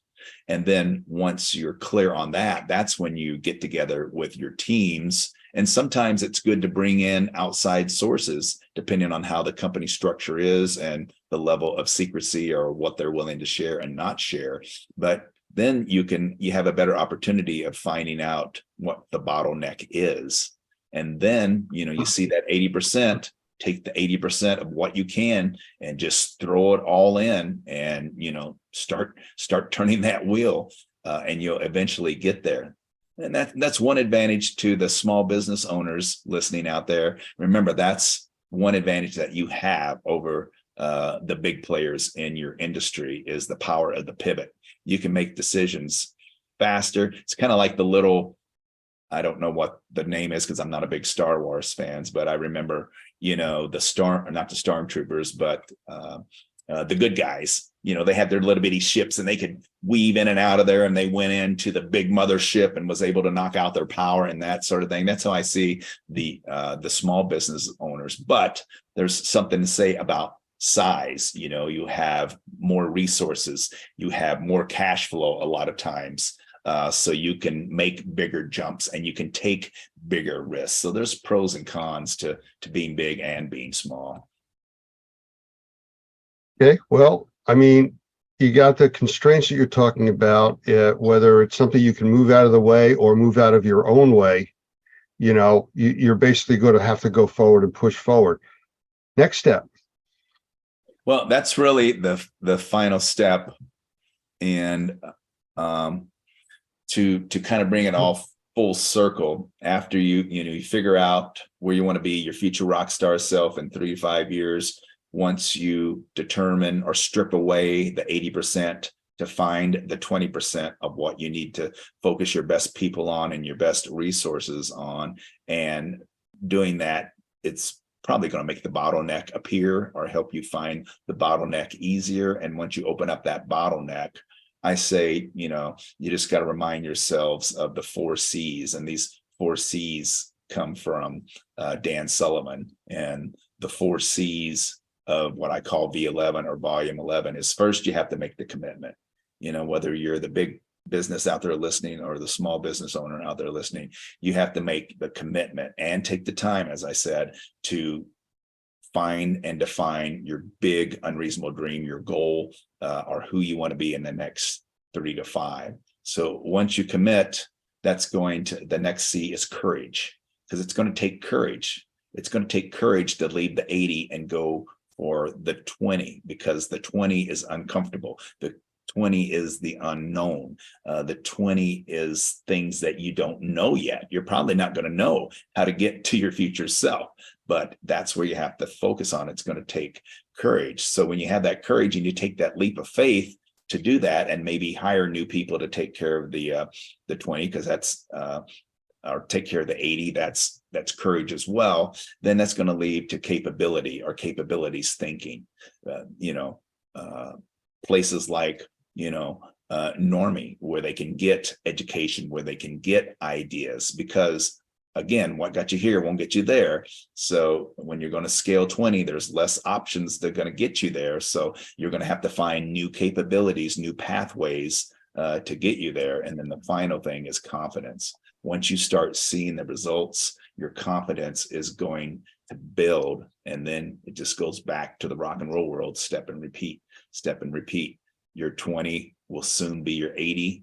And then you strip that 80 away and find that 20, and you focus everybody on that 20. And then that 20 in a couple of years will become your 80. And then you strip it away, and who knows where you'll be in 3 to 5 years. It's really exciting once you wrap your head around it, and really watch it grow. And, full transparency for me, when I was, in trying to absorb or be a sponge for all of this, it took me a good 8 months to be fully committed. I was just trying a little bit at a time. Okay, getting some good feedback. Maybe I'll step out a little bit more in the deeper water. Okay, that's working. And so don't feel that you just have to go all in and spend all this money hiring new people and things like that. You can do it at a little at a time, but the faster you do it, the faster you're going to get there and grow. So I have to ask you a question on a personal note. Okay. What's with the drumsticks? The drumsticks, that is one of my disruptors or differentiators that I incorporated in my shows back in the late 90s. So as you can see, I use them in my presentation and they can brand them. So I actually, when I'm speaking on stage, every person in the audience gets a pair of company branded drumsticks, or if it's an association, sometimes sponsors sponsor them. And instead of doing old school applauding like we've done for 2,000 years, we have new AI. We have these drumsticks to keep everybody engaged, keep something in their hands. I call back to them. I ask people, to play along with the music and things like that. Then at the end, I bring it full circle on how we can drum up business, how we can beat the competition, and how your company walks to the beat of a different drummer and set yourself apart. And then I'll divide the audience into a team building activity, and we'll actually build a band, and then imagine 100 to 1,000 people with drumsticks with some great classic rock and roll, and then I kick the mic stand and body surf off the stage. There you have it. Well, I kind of knew that there was a specific reason for the drumsticks, and to go back to where we started, it helps you separate yourself from everyone else. There you go. It's as simple as that. Drumsticks. And at trade shows, I carry these everywhere. I carry these to restaurants. My wife gets mad at me sometimes, like, we're going out on a date. I don't care. And I take them everywhere, and people will come up and ask you, hey, what's with the drumsticks? Are you a drummer? And I'll tell them I'm a tabletop percussionist. And then it starts a conversation. Back in my crazy days in the 90s, I used to walk around with a rubber chicken, whether it was a black tie event or whether it was a trade show. And either people would ask me, what's with the chicken? Or people would ask someone else, hey, who's that guy with the chicken? And the same way now, who's that guy with the drumsticks? And everybody wants a pair. So find that disruption in your business that sets yourself apart, and try to run your business like KISS. Find your spandex and makeup. We were just at the Experience trade show a month ago, and we were down in Fort Lauderdale. One of our members, he has a manpower company. He can supply 1,000, 2,000 people for like major disasters, stuff like that. But his name's David DeGroff, a really good guy. We've dealt with him and done a lot of things together. But he showed up in a fluorescent yellow 3-piece suit. The only thing brighter than the suit were the shoes he was wearing, which were an orangish color. And I actually asked him, does it take batteries, just to produce that color? And I said, why are you doing this? He says, I could not purchase this kind of advertising for what it cost for this suit. The suit was very inexpensive. I got it off of Amazon, and everybody's coming up to me. What do you do? How do you do it? Why are you wearing that? Like you carrying drumsticks. He separated himself from the other 1,000 or so people that were there by wearing that. Yeah. And my challenge for your listeners out there, if you're a supplier and you go to trade shows, what can you do to make your booth stand out and attract people to come to you? Everybody, does the stress balls, or they do candy in a dish, or maybe they'll have a little wheel of fortune and give away some cheesy prizes. I saw one. I was just at the National Apartment Association in Atlanta. It was 11,000 people, and they had a putt-putt green in their booth. Okay, we've seen that before, but instead of holes, they had like $20 bills. So when you putt the golf ball, if it landed on a $20 bill, you got to keep it. And I thought, there's an old school game that they just took to the next level. I love it.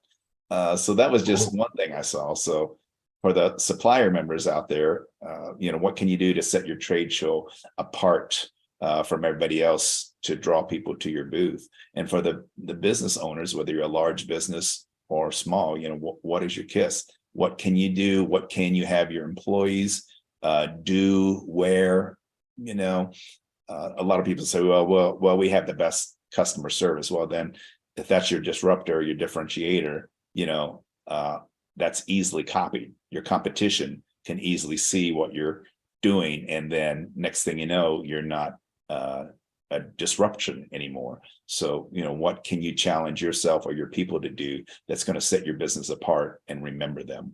How are they going to think of you first? Well, the next really important question, how does somebody get in touch with you? Or if they want your book or to bring you into one of their trade shows?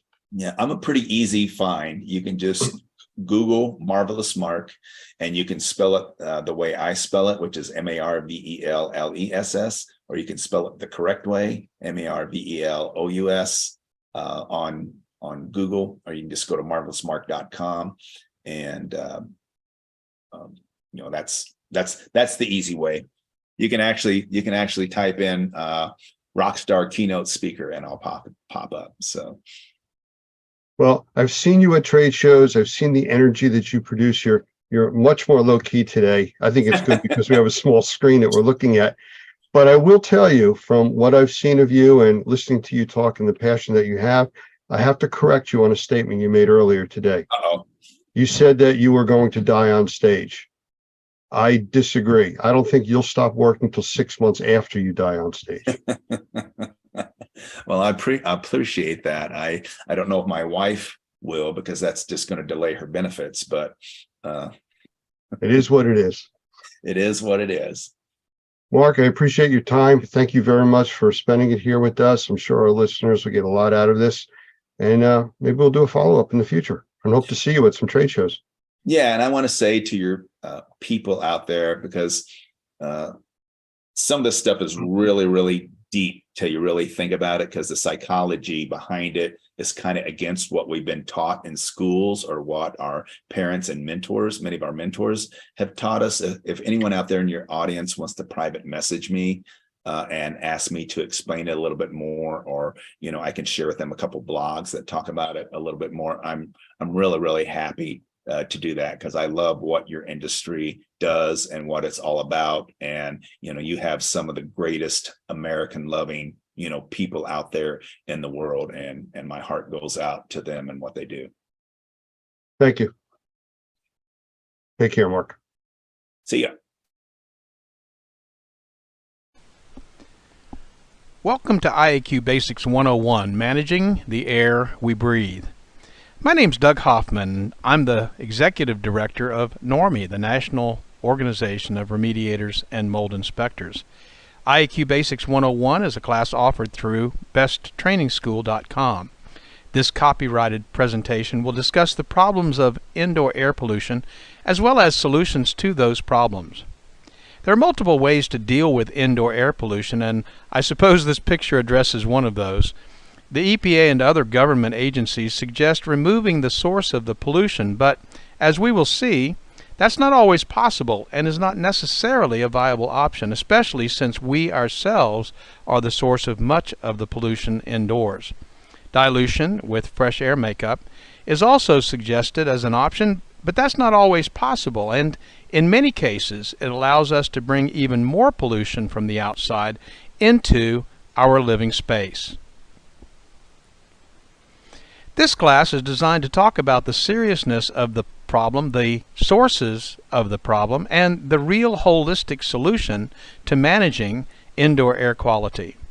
Whether in a residential, commercial, industrial, or institutional environment, the solutions are the same and effective to reduce microbials, particulates, and other contaminants that pollute our indoor breathing space. Several years ago, Normie.org started a national survey asking homeowners in particular to rank their indoor air quality from 1 to 10, 1 being poor, 10 being excellent. And so the question, how would you rate the indoor air quality in your home? Now, with several thousand responses, the evidence is clear that most people, in excess of 90%, rank their indoor air quality at a 7 or below. That many people recognize that they have a problem, but not quite sure what that problem is or who to call to resolve it.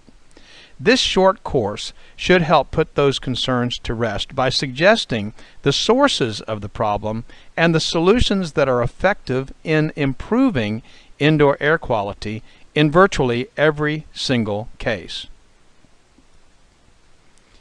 We are not unaware of the problems in our homes and offices. Many people react to the contaminants that exist in our indoor environments, and there is even an entire segment of the medical industry that now recognizes and treats the symptoms of environmental illness.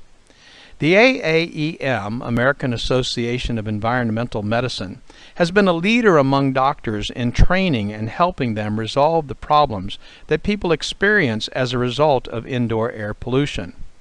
No longer are those affected shuffled off to a psychiatrist or disregarded as a hypochondriac, because more and more evidence is coming to light every year on the devastating effects of long-term, low-level pollutants on our health and general well-being.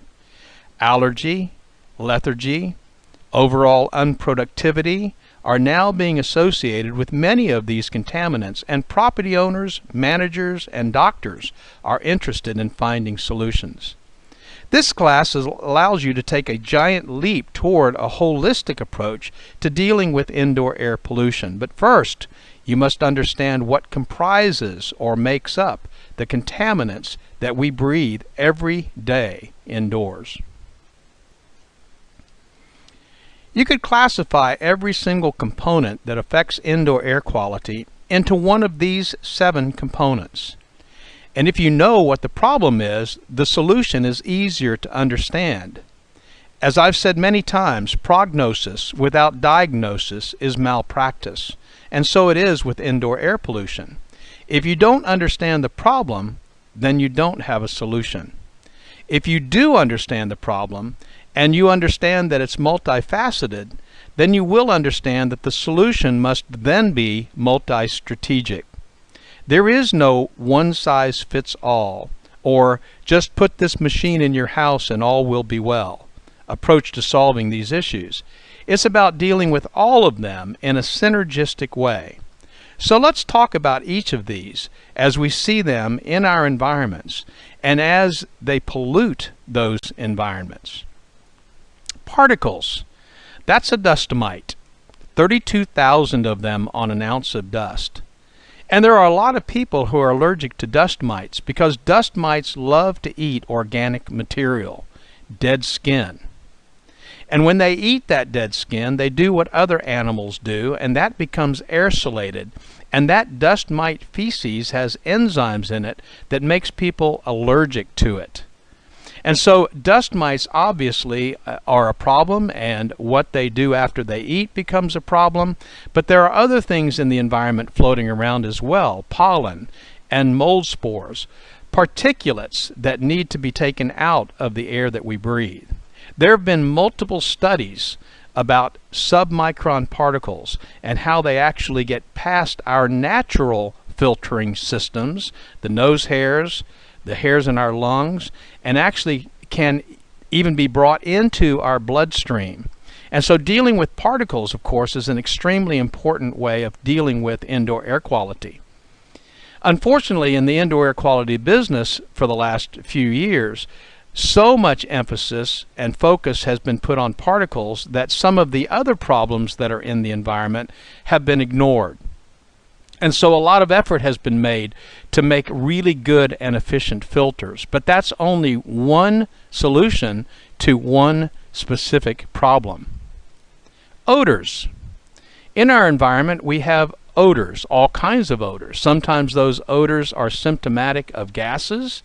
Sometimes they're symptomatic of other things like cooking odors or secondhand smoke. But odors are a tremendous allergen, and it's an indoor air quality issue that needs to be addressed. Gases. Of course, I tell people in our indoor air quality classes that we have enough chemicals under our kitchen sink to kill a couple of elephants. But the truth is that we have all kinds of things in our environments that are off-gassing different types of chemicals. If you think about walking into a room that's just been painted, that room smells. There's your odors. But those odors are actually coming from gases from the paints and the VOCs. Those gases will continue for years and years, sometimes up to 10 years after the smell of the new paint has gone away. Formaldehyde, glues, OSB, carpeting, all of these things put off gases. Some of them we smell, some of them we don't smell. Usually at this point when I'm talking about indoor air quality, I talk about these three as they're really evidenced by secondhand smoke. A single cigarette produces over 4,000 chemical gases, 43 of which are carcinogenic.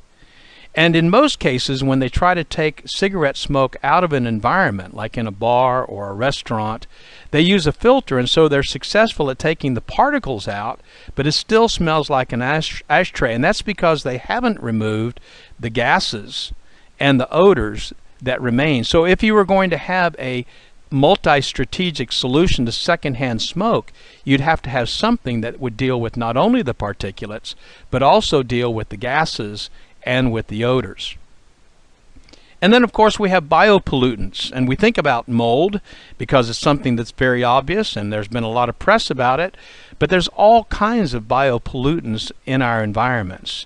E. coli, salmonella, methicillin-resistant Staphylococcus aureus, MRSA, all kinds of things going on in our environments that actually become aeroslated. Now that's not because the bacteria has wings and can fly around, but it does in fact travel on the dead skin cells and other things that are floating around in our environment. When I talked about particulates, one of the things that I didn't really mention but is one of the biggest pollutions in our environment is our cells. We actually put off dead skin cells. And if you look at a shaft of light in the morning and you see all of those things floating around, 80% of that, according to scientists, 80% of that is dead skin. Well, that dead skin becomes a little magic carpet ride for bacteria and for viruses and other types of biopollutants. And so biopollutants are a major issue not only on surfaces but also when they become aerosolated. That's the fourth component of indoor air quality that needs to be addressed. Temperature and humidity. Obviously, as the temperature gets high and the humidity gets high, much greater chance of mold growing. Even when the temperature gets low and the humidity gets low, there's a good possibility that bacteria will grow. And so one of the things that we do in our trainings is we talk about trying to keep the relative humidity between 40 and 60% so that there's a less possibility that contaminants will actually grow in that environment. But these two components obviously need to be addressed. In the air conditioning industry, they talk about combining these two, and they deal with what's called psychrometrics and how the two actually work in environments to keep air cleaner and how they can make the air conditioning systems more efficient. Temperature and humidity. And then the seventh component is comfort, and that's how air moves in the environment. You know, when you're in an environment that's got stagnant air, where it's hot at your head and it's cold at your feet, it's extremely uncomfortable. By getting the air moving, by using ceiling fans, leaving the air conditioning system on, so that it's actually moving the air, not only are you keeping a more comfortable environment, you're taking away the false positives that a thermostat might give you, false readings that you might have about the heat or the coolness of that particular environment. And if you're using proactive air purification technologies or passive technologies, as we're going to talk about in just a few moments, moving the air is vital to keeping good air quality. By moving the air, you're trapping the particulates, you're taking the proactive air purification to the surfaces, cleaning the bacteria, killing the mold, you're dealing with odors and VOCs. All of that has to do with air movement. So these 7 components, and again, we're talking about particulates, odors, gases, temperature, humidity, and comfort. All of these have to be addressed if you're going to have a multi-strategic solution to this multifaceted problem. Particles biopollutants, odors, temperature, humidity, gases, and comfort. You need to address all of them. So the first conclusion that should be drawn after understanding the many facets of the problem is that solution is not just about filters. Filters play a very big part in resolving many issues, but they certainly don't address many of the pollutants like odors and gases, and they are restricted by the difficulty of trying to get some of these pollutants to the filter. We'll talk about the value of good filters and the shortcomings of bad ones shortly, but even before that discussion, it's clear that it's not the whole answer to IAQ management. It's not about source removal. If we are producing much of the dead skin that's in any environment, removing us is not the answer. Yes, we can give our cat to Aunt Sally and tell our wife to smoke outdoors, but there are so many things in our environments that simply cannot be removed. After all, who wants to live in a stainless steel house? So many of our construction materials are great feeding ground for mold and bacteria, and how do we fix that problem? And it's not about dilution. Certainly adding fresh air into the home or office is a good way to dilute some of the contaminants, but as I suggested earlier, in some parts of the country, the last thing I want to do is bring so-called fresh air into the environment. At least I wouldn't want to bring it in without it having been cooled, filtered, and purified. Again, certainly a part of the solution, but not the entire solution. Our solution, the Normie approved solution, is a multi-strategic approach with these three prongs: air filtration and purification, surface protection, and lifestyle changes. When I wrote my book, Mold-Free Construction, and that's available at moldfreeconstruction.com, I suggested a sanitization protocol, and it incorporates this three-pronged approach. Take a look here at a recent table that I found that suggested the top 10 solutions to indoor air quality issues. It's interesting because the three-pronged approach is included right here. You've got utilize air purification, utilize air filtration, dehumidify or humidify, reduce carpeting, revise your cleaning schedule, use hypoallergenic bedding, use green cleaning supplies, reduce volatile organic compounds, respond quickly to leaks or moisture, manage plants, and clean your pets. It's interesting that this three-pronged approach is included. Lifestyle changes that include decluttering, scheduled maintenance, and so forth is incorporated in the revised cleaning schedule. Respond quickly to leaks and use hypoallergenic bedding. Using green cleaning supplies that are low in VOCs deals with surface protection, and I have many more listed in my sanitization protocol. So we want to now close in on air filtration and purification technologies, which is probably the most technical of all the solutions.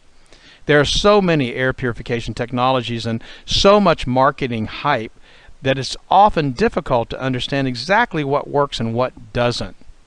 So let's simplify the approach. Every piece of air purification equipment in the market today is either active or passive in its approach to resolving indoor air pollution problems. By passive, we mean that, like a mousetrap, it's bringing the pollution to the solution. A filter is a good example of a passive technology because the filter sits there waiting for the air to be brought to the filter. The other option to take care of that pesky mouse would be to buy a cat. That cat is on seek and destroy mode, and she's going out there to take the solution to the pollution. That's a proactive approach to solving the problem. So in that context, let's talk about the different technologies in the marketplace and talk about each, how they work, and the advantages or disadvantages of each. what you'll quickly see is that a synergistic approach utilizing multiple technologies in a combination of passive and active is by far the best and most effective way to deal with all of the potential contaminants in the indoor environment. To take this a step further in evaluating technologies on the market today, all of them, that is, all of the equipment on the market today, utilizes one of 5 technologies, either filtration, ionization, ozonation, ultraviolet, or ultraviolet with target plate. The very best equipment utilizes several of these, as you'll see in a few moments, but we must first understand the value and limitation of each before we have a clear understanding of the efficiency and effectiveness when these are combined. Filters would include all of the different media that we see in the market. They might be fiberglass, foam rubber, carbon or carbon impregnated, polyester, but each serves a different purpose based on its density and configuration. HEPA, high efficiency particulate arrestor, filters, probably the highest quality filter on the market today, incorporated a pleated configuration and is usually appropriate only in commercial environments where the air handlers can handle the tight density of the filter media. For the average consumer, anything above a MERV 7 or 8 rating, according to ASHRAE. Now, ASHRAE is the American Society of Heating, Refrigerating, and Air Conditioning Engineers, could negatively impact the efficiency of the air conditioning system and even, in many cases, damage blower motors and other moving parts of the system. MERV, which is the Minimum Efficiency Reporting Value, a standard set by ASHRAE to determine the effectiveness and efficiency of a specific media. Ionization sends an electrical charge into the environment using several different types of components to charge particles and make them flock together or aggregate so they can be carried to the filter. In many cases, submicron particles are so light that they are never brought to the filter, and these are, by most studies, the most harmful to our health. Bypassing the natural filters of our nose and lungs, these particles can wreak havoc on our health. Ozonation is produced by a couple of different methods. Ozone can be very effective in reducing microbial pollutants in the air and on surfaces, but it must be closely monitored and is problematic for a small percentage of the population. Ozone production is regulated by some states, and in particular, the state of California bans air purification technologies that incorporate ozone production in their machines. Fortunately, there are now other technologies that are just as effective without the harmful side effects. Ultraviolet has been widely used in the air conditioning industry, but unfortunately it seems as though many technicians really don't understand how it works, or doesn't, and so many have lost faith in the effectiveness as an air purification technique. With the advent of target plates, the photocatalytic oxidation technology is one of the newest technologies addressing airflow and has proven to be extremely effective in keeping air and surfaces clean of many contaminants. Let's talk about each of these in a little more detail and discuss whether they are active or passive in their approach to air purification. This is a good example of a traditional pleated filter. There are some limitations that inhibit the effectiveness of filters, and much of that has to do with the type of filter that's used and the maintenance, or lack of it, that's required. We've talked about the variety of filter media that can be used, but all filters are limited by the air handler itself in terms of the amount of air that actually gets to the filter. Air exchanges are a way of describing the effectiveness of the filter, but it ignores the reality that much of the air in any environment never actually gets to the filter. Just like the swirling leaf in a swimming pool that never gets to the pool filter, the air in any environment has pockets of air that never move. At least that air never gets exchanged and therefore is never really filtered. Maintenance is probably one of the biggest issues with filters because people often will leave their filters in for a very long time. So long that the media is so full that it actually sucks the cardboard frame of the filter away from the edges of the return, causing blow-by. and again, the air is not filtered. If filters are not changed regularly, they can become a media for mold and bacterial growth, a syndrome that we in the industry call bionesting. The solution is a good MERV 7 or 8 filter, frameless, impregnated with a good antimicrobial. And if you view Best Living Systems module at the end of this module, also attached to this lesson, you'll see the value and efficiency of the Perfect Fit filter for most 1-inch applications. With all this understood, the filter is still passive, waiting for the contaminants to get to it. We highly recommend a good filter, but it should be only one of the parts of the solution, and it should be one that doesn't cause the very problems that you're trying to solve. Ions are invisible particles, either molecules or atoms, which bear an electric charge.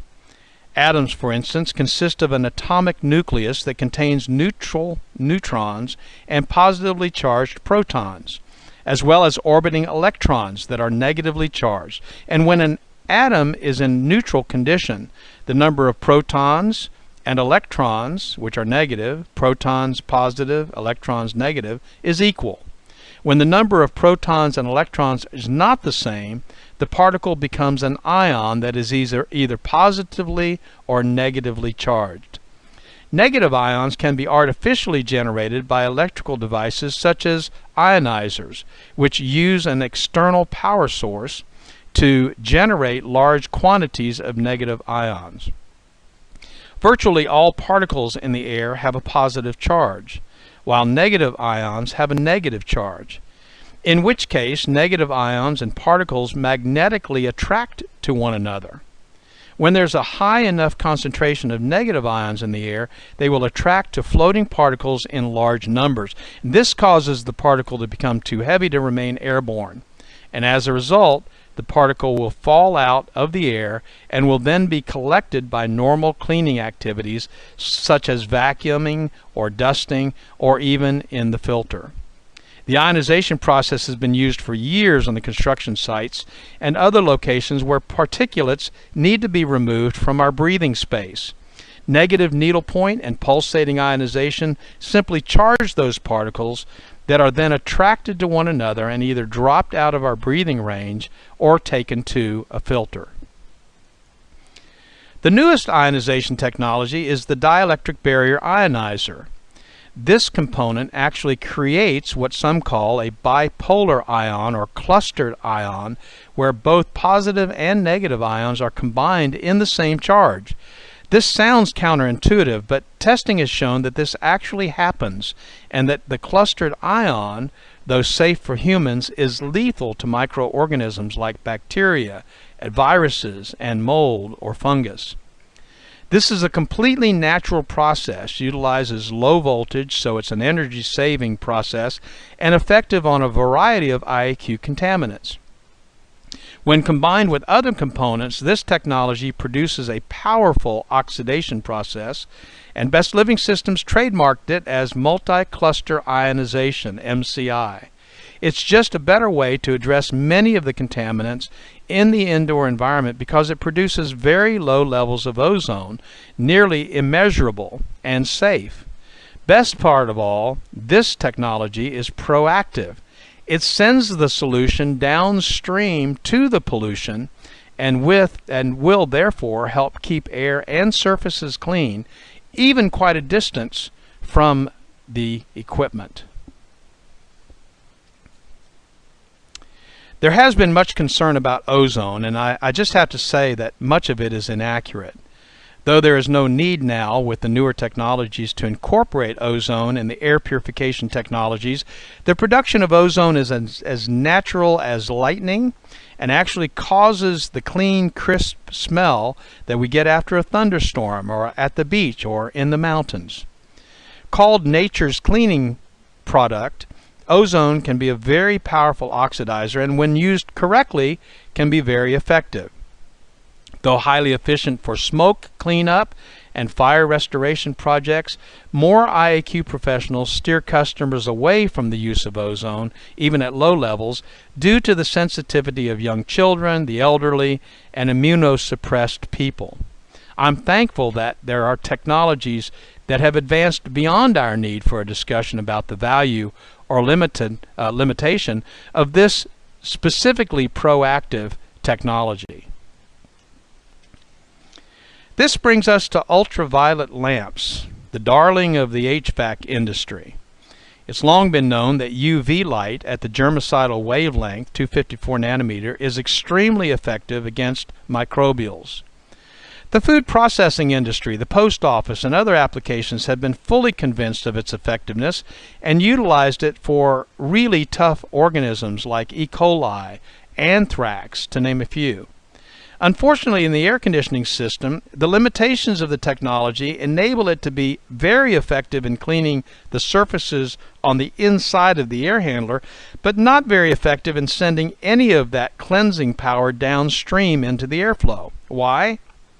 Well, the UV technology has two major limitations: time and proximity. How long is the microorganism exposed to the light, and how close is it to the light? In most cases, air conditioning contractors have found that due to the high rate of speed with the air racing past the UV light, that the bugs hardly get a sunburn. Ultraviolet light is great for the surfaces inside the system, but not very effective in the airstream. It really is a passive technology, waiting for the bugs to come close to it so it can zap them, change their DNA, or neutralize them. Over the past few years, scientists and engineers have learned the power of a combination of UV, the germicidal wavelength UV, and a target plate. This UV becomes a catalyst for producing a much more powerful oxidizer than actually does get into the airstream, clean the air and surfaces downstream from the air handler. When combining these two, the UV and the target plate can then be coated with multiple coatings of different metals, its shape altered to expose more of the surface to the UV, and in turn produce a powerful clustered ion similar to the dielectric barrier ionizer we discussed earlier. This proactive technology is becoming the choice for all air purification technologies, and when combined with other components, as we'll discuss in a moment, air purification technology has now taken a turn toward becoming the foundation for creating clean, healthy environments indoors. No longer is this technology an option, but a must for anyone who's interested in addressing all the pollutants now found in indoor environments. This concludes our training on IAQ technologies. IAQ Basics 101. Remember that the combination of many components into a single product is the very best way to address all of the contaminants in any environment. You've got a multifaceted problem, you need a multi-strategic solution. If you have a greater interest in the products that have been developed around the clustered ion, multi-cluster ionization trademark, we have provided a module on your page entitled BLS Products to help you better understand the options you may have for your own use or may want to offer to your clients. The trademarked MCI multi-cluster ionization technology are incorporated in all of these products, from HVAC probes to standalones. They're affordable, effective, and efficacious for air and surfaces in virtually any environment. Safe for humans, but lethal to microbes. Thank you for taking the time to get better educated on the basics of IAQ. We offer more advanced trainings in the IAQ field, which includes specific trainings on mold, formaldehyde, as well as more trainings in the indoor air quality field itself. And we look forward to providing more information in the classes ahead.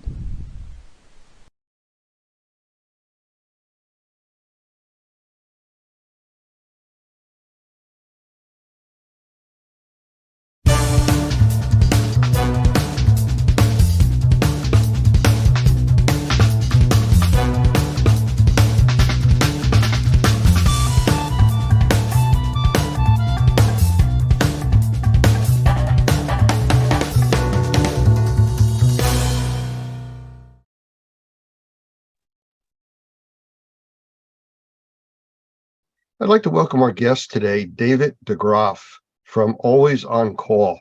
Now, before I bring David in here, I just want to tell you that I've met David several years ago, and we've had a lot of interaction over the years between him attending some of our classes, even our more advanced classes, and what we do with him as far as him being able to provide manpower for our members in different situations. So I'm going to bring him in and we'll get started here. So David, welcome. Thanks, Lance. How are you today? Doing well, and hope you're doing the same. I am, sir. So, thanks for asking. I really want to get right into this, and then we'll get into a little bit more of the detail. You know, Always On Call has all different meanings to different people. So what is Always On Call? Always On Call, the simplicity of it is supplemental labor service designed for the restoration industry. Okay. And how long have you been doing that? So we started Always On Call in 2016. I have been in the restoration industry since 2003. I started as a helper, and they had me move into all aspects of the restoration company. Eventually ended up running a company myself, and ended up getting away from that a little bit. And then I ended up starting Always On Call in 2016. It was a little bit of an accident, but it ended up being a major need for our industry. So you came from the remediation industry and you kind of moved into the manpower side of that. Would that be fair? That's correct. I started out when I started out as a helper, and then I went into the construction side because of my background. And we started to do, I started to be a project manager for Build Back.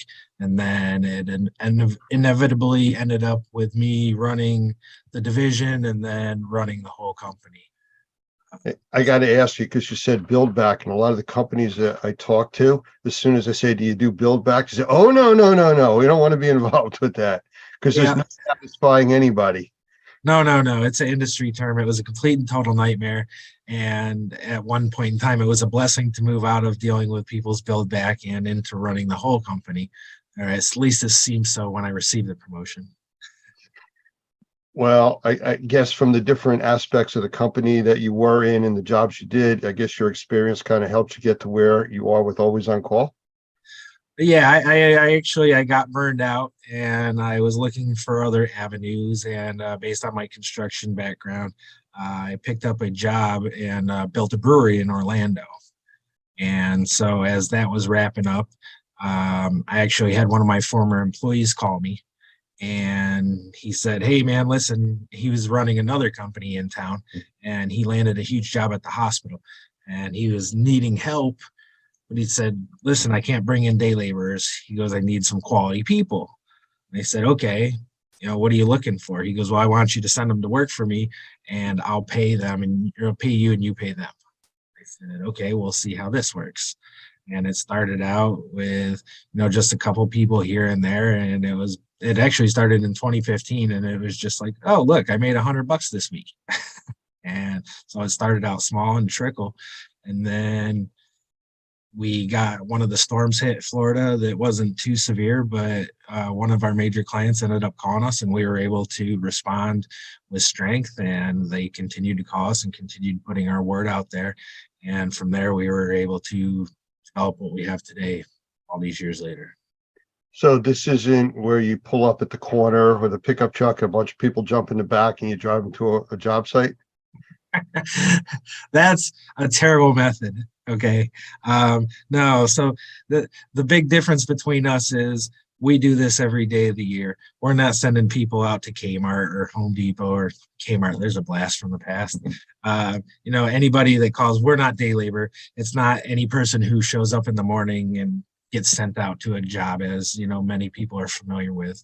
We use the same people day in and day out, and we keep them doing restoration work day in and day out. We did restoration yesterday. They did restoration today, and they're going to go do it tomorrow. I've heard you talk in the past when we've spoken about, I think you used the term supplemental labor. That's right. That is kind of the dividing line is we aren't day labor. We aren't temporary labor.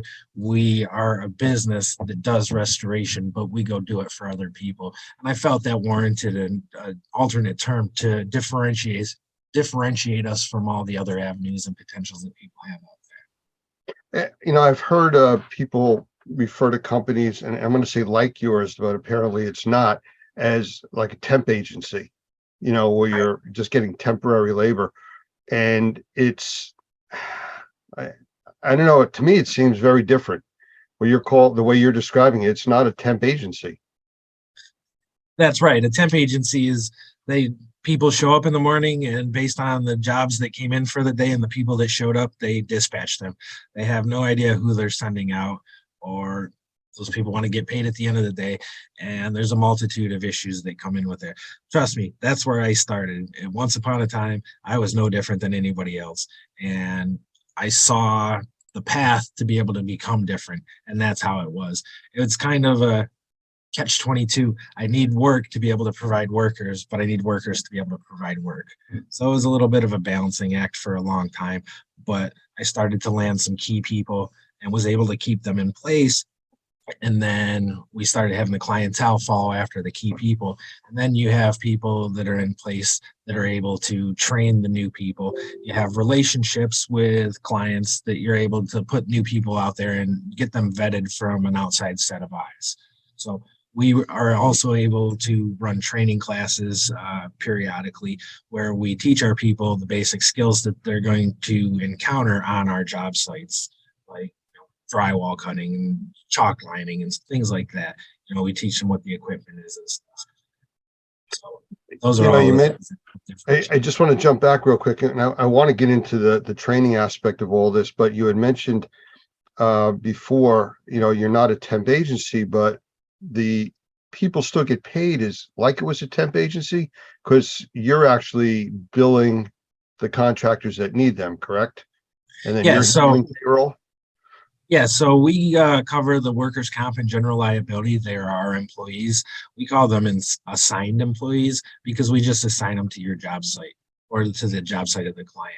So the client would request how many people, they would give us the address, the approximate duration. Then we would have our crew show up. They have a 2-hour right of refusal on anybody. We want them to be happy with whatever they're getting. And if they're not happy, then why should they pay for it? That's the way I think about it. So 2-hour right of refusal. You don't think you're going to be able to work with the guy? Let's get him out there. You want somebody else?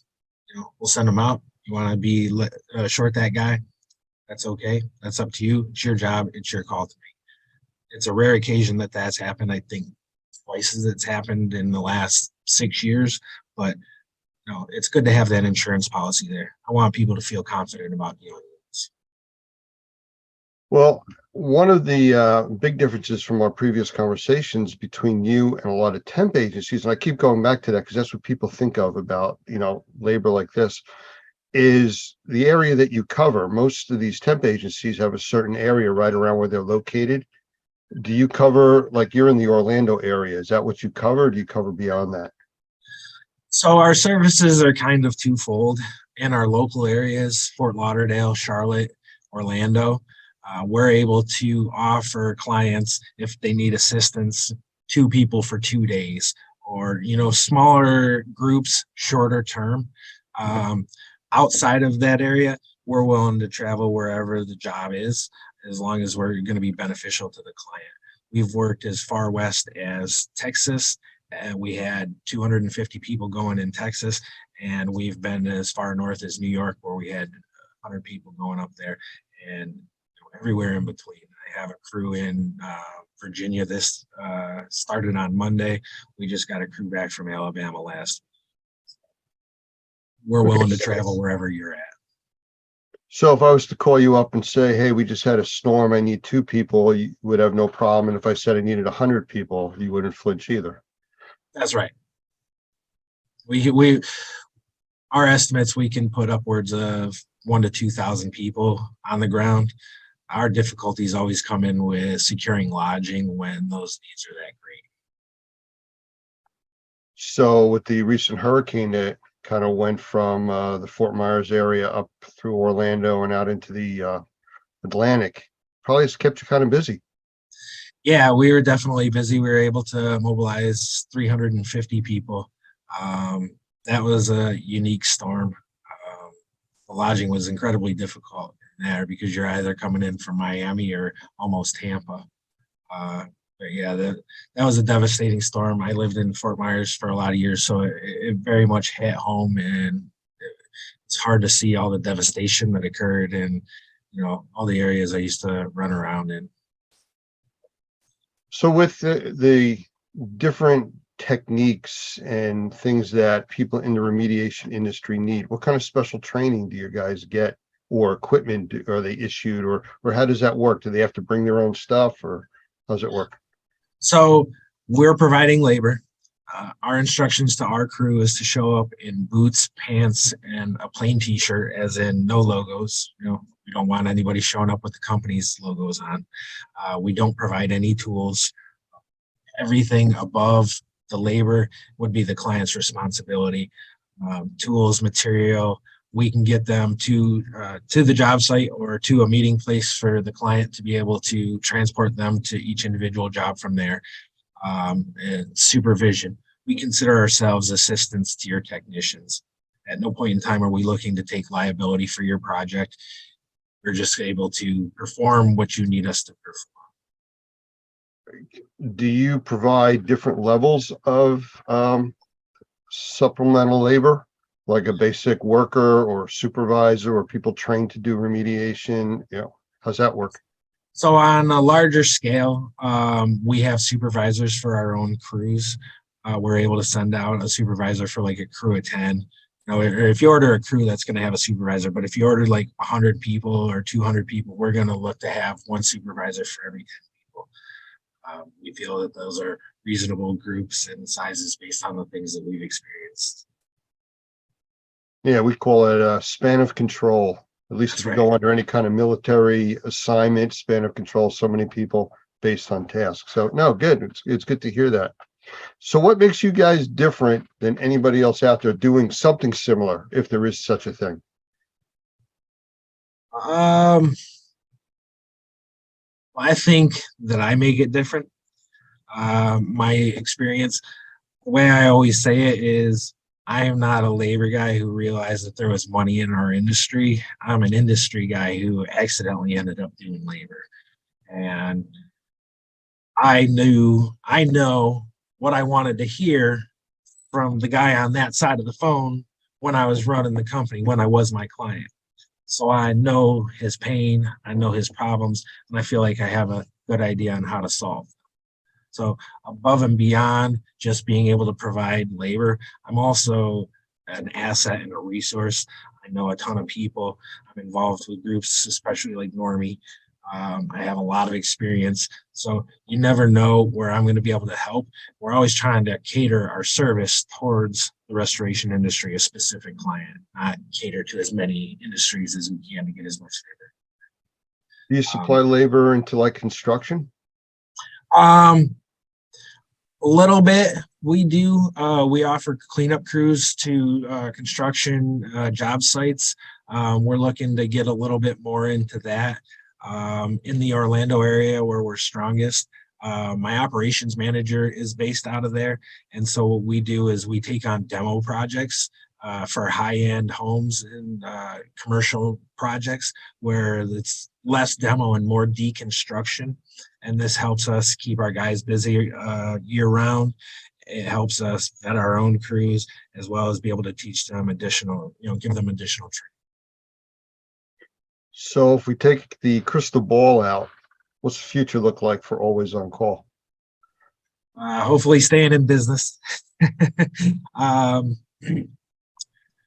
It's continued to grow, and we've just been doing what we've been doing, and that's trying to just provide a good service to the client. We've doubled the amount of hours that we've produced every year since what we've started, and we just look to keep expanding across the country, being able to set up more satellite locations like we have in Charlotte, Orlando, and Fort Lauderdale, so that we can help the clients on a smaller basis. What's really started to happen to our longer clientele are people, people that were GMs at places that have broken off and gone in their own direction, is companies have started to build themselves around our services. So there's a lot of value in being able to keep a small staff of just your key people, keep your payroll low, not worried about keeping a whole host of people with 40 hours a week or they're going to quit on you, and still being able to respond to whatever job comes across you. We're able to help middle that problem. I know a lot of our members, we have entrepreneurs, smaller companies, and they're always very cautious about jobs that they think are too big for them to handle. Manpower wise, drying out projects, something like that. To me, it sounds like you're a solution to that type of situation. Well, yeah, absolutely. We're a solution to that. But it speaks highly of being involved with a group like Normie, because there's a lot of apprehension when it comes to landing a job that you potentially larger than you've ever had before. What are your tools? What are your resources? What are your specialities? What is your cash flow? Those are all factors that you have to think about. So companies like Always On Call can come in and help solve those problems. But if you have other partnerships that you've met through groups like Normie, then you have other people that you can call and possibly bring in and help segment that project so that it's not a large project. We always try to keep in mind every large project is just a bunch of small projects. Sounds like the way the government handles things, but in a good way. So what else should we know about you? As an individual? You gave us some of your background, but where's your passion come from here? Just the business, actually. That's, I don't know, been my gift, my talent, my passion, as you say. Just ever since I've young, I've always just had an eye for business and wanted to succeed in business. And at an early point in my life, I started pursuing the money. And shortly thereafter, I realized that you can't pursue the money. It's about who you help, how you help them, and your impact on the world around you. And if you do those things right and you keep your eye on the prize and work in that direction, then you always have what you need. That's my own personal philosophy on it. Be careful. You keep talking like that, people are going to think you're a nice guy. We don't want that. No, we can't have that. So how would somebody get in touch with you? For two ways. One is if they were interested in working for you, and the other way would be, to get your services to help them out. My phone number is 407-505-9338. That's my cell phone.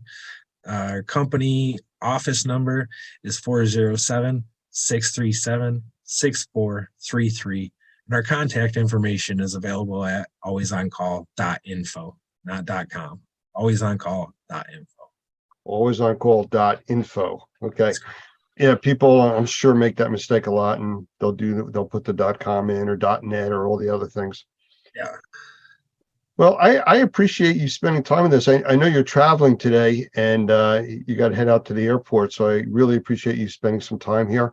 I think the information and the services that you're able to provide for our industry, especially people within the Normie membership that need additional manpower and quickly, it's a great resource. So thank you for all that you do with that.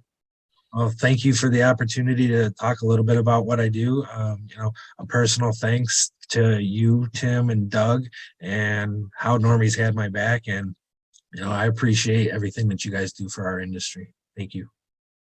Thank you. Take care. Have a good day.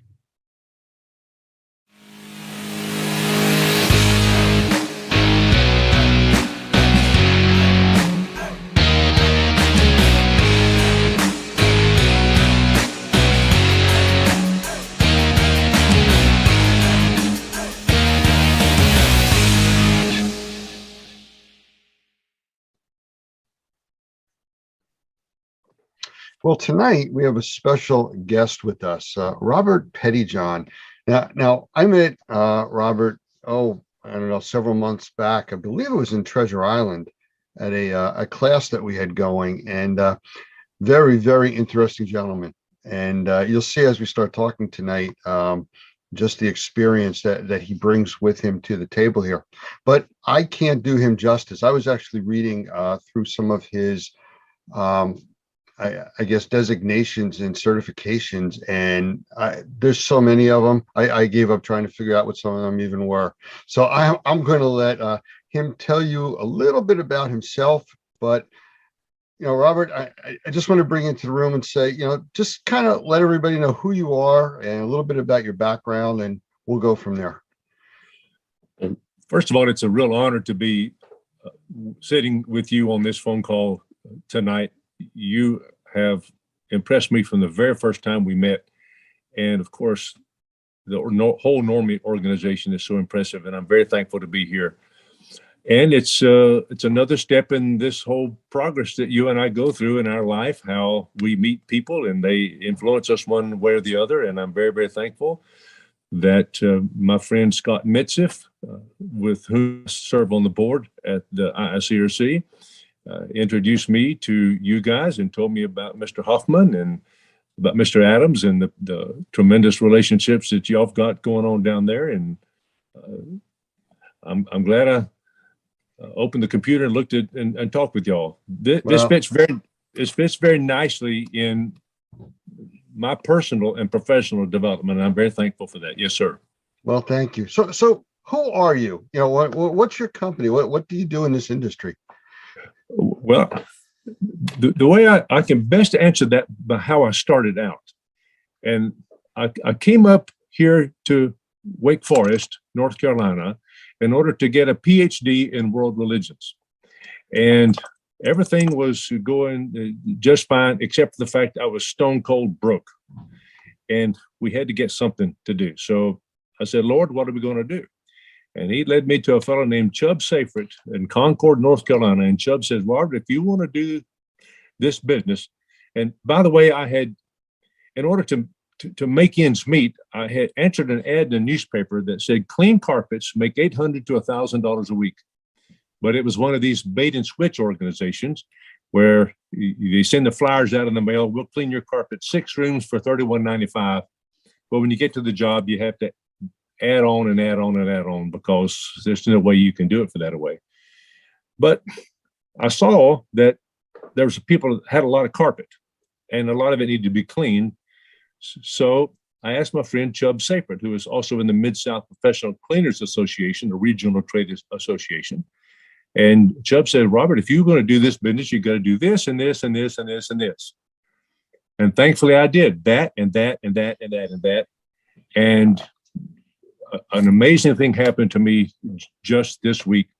And that is that a gentleman from New Jersey asked me to be a part of a Zoom call for the National Organization for Remediators and Mold Inspectors.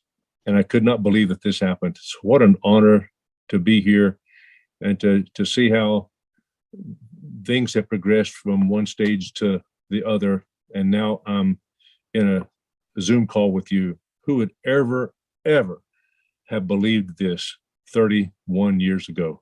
I'm so honored to be here. You are most welcome, and thank you for that.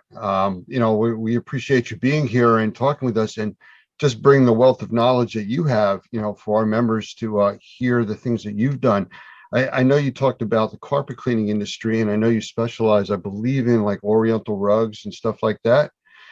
But I think there's also something out there about you with the infection control also. So it's like, this is a big gambit that you cover of, things for the cleaning industry and restoration side. Well, you know everything about me, don't you? What? Well, there you go. Okay, thanks a lot. No. Oh, you're too cool, buddy. I like you. You ask very good questions. Yes, sir.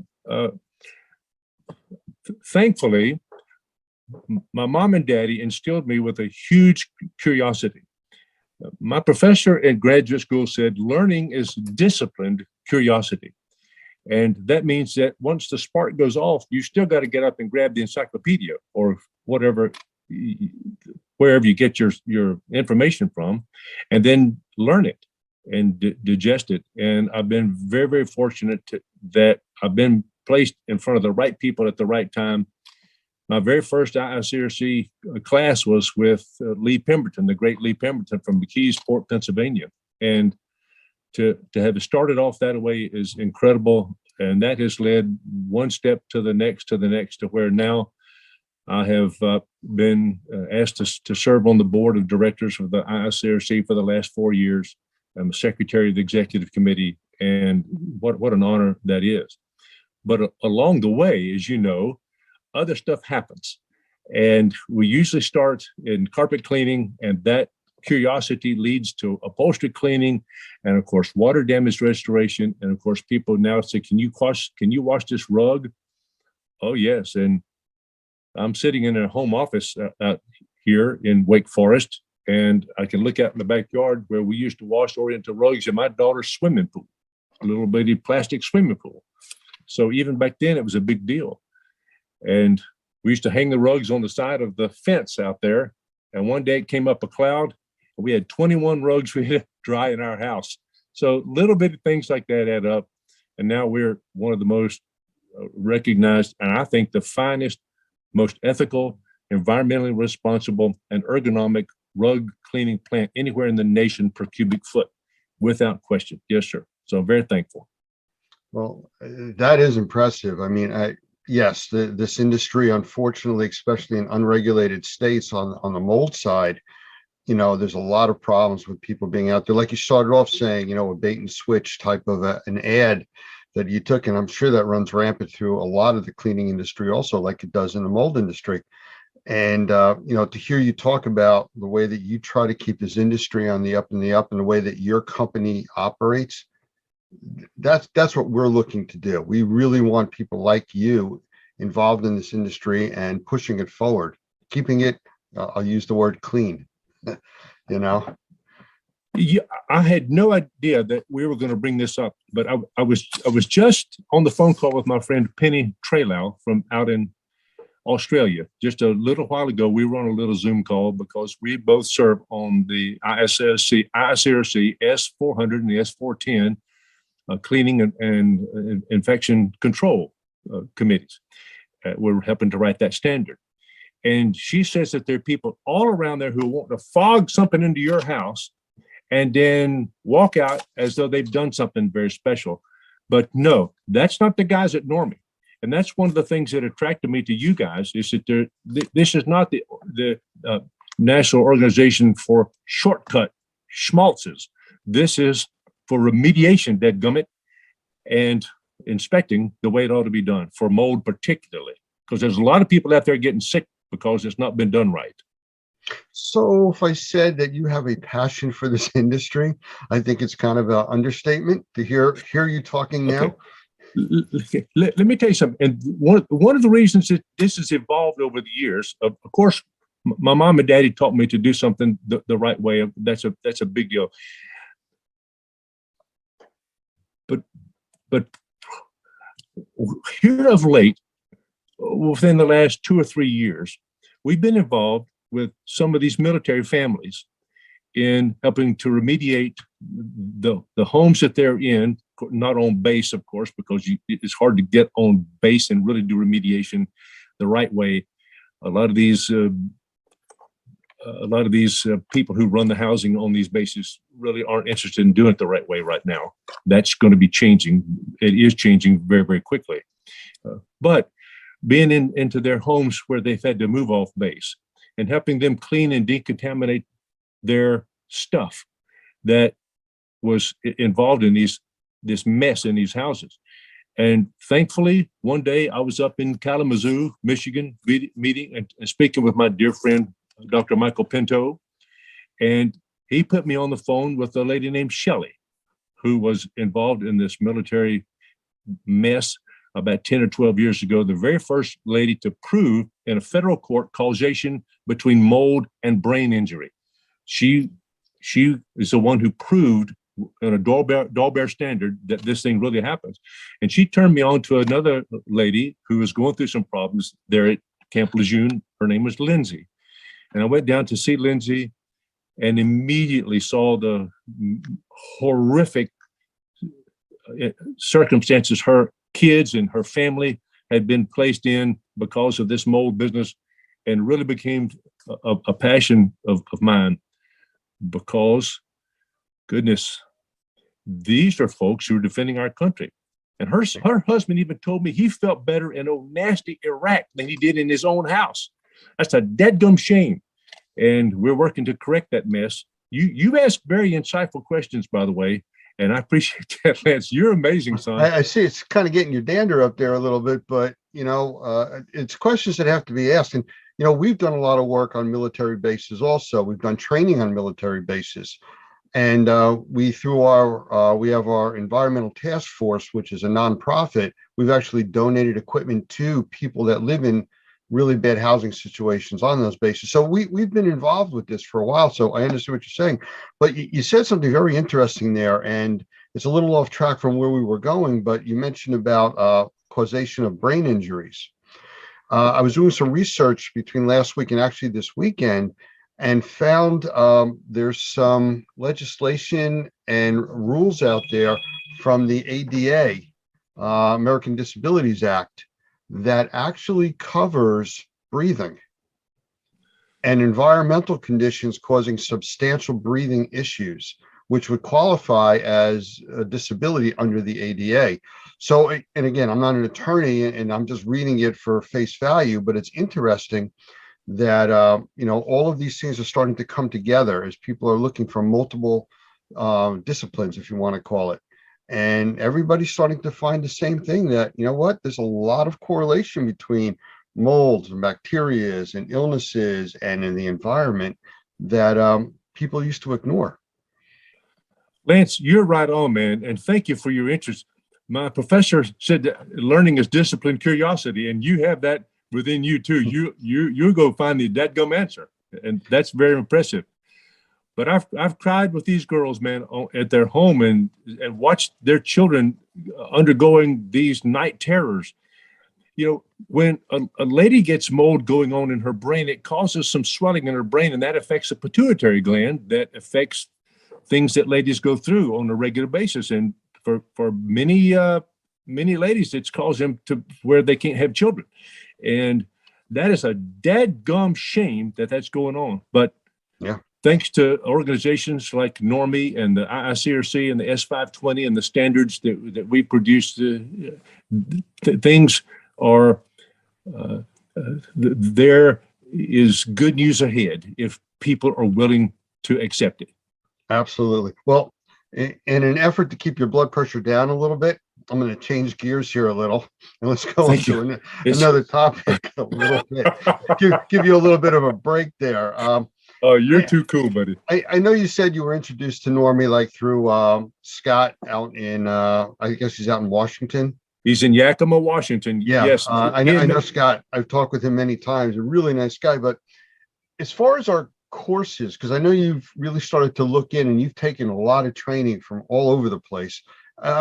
What do you think is one of the most important things that we do as far as teaching a course? What kind of courses, do you find of interest, especially with your background? Well, the most important thing, the most amazing thing about NORMI is not your courses and all that stuff. It's the people that are there. I mean, goodness gracious, of course, you, Lance, and Mr. Hoffman and Mr. Adams and Mr. Zualaga, these people are really huge. Justin and David and Roger and the ladies that answers the phone call out there in Arkansas. Yeah, that's right. Yeah. Those people are the people that are surrounding, that are with you guys at NORMI, are what's really, really impressive. Then you start to take a course and you say, well, dang, it's no wonder that you guys are so impressive, your coursework, because I'm sorry, that's okay. That's a phone call from somebody at NORMI, as a matter of fact. I'm so sorry. Good. That's announcing our training for tonight. You can tell I'm old-fashioned with that ringtone, can't you? Okay, good. All right. But you mentioned the courses, and to me, the most important course you guys teach down there, I'm sorry, but this is my opinion, is this mold remediation for sensitized individuals. Why is that?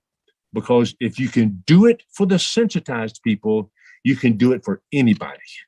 So if you can gear your program up in such a way that you're cleaning now for the most sensitized individual out there, then you're going to pass every clearance test. You're going to pass every important evaluation that goes on in somebody else's home. Plus, you don't know whether somebody is carrying that dreaded HLA gene in their body. We don't even know that. So if we take a chance and we miss something that we should have gotten, well, shame on us. That means you've not done it properly and you've not done it according to normie standards and regulations. And that's what's impressive about you guys. So to have somebody like Dr. Pinto, Michael Pinto, come down and lead that course is just unbelievable. That's a pivotal course. It is a good course. It's a very good course. I've seen him teach it, and I know it's not cheap. I know that. This is one of the most expensive courses y'all have got. But if you can do this, you can do anything. Well, you got the two rock stars teaching it. You got Michael and Doug both teaching that course. Unbelievable. Yes, sir. Yes, sir. Wow. What a thrill. Well, let's talk about certifications. Like I started when I was introducing you at the beginning about, the different things that you have, and education wise, there's a ton of stuff that you do and that you're trained in. And I don't know if you want to ramble off a few of those, just kind of some of your background enhancements. I know you said you were first starting for a PhD in religious studies, but you've like morphed into a whole nother direction. Well, when you,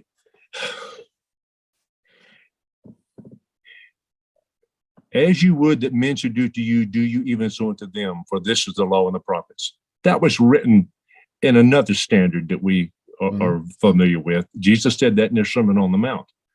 But when you look 2,000 or 3,000 years earlier than that, what Moses was involved with in Leviticus chapter 14 about the mold remediation, it's been in there since almost the beginning of time and recorded religious history anyway. So this is a huge deal. And thankfully, I've got a proper background for this mold business in our cleaning. Of course, we're certified triple master cleaner at the ISRC, but that's a big deal. I'm also a certified rug specialist. We're the only certified rug specialist in the state of North Carolina. We wash the governor's rugs and all that stuff. No, they're not his rugs, dadgummit. They're the citizens. They belong to the citizens of North Carolina. So I'm taking care of you. Hey, I'm taking care of your rugs out there. Don't worry about that. We're also certified water law specialists, one of about 125, 150 in the country of that. If you're going to do a flood on water, you better know what you're doing. So getting involved with the Restoration Industry Association, Pete Consigli and these guys who taught this class the way it ought to be done. I mean, that was tantamount to a college level thesis we had to present to get our certified water law specialist. That was just really very, very huge. And the same way it is to become a certified master rug cleaner and certified rug specialist, CRS. That was a huge, huge thing to do. And now to be involved with Normie is just another. It is said birds of a feather flock together, and it's nice to be involved in a group like Normie that takes things to the highest level of possible, and I'm very, very thankful for that. Yes, sir. I like to I bring it down to a very, very simple level when I talk with people and we start talking about how things work and everything like that. And to me, the basic philosophy is, and I've said this before on many trainings that I've been to, we try to do the right thing because it's the right thing to do. It's that simple. You don't have to go any further than that. I mean, you can't set a higher bar, and it's something that's practical and understandable to almost everybody out there. And thankfully, the courses that you and I have been through weed out the folks who are not living by that standard. Yeah. And any schmaltz, any bedwetter can go out and take a course. We know that. But they're not going to stick with it to the end, to where the results that they're looking for is a cleaner rug, a healthier environment, a more responsible way to treat. We're not just fogging something in somebody's dadgum house. No, we're really getting it clean the way it ought to be clean, and documenting it and proving it with our field tests and third-party confirmation of verification of what we're doing. Yes, sir. Well, there you go. Back to the do the right thing because it's the right thing to do, and the results speak for themselves. They really do. I'm going to put you on the spot now. Sorry about that. All right. And I know you've kind of alluded to it, but if you were going to sum up what really you like about Normie, and you know, if you were going to tell somebody about us, where do you think you would go with that? Well, as I mentioned a while ago, the people are number one. You've got to trust somebody. You don't trust a book unless it's a Bible or something. But you don't. And even the Bible says that its purpose is to reflect what Jesus did on earth. So the same way it is with Normie. You guys, man, are from the ladies that answered the phone call all the way to Mr. Hoffman. That's what's so impressive. Not only that, but you base your course material on standards that have already been in place. And it's no secret that whenever you teach a course, you show up there on your screen the IICRC S520 standard for professional mold remediation, for example. You don't try to appear to people that it's y'all's idea. You're the first one to come up with it. No. You know that you're a part, as the poet said, I'm a part of all that I have met, yet all experiences and arts where through gleams that untraveled world whose margin or whose horizon fades forever and forever as I move. I'll think of who did that in just a second. It's a 17th century poet. But you realize that you're a part of a long chain. You're handling, the baton has already been passed and is handing off to other people like you and me. And we cannot drop it because so many people's lives, so many people's well-being, and even our companies depend on it. And for crying out, our reputation. And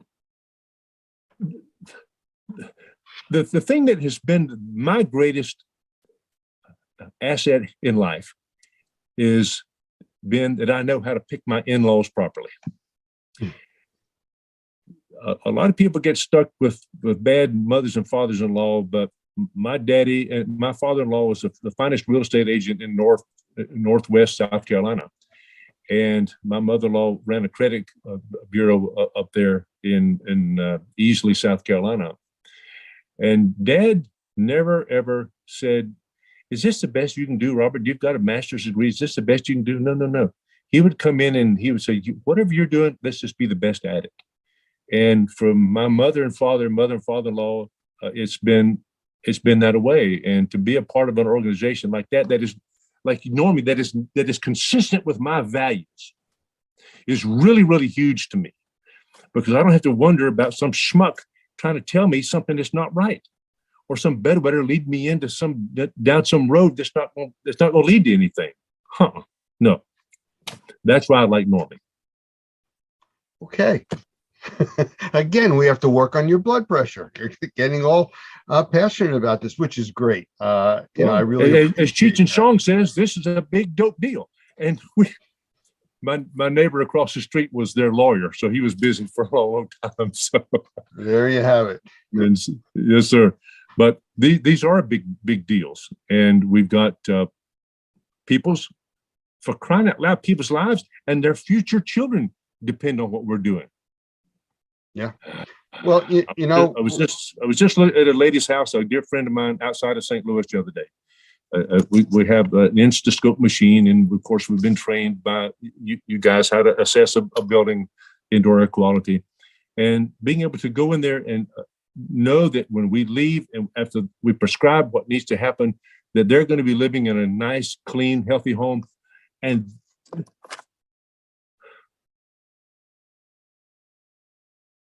That is really important to me. Yes, it is. What? It's just- You see, I gave a talk to a bunch of real estate agents the other day. About 200 were on call. My dear friend up here, Brian Pate, allowed me to address. He teaches all the real estate people in North Carolina, and I got on there and I told him that clean air, a clean and healthy environment is the new view. They used to be able to stick you out when you're buying a house. They take you to the window and look out there. Just imagine your kids playing. Just imagine the garden growing and all that. No.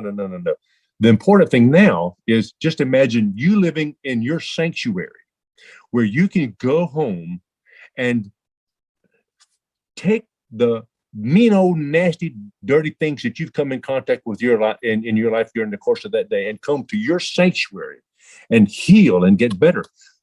My friend Jeff Jones in Oklahoma City says that when we get stronger, not while we're lifting weights, but while we're asleep at night and our body's rebuilding itself.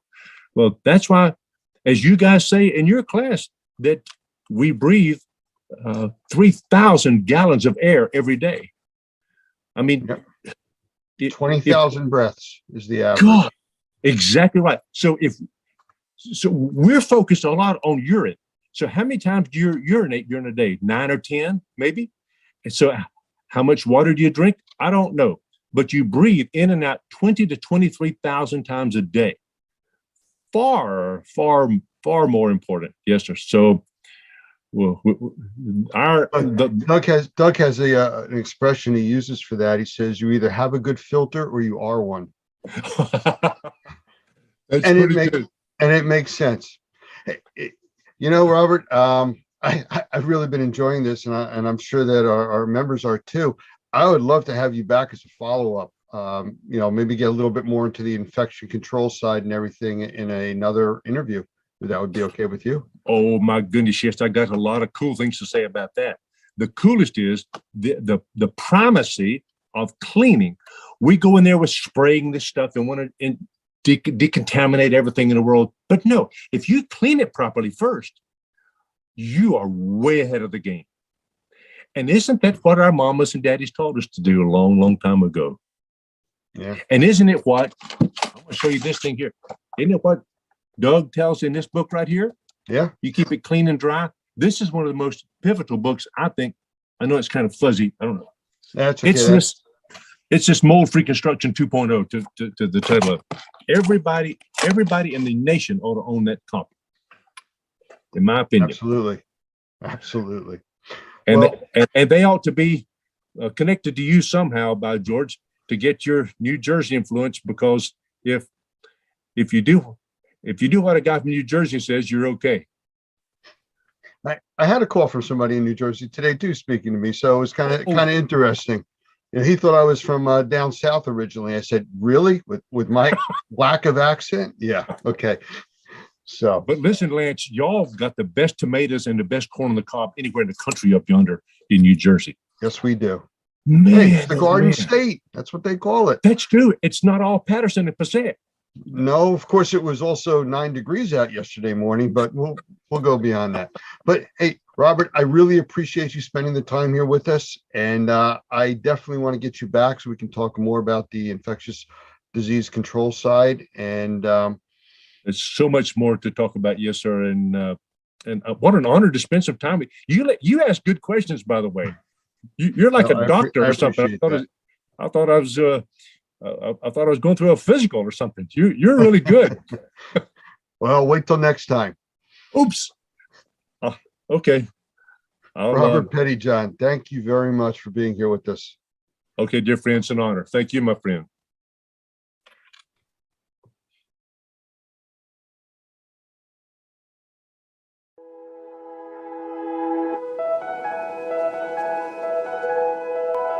Good afternoon, or morning, I guess. Good morning. Yeah, so I'm sure that Mo told you when we created Normie in 2004, one of the interesting things was what we created it primarily for the Louisiana licensing law. And the Louisiana licensing law was the first law to go into effect for mold remediators in the country. So it was the first licensing law, and then what happened in 2005? Katrina. And so we were right there able to help, I think, a lot of people with some of the issues that were of a concern to us. I'm not sure if he talked about the difference between the IICRC and us, but they come from the business more from we're not competitors, by the way. As you know, if you're an IICRC person, you get continuing education credits off of this class. So we work together. We just look at the industry differently. They come from the water restoration side of the business. We come from the building side of the business. And one of the reasons why we do that is not just my background with my licensing, but the main reason we do that is because we try to look at the house and the problem that they're experiencing in terms of a mold issue as a holistic kind of problem, not just fix this problem and everything is great, but think in terms of how we can actually improve their indoor air quality. So when I was moved to New Orleans in 2002, I was actually doing some of the things that you guys are doing now and some of the things that we would recommend that you do in terms of ongoing IAQ management, which is what we call our sanitization protocol. How you create an environment in which mold won't grow. And that was really based on my book, Mold-Free Construction, which you have access to if you have the Normie app. We do have an audio version there, so you can just listen to it. Might put you to sleep, but you can listen to it if you like, because it's on iTunes and on Audible as an audio book. But the sanitization protocol really does improve people's indoor environments, so you have the ability to do that. And I just want to tell you about somebody that I met when I was in New Orleans. I was doing some trade shows, and a radio program, and I got a call from a lady. Her name was Laura DeRocher, and she had 4 children. And her youngest child, who was 8, had some very severe sinus issues. In fact, as she was talking to me, she had, of all 4 of her children, the other 3 had constantly been to the allergist every month. Now think about that for a second. Every month, for years, they had been to this allergy doctor. And she had found some mold up in the kitchen area over one of the cabinets, and she was concerned about how that might be affecting their kids, because she heard me on the radio and she knew that mold was an indoor air quality problem. She'd never really thought about that before. It's mold, you know, how could it affect my children's health? But she was putting 2 and 2 together. She was saying, maybe there is a problem here with this mold that I'm seeing. So I went out there and I did the assessment. It took the sanitization protocol. It was not the amount of mold or the type of mold, or there wasn't a moisture problem that actually was causing the mold. It was actually a HVAC problem with the relative humidity.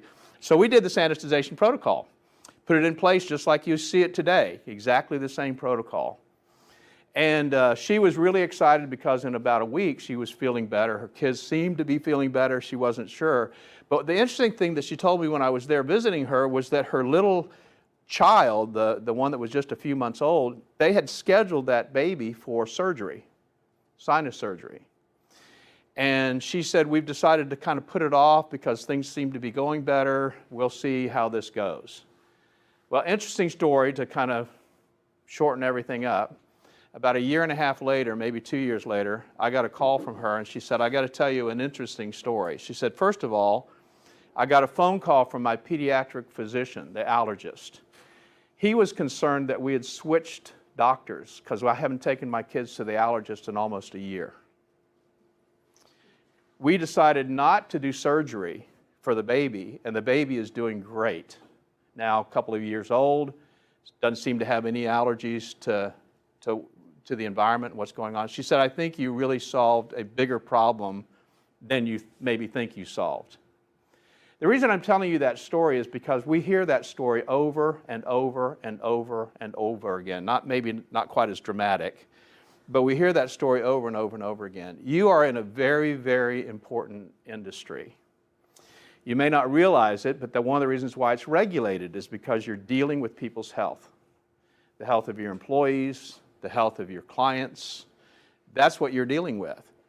And rather than thinking about just being a mold assessor or just being a mold remediator, as Mo's probably told you, we want you to think in terms of being an indoor air quality professional, because that's really what you're doing. I'm sure Mo told you already that when you start cleaning up mold problems in an environment, It's almost like a surrogate of other things that are going on in the environment. If you're reducing the mold, you're also reducing some of the other contaminants, the bacteria, the viruses, the particulates, some of the other stuff that's going on in the environment. So you can make a gigantic change to the environment. So our goal is for you to really think in terms of becoming an indoor air quality professional. And this is really the first step. If you haven't thought about that before, this is really the first step in that direction. And I'll tell you the other thing it'll do for you. I've been in business a very long time. I used to tell people I was unemployed in the construction industry. Been in business a really long time. And what you want is you want an edge in the market that makes you different from everybody else. And it's not about price, let me tell you.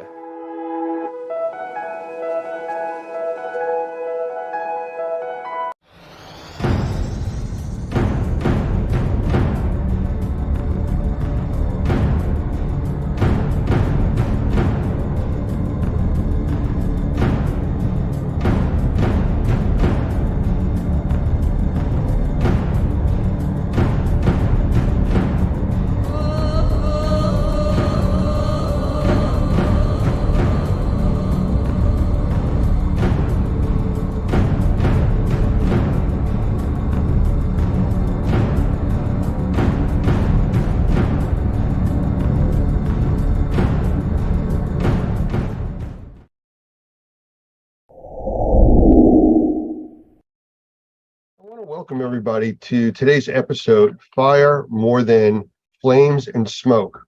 And this is a multi-part series being offered by normie.tv.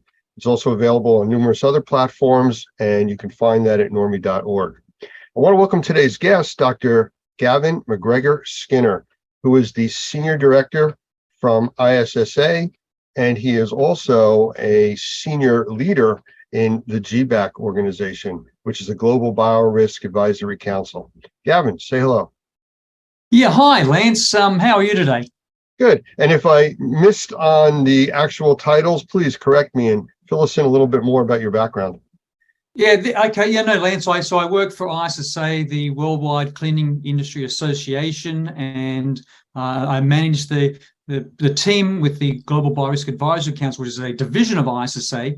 I'm also an associate professor, Lance, at the Penn State College of Medicine. I've been working with Penn State since 2011. I teach 3 graduate courses, 3 15-week courses on biological risk management. Well, that is exactly what we need to be talking about today. And with that, I want to bring up an image real quick. So I want to talk about short-term health effects for people exposed to the wildfires that have drifted down here into the U.S. and the central and the eastern coast. And these images I want to show you are what took place over a 3 to 4 day period. Now, this was, I can tell you, here in New Jersey, because I took the pictures myself, but this was mid-afternoon, and it looks like sunset. So give me a moment, and I'll bring this up on the screen so everybody can see what we're actually talking about, especially if you didn't get the opportunity to experience this. Are you able to see the images? Yes, I can, Lance. Well, as you can see, these are sunset-looking type of images in the middle of the day with no clouds. Extremely thick smoke conditions, and this smoke was coming from probably up to 1,000 miles away up in Canada, all the way down to the coastal area of New Jersey. Now, from the reports and everything we got, it was even worse through the state of New York, Pennsylvania, which is closer to the Canadian border. So as far as health effects go, and I do want to mention one other thing. You've seen these images. I want to show you something graphical that we can then talk about. This was graphical data that I captured outside my home, actually, over a week period. You can see leading up to where the spiking started on the graph that the outside levels of particulates and volatile organic compounds, VOCs, or the chemistries in the air, are very low. And then you can see it all of a sudden started to spike on the first day, and then it was kind of an up and down to where it got really bad by the 3rd day.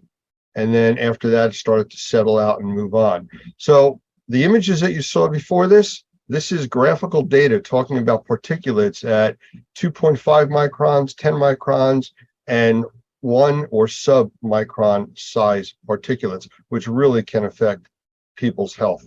So as far as short-term effects, how do you see that?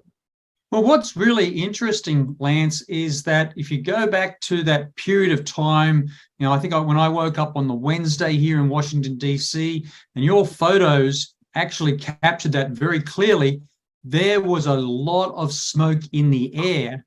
And we knew the fires were in Canada. Who would have thought that I would wake up in Washington, D.C., and suddenly I realized the air that I breathe or am breathing today came from Canada? And you don't think at a local level, at the neighborhood level, where does the air come from that I breathe? We think it all is generated locally, but it wasn't. No, this air that I was breathing here in Washington, D.C. on that Wednesday was coming from Canada. Why? Because the smoke showed that to me. It visualized it. It showed me that the fires in Canada were sending smoke down the east coast of the US. And I think everyone needs to understand smoke anywhere is just bad for the human body. It also affects animals, no matter how healthy a person is or how long they're exposed to. Smoke exposure is just bad. And we need to understand, what does that bad mean? So if I look at, what were the messages going out from when the photos that you took, Lance, showing the sun blocked out, showing all that smoke in the air, what were the key messages being delivered to the public, the community? And we're very fortunate because, here's my phone. On my phone here, I have a number of apps. We have there's a lot of apps that are available that can make you aware of outdoor air quality.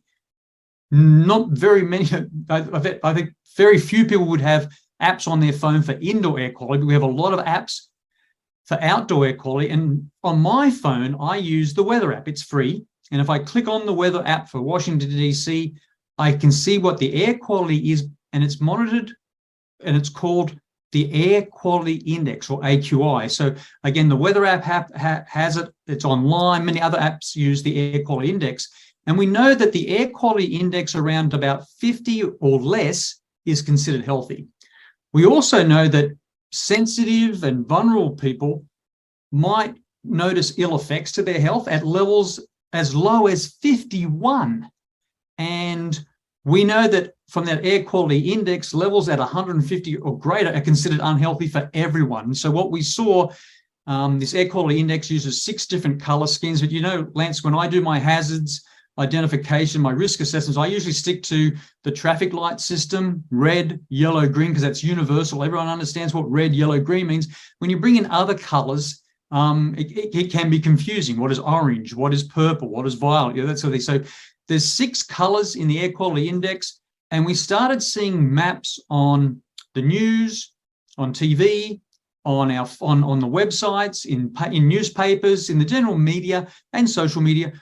And a lot of people didn't understand what those 6 colors meant. But again, what we want to be really clear here, a level at 150 or above on the air quality index is considered unhealthy for everyone. And what we saw for the smoke from Canada, places like New York, Washington, D.C., other locations went up into the 300s, even the 400s. And this air quality index, Lance, only goes to 500. It stops at 500. So when we saw the numbers up into 400s, that's never happened before. That's setting new records for many of those locations. I guess the way you could equate that is when we actually deal with indoor air quality and we get particulate counts and mold in the environment and extremely high, it's almost like breathing soup. Yep. It's that thick. And the particulate size of this smoke is extremely concerning because it goes deep into your lungs and is a direct access point into your blood system. This is really important, Lance. So if you look at, when you see smoke, like in the photos that you showed, we're concerned, and we saw this being talked about the hazards, the risks. It's about particles. And so smoke, even wildfire smoke, is harmful primarily because it contains airport particulate matter, these particles. And You saw on your graph that you showed, Lance, these particles can be measured in microns, 10 microns, 2.5 microns, 1 micron down to 0.3 microns. Understand that the smallest grain of sand is still 40 times larger than a PM 2.5, a particulate matter 2.5 particle. The width of a human hair is about 50 microns. So as soon as you get down to 10, we can't see those with the human eye until we see lots and lots of particles together. So when you see particles at 2.5, 10, like you showed on your graph, all coming together, that's what causes the smoke. That's what gives us the visualization. Now, we have wildfires, forest fires, grass fires have been around for years, for centuries, and we have a lot of data. If we go back to, say, the 2020 California fires that turned the sky just like in your photo, Lance, an apocalyptic shade of orange is what I would call. It was emitted by more than 1 million metric tons of PM 2.5. In California in 2020, in those fires, that was a 2,360% increase above normal air, according to the California Air Resources Board. And so it's really important to understand there are particles in the air. So if we focus on the short-term exposure to particulate matter, so let's focus on particulate matter 2.5, PM 2.5, which is we saw in the media. We saw everyone talking about PM 2.5. We know that short-term exposure can trigger lots of health problems, including but not limited to coughing, stinging eyes, a scratchy throat, a runny nose, chest pain, headaches, asthma attacks, fatigue, wheezing, breathing difficulties. And again, all this information is freely available through the US government on the US Center for Disease Control Prevention site, the CDC. But also, Lance, there's more serious impacts to the lungs and heart when you see particulate matter like PM 2.5 in the air. You can have reduction in lung function, even in really healthy people. And we know that the exposure to like the photos you showed can affect on heart health. So these particles can enter the bloodstream. They can trigger inflammation, leading to either heart attacks and stroke. They can worsen the health of people who have conditions like diabetes. And we also know from research, Harvard University has studies, and there's other studies out there that have shown that wildfire smoke increases the risk from infectious diseases, so that in one Harvard University study that I'm familiar with, it estimated that the PM 2.5, the particulate matter 2.5 emissions from the 2020 wildfires in the states of California, Oregon, and Washington state were associated with about a 12% increase in COVID cases and over an 8% increase in COVID deaths in 2020. You mentioned about all the particulate, the information being released to the public and stuff, and everybody's focusing on particulates.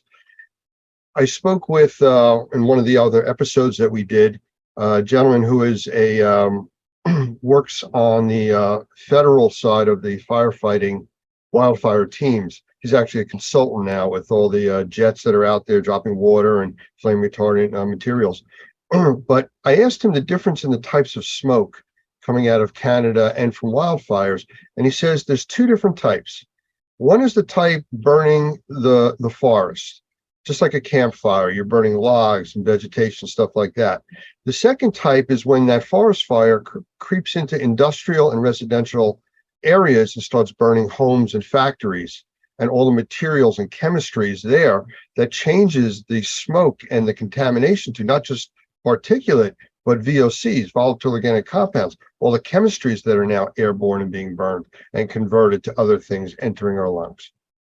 That's really important, Lance, because the messages that were being delivered about the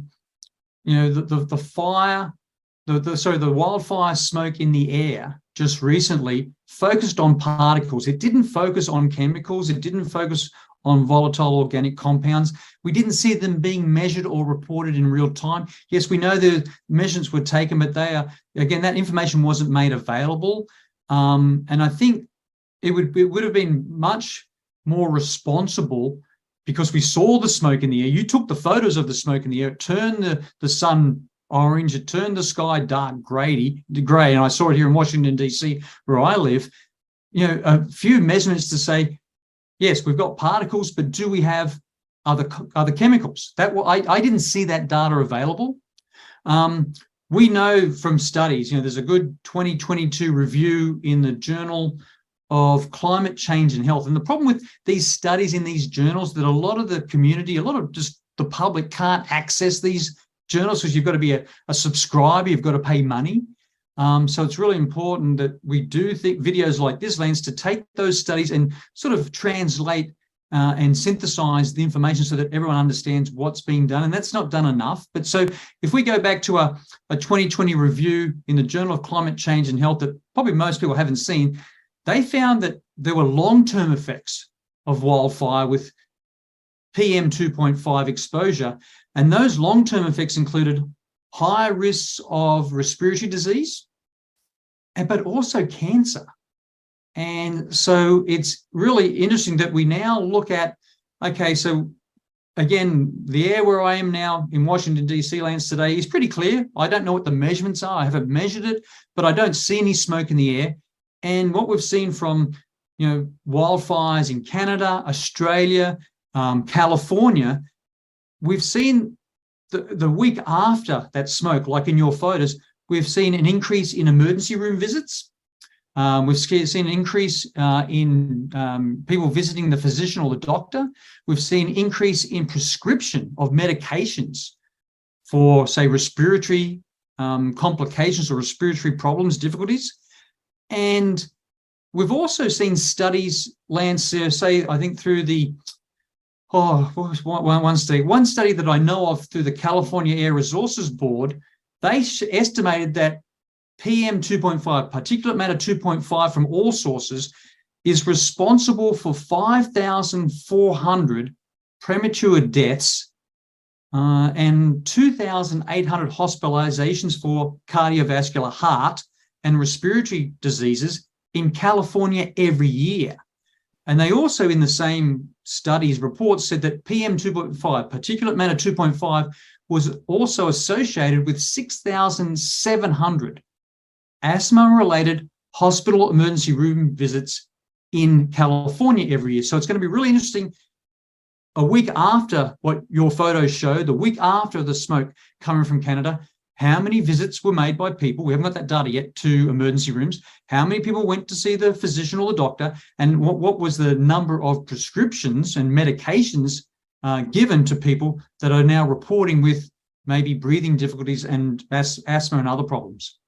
It's interesting because we recently also did an episode on sensitized individuals with Michael Pinto, and he talks about a lot of that. But the question I have for you is, we've talked about short-term effects, and I think we're starting to teeter on, now that we're a week and a half plus out, what are the long-term effects? But before we get to that specific question, what's the difference of the group that we're not talking about with babies, children, pregnant women, and we can't forget the group of the elderly?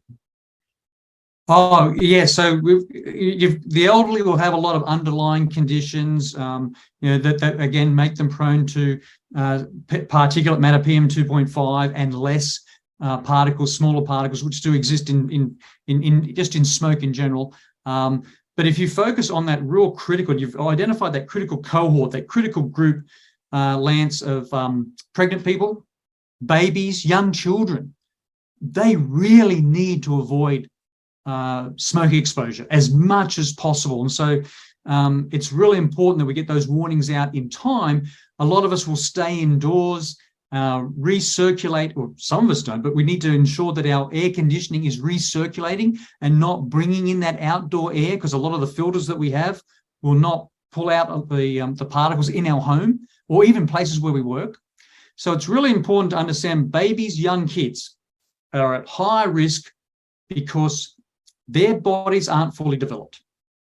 And if you look at pregnant people, their bodies have been fully developed, but when they're pregnant, you're in overdrive. This really has a big effect on your immune system. So there are studies that have shown us that wildfire smoke exposure can lead to preterm birth. So that's preterm birth, Lance, is birth before 37 weeks of gestation. It also leads to babies with low birth weight, leads to babies with impaired lung functions and other health risks. And there was a study, gosh, in 2022 in the Journal of Environmental Research. Again, many people probably haven't seen this one, but in this environmental research study, it looked at birth outcomes in California between 2006 and 2012. And what they found was each additional day of exposure to wildfire smoke during pregnancy, so people that are pregnant, increase the risk of preterm birth. That's preterm birth. That's less than what we say, 37 weeks.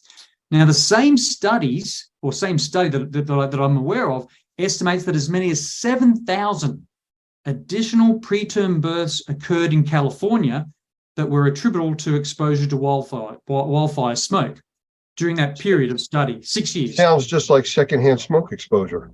Exactly. Smoke is, yeah, exactly. So, and those preterm babies that were born, before 37 weeks of gestation had greater risk of experiencing respiratory complications, developmental issues, and death. And so it's so important. We talk about children now, Lance, developmental issues. We know that wildfire exposure hurts, it impairs, decreases children's performance in school. And we know that researchers and studies have looked at that possible link between wildfire smoke exposure and school performance. We've seen those studies done in the US and also Australia. And so a study that I'm aware of in the US used standardized test scores from 2009 and 2016 for nearly 12,000 school districts. And they compared to a school year with no smoke to a school year with wildfire smoke. And they found that the cumulative smoke exposure may have reduced student test scores by roughly 0.15% of a standard deviation. That may not mean much to people. That's a lot. And that information was published in the Journal of Nature in 2022. That is a significant decrease in people's ability to learn, to understand, to think. Again, that information does exist. There's so many effects, and we're starting to touch on the long-term effects. I've noticed from people within the circle that I travel starting to report eye infections, earaches, ear infections, sinus infections. And this is all a week after. I was kind of predicting out 2 weeks for people to start to have issues. But as far as the long-term effects, because the smoke cleared out, didn't do anything with all the debris left behind, all the ash that's dropped out of the air. I know the cars here had a grayish color to them, for days. And we haven't had rain for almost 4 weeks. We finally got some rain to wash some of it out of the atmosphere. But this is just something that is continual. And these particulates don't just vanish. Oh, no, you're right, Lance. And so we always say, dirty air leads to dirty surfaces. That those particles in the air will eventually come down and land on surfaces. So if I look at my car parked in the street over that course of the smoke in Washington, D.C. last week, I can see the particles on my car. It's a black car, and I can see how dirty the windscreen got and how dirty the surface of the car became just from that smoke. It's really interesting that when we start to talk about, it wasn't that bad, or it didn't really affect me. I only had the short-term effects of, particulate matter 2.5 or less could be, a coughing, stinging eye, scratchy throat, runny nose, chest pain, headaches, fatigue, wheezing. I run with a running group here in DC, and the people that ran last week told me on the weekend, we just don't feel good enough. We don't feel well enough. We've still got a scratchy throat. We still are wheezing. We've got some breathing difficulties. We can't run with you, Gavin, on the weekend. And would they make official data, official statistics? No, they wouldn't. So that's, the information that I've collected just through the group of friends that I have here in DC. So a lot of that information would never be recorded anywhere. And it takes then a lot of effort, like we talked about the Harvard study, Harvard University study, and the California Air Resources Board studies. to then study the long-term effect. And a lot of people then will say, well, that happened years ago, and they don't relate or see the link between the time they were exposed, that week of being exposed to smoke, versus they might have respiratory disease, cancer, or cardiovascular inflammatory problems with heart attacks and strokes. Those correlations really aren't made because it's happened so much longer or over time since the actual acute event of being exposed to wildfire smoke. That's always a challenge for us, Lance. It's hard to tell people you've got to, there's a hazard, there's a risk, you've got to take precautions, you've got to do this, when they don't initially feel the really significant bad effects either that day or the next day. You're right. And, you had said that, which is what everybody else is saying, the news media, all officials, about staying indoors. But it's the same agencies like the EPA that are saying that in normal conditions, your indoor air quality is 5 to 10 times more polluted than the outside air. So they're telling people, especially sensitized individuals, children, things like that, to be outside, especially if you're having a positive reaction to your normal home. But now we're telling people to stay inside in the polluted area that is an issue, which is still less polluted than the outside. Well, Lance, this is so important. So you actually showed real data. I think, was that data outside or inside data that you showed on That your was graph? outside. That was outside. So I have 6 indoor air quality monitors in my house, and I know the alarms went off. I know that I have friends who also have indoor air quality monitors, and we know these are affordable. So these are affordable. So it's important that you see the baseline of where your indoor air quality is, because that's what indoor air quality monitors measure. But then you can see how the outside air coming in can influence that, and whether and we've heard this a lot of discussions, Lance. Well, maybe you can't protect all of the inside of your house or all of the inside where you work. Maybe you have to identify a room that has an air quality monitor with maybe an air quality device that cleans the air, and people should stay in there while there is a risk. And I think it's really important that we emphasize to everyone, Lance, those indoor air quality monitors, as well as air quality purifiers right now, they're affordable. It used to be cost was an issue. Not anymore. You can buy those, you can use those, and I would highly recommend that if reach out to us, and we'll provide you, with a list of those that we have done our research on, we've done our due diligence, we know that they're backed by evidence and science, and it really will change people's behavior and improve their quality of life if they start measuring more. We see measurements for outdoor air through the air quality index, but wouldn't it be great if at the same time more people could have indoor air quality monitors in their home, even their cars, for example, and be able to then see the numbers, react appropriately, change their behaviors, and actually come up with solutions that improve their air quality without waiting till they get the symptoms we just talked about. In one of the other episodes, I was in a discussion and I used the glass of drinking water as an example. People want to take a nice, clear, crystal type of look of water and drink that. If you were to make that water cloudy or brownish, people say, I'm not drinking that. Well, air is the same thing. The difference is it's not in a small container. So you don't see the pollution. You don't see anything other than if you see like a lot of pollen on your car during spring, something like that. Oh, it's the allergies are bad. That's why I'm coughing. But other than that, people can't see particulate because it's microscopic. So they take breathing for granted. And that's one of the most critical things that we do. I also use the example in another one where a person can go 20 to 40 days without eating. They can go 3 to 7 days without drinking. You can go 4 to 6 minutes without breathing. So we can't stop doing that. So like you said, a safe room, an environment where if they are struggling, they can go into that for a few hours, give their system a break, feel better, and then go back out and do what you have to do. Especially since the indoor air quality is normally so much worse than the outside air, which unfortunately, because of this pollution problem from the smoke, made the outside air so much worse.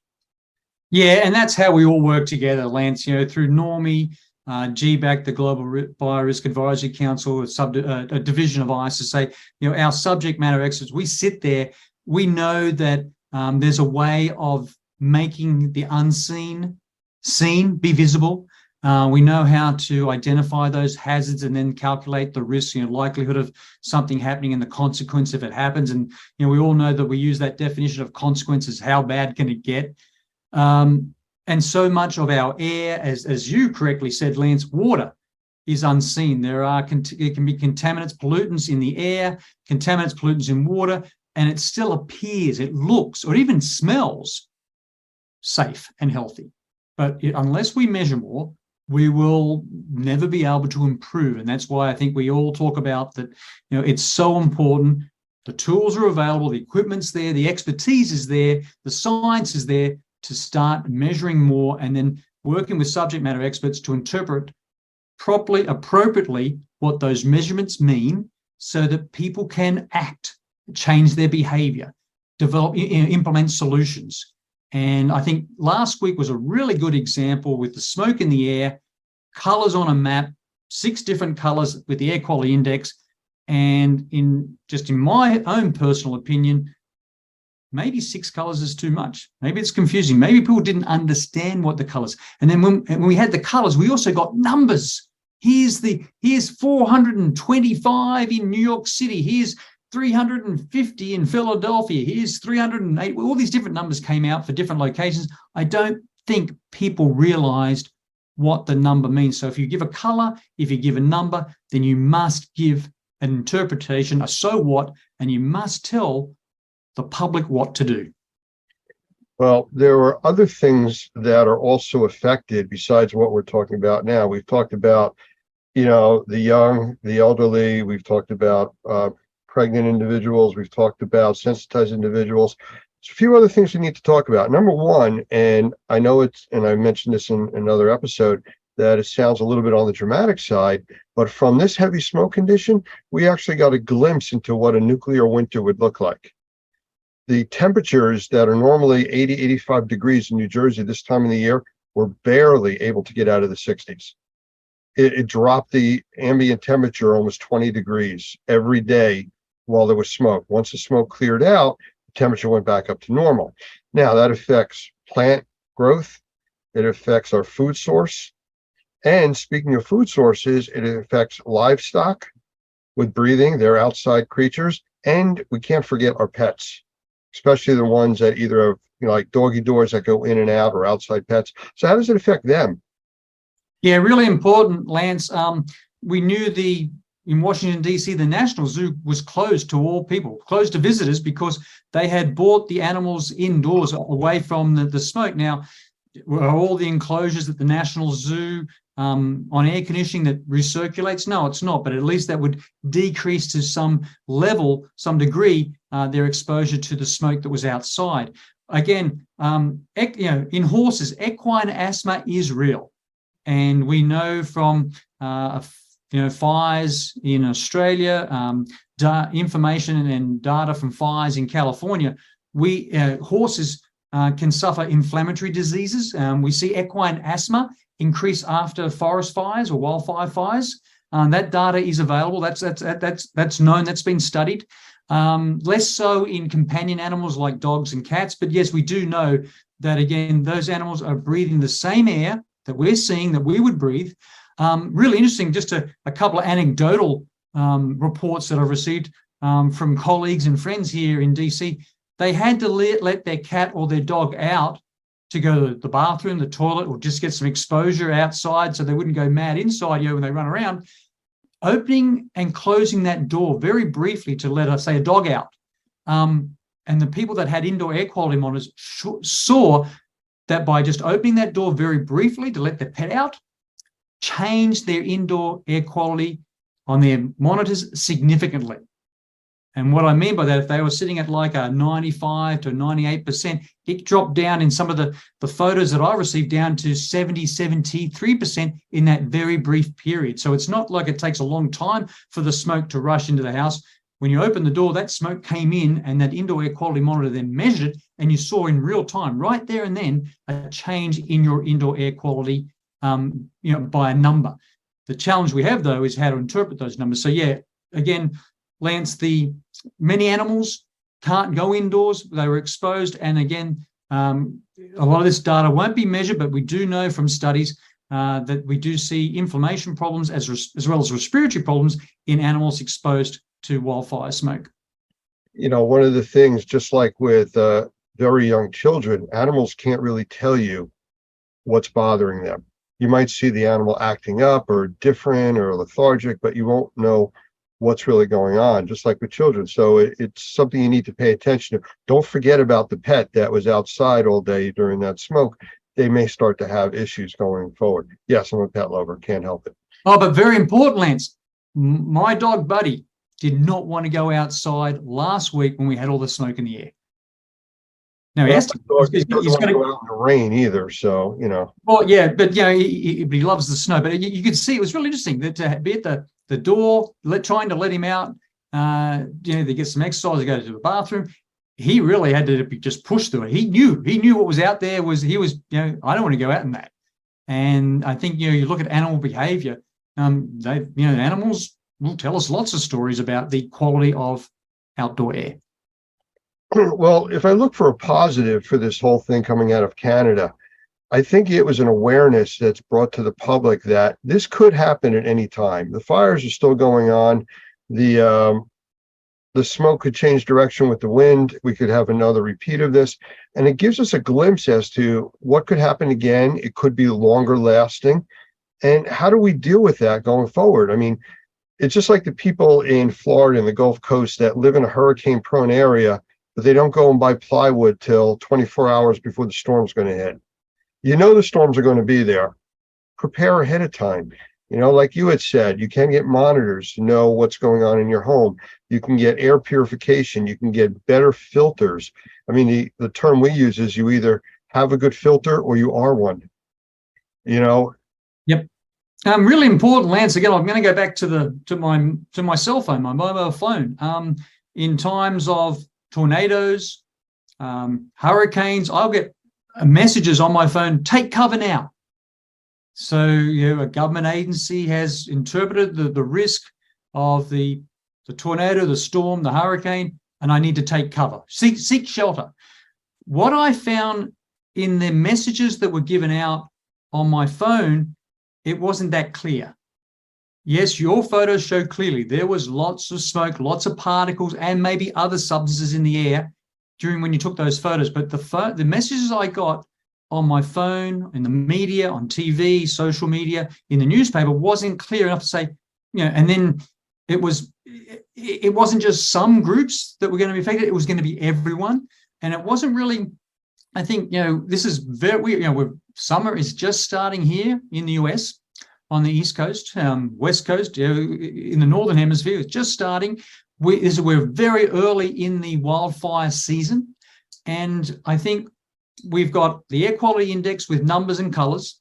We've got messages that went out, warnings, but I think this is the time to be clear on what actions, what do you need to really, really do to protect the health of you, your family, your loved ones, and your pets and your animals.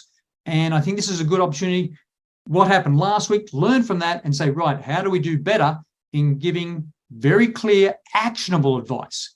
Tell people what to do and how to do it using what everyone's carrying right now, Lance, one of these, the cell phone.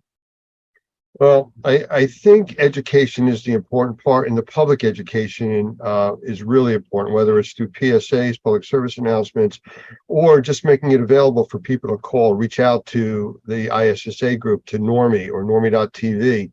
We can help guide people, to where to get more information that's factual, not just somebody selling a widget and, here's the best thing. I mean, I saw people walking around with paper towel masks because they knew wearing a mask was going to help with particulate. The paper towel mask was useless, but, somebody said, well, use a paper towel, it'll help. Well, does it help? Yes. It's like emptying a swimming pool using a tablespoon. Yeah, you are emptying it, but your effect is really, really limited. And that's a good point, Lance, because we've gone through the 3 years or so of a COVID-19, pandemic. People have masks. or they know where to buy masks or have accessibility to masks. The challenge we have, Lance, is there's so many people in our neighborhoods, our community, in our cities, our towns where we work, that they have to work outdoors. We saw when the photos you took, the smoke in the air, we saw the schools cancel all outdoor activities. We saw professional sporting bodies like the Major League Baseball cancel games. But again, that's for the population that was going to go watch a game. That's for the kids at school that wanted to play outside. What about the people that have to work outside? Where was the actionable solutions, the information there to say, you work outside, we need you to work outside, this is what you do. I really professionally and honestly believe, Lance, a lot of that information was missing, and a lot of people in our towns, in our communities, our neighborhoods have to work outside. They have no choice. I just read an article of the lawsuits that came out of 9/11. And Christy Whitman was one of the named individuals in that, I think director of EPA at the time, or one of those large organizations, where she came out and said that the air quality a week later was okay for people to go and work there and return to New York City. And 15 years later, she was found guilty of all this misleading information and stuff, because the data showed it was unhealthy. I mean, we're 20 plus years out. There's still debris from them in the walls, in drop ceilings, in buildings all around New York. So this isn't a short-term effect. Oh, it was there, it's gone, the air looks clear, it's nice out today. All of this affects us going forward. Oh, it's so important that everyone understands dirty air leads to dirty surfaces. Lance, I did 12 years in the military.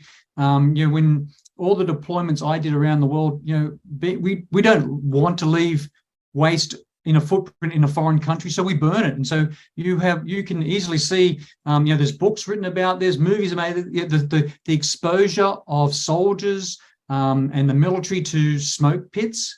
The fire from fire pits, the smoke that comes from fire pits, and the increase in cancer in those military personnel. And again, look at the numbers that came out from 9/11 in 2001, when so many of our colleagues, Lance, went there with the best intentions to help, to do what they have been trained to do. And look at the number of friends and colleagues that we know of that have been diagnosed with cancer since that deployment back in 2001. And I know the number of again, friends I have in the military that were exposed to smoke pits over the years and have cancer. It's real.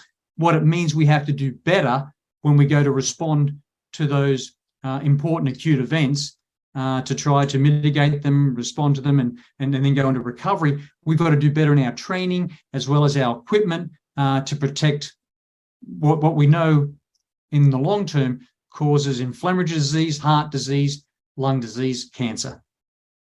Absolutely. Well, Gavin, I want to thank you for spending time with us today. I mean, it's always informative listening to you. I think this was information that we needed to get out in this series with the actual data, a lot of the study information, short and long-term effects, which is what we've covered.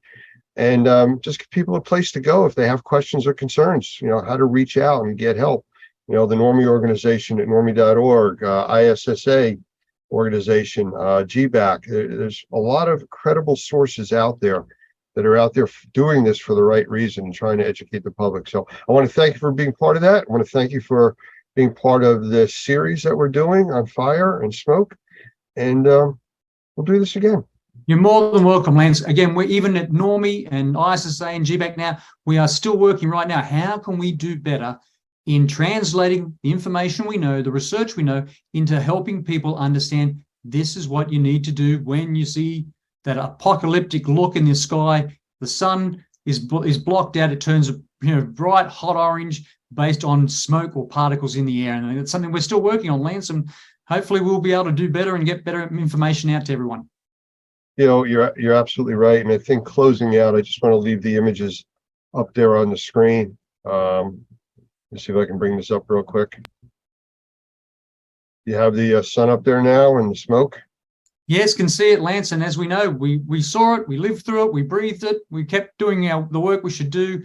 But again, did we decrease the hazard, the risk? Did we did we wear the appropriate equipment to protect ourselves? No, we didn't do a good job at that.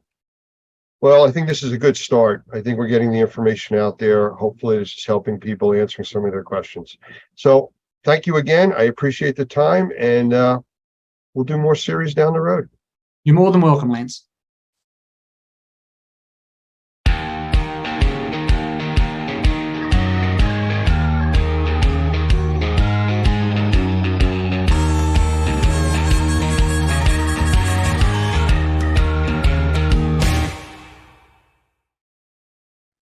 The following broadcast is made possible by supporters of the Normie Environmental Task Force, the Experience Trade Show and Convention, Reusip, EnviroScreening Lab, and Best Living Systems. I want to welcome today's guest, Sarah Mack from Entropy Labs. So many of you know the lab. It used to be known as Prism Labs, and now it's Entropy, and she's the Director of Business Development. So Sarah, welcome. Hi, Lance. Thanks for having me. Glad to have you here. You know, we talk about indoor air quality in almost all of our classes. Everything we do is really solution-based, based on indoor air quality. And one of the main components of that has to do with VOCs. And that's where we look to you people for help. I know in the past I've done some VOC testing where from other labs and other resources, I've gotten reports back that I keep looking for my chemistry degree, and I can't seem to find it. You know, Some of them. to understand some of these labs, where I've actually had to tell people, especially in large commercial facilities, here's your report. Please take it to the people that work for you, and you figure out if it belongs here. You know, it's just too complicated. So one of the reasons that we talk about you guys is just the ease of how your laboratory produces the material that we're able to read and understand, and the customer understands it too. So we're going to get to all of that, but I want to know right now the name change, because everybody that calls me still talks about, can I have the number for Prism Labs and stuff? I know you've changed it. What's the story? Sure, certainly. So yeah, a few years back in 2017, we actually were acquired by a company called Montrose Environmental Group. Underneath the Montrose Environmental Group parent company, they have a vertical, which is considered the Enthalpy Lab network. And so from that, again, back in 2017, we had that ownership change, actually just starting in 2022, the beginning of 2022, they made us do that name change. So Enthalpy Analytical is what we're now called. If you call us Prism, we're not offended. Well, that's a good thing, because it just kind of seems what everybody's been doing for years. I know I've been working with you guys for a very long time, and name changes are always difficult. So matter of fact, if you didn't know, we changed our name too. Normie was the National Organization of Remediators and Mold Inspectors. We've kept Normie, but the new name is actually the National Organization of Remediators and Microbial Inspectors. Much wider umbrella, which is really why indoor air quality and the VOC component go together so well. So if we're looking at VOCs and avoiding all the other types of sampling that our members do and the public, you know, kind of expects, what type of VOCs are really what you guys can handle for us? Sure. So VOCs is a very, very wide range of chemical compounds. And typically what that indicates is that it's actually at a gaseous state at normal operating temperatures. There are some that are considered very volatile. There are some that are considered semi-volatile. And so sometimes those can get confused. Our ranges are typically in the volatile organic compounds. So again, that normal operating temperature of an indoor space, and they're going to be at a gaseous state. Those include a number of different kinds of products.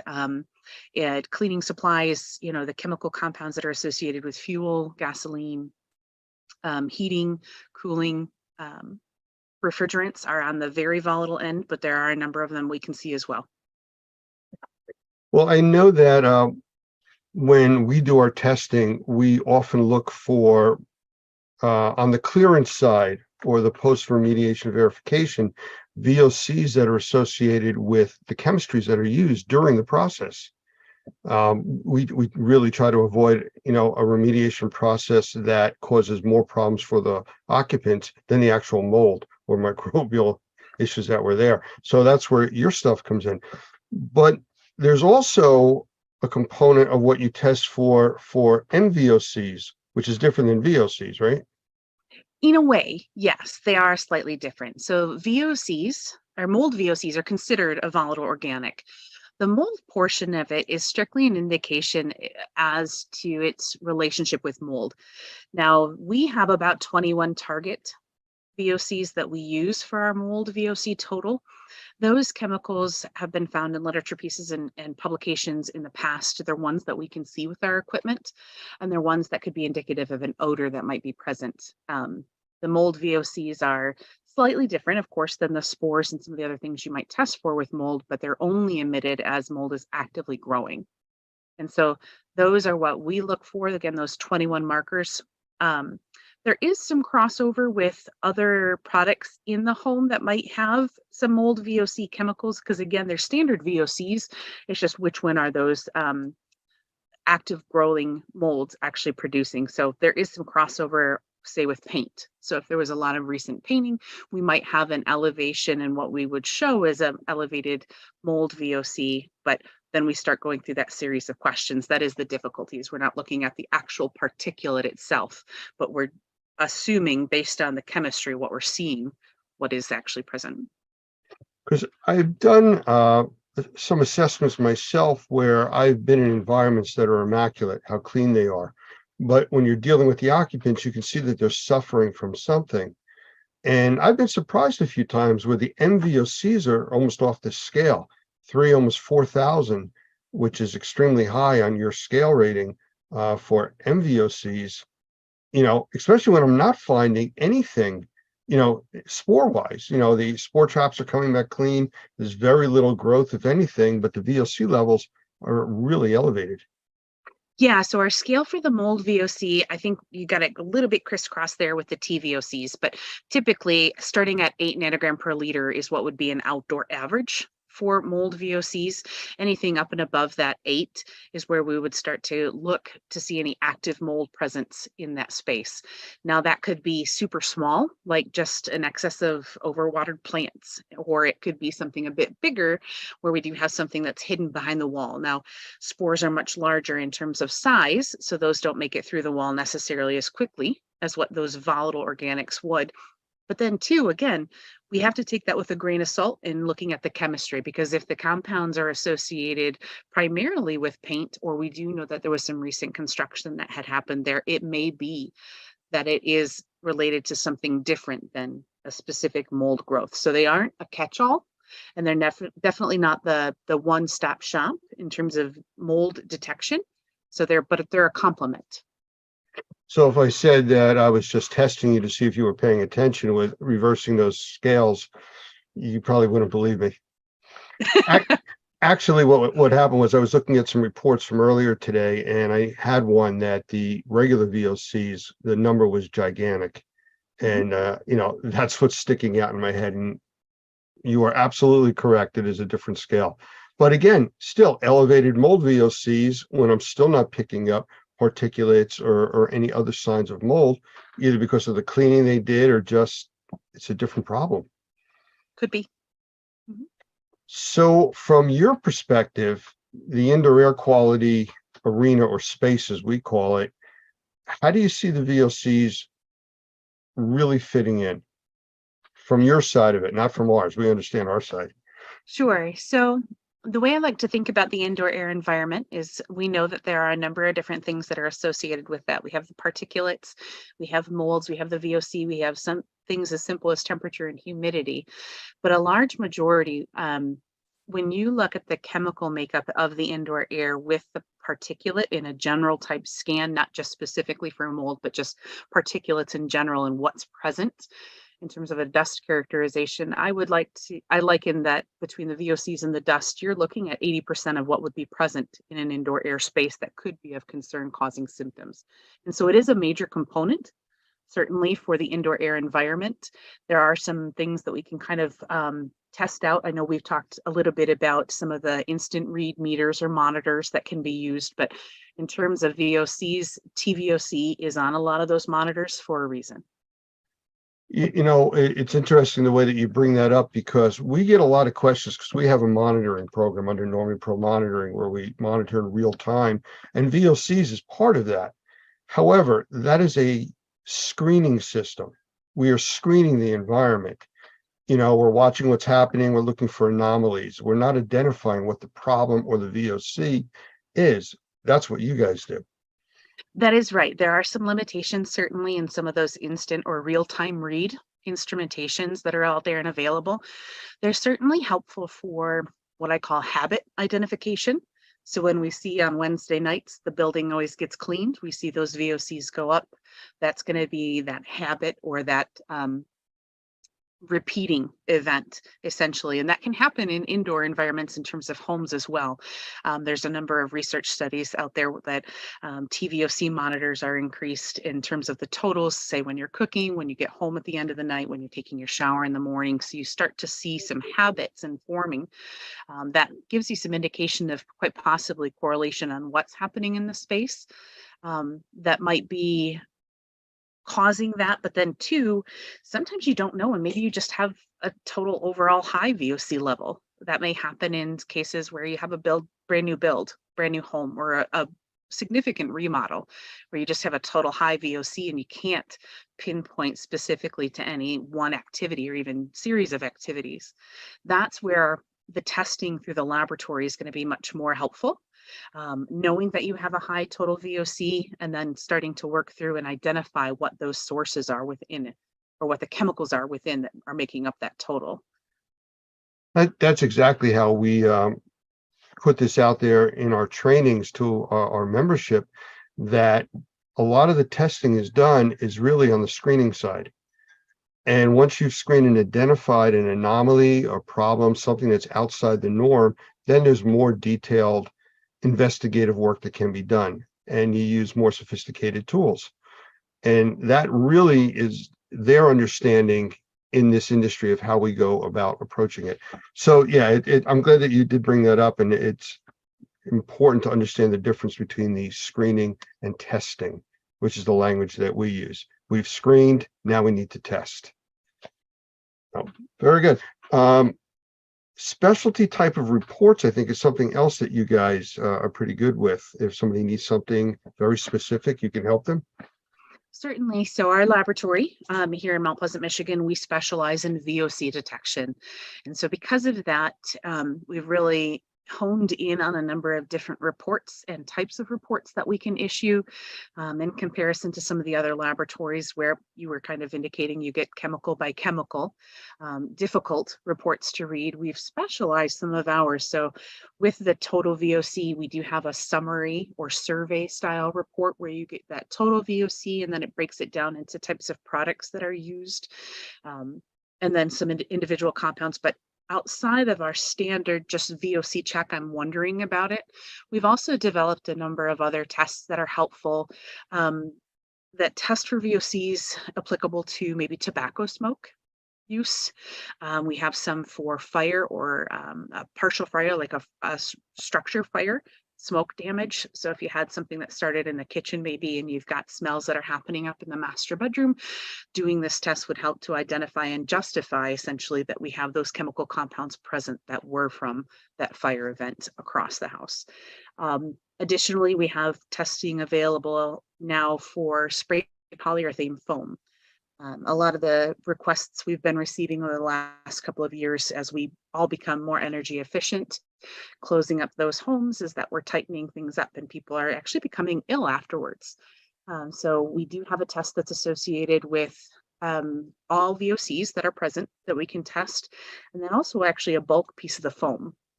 And so we make a comparison to say, is the foam still off-gassing in comparison to the air? Or is it simply you closed up all those ventilation pathways with that new spray polyurethane foam, and now you just have a lot of your own VOCs or your own VOC soup? Do you do anything as far as some of the new hazards that are out there, like meth labs or any of the other chemistries that are being used on the illegal side? That is difficult because, again, it is a chemistry process. So methamphetamine across the nation is rampant because they're easily obtainable compounds, chemicals, right, and products to make that. There are a number of VOCs that we can see that are part of a ingredient list, you might say, for illicit drug manufacturing.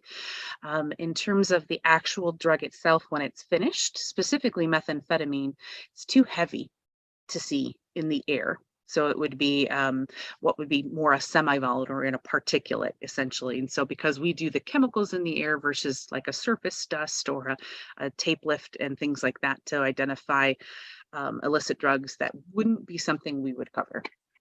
Yeah, I guess fentanyl would come under that because that's another one of the hot topics right now. Yes, yep. And those specifically, there are a number of labs that are out there that are specialized in those for a lot of the cleanup and the remediators that you've got. How about on the investigative side? We're going a little off topic here, but as far as like fire service for arson investigation, stuff like that, to get more into some of accelerant detection? It's not something that we've actually been approached for. No, we have attended in the past, and actually this year I will also attend the Restoration Industry Association's annual conference. In the past, we actually attended a public adjuster conference, and they too had a number of peoples there that were doing the forensic part of it. We touched base a little bit, but nothing that's ever come to fruition. Okay. Well, the other thing I wanted to touch on is you are located up in Michigan, correct? I am. And I think you had said that you also have, I guess you call them sister labs, or other types of testing. Mm-hmm. Can you touch on some of the other types that are available to you? Sure. So we are kind of an oddball with our lab group. The majority of the labs within the Enthalpy network are actually soil and water testers. They're going to do large scale remediation, brownfield type stuff, phase 1, phase 2 for new buildings.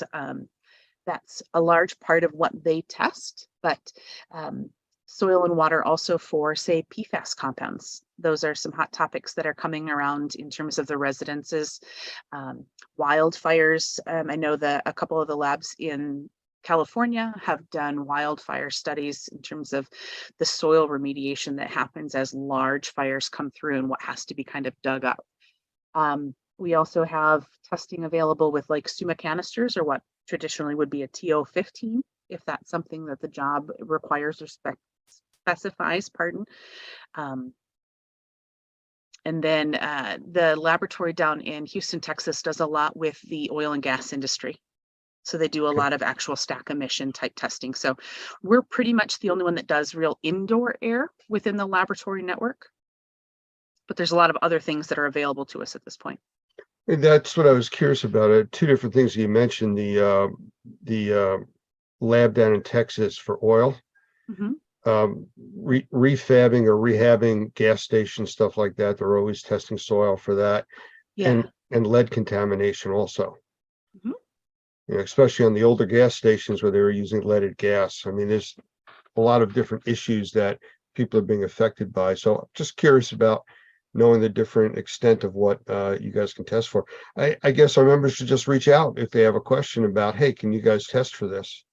I like to be a resource. That's one thing as PRISM we've always prided ourselves on, is being a consultative laboratory. We're not afraid to answer those questions, even if it doesn't mean that a dollar comes into our work. I mean, don't take advantage of that. But at the same time, I'm absolutely always happy to help try to locate the right resource for some of those tests. I've got a list of essential referral labs, that I can send people to. So do the right thing because it's the right thing to do is kind of like what you guys do as an anomaly to everybody else. We try, which I try really hard. Well, that's appreciated. It really is. Just trying to think if there was anything else specific to your lab that you feel that our people should really know about that we haven't talked about. Well, again, I'm in the middle of Michigan. So just a little heads up, last week and again today, we got dumped another 5 inches or so. Just be mindful. I guess that's one thing that I've told pretty much all of our clients is that we are in the north. We are winter. Please know and please be patient with any delivery drivers and prep your clients that some of our fast turnaround times of 2 or 5 days sometimes do get extended a little bit when the delivery drivers can't make it to us. I know that a few years ago, because you're talking about the weather, it got so cold in Michigan that you had to switch away from glass tubes to plastic tubes because they were actually getting so brittle they break. The return sample encasement, essentially, yeah, we did switch away from our glass ones. We did some case study testing within the laboratory itself between the glass transport vials and our plastic transport vials that we found. And yes, our breakage has drastically reduced.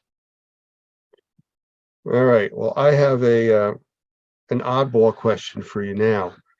We are spreading our wings, and we will be dealing with several countries outside the U.S.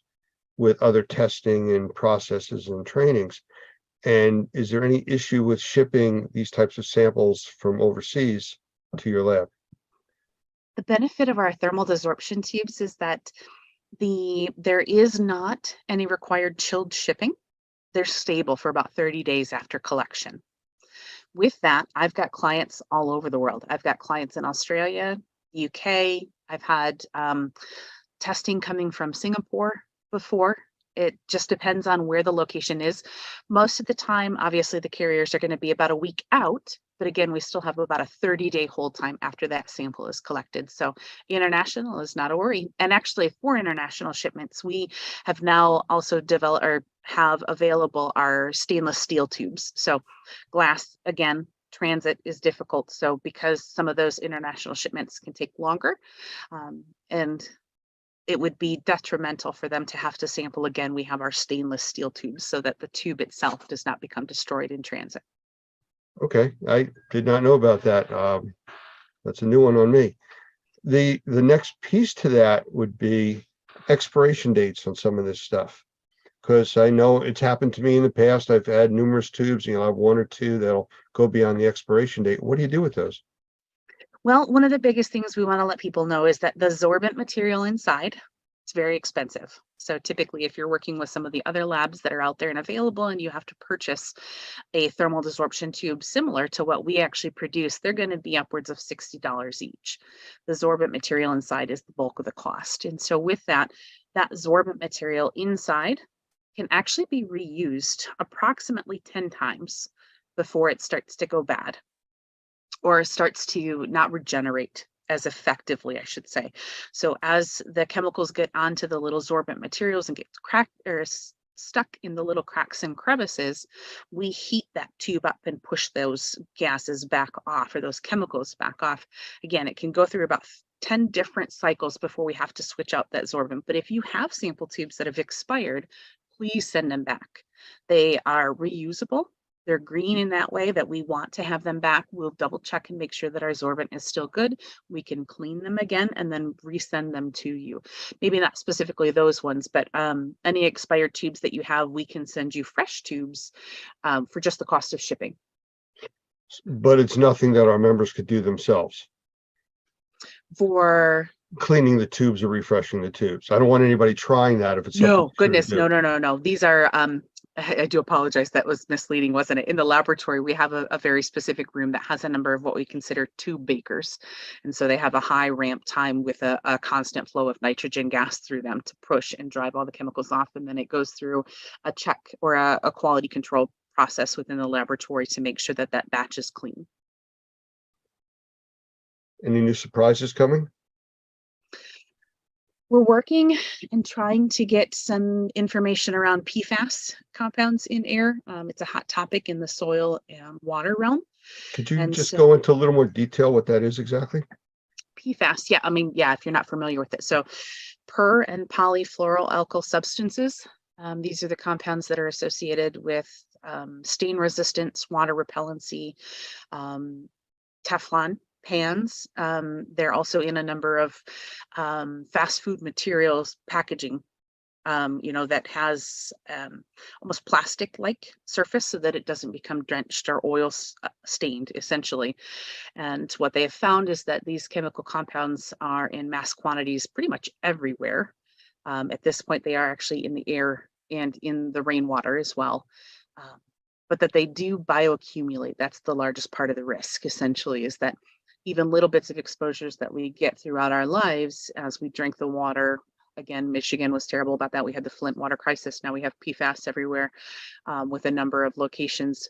But those chemical compounds will build up in your body and can develop adverse side effects. They do anticipate that it's carcinogenic. The number of compounds are carcinogenic. And then it's also known at this point that there are a number of birth defects that can happen through those exposures and having excess levels within your body. Well, that's not done as VOC testing. That would be actual collection of soil and then sent to the lab or one of your sister labs. Right. Right now we're doing it in soil and water. But it is something that the EPA has developed a method for large stacks or people manufacturing PFAS compounds, similar to vapor intrusion. So as you get those gas tanks, right, they leak into the ground, and we have the water table that leaks up the vapor into the soil that comes into the inside of our houses. Similarly, vapor intrusion testing for PFAS is coming down the pike. And so that's kind of what we're developing and working on right now. Yeah, I know a lot of our members, they also do water testing, drinking water, things like that. So I don't know if that would fall into this category of what your labs would be able to test for.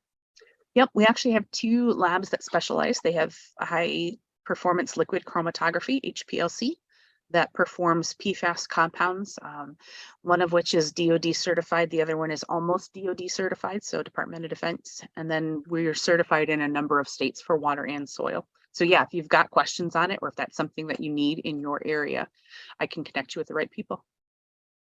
Very good. Very appreciative. Well, I appreciate you spending some time here with us. I know it's cold up there, and it's like, come on, spring. We really want to get outside and, deal with some other issues. I know that you guys have had a lot of snow, and you did mention before about transportation and shipping is impacted. And we see that all over the country. We have people today traveling that weren't able to because their flights were canceled. So yeah, it's unfortunate. So if you are watching this, please take that into account. Don't overpromise and underdeliver. Don't fall into that category. If that's anything, COVID taught us with lack of employees for the carriers too, right? That's something we've all been battling, regardless of weather across the country. It just so happens that this last week we've had another whirlwind of winter. It's funny. We're doing a lot of work right now with people under the term essential employees. And depending on who you are and where your perspective is coming from, what is an essential employee? Well, in the hospitals, the doctors, the nurses, they're essential employees. But nobody thinks about like the cleaning staff. Well, the hospital stops when the cleaning staff stops. So, it's having to revisit all of these different occupations now, and the importance is not so much by the skill of what they do, but of what happens when they don't do what they do. All true. So yeah, just something else that affects, again, shipping, transportation, stuff like that. Sarah, it's been a pleasure. We're gonna have to do this again, and get into a little bit more detail on a few of the other things, but I appreciate you spending the time here today. I look forward to some more education opportunities. We'll get some topics together. We're going to have you in on a few more sessions. I'm sure after this, we'll have a lot of questions, and you may be visiting again. Sounds good. Thank you so much, Lance. Have a great day. You too. When you start on the pathway toward professional success, you have to know what the goal is and how to get there. Normie exists to help in that process. It's not just about taking a class to get a license, but also about starting on a pathway to professional success. Whether you want to work for yourself or be the best qualified employee on the team, this path will take you there and help you succeed. Pick a track, click on the class, and get your journey started. Normie is here to support you all the way to become the Normie Pro professional you want to be.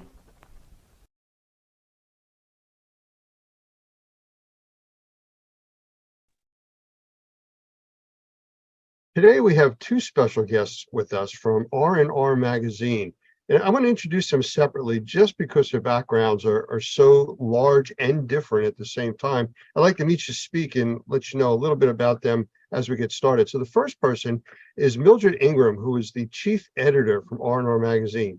So Mildred, welcome. I'm happy to be here. Thank you for having me. Hey, we appreciate you being here. So can you kind of tell us a little bit about yourself and your background to now become the chief editor for R&R Magazine? So my background is pretty interesting, but I do have a background generally in journalism. I was a reporter for a couple of years, and then I was a news producer for many years, morning shows, evening shows, overnight shows. And I've even been a technical writer. So that's pretty much the gist of my background. I have edited, especially being a technical writer. I've written ebooks, and in television, you edit all the time, especially as a producer. So it sounds like you did just about everything from the mailroom right up to chief editor and everything in between. Yes. Well, that definitely gives you some experience. I mean, it's wonderful when you have somebody that wants to get to that top position, has done the other jobs and actually knows what's required. So I applaud you for that. We do have another guest on here, and it's Michael Balzano. And Mike, I'm going to let you talk about who you really are, because I tried to keep everything in line here, and it was a little confusing as to what you actually don't do. It's, if I had a nickel for every time you ask, what do you do? Who are you? So you're another one, Lance, but thank you very much. It's good to be here.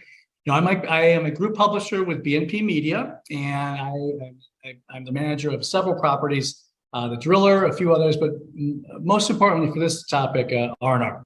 Restoration, remediation, and we now, of course, own the experience, and we've merged to run that event as well. Okay, well, I guess we could like tag team this conversation, and Mildred, I'm going to talk with you, and Mike, please feel free to jump in here. So you're new to the industry as far as the restoration industry. Yes. So what do you see with a new pair of eyes looking into this funnel, if you want to call it that, of niche marketing and everything from people breathing down to cleaning rugs down to basic maintenance? So I will say just the past couple of trade shows that I've gotten to go to, I've learned so much and seen so much. They're all completely different, and they attract different people that potentially do the same things. But I will say, bridging the gap, there's so many different generations within this great industry, those who are the historians and who are, you know, the teachers that are mentoring a lot of these younger people, and just bridging the gap, and being able to bring both to the forefront is something that I see that I would love to see the industry just kind of move forward to.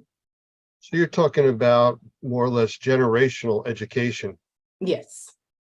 So being that Mike and myself are so much younger than you, yes, I'm sure you see a difference in the philosophies that you've been dealing with since you're in this industry, the mindset of, I've been doing this for 20 years, nothing new is going to change. I mean, how do you approach that mindset of the older people compared to the ones just coming in with a new set of eyes and want to try everything new and technology enhanced? So you have to show them. So it's definitely of the generation, the younger generation, as you said, is you have to show them, because they are used to physical work and physical proof of things. So you have to do it and show them like a markup or something of the sort, and walk them through the actual steps as to how it would work for within this new product, within this new way, within technology. You can't just spew it to them and say, hey, this is what we're thinking of doing, because they need the proof, the physical proof. And so that's how I approach doing it. Like, let's just have this physical proof so that we can just give a walkthrough of how we plan to do this on the technology side, so that then they can understand, and then you could get their expertise as well to make things even better, because you definitely need both to succeed and to be innovative and actually move forward. Lance, can I jump in for a second here? I started, thank you. I started in 1997 in B2B media, and I got a lot of mileage out of this when my advertisers or my customers would say to me, they call me up and say, Mike, I have great news. We have a website. That was a big deal. That'd be the mic drop moment, as you'd say. I've been around, as have you, since the start of the internet in what we do, and not just in the media side of things, but what our customers are doing as well. And you always adapt and you always move on. And our industry is no different. We talk to people about, our BNP Media in 2020 made the decision to stop print advertising across the board. So it was rough to make the transition. I'm glad we did it now. But as I look at our people, they know what they're doing. The people our readers all have iPhones. They all have technology and they adapt. And I think that this industry, better than other industries I've seen, they compete, they want to defeat their competitors, but they're kind of frenemies. There's a lot of frenemies in this industry. And it's definitely a rising tide lifts all boats mentality. I found that as far as technology goes, they're learning the new game, they're adapting, and we just have to keep moving on and we'll be okay. Mildred, we talk about bridging the gap to the next generation. That's one way to do it. And I want to make sure people understand it's not forgetting about the leaders that we have. We always have to look at the bedrock leaders, many of which are speaking at the experience, which we'll talk about later. Keeping them on board, learning from them, but cultivating the next generation has to happen. It's funny because in the classes that we teach, we deal with the brand new people that are being sent there by the owners and bosses that they work for to get a remediation background. And we also get the people that want to go for licensing that are coming in and they have to take these classes. And we see such a tremendous change where you have the people that are new, they want to be the sponges and absorb everything that we're saying. And the old timers, if you want to call it, that have been doing this for years, they always start off on the first day with not a chip on the shoulder, but that attitude of, I've been doing this forever, I've seen everything. And by the end of the first day, what we hear from them is, I have learned, there's so much I need to learn. Right. And it just changes everything, perspective wise. So with that being said, in this industry, we're going to call it the umbrella of indoor air quality. And truthfully, we've been talking indoor air quality for 15, 20 years, some people much longer than that. But until COVID hit, I guess people didn't realize breathing was a thing. You kind of need to do that. So now everybody's aware. And in your industry of marketing, how do you see that playing out? That there's such an awareness now of indoor health. Yeah, so I know we have, I know that Mike said we get to it a bit later, but I would say with the experience, they have a new initiative called Why Clean. And it really lends towards that topic because during COVID, of course, cleaning was everything. It was the most important thing ever. You had your mask, you hand sanitize yourself every 5 seconds, wash your hands every 2 seconds, whatever. And now that we're kind of towards the end of that, or it's gone, we've kind of forgotten it.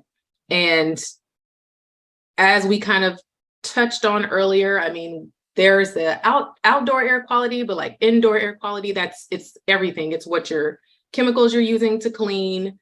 And you're thinking like, oh, cool, I'm spraying this stuff, cleaning it, and you're sometimes accidentally contaminating your air. It's just something that really does need to have more awareness brought to it, because I feel like sometimes people are contaminating things and are completely unaware that they are doing that. That's absolutely what we're finding in our assessments that we're doing now. People are calling up for, quote, mold problems or sick building syndrome when it's an office environment. And when we get in there and actually start doing assessments of the environment, we're not finding mold and yeast and things like that. We are finding that the environment from VOCs or volatile organic compounds, the chemistry in the air, it's toxic. It's really affecting people's health. Asthma is up. A lot of particulate issues now are affecting people, especially with the smoke coming out of the Canadian wildfires. Now, California has their smoke conditions anyways, and it's not new to them. But in the middle part of the country and the East Coast, this is something very new to us. And we're seeing a dramatic rise in asthma, eye infections, ear infections. just from people that were never affected before, because now they're being exposed to new, quote, toxins and things in the air, which is what we're dealing with indoor air quality, to your point.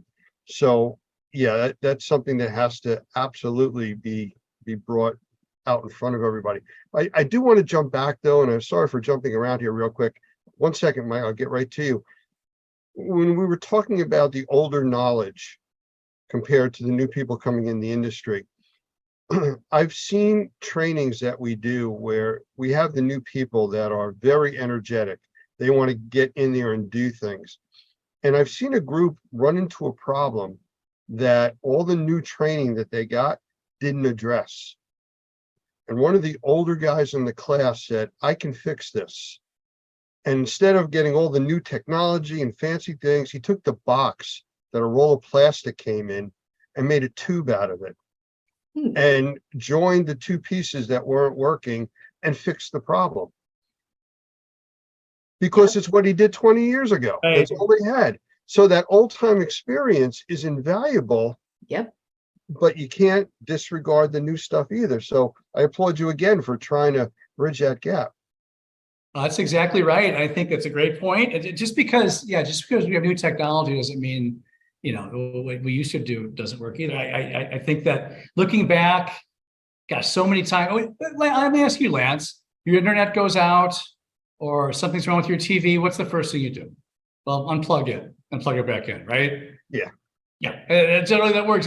Sometimes it's not the most, let's call somebody, have a analytical Power synopsis shoot. of TV. Yeah, it's sometimes it's something that's just the common sense thing. And that's what we talk about. We want to hold on to the legends of this industry. It's not just they know things. They know things that they've forgotten more than I'll ever know. And we got to keep in touch with them as well. It's funny. I actually saw somebody recently had a TV screen go out, but it was an older style screen. It wasn't tubes or anything, but it was just the older, thicker ones. And, tech support was saying, do this, check your computer. And they finally went and just pounded on the top of it real quick. And it came back on. That's it. You don't do that with the newer technology, but the older stuff, I mean, whether you remember or not, the TV antennas with aluminum foil wrapped around them because it made them better.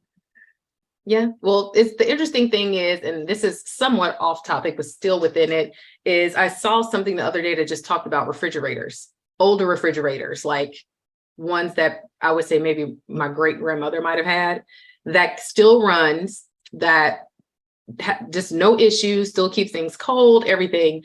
And the thing was, or the topic was that things were made to last back then. They were built to last for a long time versus now. It's just not the case. So there's no way you would ever bang on a TV now. It would just completely mutter and stutter and die, Yeah. So it's interesting. It's from the generation of people who are used to working with things that are built to last. So they have different tactics in fixing things that you really do need to know, because again, like you were saying, in bridging that gap, those are things that are still necessary even in today's technology society, because again, these are from the people that created the people who created technology, who had the ideas, and a lot of the ideas comes from a lot of the older tactics, is building upon it. And that's what we have to continue to build upon it, not forget things, but build upon it. And it's a shame that you can't teach older skills any longer like they used to teach, because the need isn't there volume wise. Mm-hmm. The need to know it, to know why things work, you have to go back in time to figure out how we got to this point. But nobody does that. And that's something that shows up all the time in all these different industries that we're talking about. When something goes wrong, or if there's something that isn't specifically a video on YouTube that you can watch, that becomes an issue. I can tell you that I recently had to look at some videos about replacing a piece of technology, and I'm watching it, and I'm on the computer on a separate screen following along. And since they made the video, all the software has changed. So you can't follow along any longer. The pages aren't there. The links don't go to the same place. And if you don't have a basic knowledge, you're completely lost. The videos that are designed to help you don't. It becomes frustrating. I want to touch on one part of this this looking at the next generation briefly as I can. We've had an award for the last 3 or 4 years called the Ladder Award, which basically stands for climbing the ladder. 35 or under, people are nominated. We awarded at the Experience, ironically, coming up in September, and we're very proud of that award. Another brand I work for called The Driller started kind of a cousin award this year called the Emerging Drillers Series. This is drillers, groundwater drilling in the ground. That's what it's about, the salt of the earth drillers. And we started this Emerging Driller Series, and one of our competitors called us up kind of snotty, if I use the word, just said, "Why don't you consider this age discrimination?" And we're like, "No, what are you talking about? It's not age discrimination at all. We're trying to not lose another generation to our great industry." And that goes the same with our, that's what we mean with R&R. It's not, yeah, technology is one thing and you always need to grow, but we just want to make sure we keep this going because it's a great industry and we don't want to have a lag. And that's kind of what this all is in a nutshell. Well, I mean, I can say personally that I'm kind of upset that I just missed the 35. That close. That close. Just that close. Yeah. That close. I find that upsetting, but I'll get over it. We could be on you and I could be on the other side of the ladder award. Coming down, just being you. You know what? My mother, she passed away a few years ago, but when she reached 80 years old, she figured it was time to start every birthday going backwards 5 years at a time. She went back 5 years.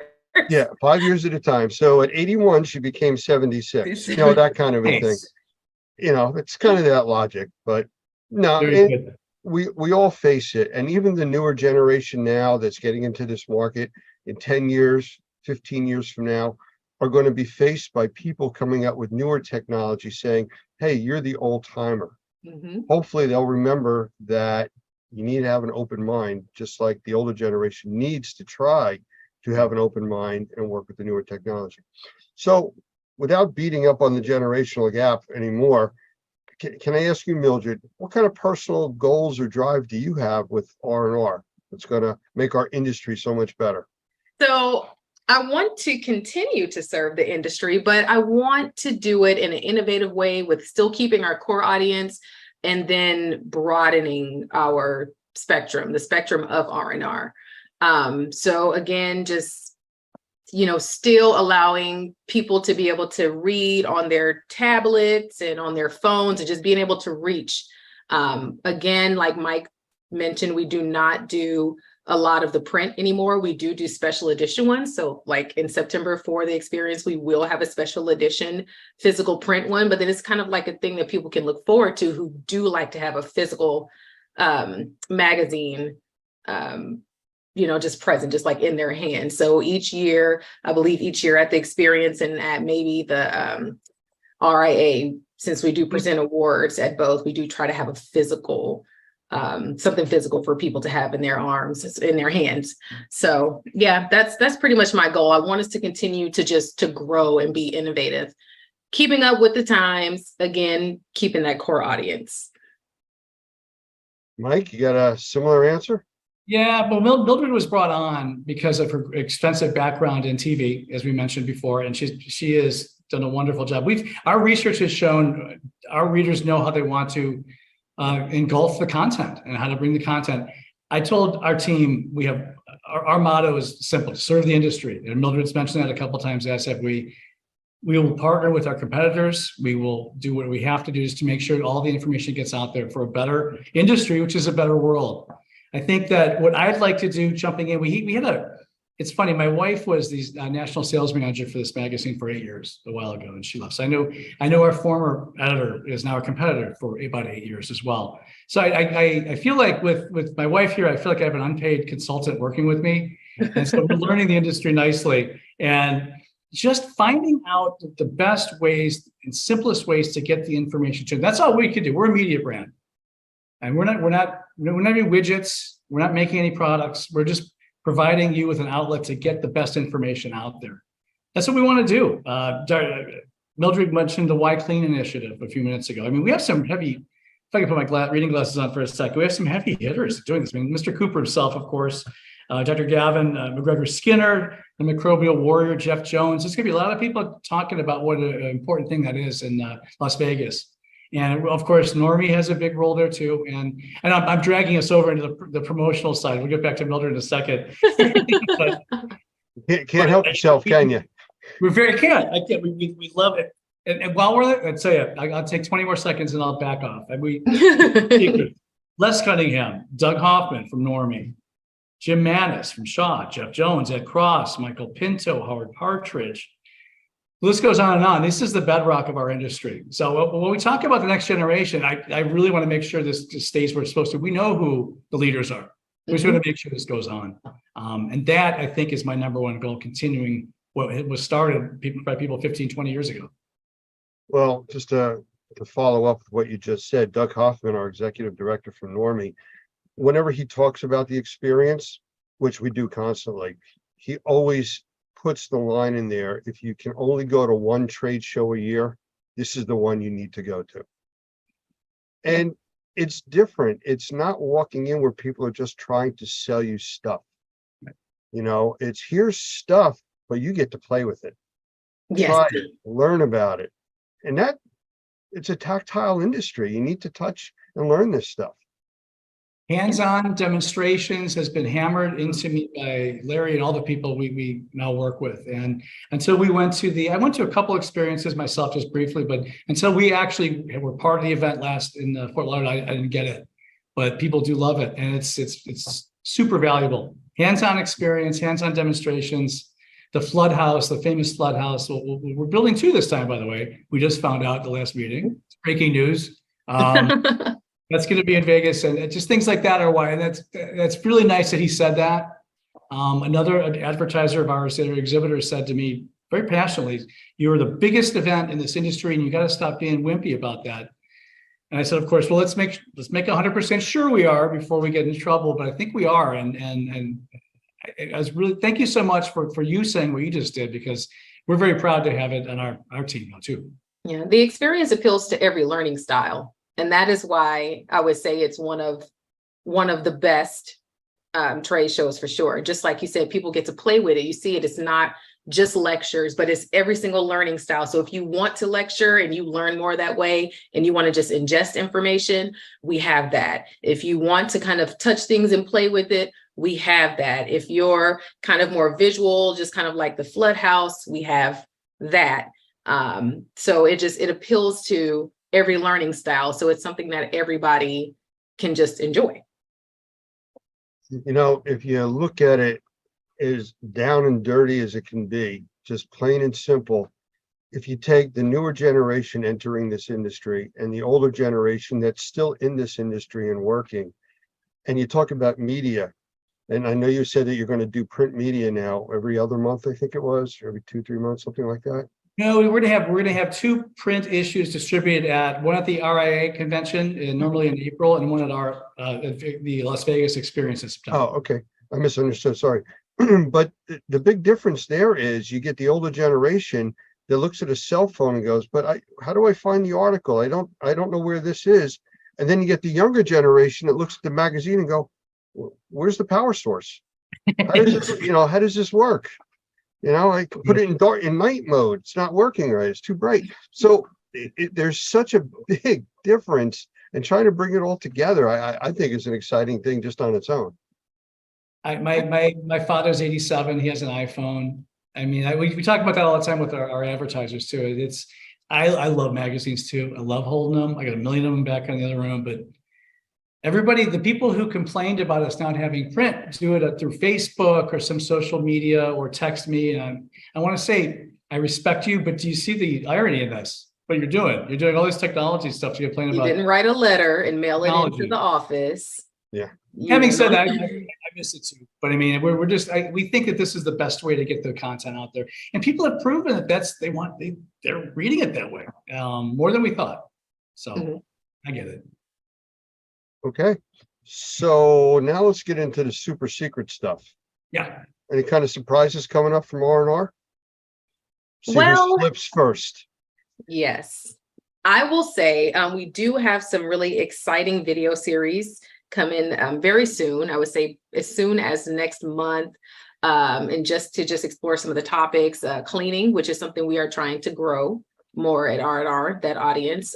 We have like microbial ecology, drying, and large loss support. So that's just to name a few. So I would be on the lookout for that. Really exciting stuff. So yes, that's what we have so far. We have several, and I don't know, I don't think Mildred's allowed to announce who yet, apparently, or she would have. But I think that we have about 4 or 5 new video series coming out with some speaking generations all across the board. We have some really young people, we have some great leaders. I've already mentioned his name. A few times, I can't say it yet. He's involved in microbial things though, and he's a warrior. But we live that way. He's going to do some great stuff with us, and also. But I mean, I think that, and we talked about this offline, Lance. I think looking at what Normie TV is about and what you've done is a great inspiration for us. I'm thinking that they know they have got their finger on the pulse of what needs to happen, and we're not going to copy what you're doing, but that's more along the lines of that. Let's keep some consistent content and video out there. And as Mildred touched on, that's what's coming up new pretty soon. Probably by the end of this month, we'll have some new stuff going. See, that's one of the things that I just kind of want to briefly touch on. Just like you were saying, we won't copy them, but as we all say, our competitors, well, really, we all do the same thing. We all strive to just serve the industry. And more than anything, instead of looking at someone as a competitor, I look at you and I get inspired. Mm-hmm. So taking what you're doing or seeing what you're doing, and I know, again, we did talk about this offline earlier, it's like, that's, some of the really amazing ideas, like, wow, how can we incorporate it and, in a way that isn't butting heads. And again, people choose who they want to ingest their information through, even if it is the exact same thing, they have their reasons. So you just keep doing what you're doing and just try to be the best in your own way. Well, there aren't really competitors in this space right now for what we're talking about, because people do have their preferences. Right. That's why we're on 11 different podcast channels, because some people like Chevy, some like Ford, some like Mercedes. But they're all cars. They all cars. They all get you to the grocery store to buy whatever you need and come home. Mm-hmm. Some a little more comfortable than others, but that's personal preference. It really is not a competition. I mean, we're really trying to serve an industry and the public. That's one of the things that we address a lot, is a lot of our consumption is for the public. We know there's a need out there, but does the public want it? And unless they're exposed to it, unless they learn about it, they're not going to have an interest. It won't be on their radar. And that's really what we're doing. I couldn't agree more. I spent some time in an industry before this, which also dealt in IAQ, and boy, they didn't want to be in the same room with each other, all these people. And I go, you guys are missing a great opportunity to unify this industry, which I find in this industry. And as we mentioned before, we keep talking about serving the industry. That's kind of our motto. We over and over, and it's inspiring to see so many other people have that same thought process. Get the information out there. We're all going to be helped. We're all going to be helped if we work together and make this work. And on the business side, everyone will be fine. Yep. We're in a very niche market in this indoor air quality. And like Doug always likes to say, the only people that need our services are people that breathe. Yeah. So it's probably right around 8 billion right now across the planet. And it's just a matter of education. And, you talk about the generational gap again. You talk to some of the old timers that are out there and you talk about mold. It's mold. It hasn't killed me yet. And then you have the younger generation that are walking around with their inhalers because they're so sensitized to it. They can't breathe in an environment that has mold or any kind of yeast or contamination. So you got to get past that physical barrier. Yep. I live down right now, mostly in South Florida with my wife. The heartbeat of the hurricanes and mold and things like that. Everybody's got a little mold problem. And this winds back to about 20 minutes we were talking about, but kind of what you just said also. Our neighbor, the building next to it, had a horrible mold issue last year, and it had gutted a lot of walls. It was bad. But we're talking to them, and they said, "What do you you look past, did you do this? Well, I had to clean the duct. Did you have any fans on for air circulation? Like, well, no, we weren't here all summer. Why would we do that? Ooh. Education. Right. Education. Exactly. And that's why it's so important. And education in all the forms we have, it can help save houses, can help save lives. And it's not, I'm not overstating that. And that's the industry we're in. Part of the problem is we're trying to reach the public, we're trying to reach the contractors in this industry and give them tools and information that is legitimate and what makes sense. Unfortunately, the bigger platforms that are out there, the government entities, these people come out for different reasons, political or not. They make statements that people get behind and charge forward with. Like recently when COVID was hitting, it was made known that you should all have HEPA filters in your air conditioning systems. Well, there was no follow-up to that comment saying, unless your system's designed for it, you're going to burn out your motors. They can't handle it. So that partial information is an issue. Yep. So enough of beating that drum. So what else about the experience coming up? Any more surprises or big events or rock shows or anything like that in the near future? The people who've been to the experience know it's a family fun atmosphere dealing with hands-on stuff, and it's not going to be different this time. We're going to be in Las Vegas again. We have the big party, like we said, the flood houses and everything. I have to say, so they don't kill me back at the office, September 6th through the 8th, Caesars Forum, not Caesars Palace, Caesars Forum, as it was last year, which is about a 2-year-old building. It was beautiful. It was a nice building. Beautiful. You could book, you get your attendee badge today at rnrmagonline.com. We could maybe put the full URL after this up on the screen. Harrah's will once again be where the hotel is going to be. Caesars Palace is also going to be a hotel for us. It's about a 20-minute walk, but still, you could do that. You're going to see the 6th through the 8th is when the event is, but on the 5th, as you know, we're going to have the workshops. And we have some great, this year, Shaw Flooring, Howard Partridge, Restoration Crosscheck, Ed Cross's new venture, of course, and our friends, the Coys and Firehouse Education will be having a full workshop too. So make your plans to come out right after Labor Day, get out here and have fun with us. We're really excited to get this one going. But you left out Normie. We're going to have training tracks and all kinds of stuff going on. Well, I mentioned Normie earlier, to be fair, I don't get fully red marked, but no, Normie's a big part of this. You're one of our main partners and sponsors. You're going to be up near the front of the hall with a nice 2x20 booth. And I think we're both going to be filming a lot of educational videos throughout the event too, Normie and R&R, which is great. Yes, we are. Well, I want to thank both of you guys for being here. I really appreciate it. Generation gaps aside, because we keep talking absolutely. about it. Thank you for having us. No, I really do appreciate it. And I look forward to seeing you both, hopefully, at the experience. Absolutely. It was a real pleasure, Lance, and thank you so much. I can't wait to see you in Las Vegas. All right. Cannot wait to meet you. Take care. Bye-bye. Bye-bye. Hi, everyone. I'd like to welcome you all here to an interview that we're going to be doing tonight. And my guest speaker is somebody that most of you all know. It's Mo Zulawaga. He's one of our senior trainers, a good friend of mine, and we have him here in the room. I will let him do a little bit of an intro of his own background because it's too diverse for me to try to explain. So Mo, a little bit about yourself before we get started. Well, first of all, thank you. Well, for those of you that don't know me, I've been in the restoration industry now for a good bit over 20 years. And before that, I was an engineer for General Electric, for that in the military. And keep going back, I guess, been all over the country and spent some time outside of the country as well, working in Central America, lived in the Caribbean. And as you can tell by my name, my parents are from South America, from Colombia. So I've had a chance to be kind of all over the place and work all over the place. And now I'm happy to be here in Florida and call myself a Florida boy. And I plan on staying here. And I don't think anybody can get me out. So, and happy to be here with Normie as well. So life has brought me here, and I'm in a happy place. Well, since you're so happy, let's talk about some serious stuff.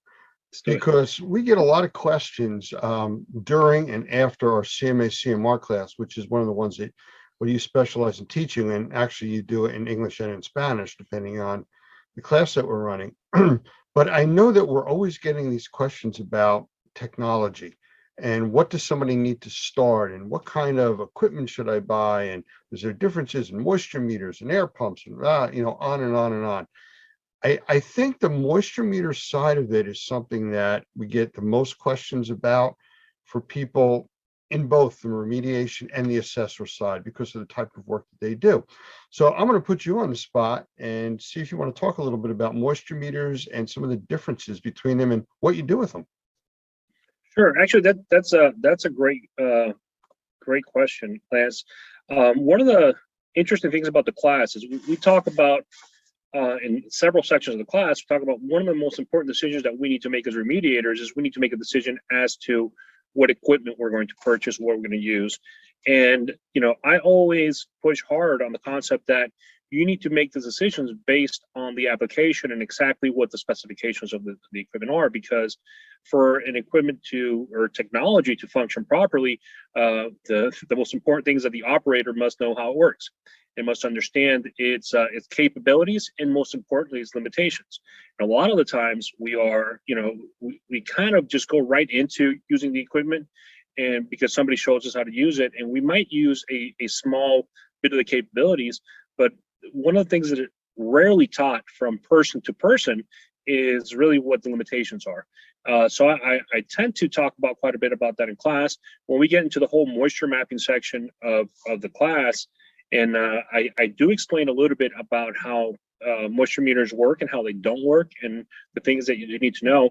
And that's one of the questions that I get repeatedly thrown at me time after time after class, where somebody will call me, listen, I know that you spoke about this in class, and it's a little complicated for me to just grasp in the 5 minutes that you were able to talk about it. Could you give me a little bit more? As a matter of fact, I've pulled I do have a file here that I can pull up with some pictures of moisture meters, and I'm going to open up here while I talk to you over the next minute, which has some pictures that I've done just to have this sort of conversation with some of the students.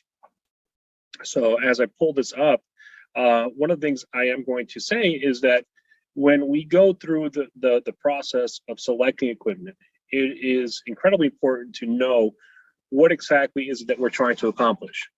What is the end goal of what we're going to do with that equipment? So in moisture meters, that is, we're going to measure moisture somehow, or at least that's the concept. And one of the things that the first question we need to ask is, where are we going to measure it? What kind of material are we going to measure? How accurate do we need to be? How thick is that material? Those are all things that we need to take into consideration, because not all meters are made the same. And Mo, with that, there was a discussion that I was involved with recently where somebody was talking about moisture meters, and they all have different scales. And that was confusing to say, well, it's this percentage. Well, that's a different way of grading on this device compared to another device. So I don't know if you're prepared to talk about that, but if you get a chance as you go through them, I want to toss some of that in. Absolutely, will do. All right, so I have this little file open as a Word document that I have with the images. So what I'm going to do is I'm going to go ahead and share it, if that's okay. Sure. So I can show some of these pictures and try to get the concepts across a little bit better. So let me go ahead and do that.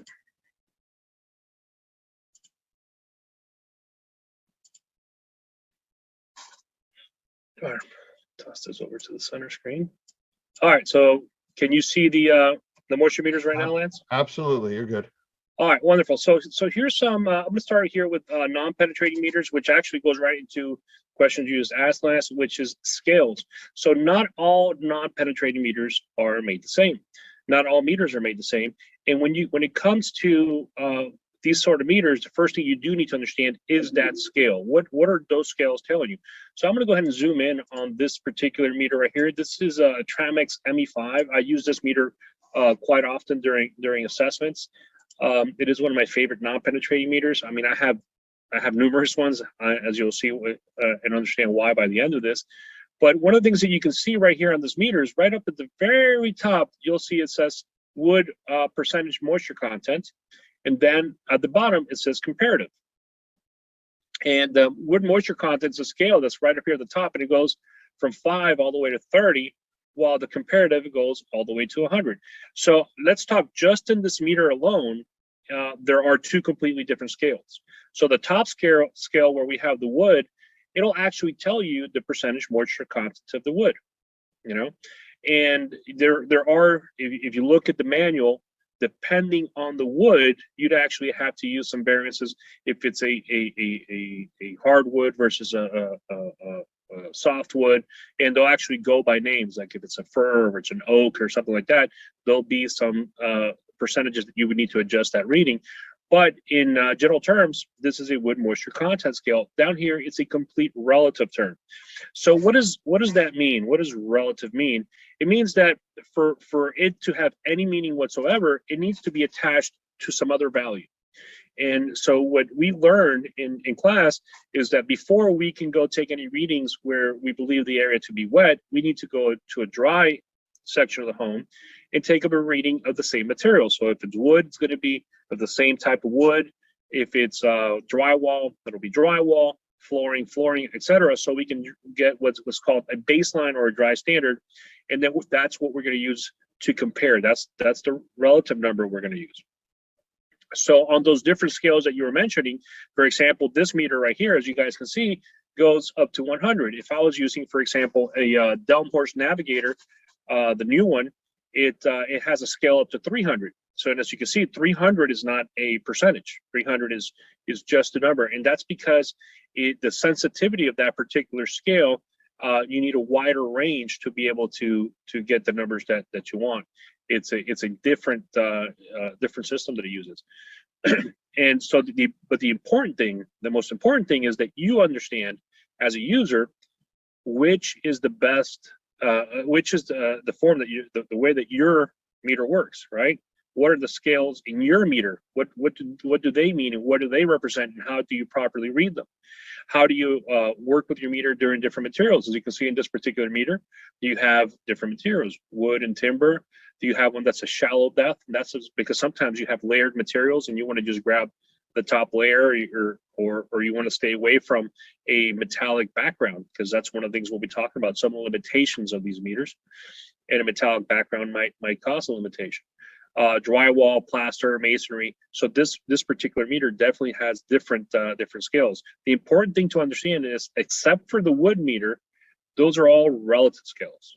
Okay, those are all something you have to compare to. As you can see, this meter will tell you over here just how deep it goes, and you'll see in the wood that it does show percentage moisture content. And that's what I would say. This is a great example of saying we need to grab the most simple tools that we have, which are wonderful technology, because a lot of the times we don't see these simple tools as technology because they've been around for a while, and we need to understand those. You know, one of the things that you just mentioned real quick was the manual. And so many people that I talk to don't even know there is a manual. Sometimes you have to go online to get it or download it. And that's one of the most important things you could have for these types of tools. You really need to understand it. I've gotten calls from numerous people that were either en route to a job or on a job site that have called me and said, how do I do this? How do I use this machine to do this? You got to know this stuff before you go out. I mean, use it in your own home, you know, learn it, use the manual. Absolutely. Habits that we now have in the industry or the people that have gotten used to understanding these concepts is the having these manuals right on your phone, right? So we have them on cloud storage. So anytime, and I actually reference manuals all the time when I'm in the field, and there's a particular function of the meter that I might not have used in a long time, and I might know, but I might want to refresh her just to make sure that I don't miss anything, because as you'll see, there are definitely different types of meters, but having those manuals available to you at a moment's notice is incredibly important, and it's a good practice that everybody should actually take on in their business and their daily use. So I want to show you. So this is meter number one. Let me show you something else. So here's some of the things that I discuss with students when they call me with these questions. And one is that comparative range, as you mentioned. And that comparative range can change from meter to meters. So we need to understand it. Understanding how far those ranges go, right? So as you can see, the wood moisture content go up to 40%, and this particular meter up here went up to 30. You need to understand those because questions can come up. If you think about it, if somebody's looking at, somebody's analyzing a project that you're doing, and they're used to seeing one particular type of meter where their scale is considerably higher. So for example, on a non-penetrating meter, you can have wet be pretty high, pretty 68, 98. Other meters might be lower. So if they're used to seeing their meter and they think that your number is too low and that does not mean that it's wet, then you need to be able to explain that and say, well, my meter works in this form, and here's the scale that it works, and here's what the numbers mean. And if you don't do that, if you don't understand that, it might be a difficult conversation to have with somebody else that also doesn't understand your meter because they've never used it before. As you can see, the same company can have another completely different meter. This is also by Tramix. This one is really designed for concrete. And this one will have concrete moisture content, okay, and also for drywall. So this is a very specific meter, and these meters are excellent meters to use for very specific times and different projects. So if you really want to know what's going on with certain type of materials, you might need a very specific meter to do that. Just so, like I said, you know, having a set of meters to be able to tackle different problems that come on is very important. Just like you can see for concrete as well, I might actually want to know the actual concrete slab, how much the relative humidity is in it, how much moisture content is in it. I might need to tap into it and use a different type of meter with a different type of plug that allows me to be able to determine this. Because, for example, once we remove floors in some of these projects, before we can reinstall the floors, we need to make sure that we've actually correctly dried that concrete slab. Because if we don't, then we're going to have issues with the new flooring when it's installed. So once again, understanding our meters, our limitations, our capabilities is important. And I think you know, limitations is one of those things that we definitely need to focus with each one of our meters. Hey Mo, you mentioned a bunch of different types of meters, and I know over the years I've used combo meters. What I mean by that is a meter that will also do relative humidity, temperature, moisture on surface as a pinned or pinless. How do you feel about those? I've gotten mixed, you know, opinions from people over the years. Well, actually, I have a picture of one of those here. I'll jump a couple of pictures just to show you. Whoop, here we go. So this one is by Protimeter. Everybody pronounces that a little bit different. That's how I pronounce it. So if I pronounce it differently, forgive me. So Protimeter is a multi-use meter. So it does have a thermal hygrometer. It has a pin moisture meter. It has a non-penetrating moisture meter included as well. And it's a really good meter. It really is. There are some drawbacks. There are some drawbacks to having a multi-use meter. One of them is obviously your meter is done and you've now lost all your meters. That's one. In the past, some of these meters that had all the functions did not have each function wasn't top notch. You'd have two of the functions that were top notch, and the third one was okay. And I'm a big believer in having really good meters for certain type of projects for each one of those functions, whether it be a hygrometer. So you need to understand what application you're doing. But obviously times change, technology improves. Some of these meters are really good. This particular meter is really good. The kit comes with all kinds of accessories to measure different things, to be able to tap into wood, to be able to go past these little pins over here to go past the drywall and be able to measure and see if insulation is wet. You have multiple meters that do this, like that Delmhorst Navigator that I mentioned also is a good combo meter. My biggest drawback with combo meters personally is that, you know, a lot of the times they have a lot more functions that I need on my projects. Number one, and number two is if I lose that meter, I've now lost all my meters, and it's not something that I really want to face on a project. Well, that was one of the things that I had seen over the years that you had just mentioned about the sensitivity of the meters, that you give up some sensitivity when you have all these different devices combined together. You know, it's really good with one or two things, but a few of the other ones aren't as good. And of course, the other thing is if something happens, you drop the meter, you break it, you've lost everything, you know. Absolutely. And you know, the other one is they are pricey. They are pricey to have a combo meter. they're less pricey than buying really good meters of each one, mind you, but nonetheless, as to have one meter that can go bad or get dropped for now you're talking anywhere between $1,200 to $1,500 for top end meters, in the hands of a technician can be a problem. It's if it's your personal hands and you're very good with your equipment, you take care of it like I do, they'll probably last you for a lifetime. But we know that as it goes from hand to hand, that level of care might change. So that also comes into play. How rugged are your meters? And that's one of the things that I look for. I like rugged equipment. I like equipment that I can take on a construction job, and it's going to make it to the end of the day. So that's important to me. Absolutely. One of the questions that comes up a lot is, what should I buy, a pinned or a pinless? And I always talk to them about, well, the pinless doesn't do any damage. You got to go to a different level of dealing with the consumer that you're working with about having pinholes all over the place. And depending on what you're doing, if you're testing carpeting, you're not going to see, like you're testing sheetrock, all these little pinholes all over the place, so you got to be prepared to build back. But you have a favorite either way, pinned or pinless? Well, my particular answer is always I have both, and because it also depends on application, right? You do a lot of assessments. You've done a lot of assessments in your time, and during an assessment, in an assessment, a lot of the times you're not really looking to poke holes into a drywall, because like you're saying, you're creating damage to the drywall. On another type of project, for example, a drying project, that becomes a little bit less important. You're in an emergency situation and you need documentation that's going to be easy to explain down the road, either to maybe it's an insurance claim to an adjuster, maybe you go to court, something like that. And in that case, a pin moisture meter is definitely going to be a lot easier to explain, because it's showing you some moisture content versus a relative reading. And relative readings can be one of those things that's difficult to explain or people to grasp in a short amount of time. On the other hand, both are great. So one of the things that I tend to do is I start with non-penetrating, and then I'll document the edges, the far corners. So once I get to the far corners, I'll document them with a pin moisture meter.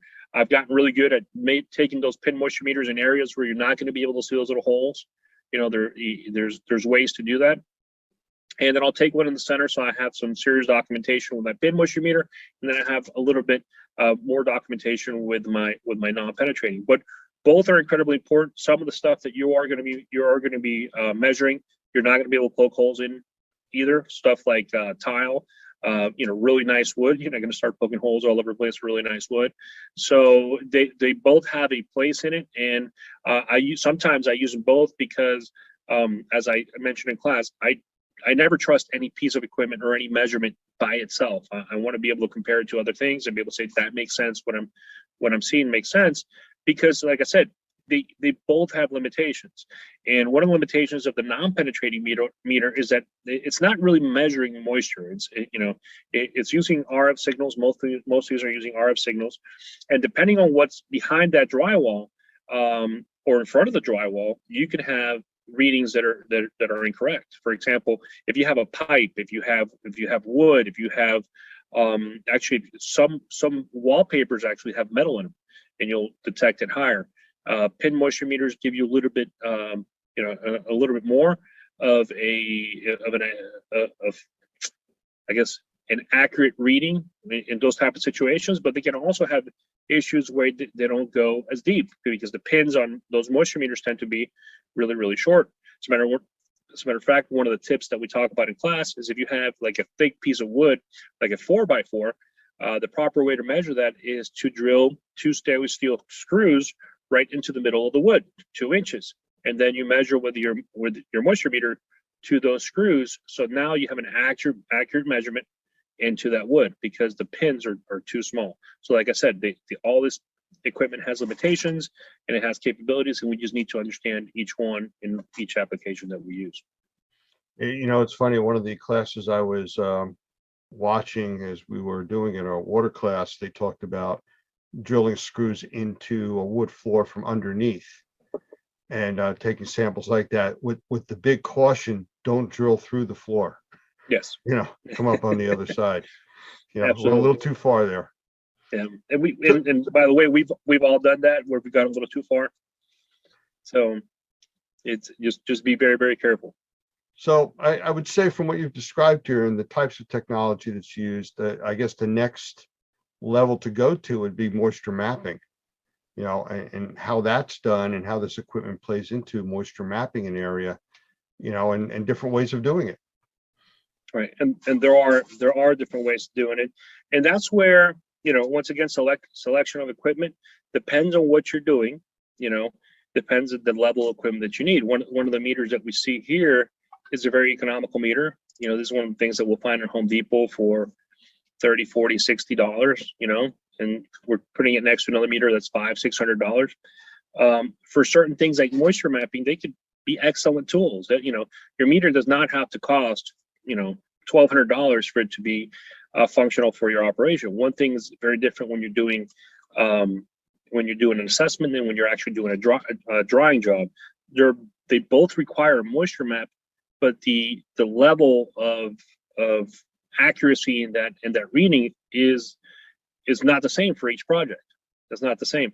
During an assessment, we're really looking that it's hitting that threshold, that it is wet. In drawing, we're going to want to measure every day the actual progress, and we want to be very exact with those numbers. And we want to have equipment that can read really fast readings in between each reading, so it can adjust quickly to its environment. So that's one of the things that is probably different from economic meters to others. Expensive meters tend to have electronics in there that react a lot quicker. So in moisture mapping, let me I guess I could use the same page here to talk a little bit about moisture map. I'll scroll down to the bottom, and then I'll get back to some of these little other tools that we get a chance to that we use in moisture mapping. So I'm going to explain the way that I like to do moisture mapping. This is the most common way that I'll do moisture mapping. And what I'll do is I'll use a little bit of drawing. So forgive me, I'm not an artist, and I'll just try to explain to you graphically exactly the way that I would do it. So if I had, for example,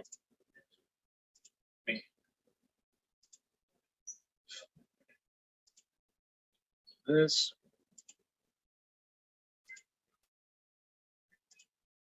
So if I had a wall that kind of looked like this, and we'll call this wall right here wall A, wall B, and wall C, and I would actually label them. So let's go ahead and do that.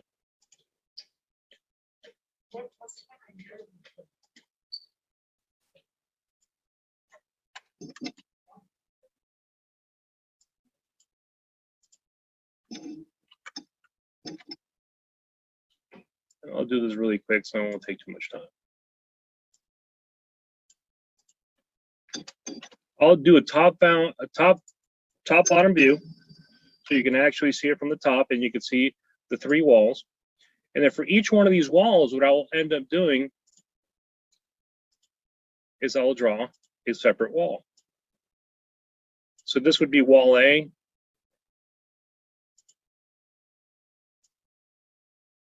Wall B. Move the filter, please. Okay.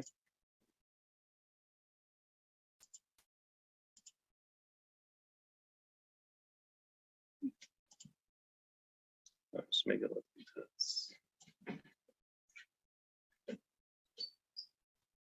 For those of you watching, I think he is having fun doing this. I am having fun doing this. I love doing this kind of stuff.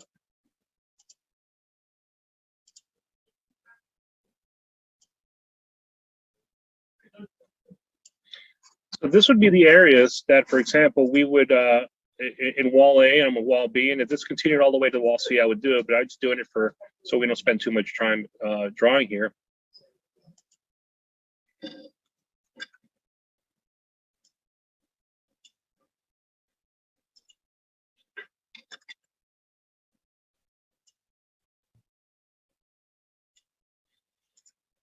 And the other thing that I would do to make it a little bit easier for everybody that comes down the road is I would do something like this. I would actually have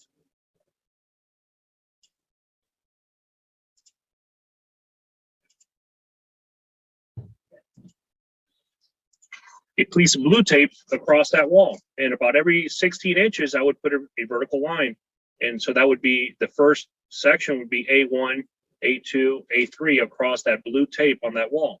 So, and I hope I'm explaining myself correctly. If for some reason I lose you, please let me know.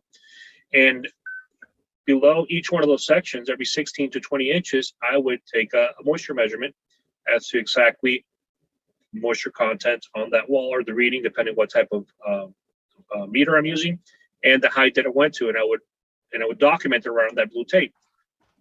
So on A1, I would put day 1, it would be the moisture content and the actual reading, and I would do the same thing on day 2. And what this does, it actually shows the sketch of the property. So if I had a whole property that was wet, I would probably, it wouldn't be these 3 lines, it would be the actual sketch of the whole property. And for each wall would have a front facing picture, which shows me exactly how it was wet as I found it and as I measured it. And you could write right here and take pictures as well.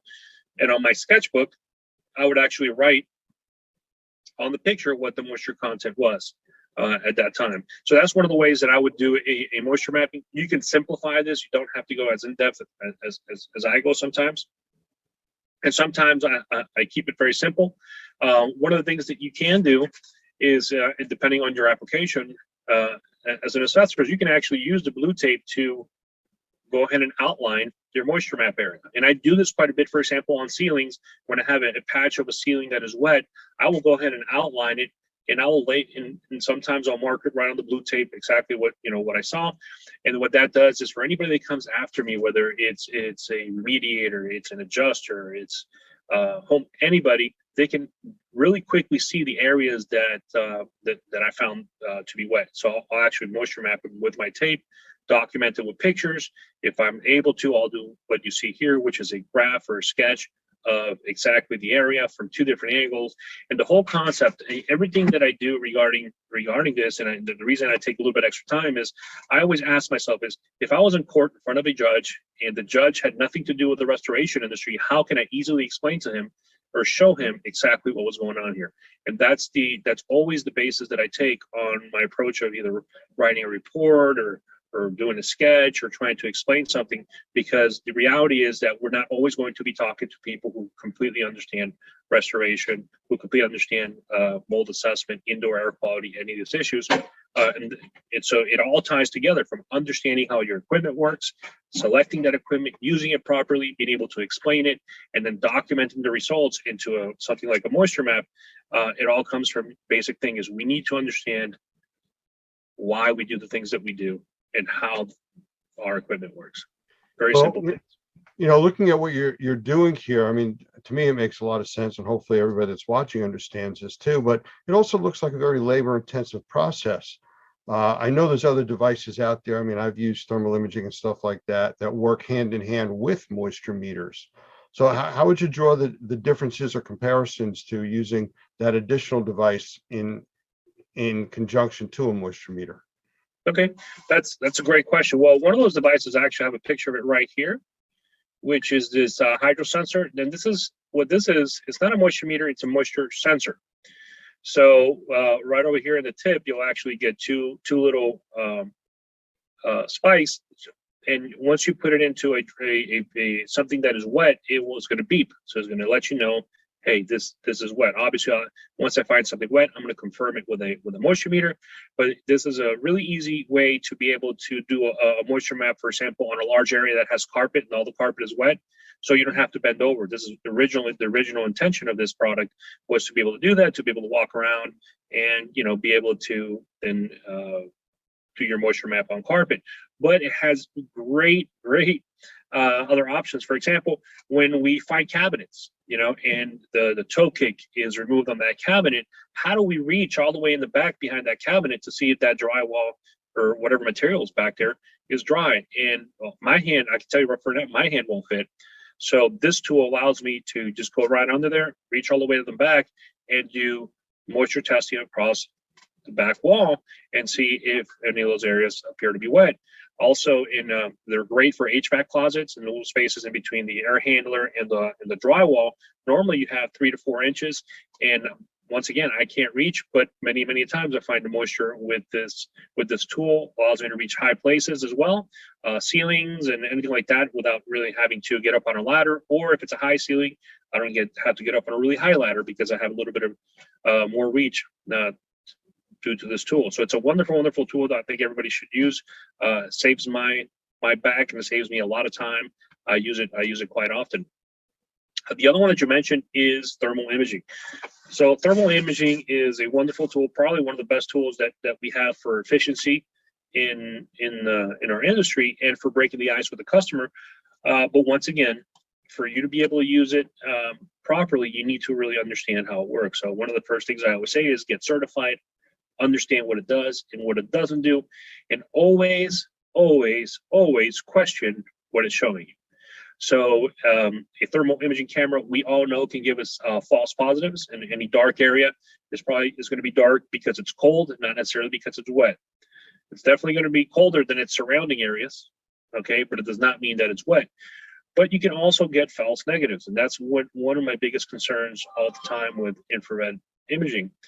You can get false negatives because for you to be able to see anything on that camera, there needs to be temperature differentials within the material that you're observing through the lens, and that's not always the case. For that material to be able to show a differential, wherever it's wet, that liquid needs to be evaporating. That's actually how thermal cameras capture that something is colder because it's wet, is because when you have a surface and that surface is wet, I'm going to pretend I have a wall here. As those water molecules evaporate, they're taking energy with them into the air. That means they're leaving the surface of the material cooler because energy cannot be created or destroyed. It can only be transferred. And that water molecule, as it leaves the surface and it goes floating into the air, means that all that energy is up here. You have less energy here. And less energy means less heat, less temperature. So that's what the infrared camera is capturing. But if that's not happening because environmental conditions, because you have some sort of material or paint that does not allow that wall to evaporate, it's not going to show you anything. And that whole entire wall might be soaked. It's happened to everybody. It's happened to me, where I've said, well, this is dry. And I said, well, let me go check, with my other meters anyway.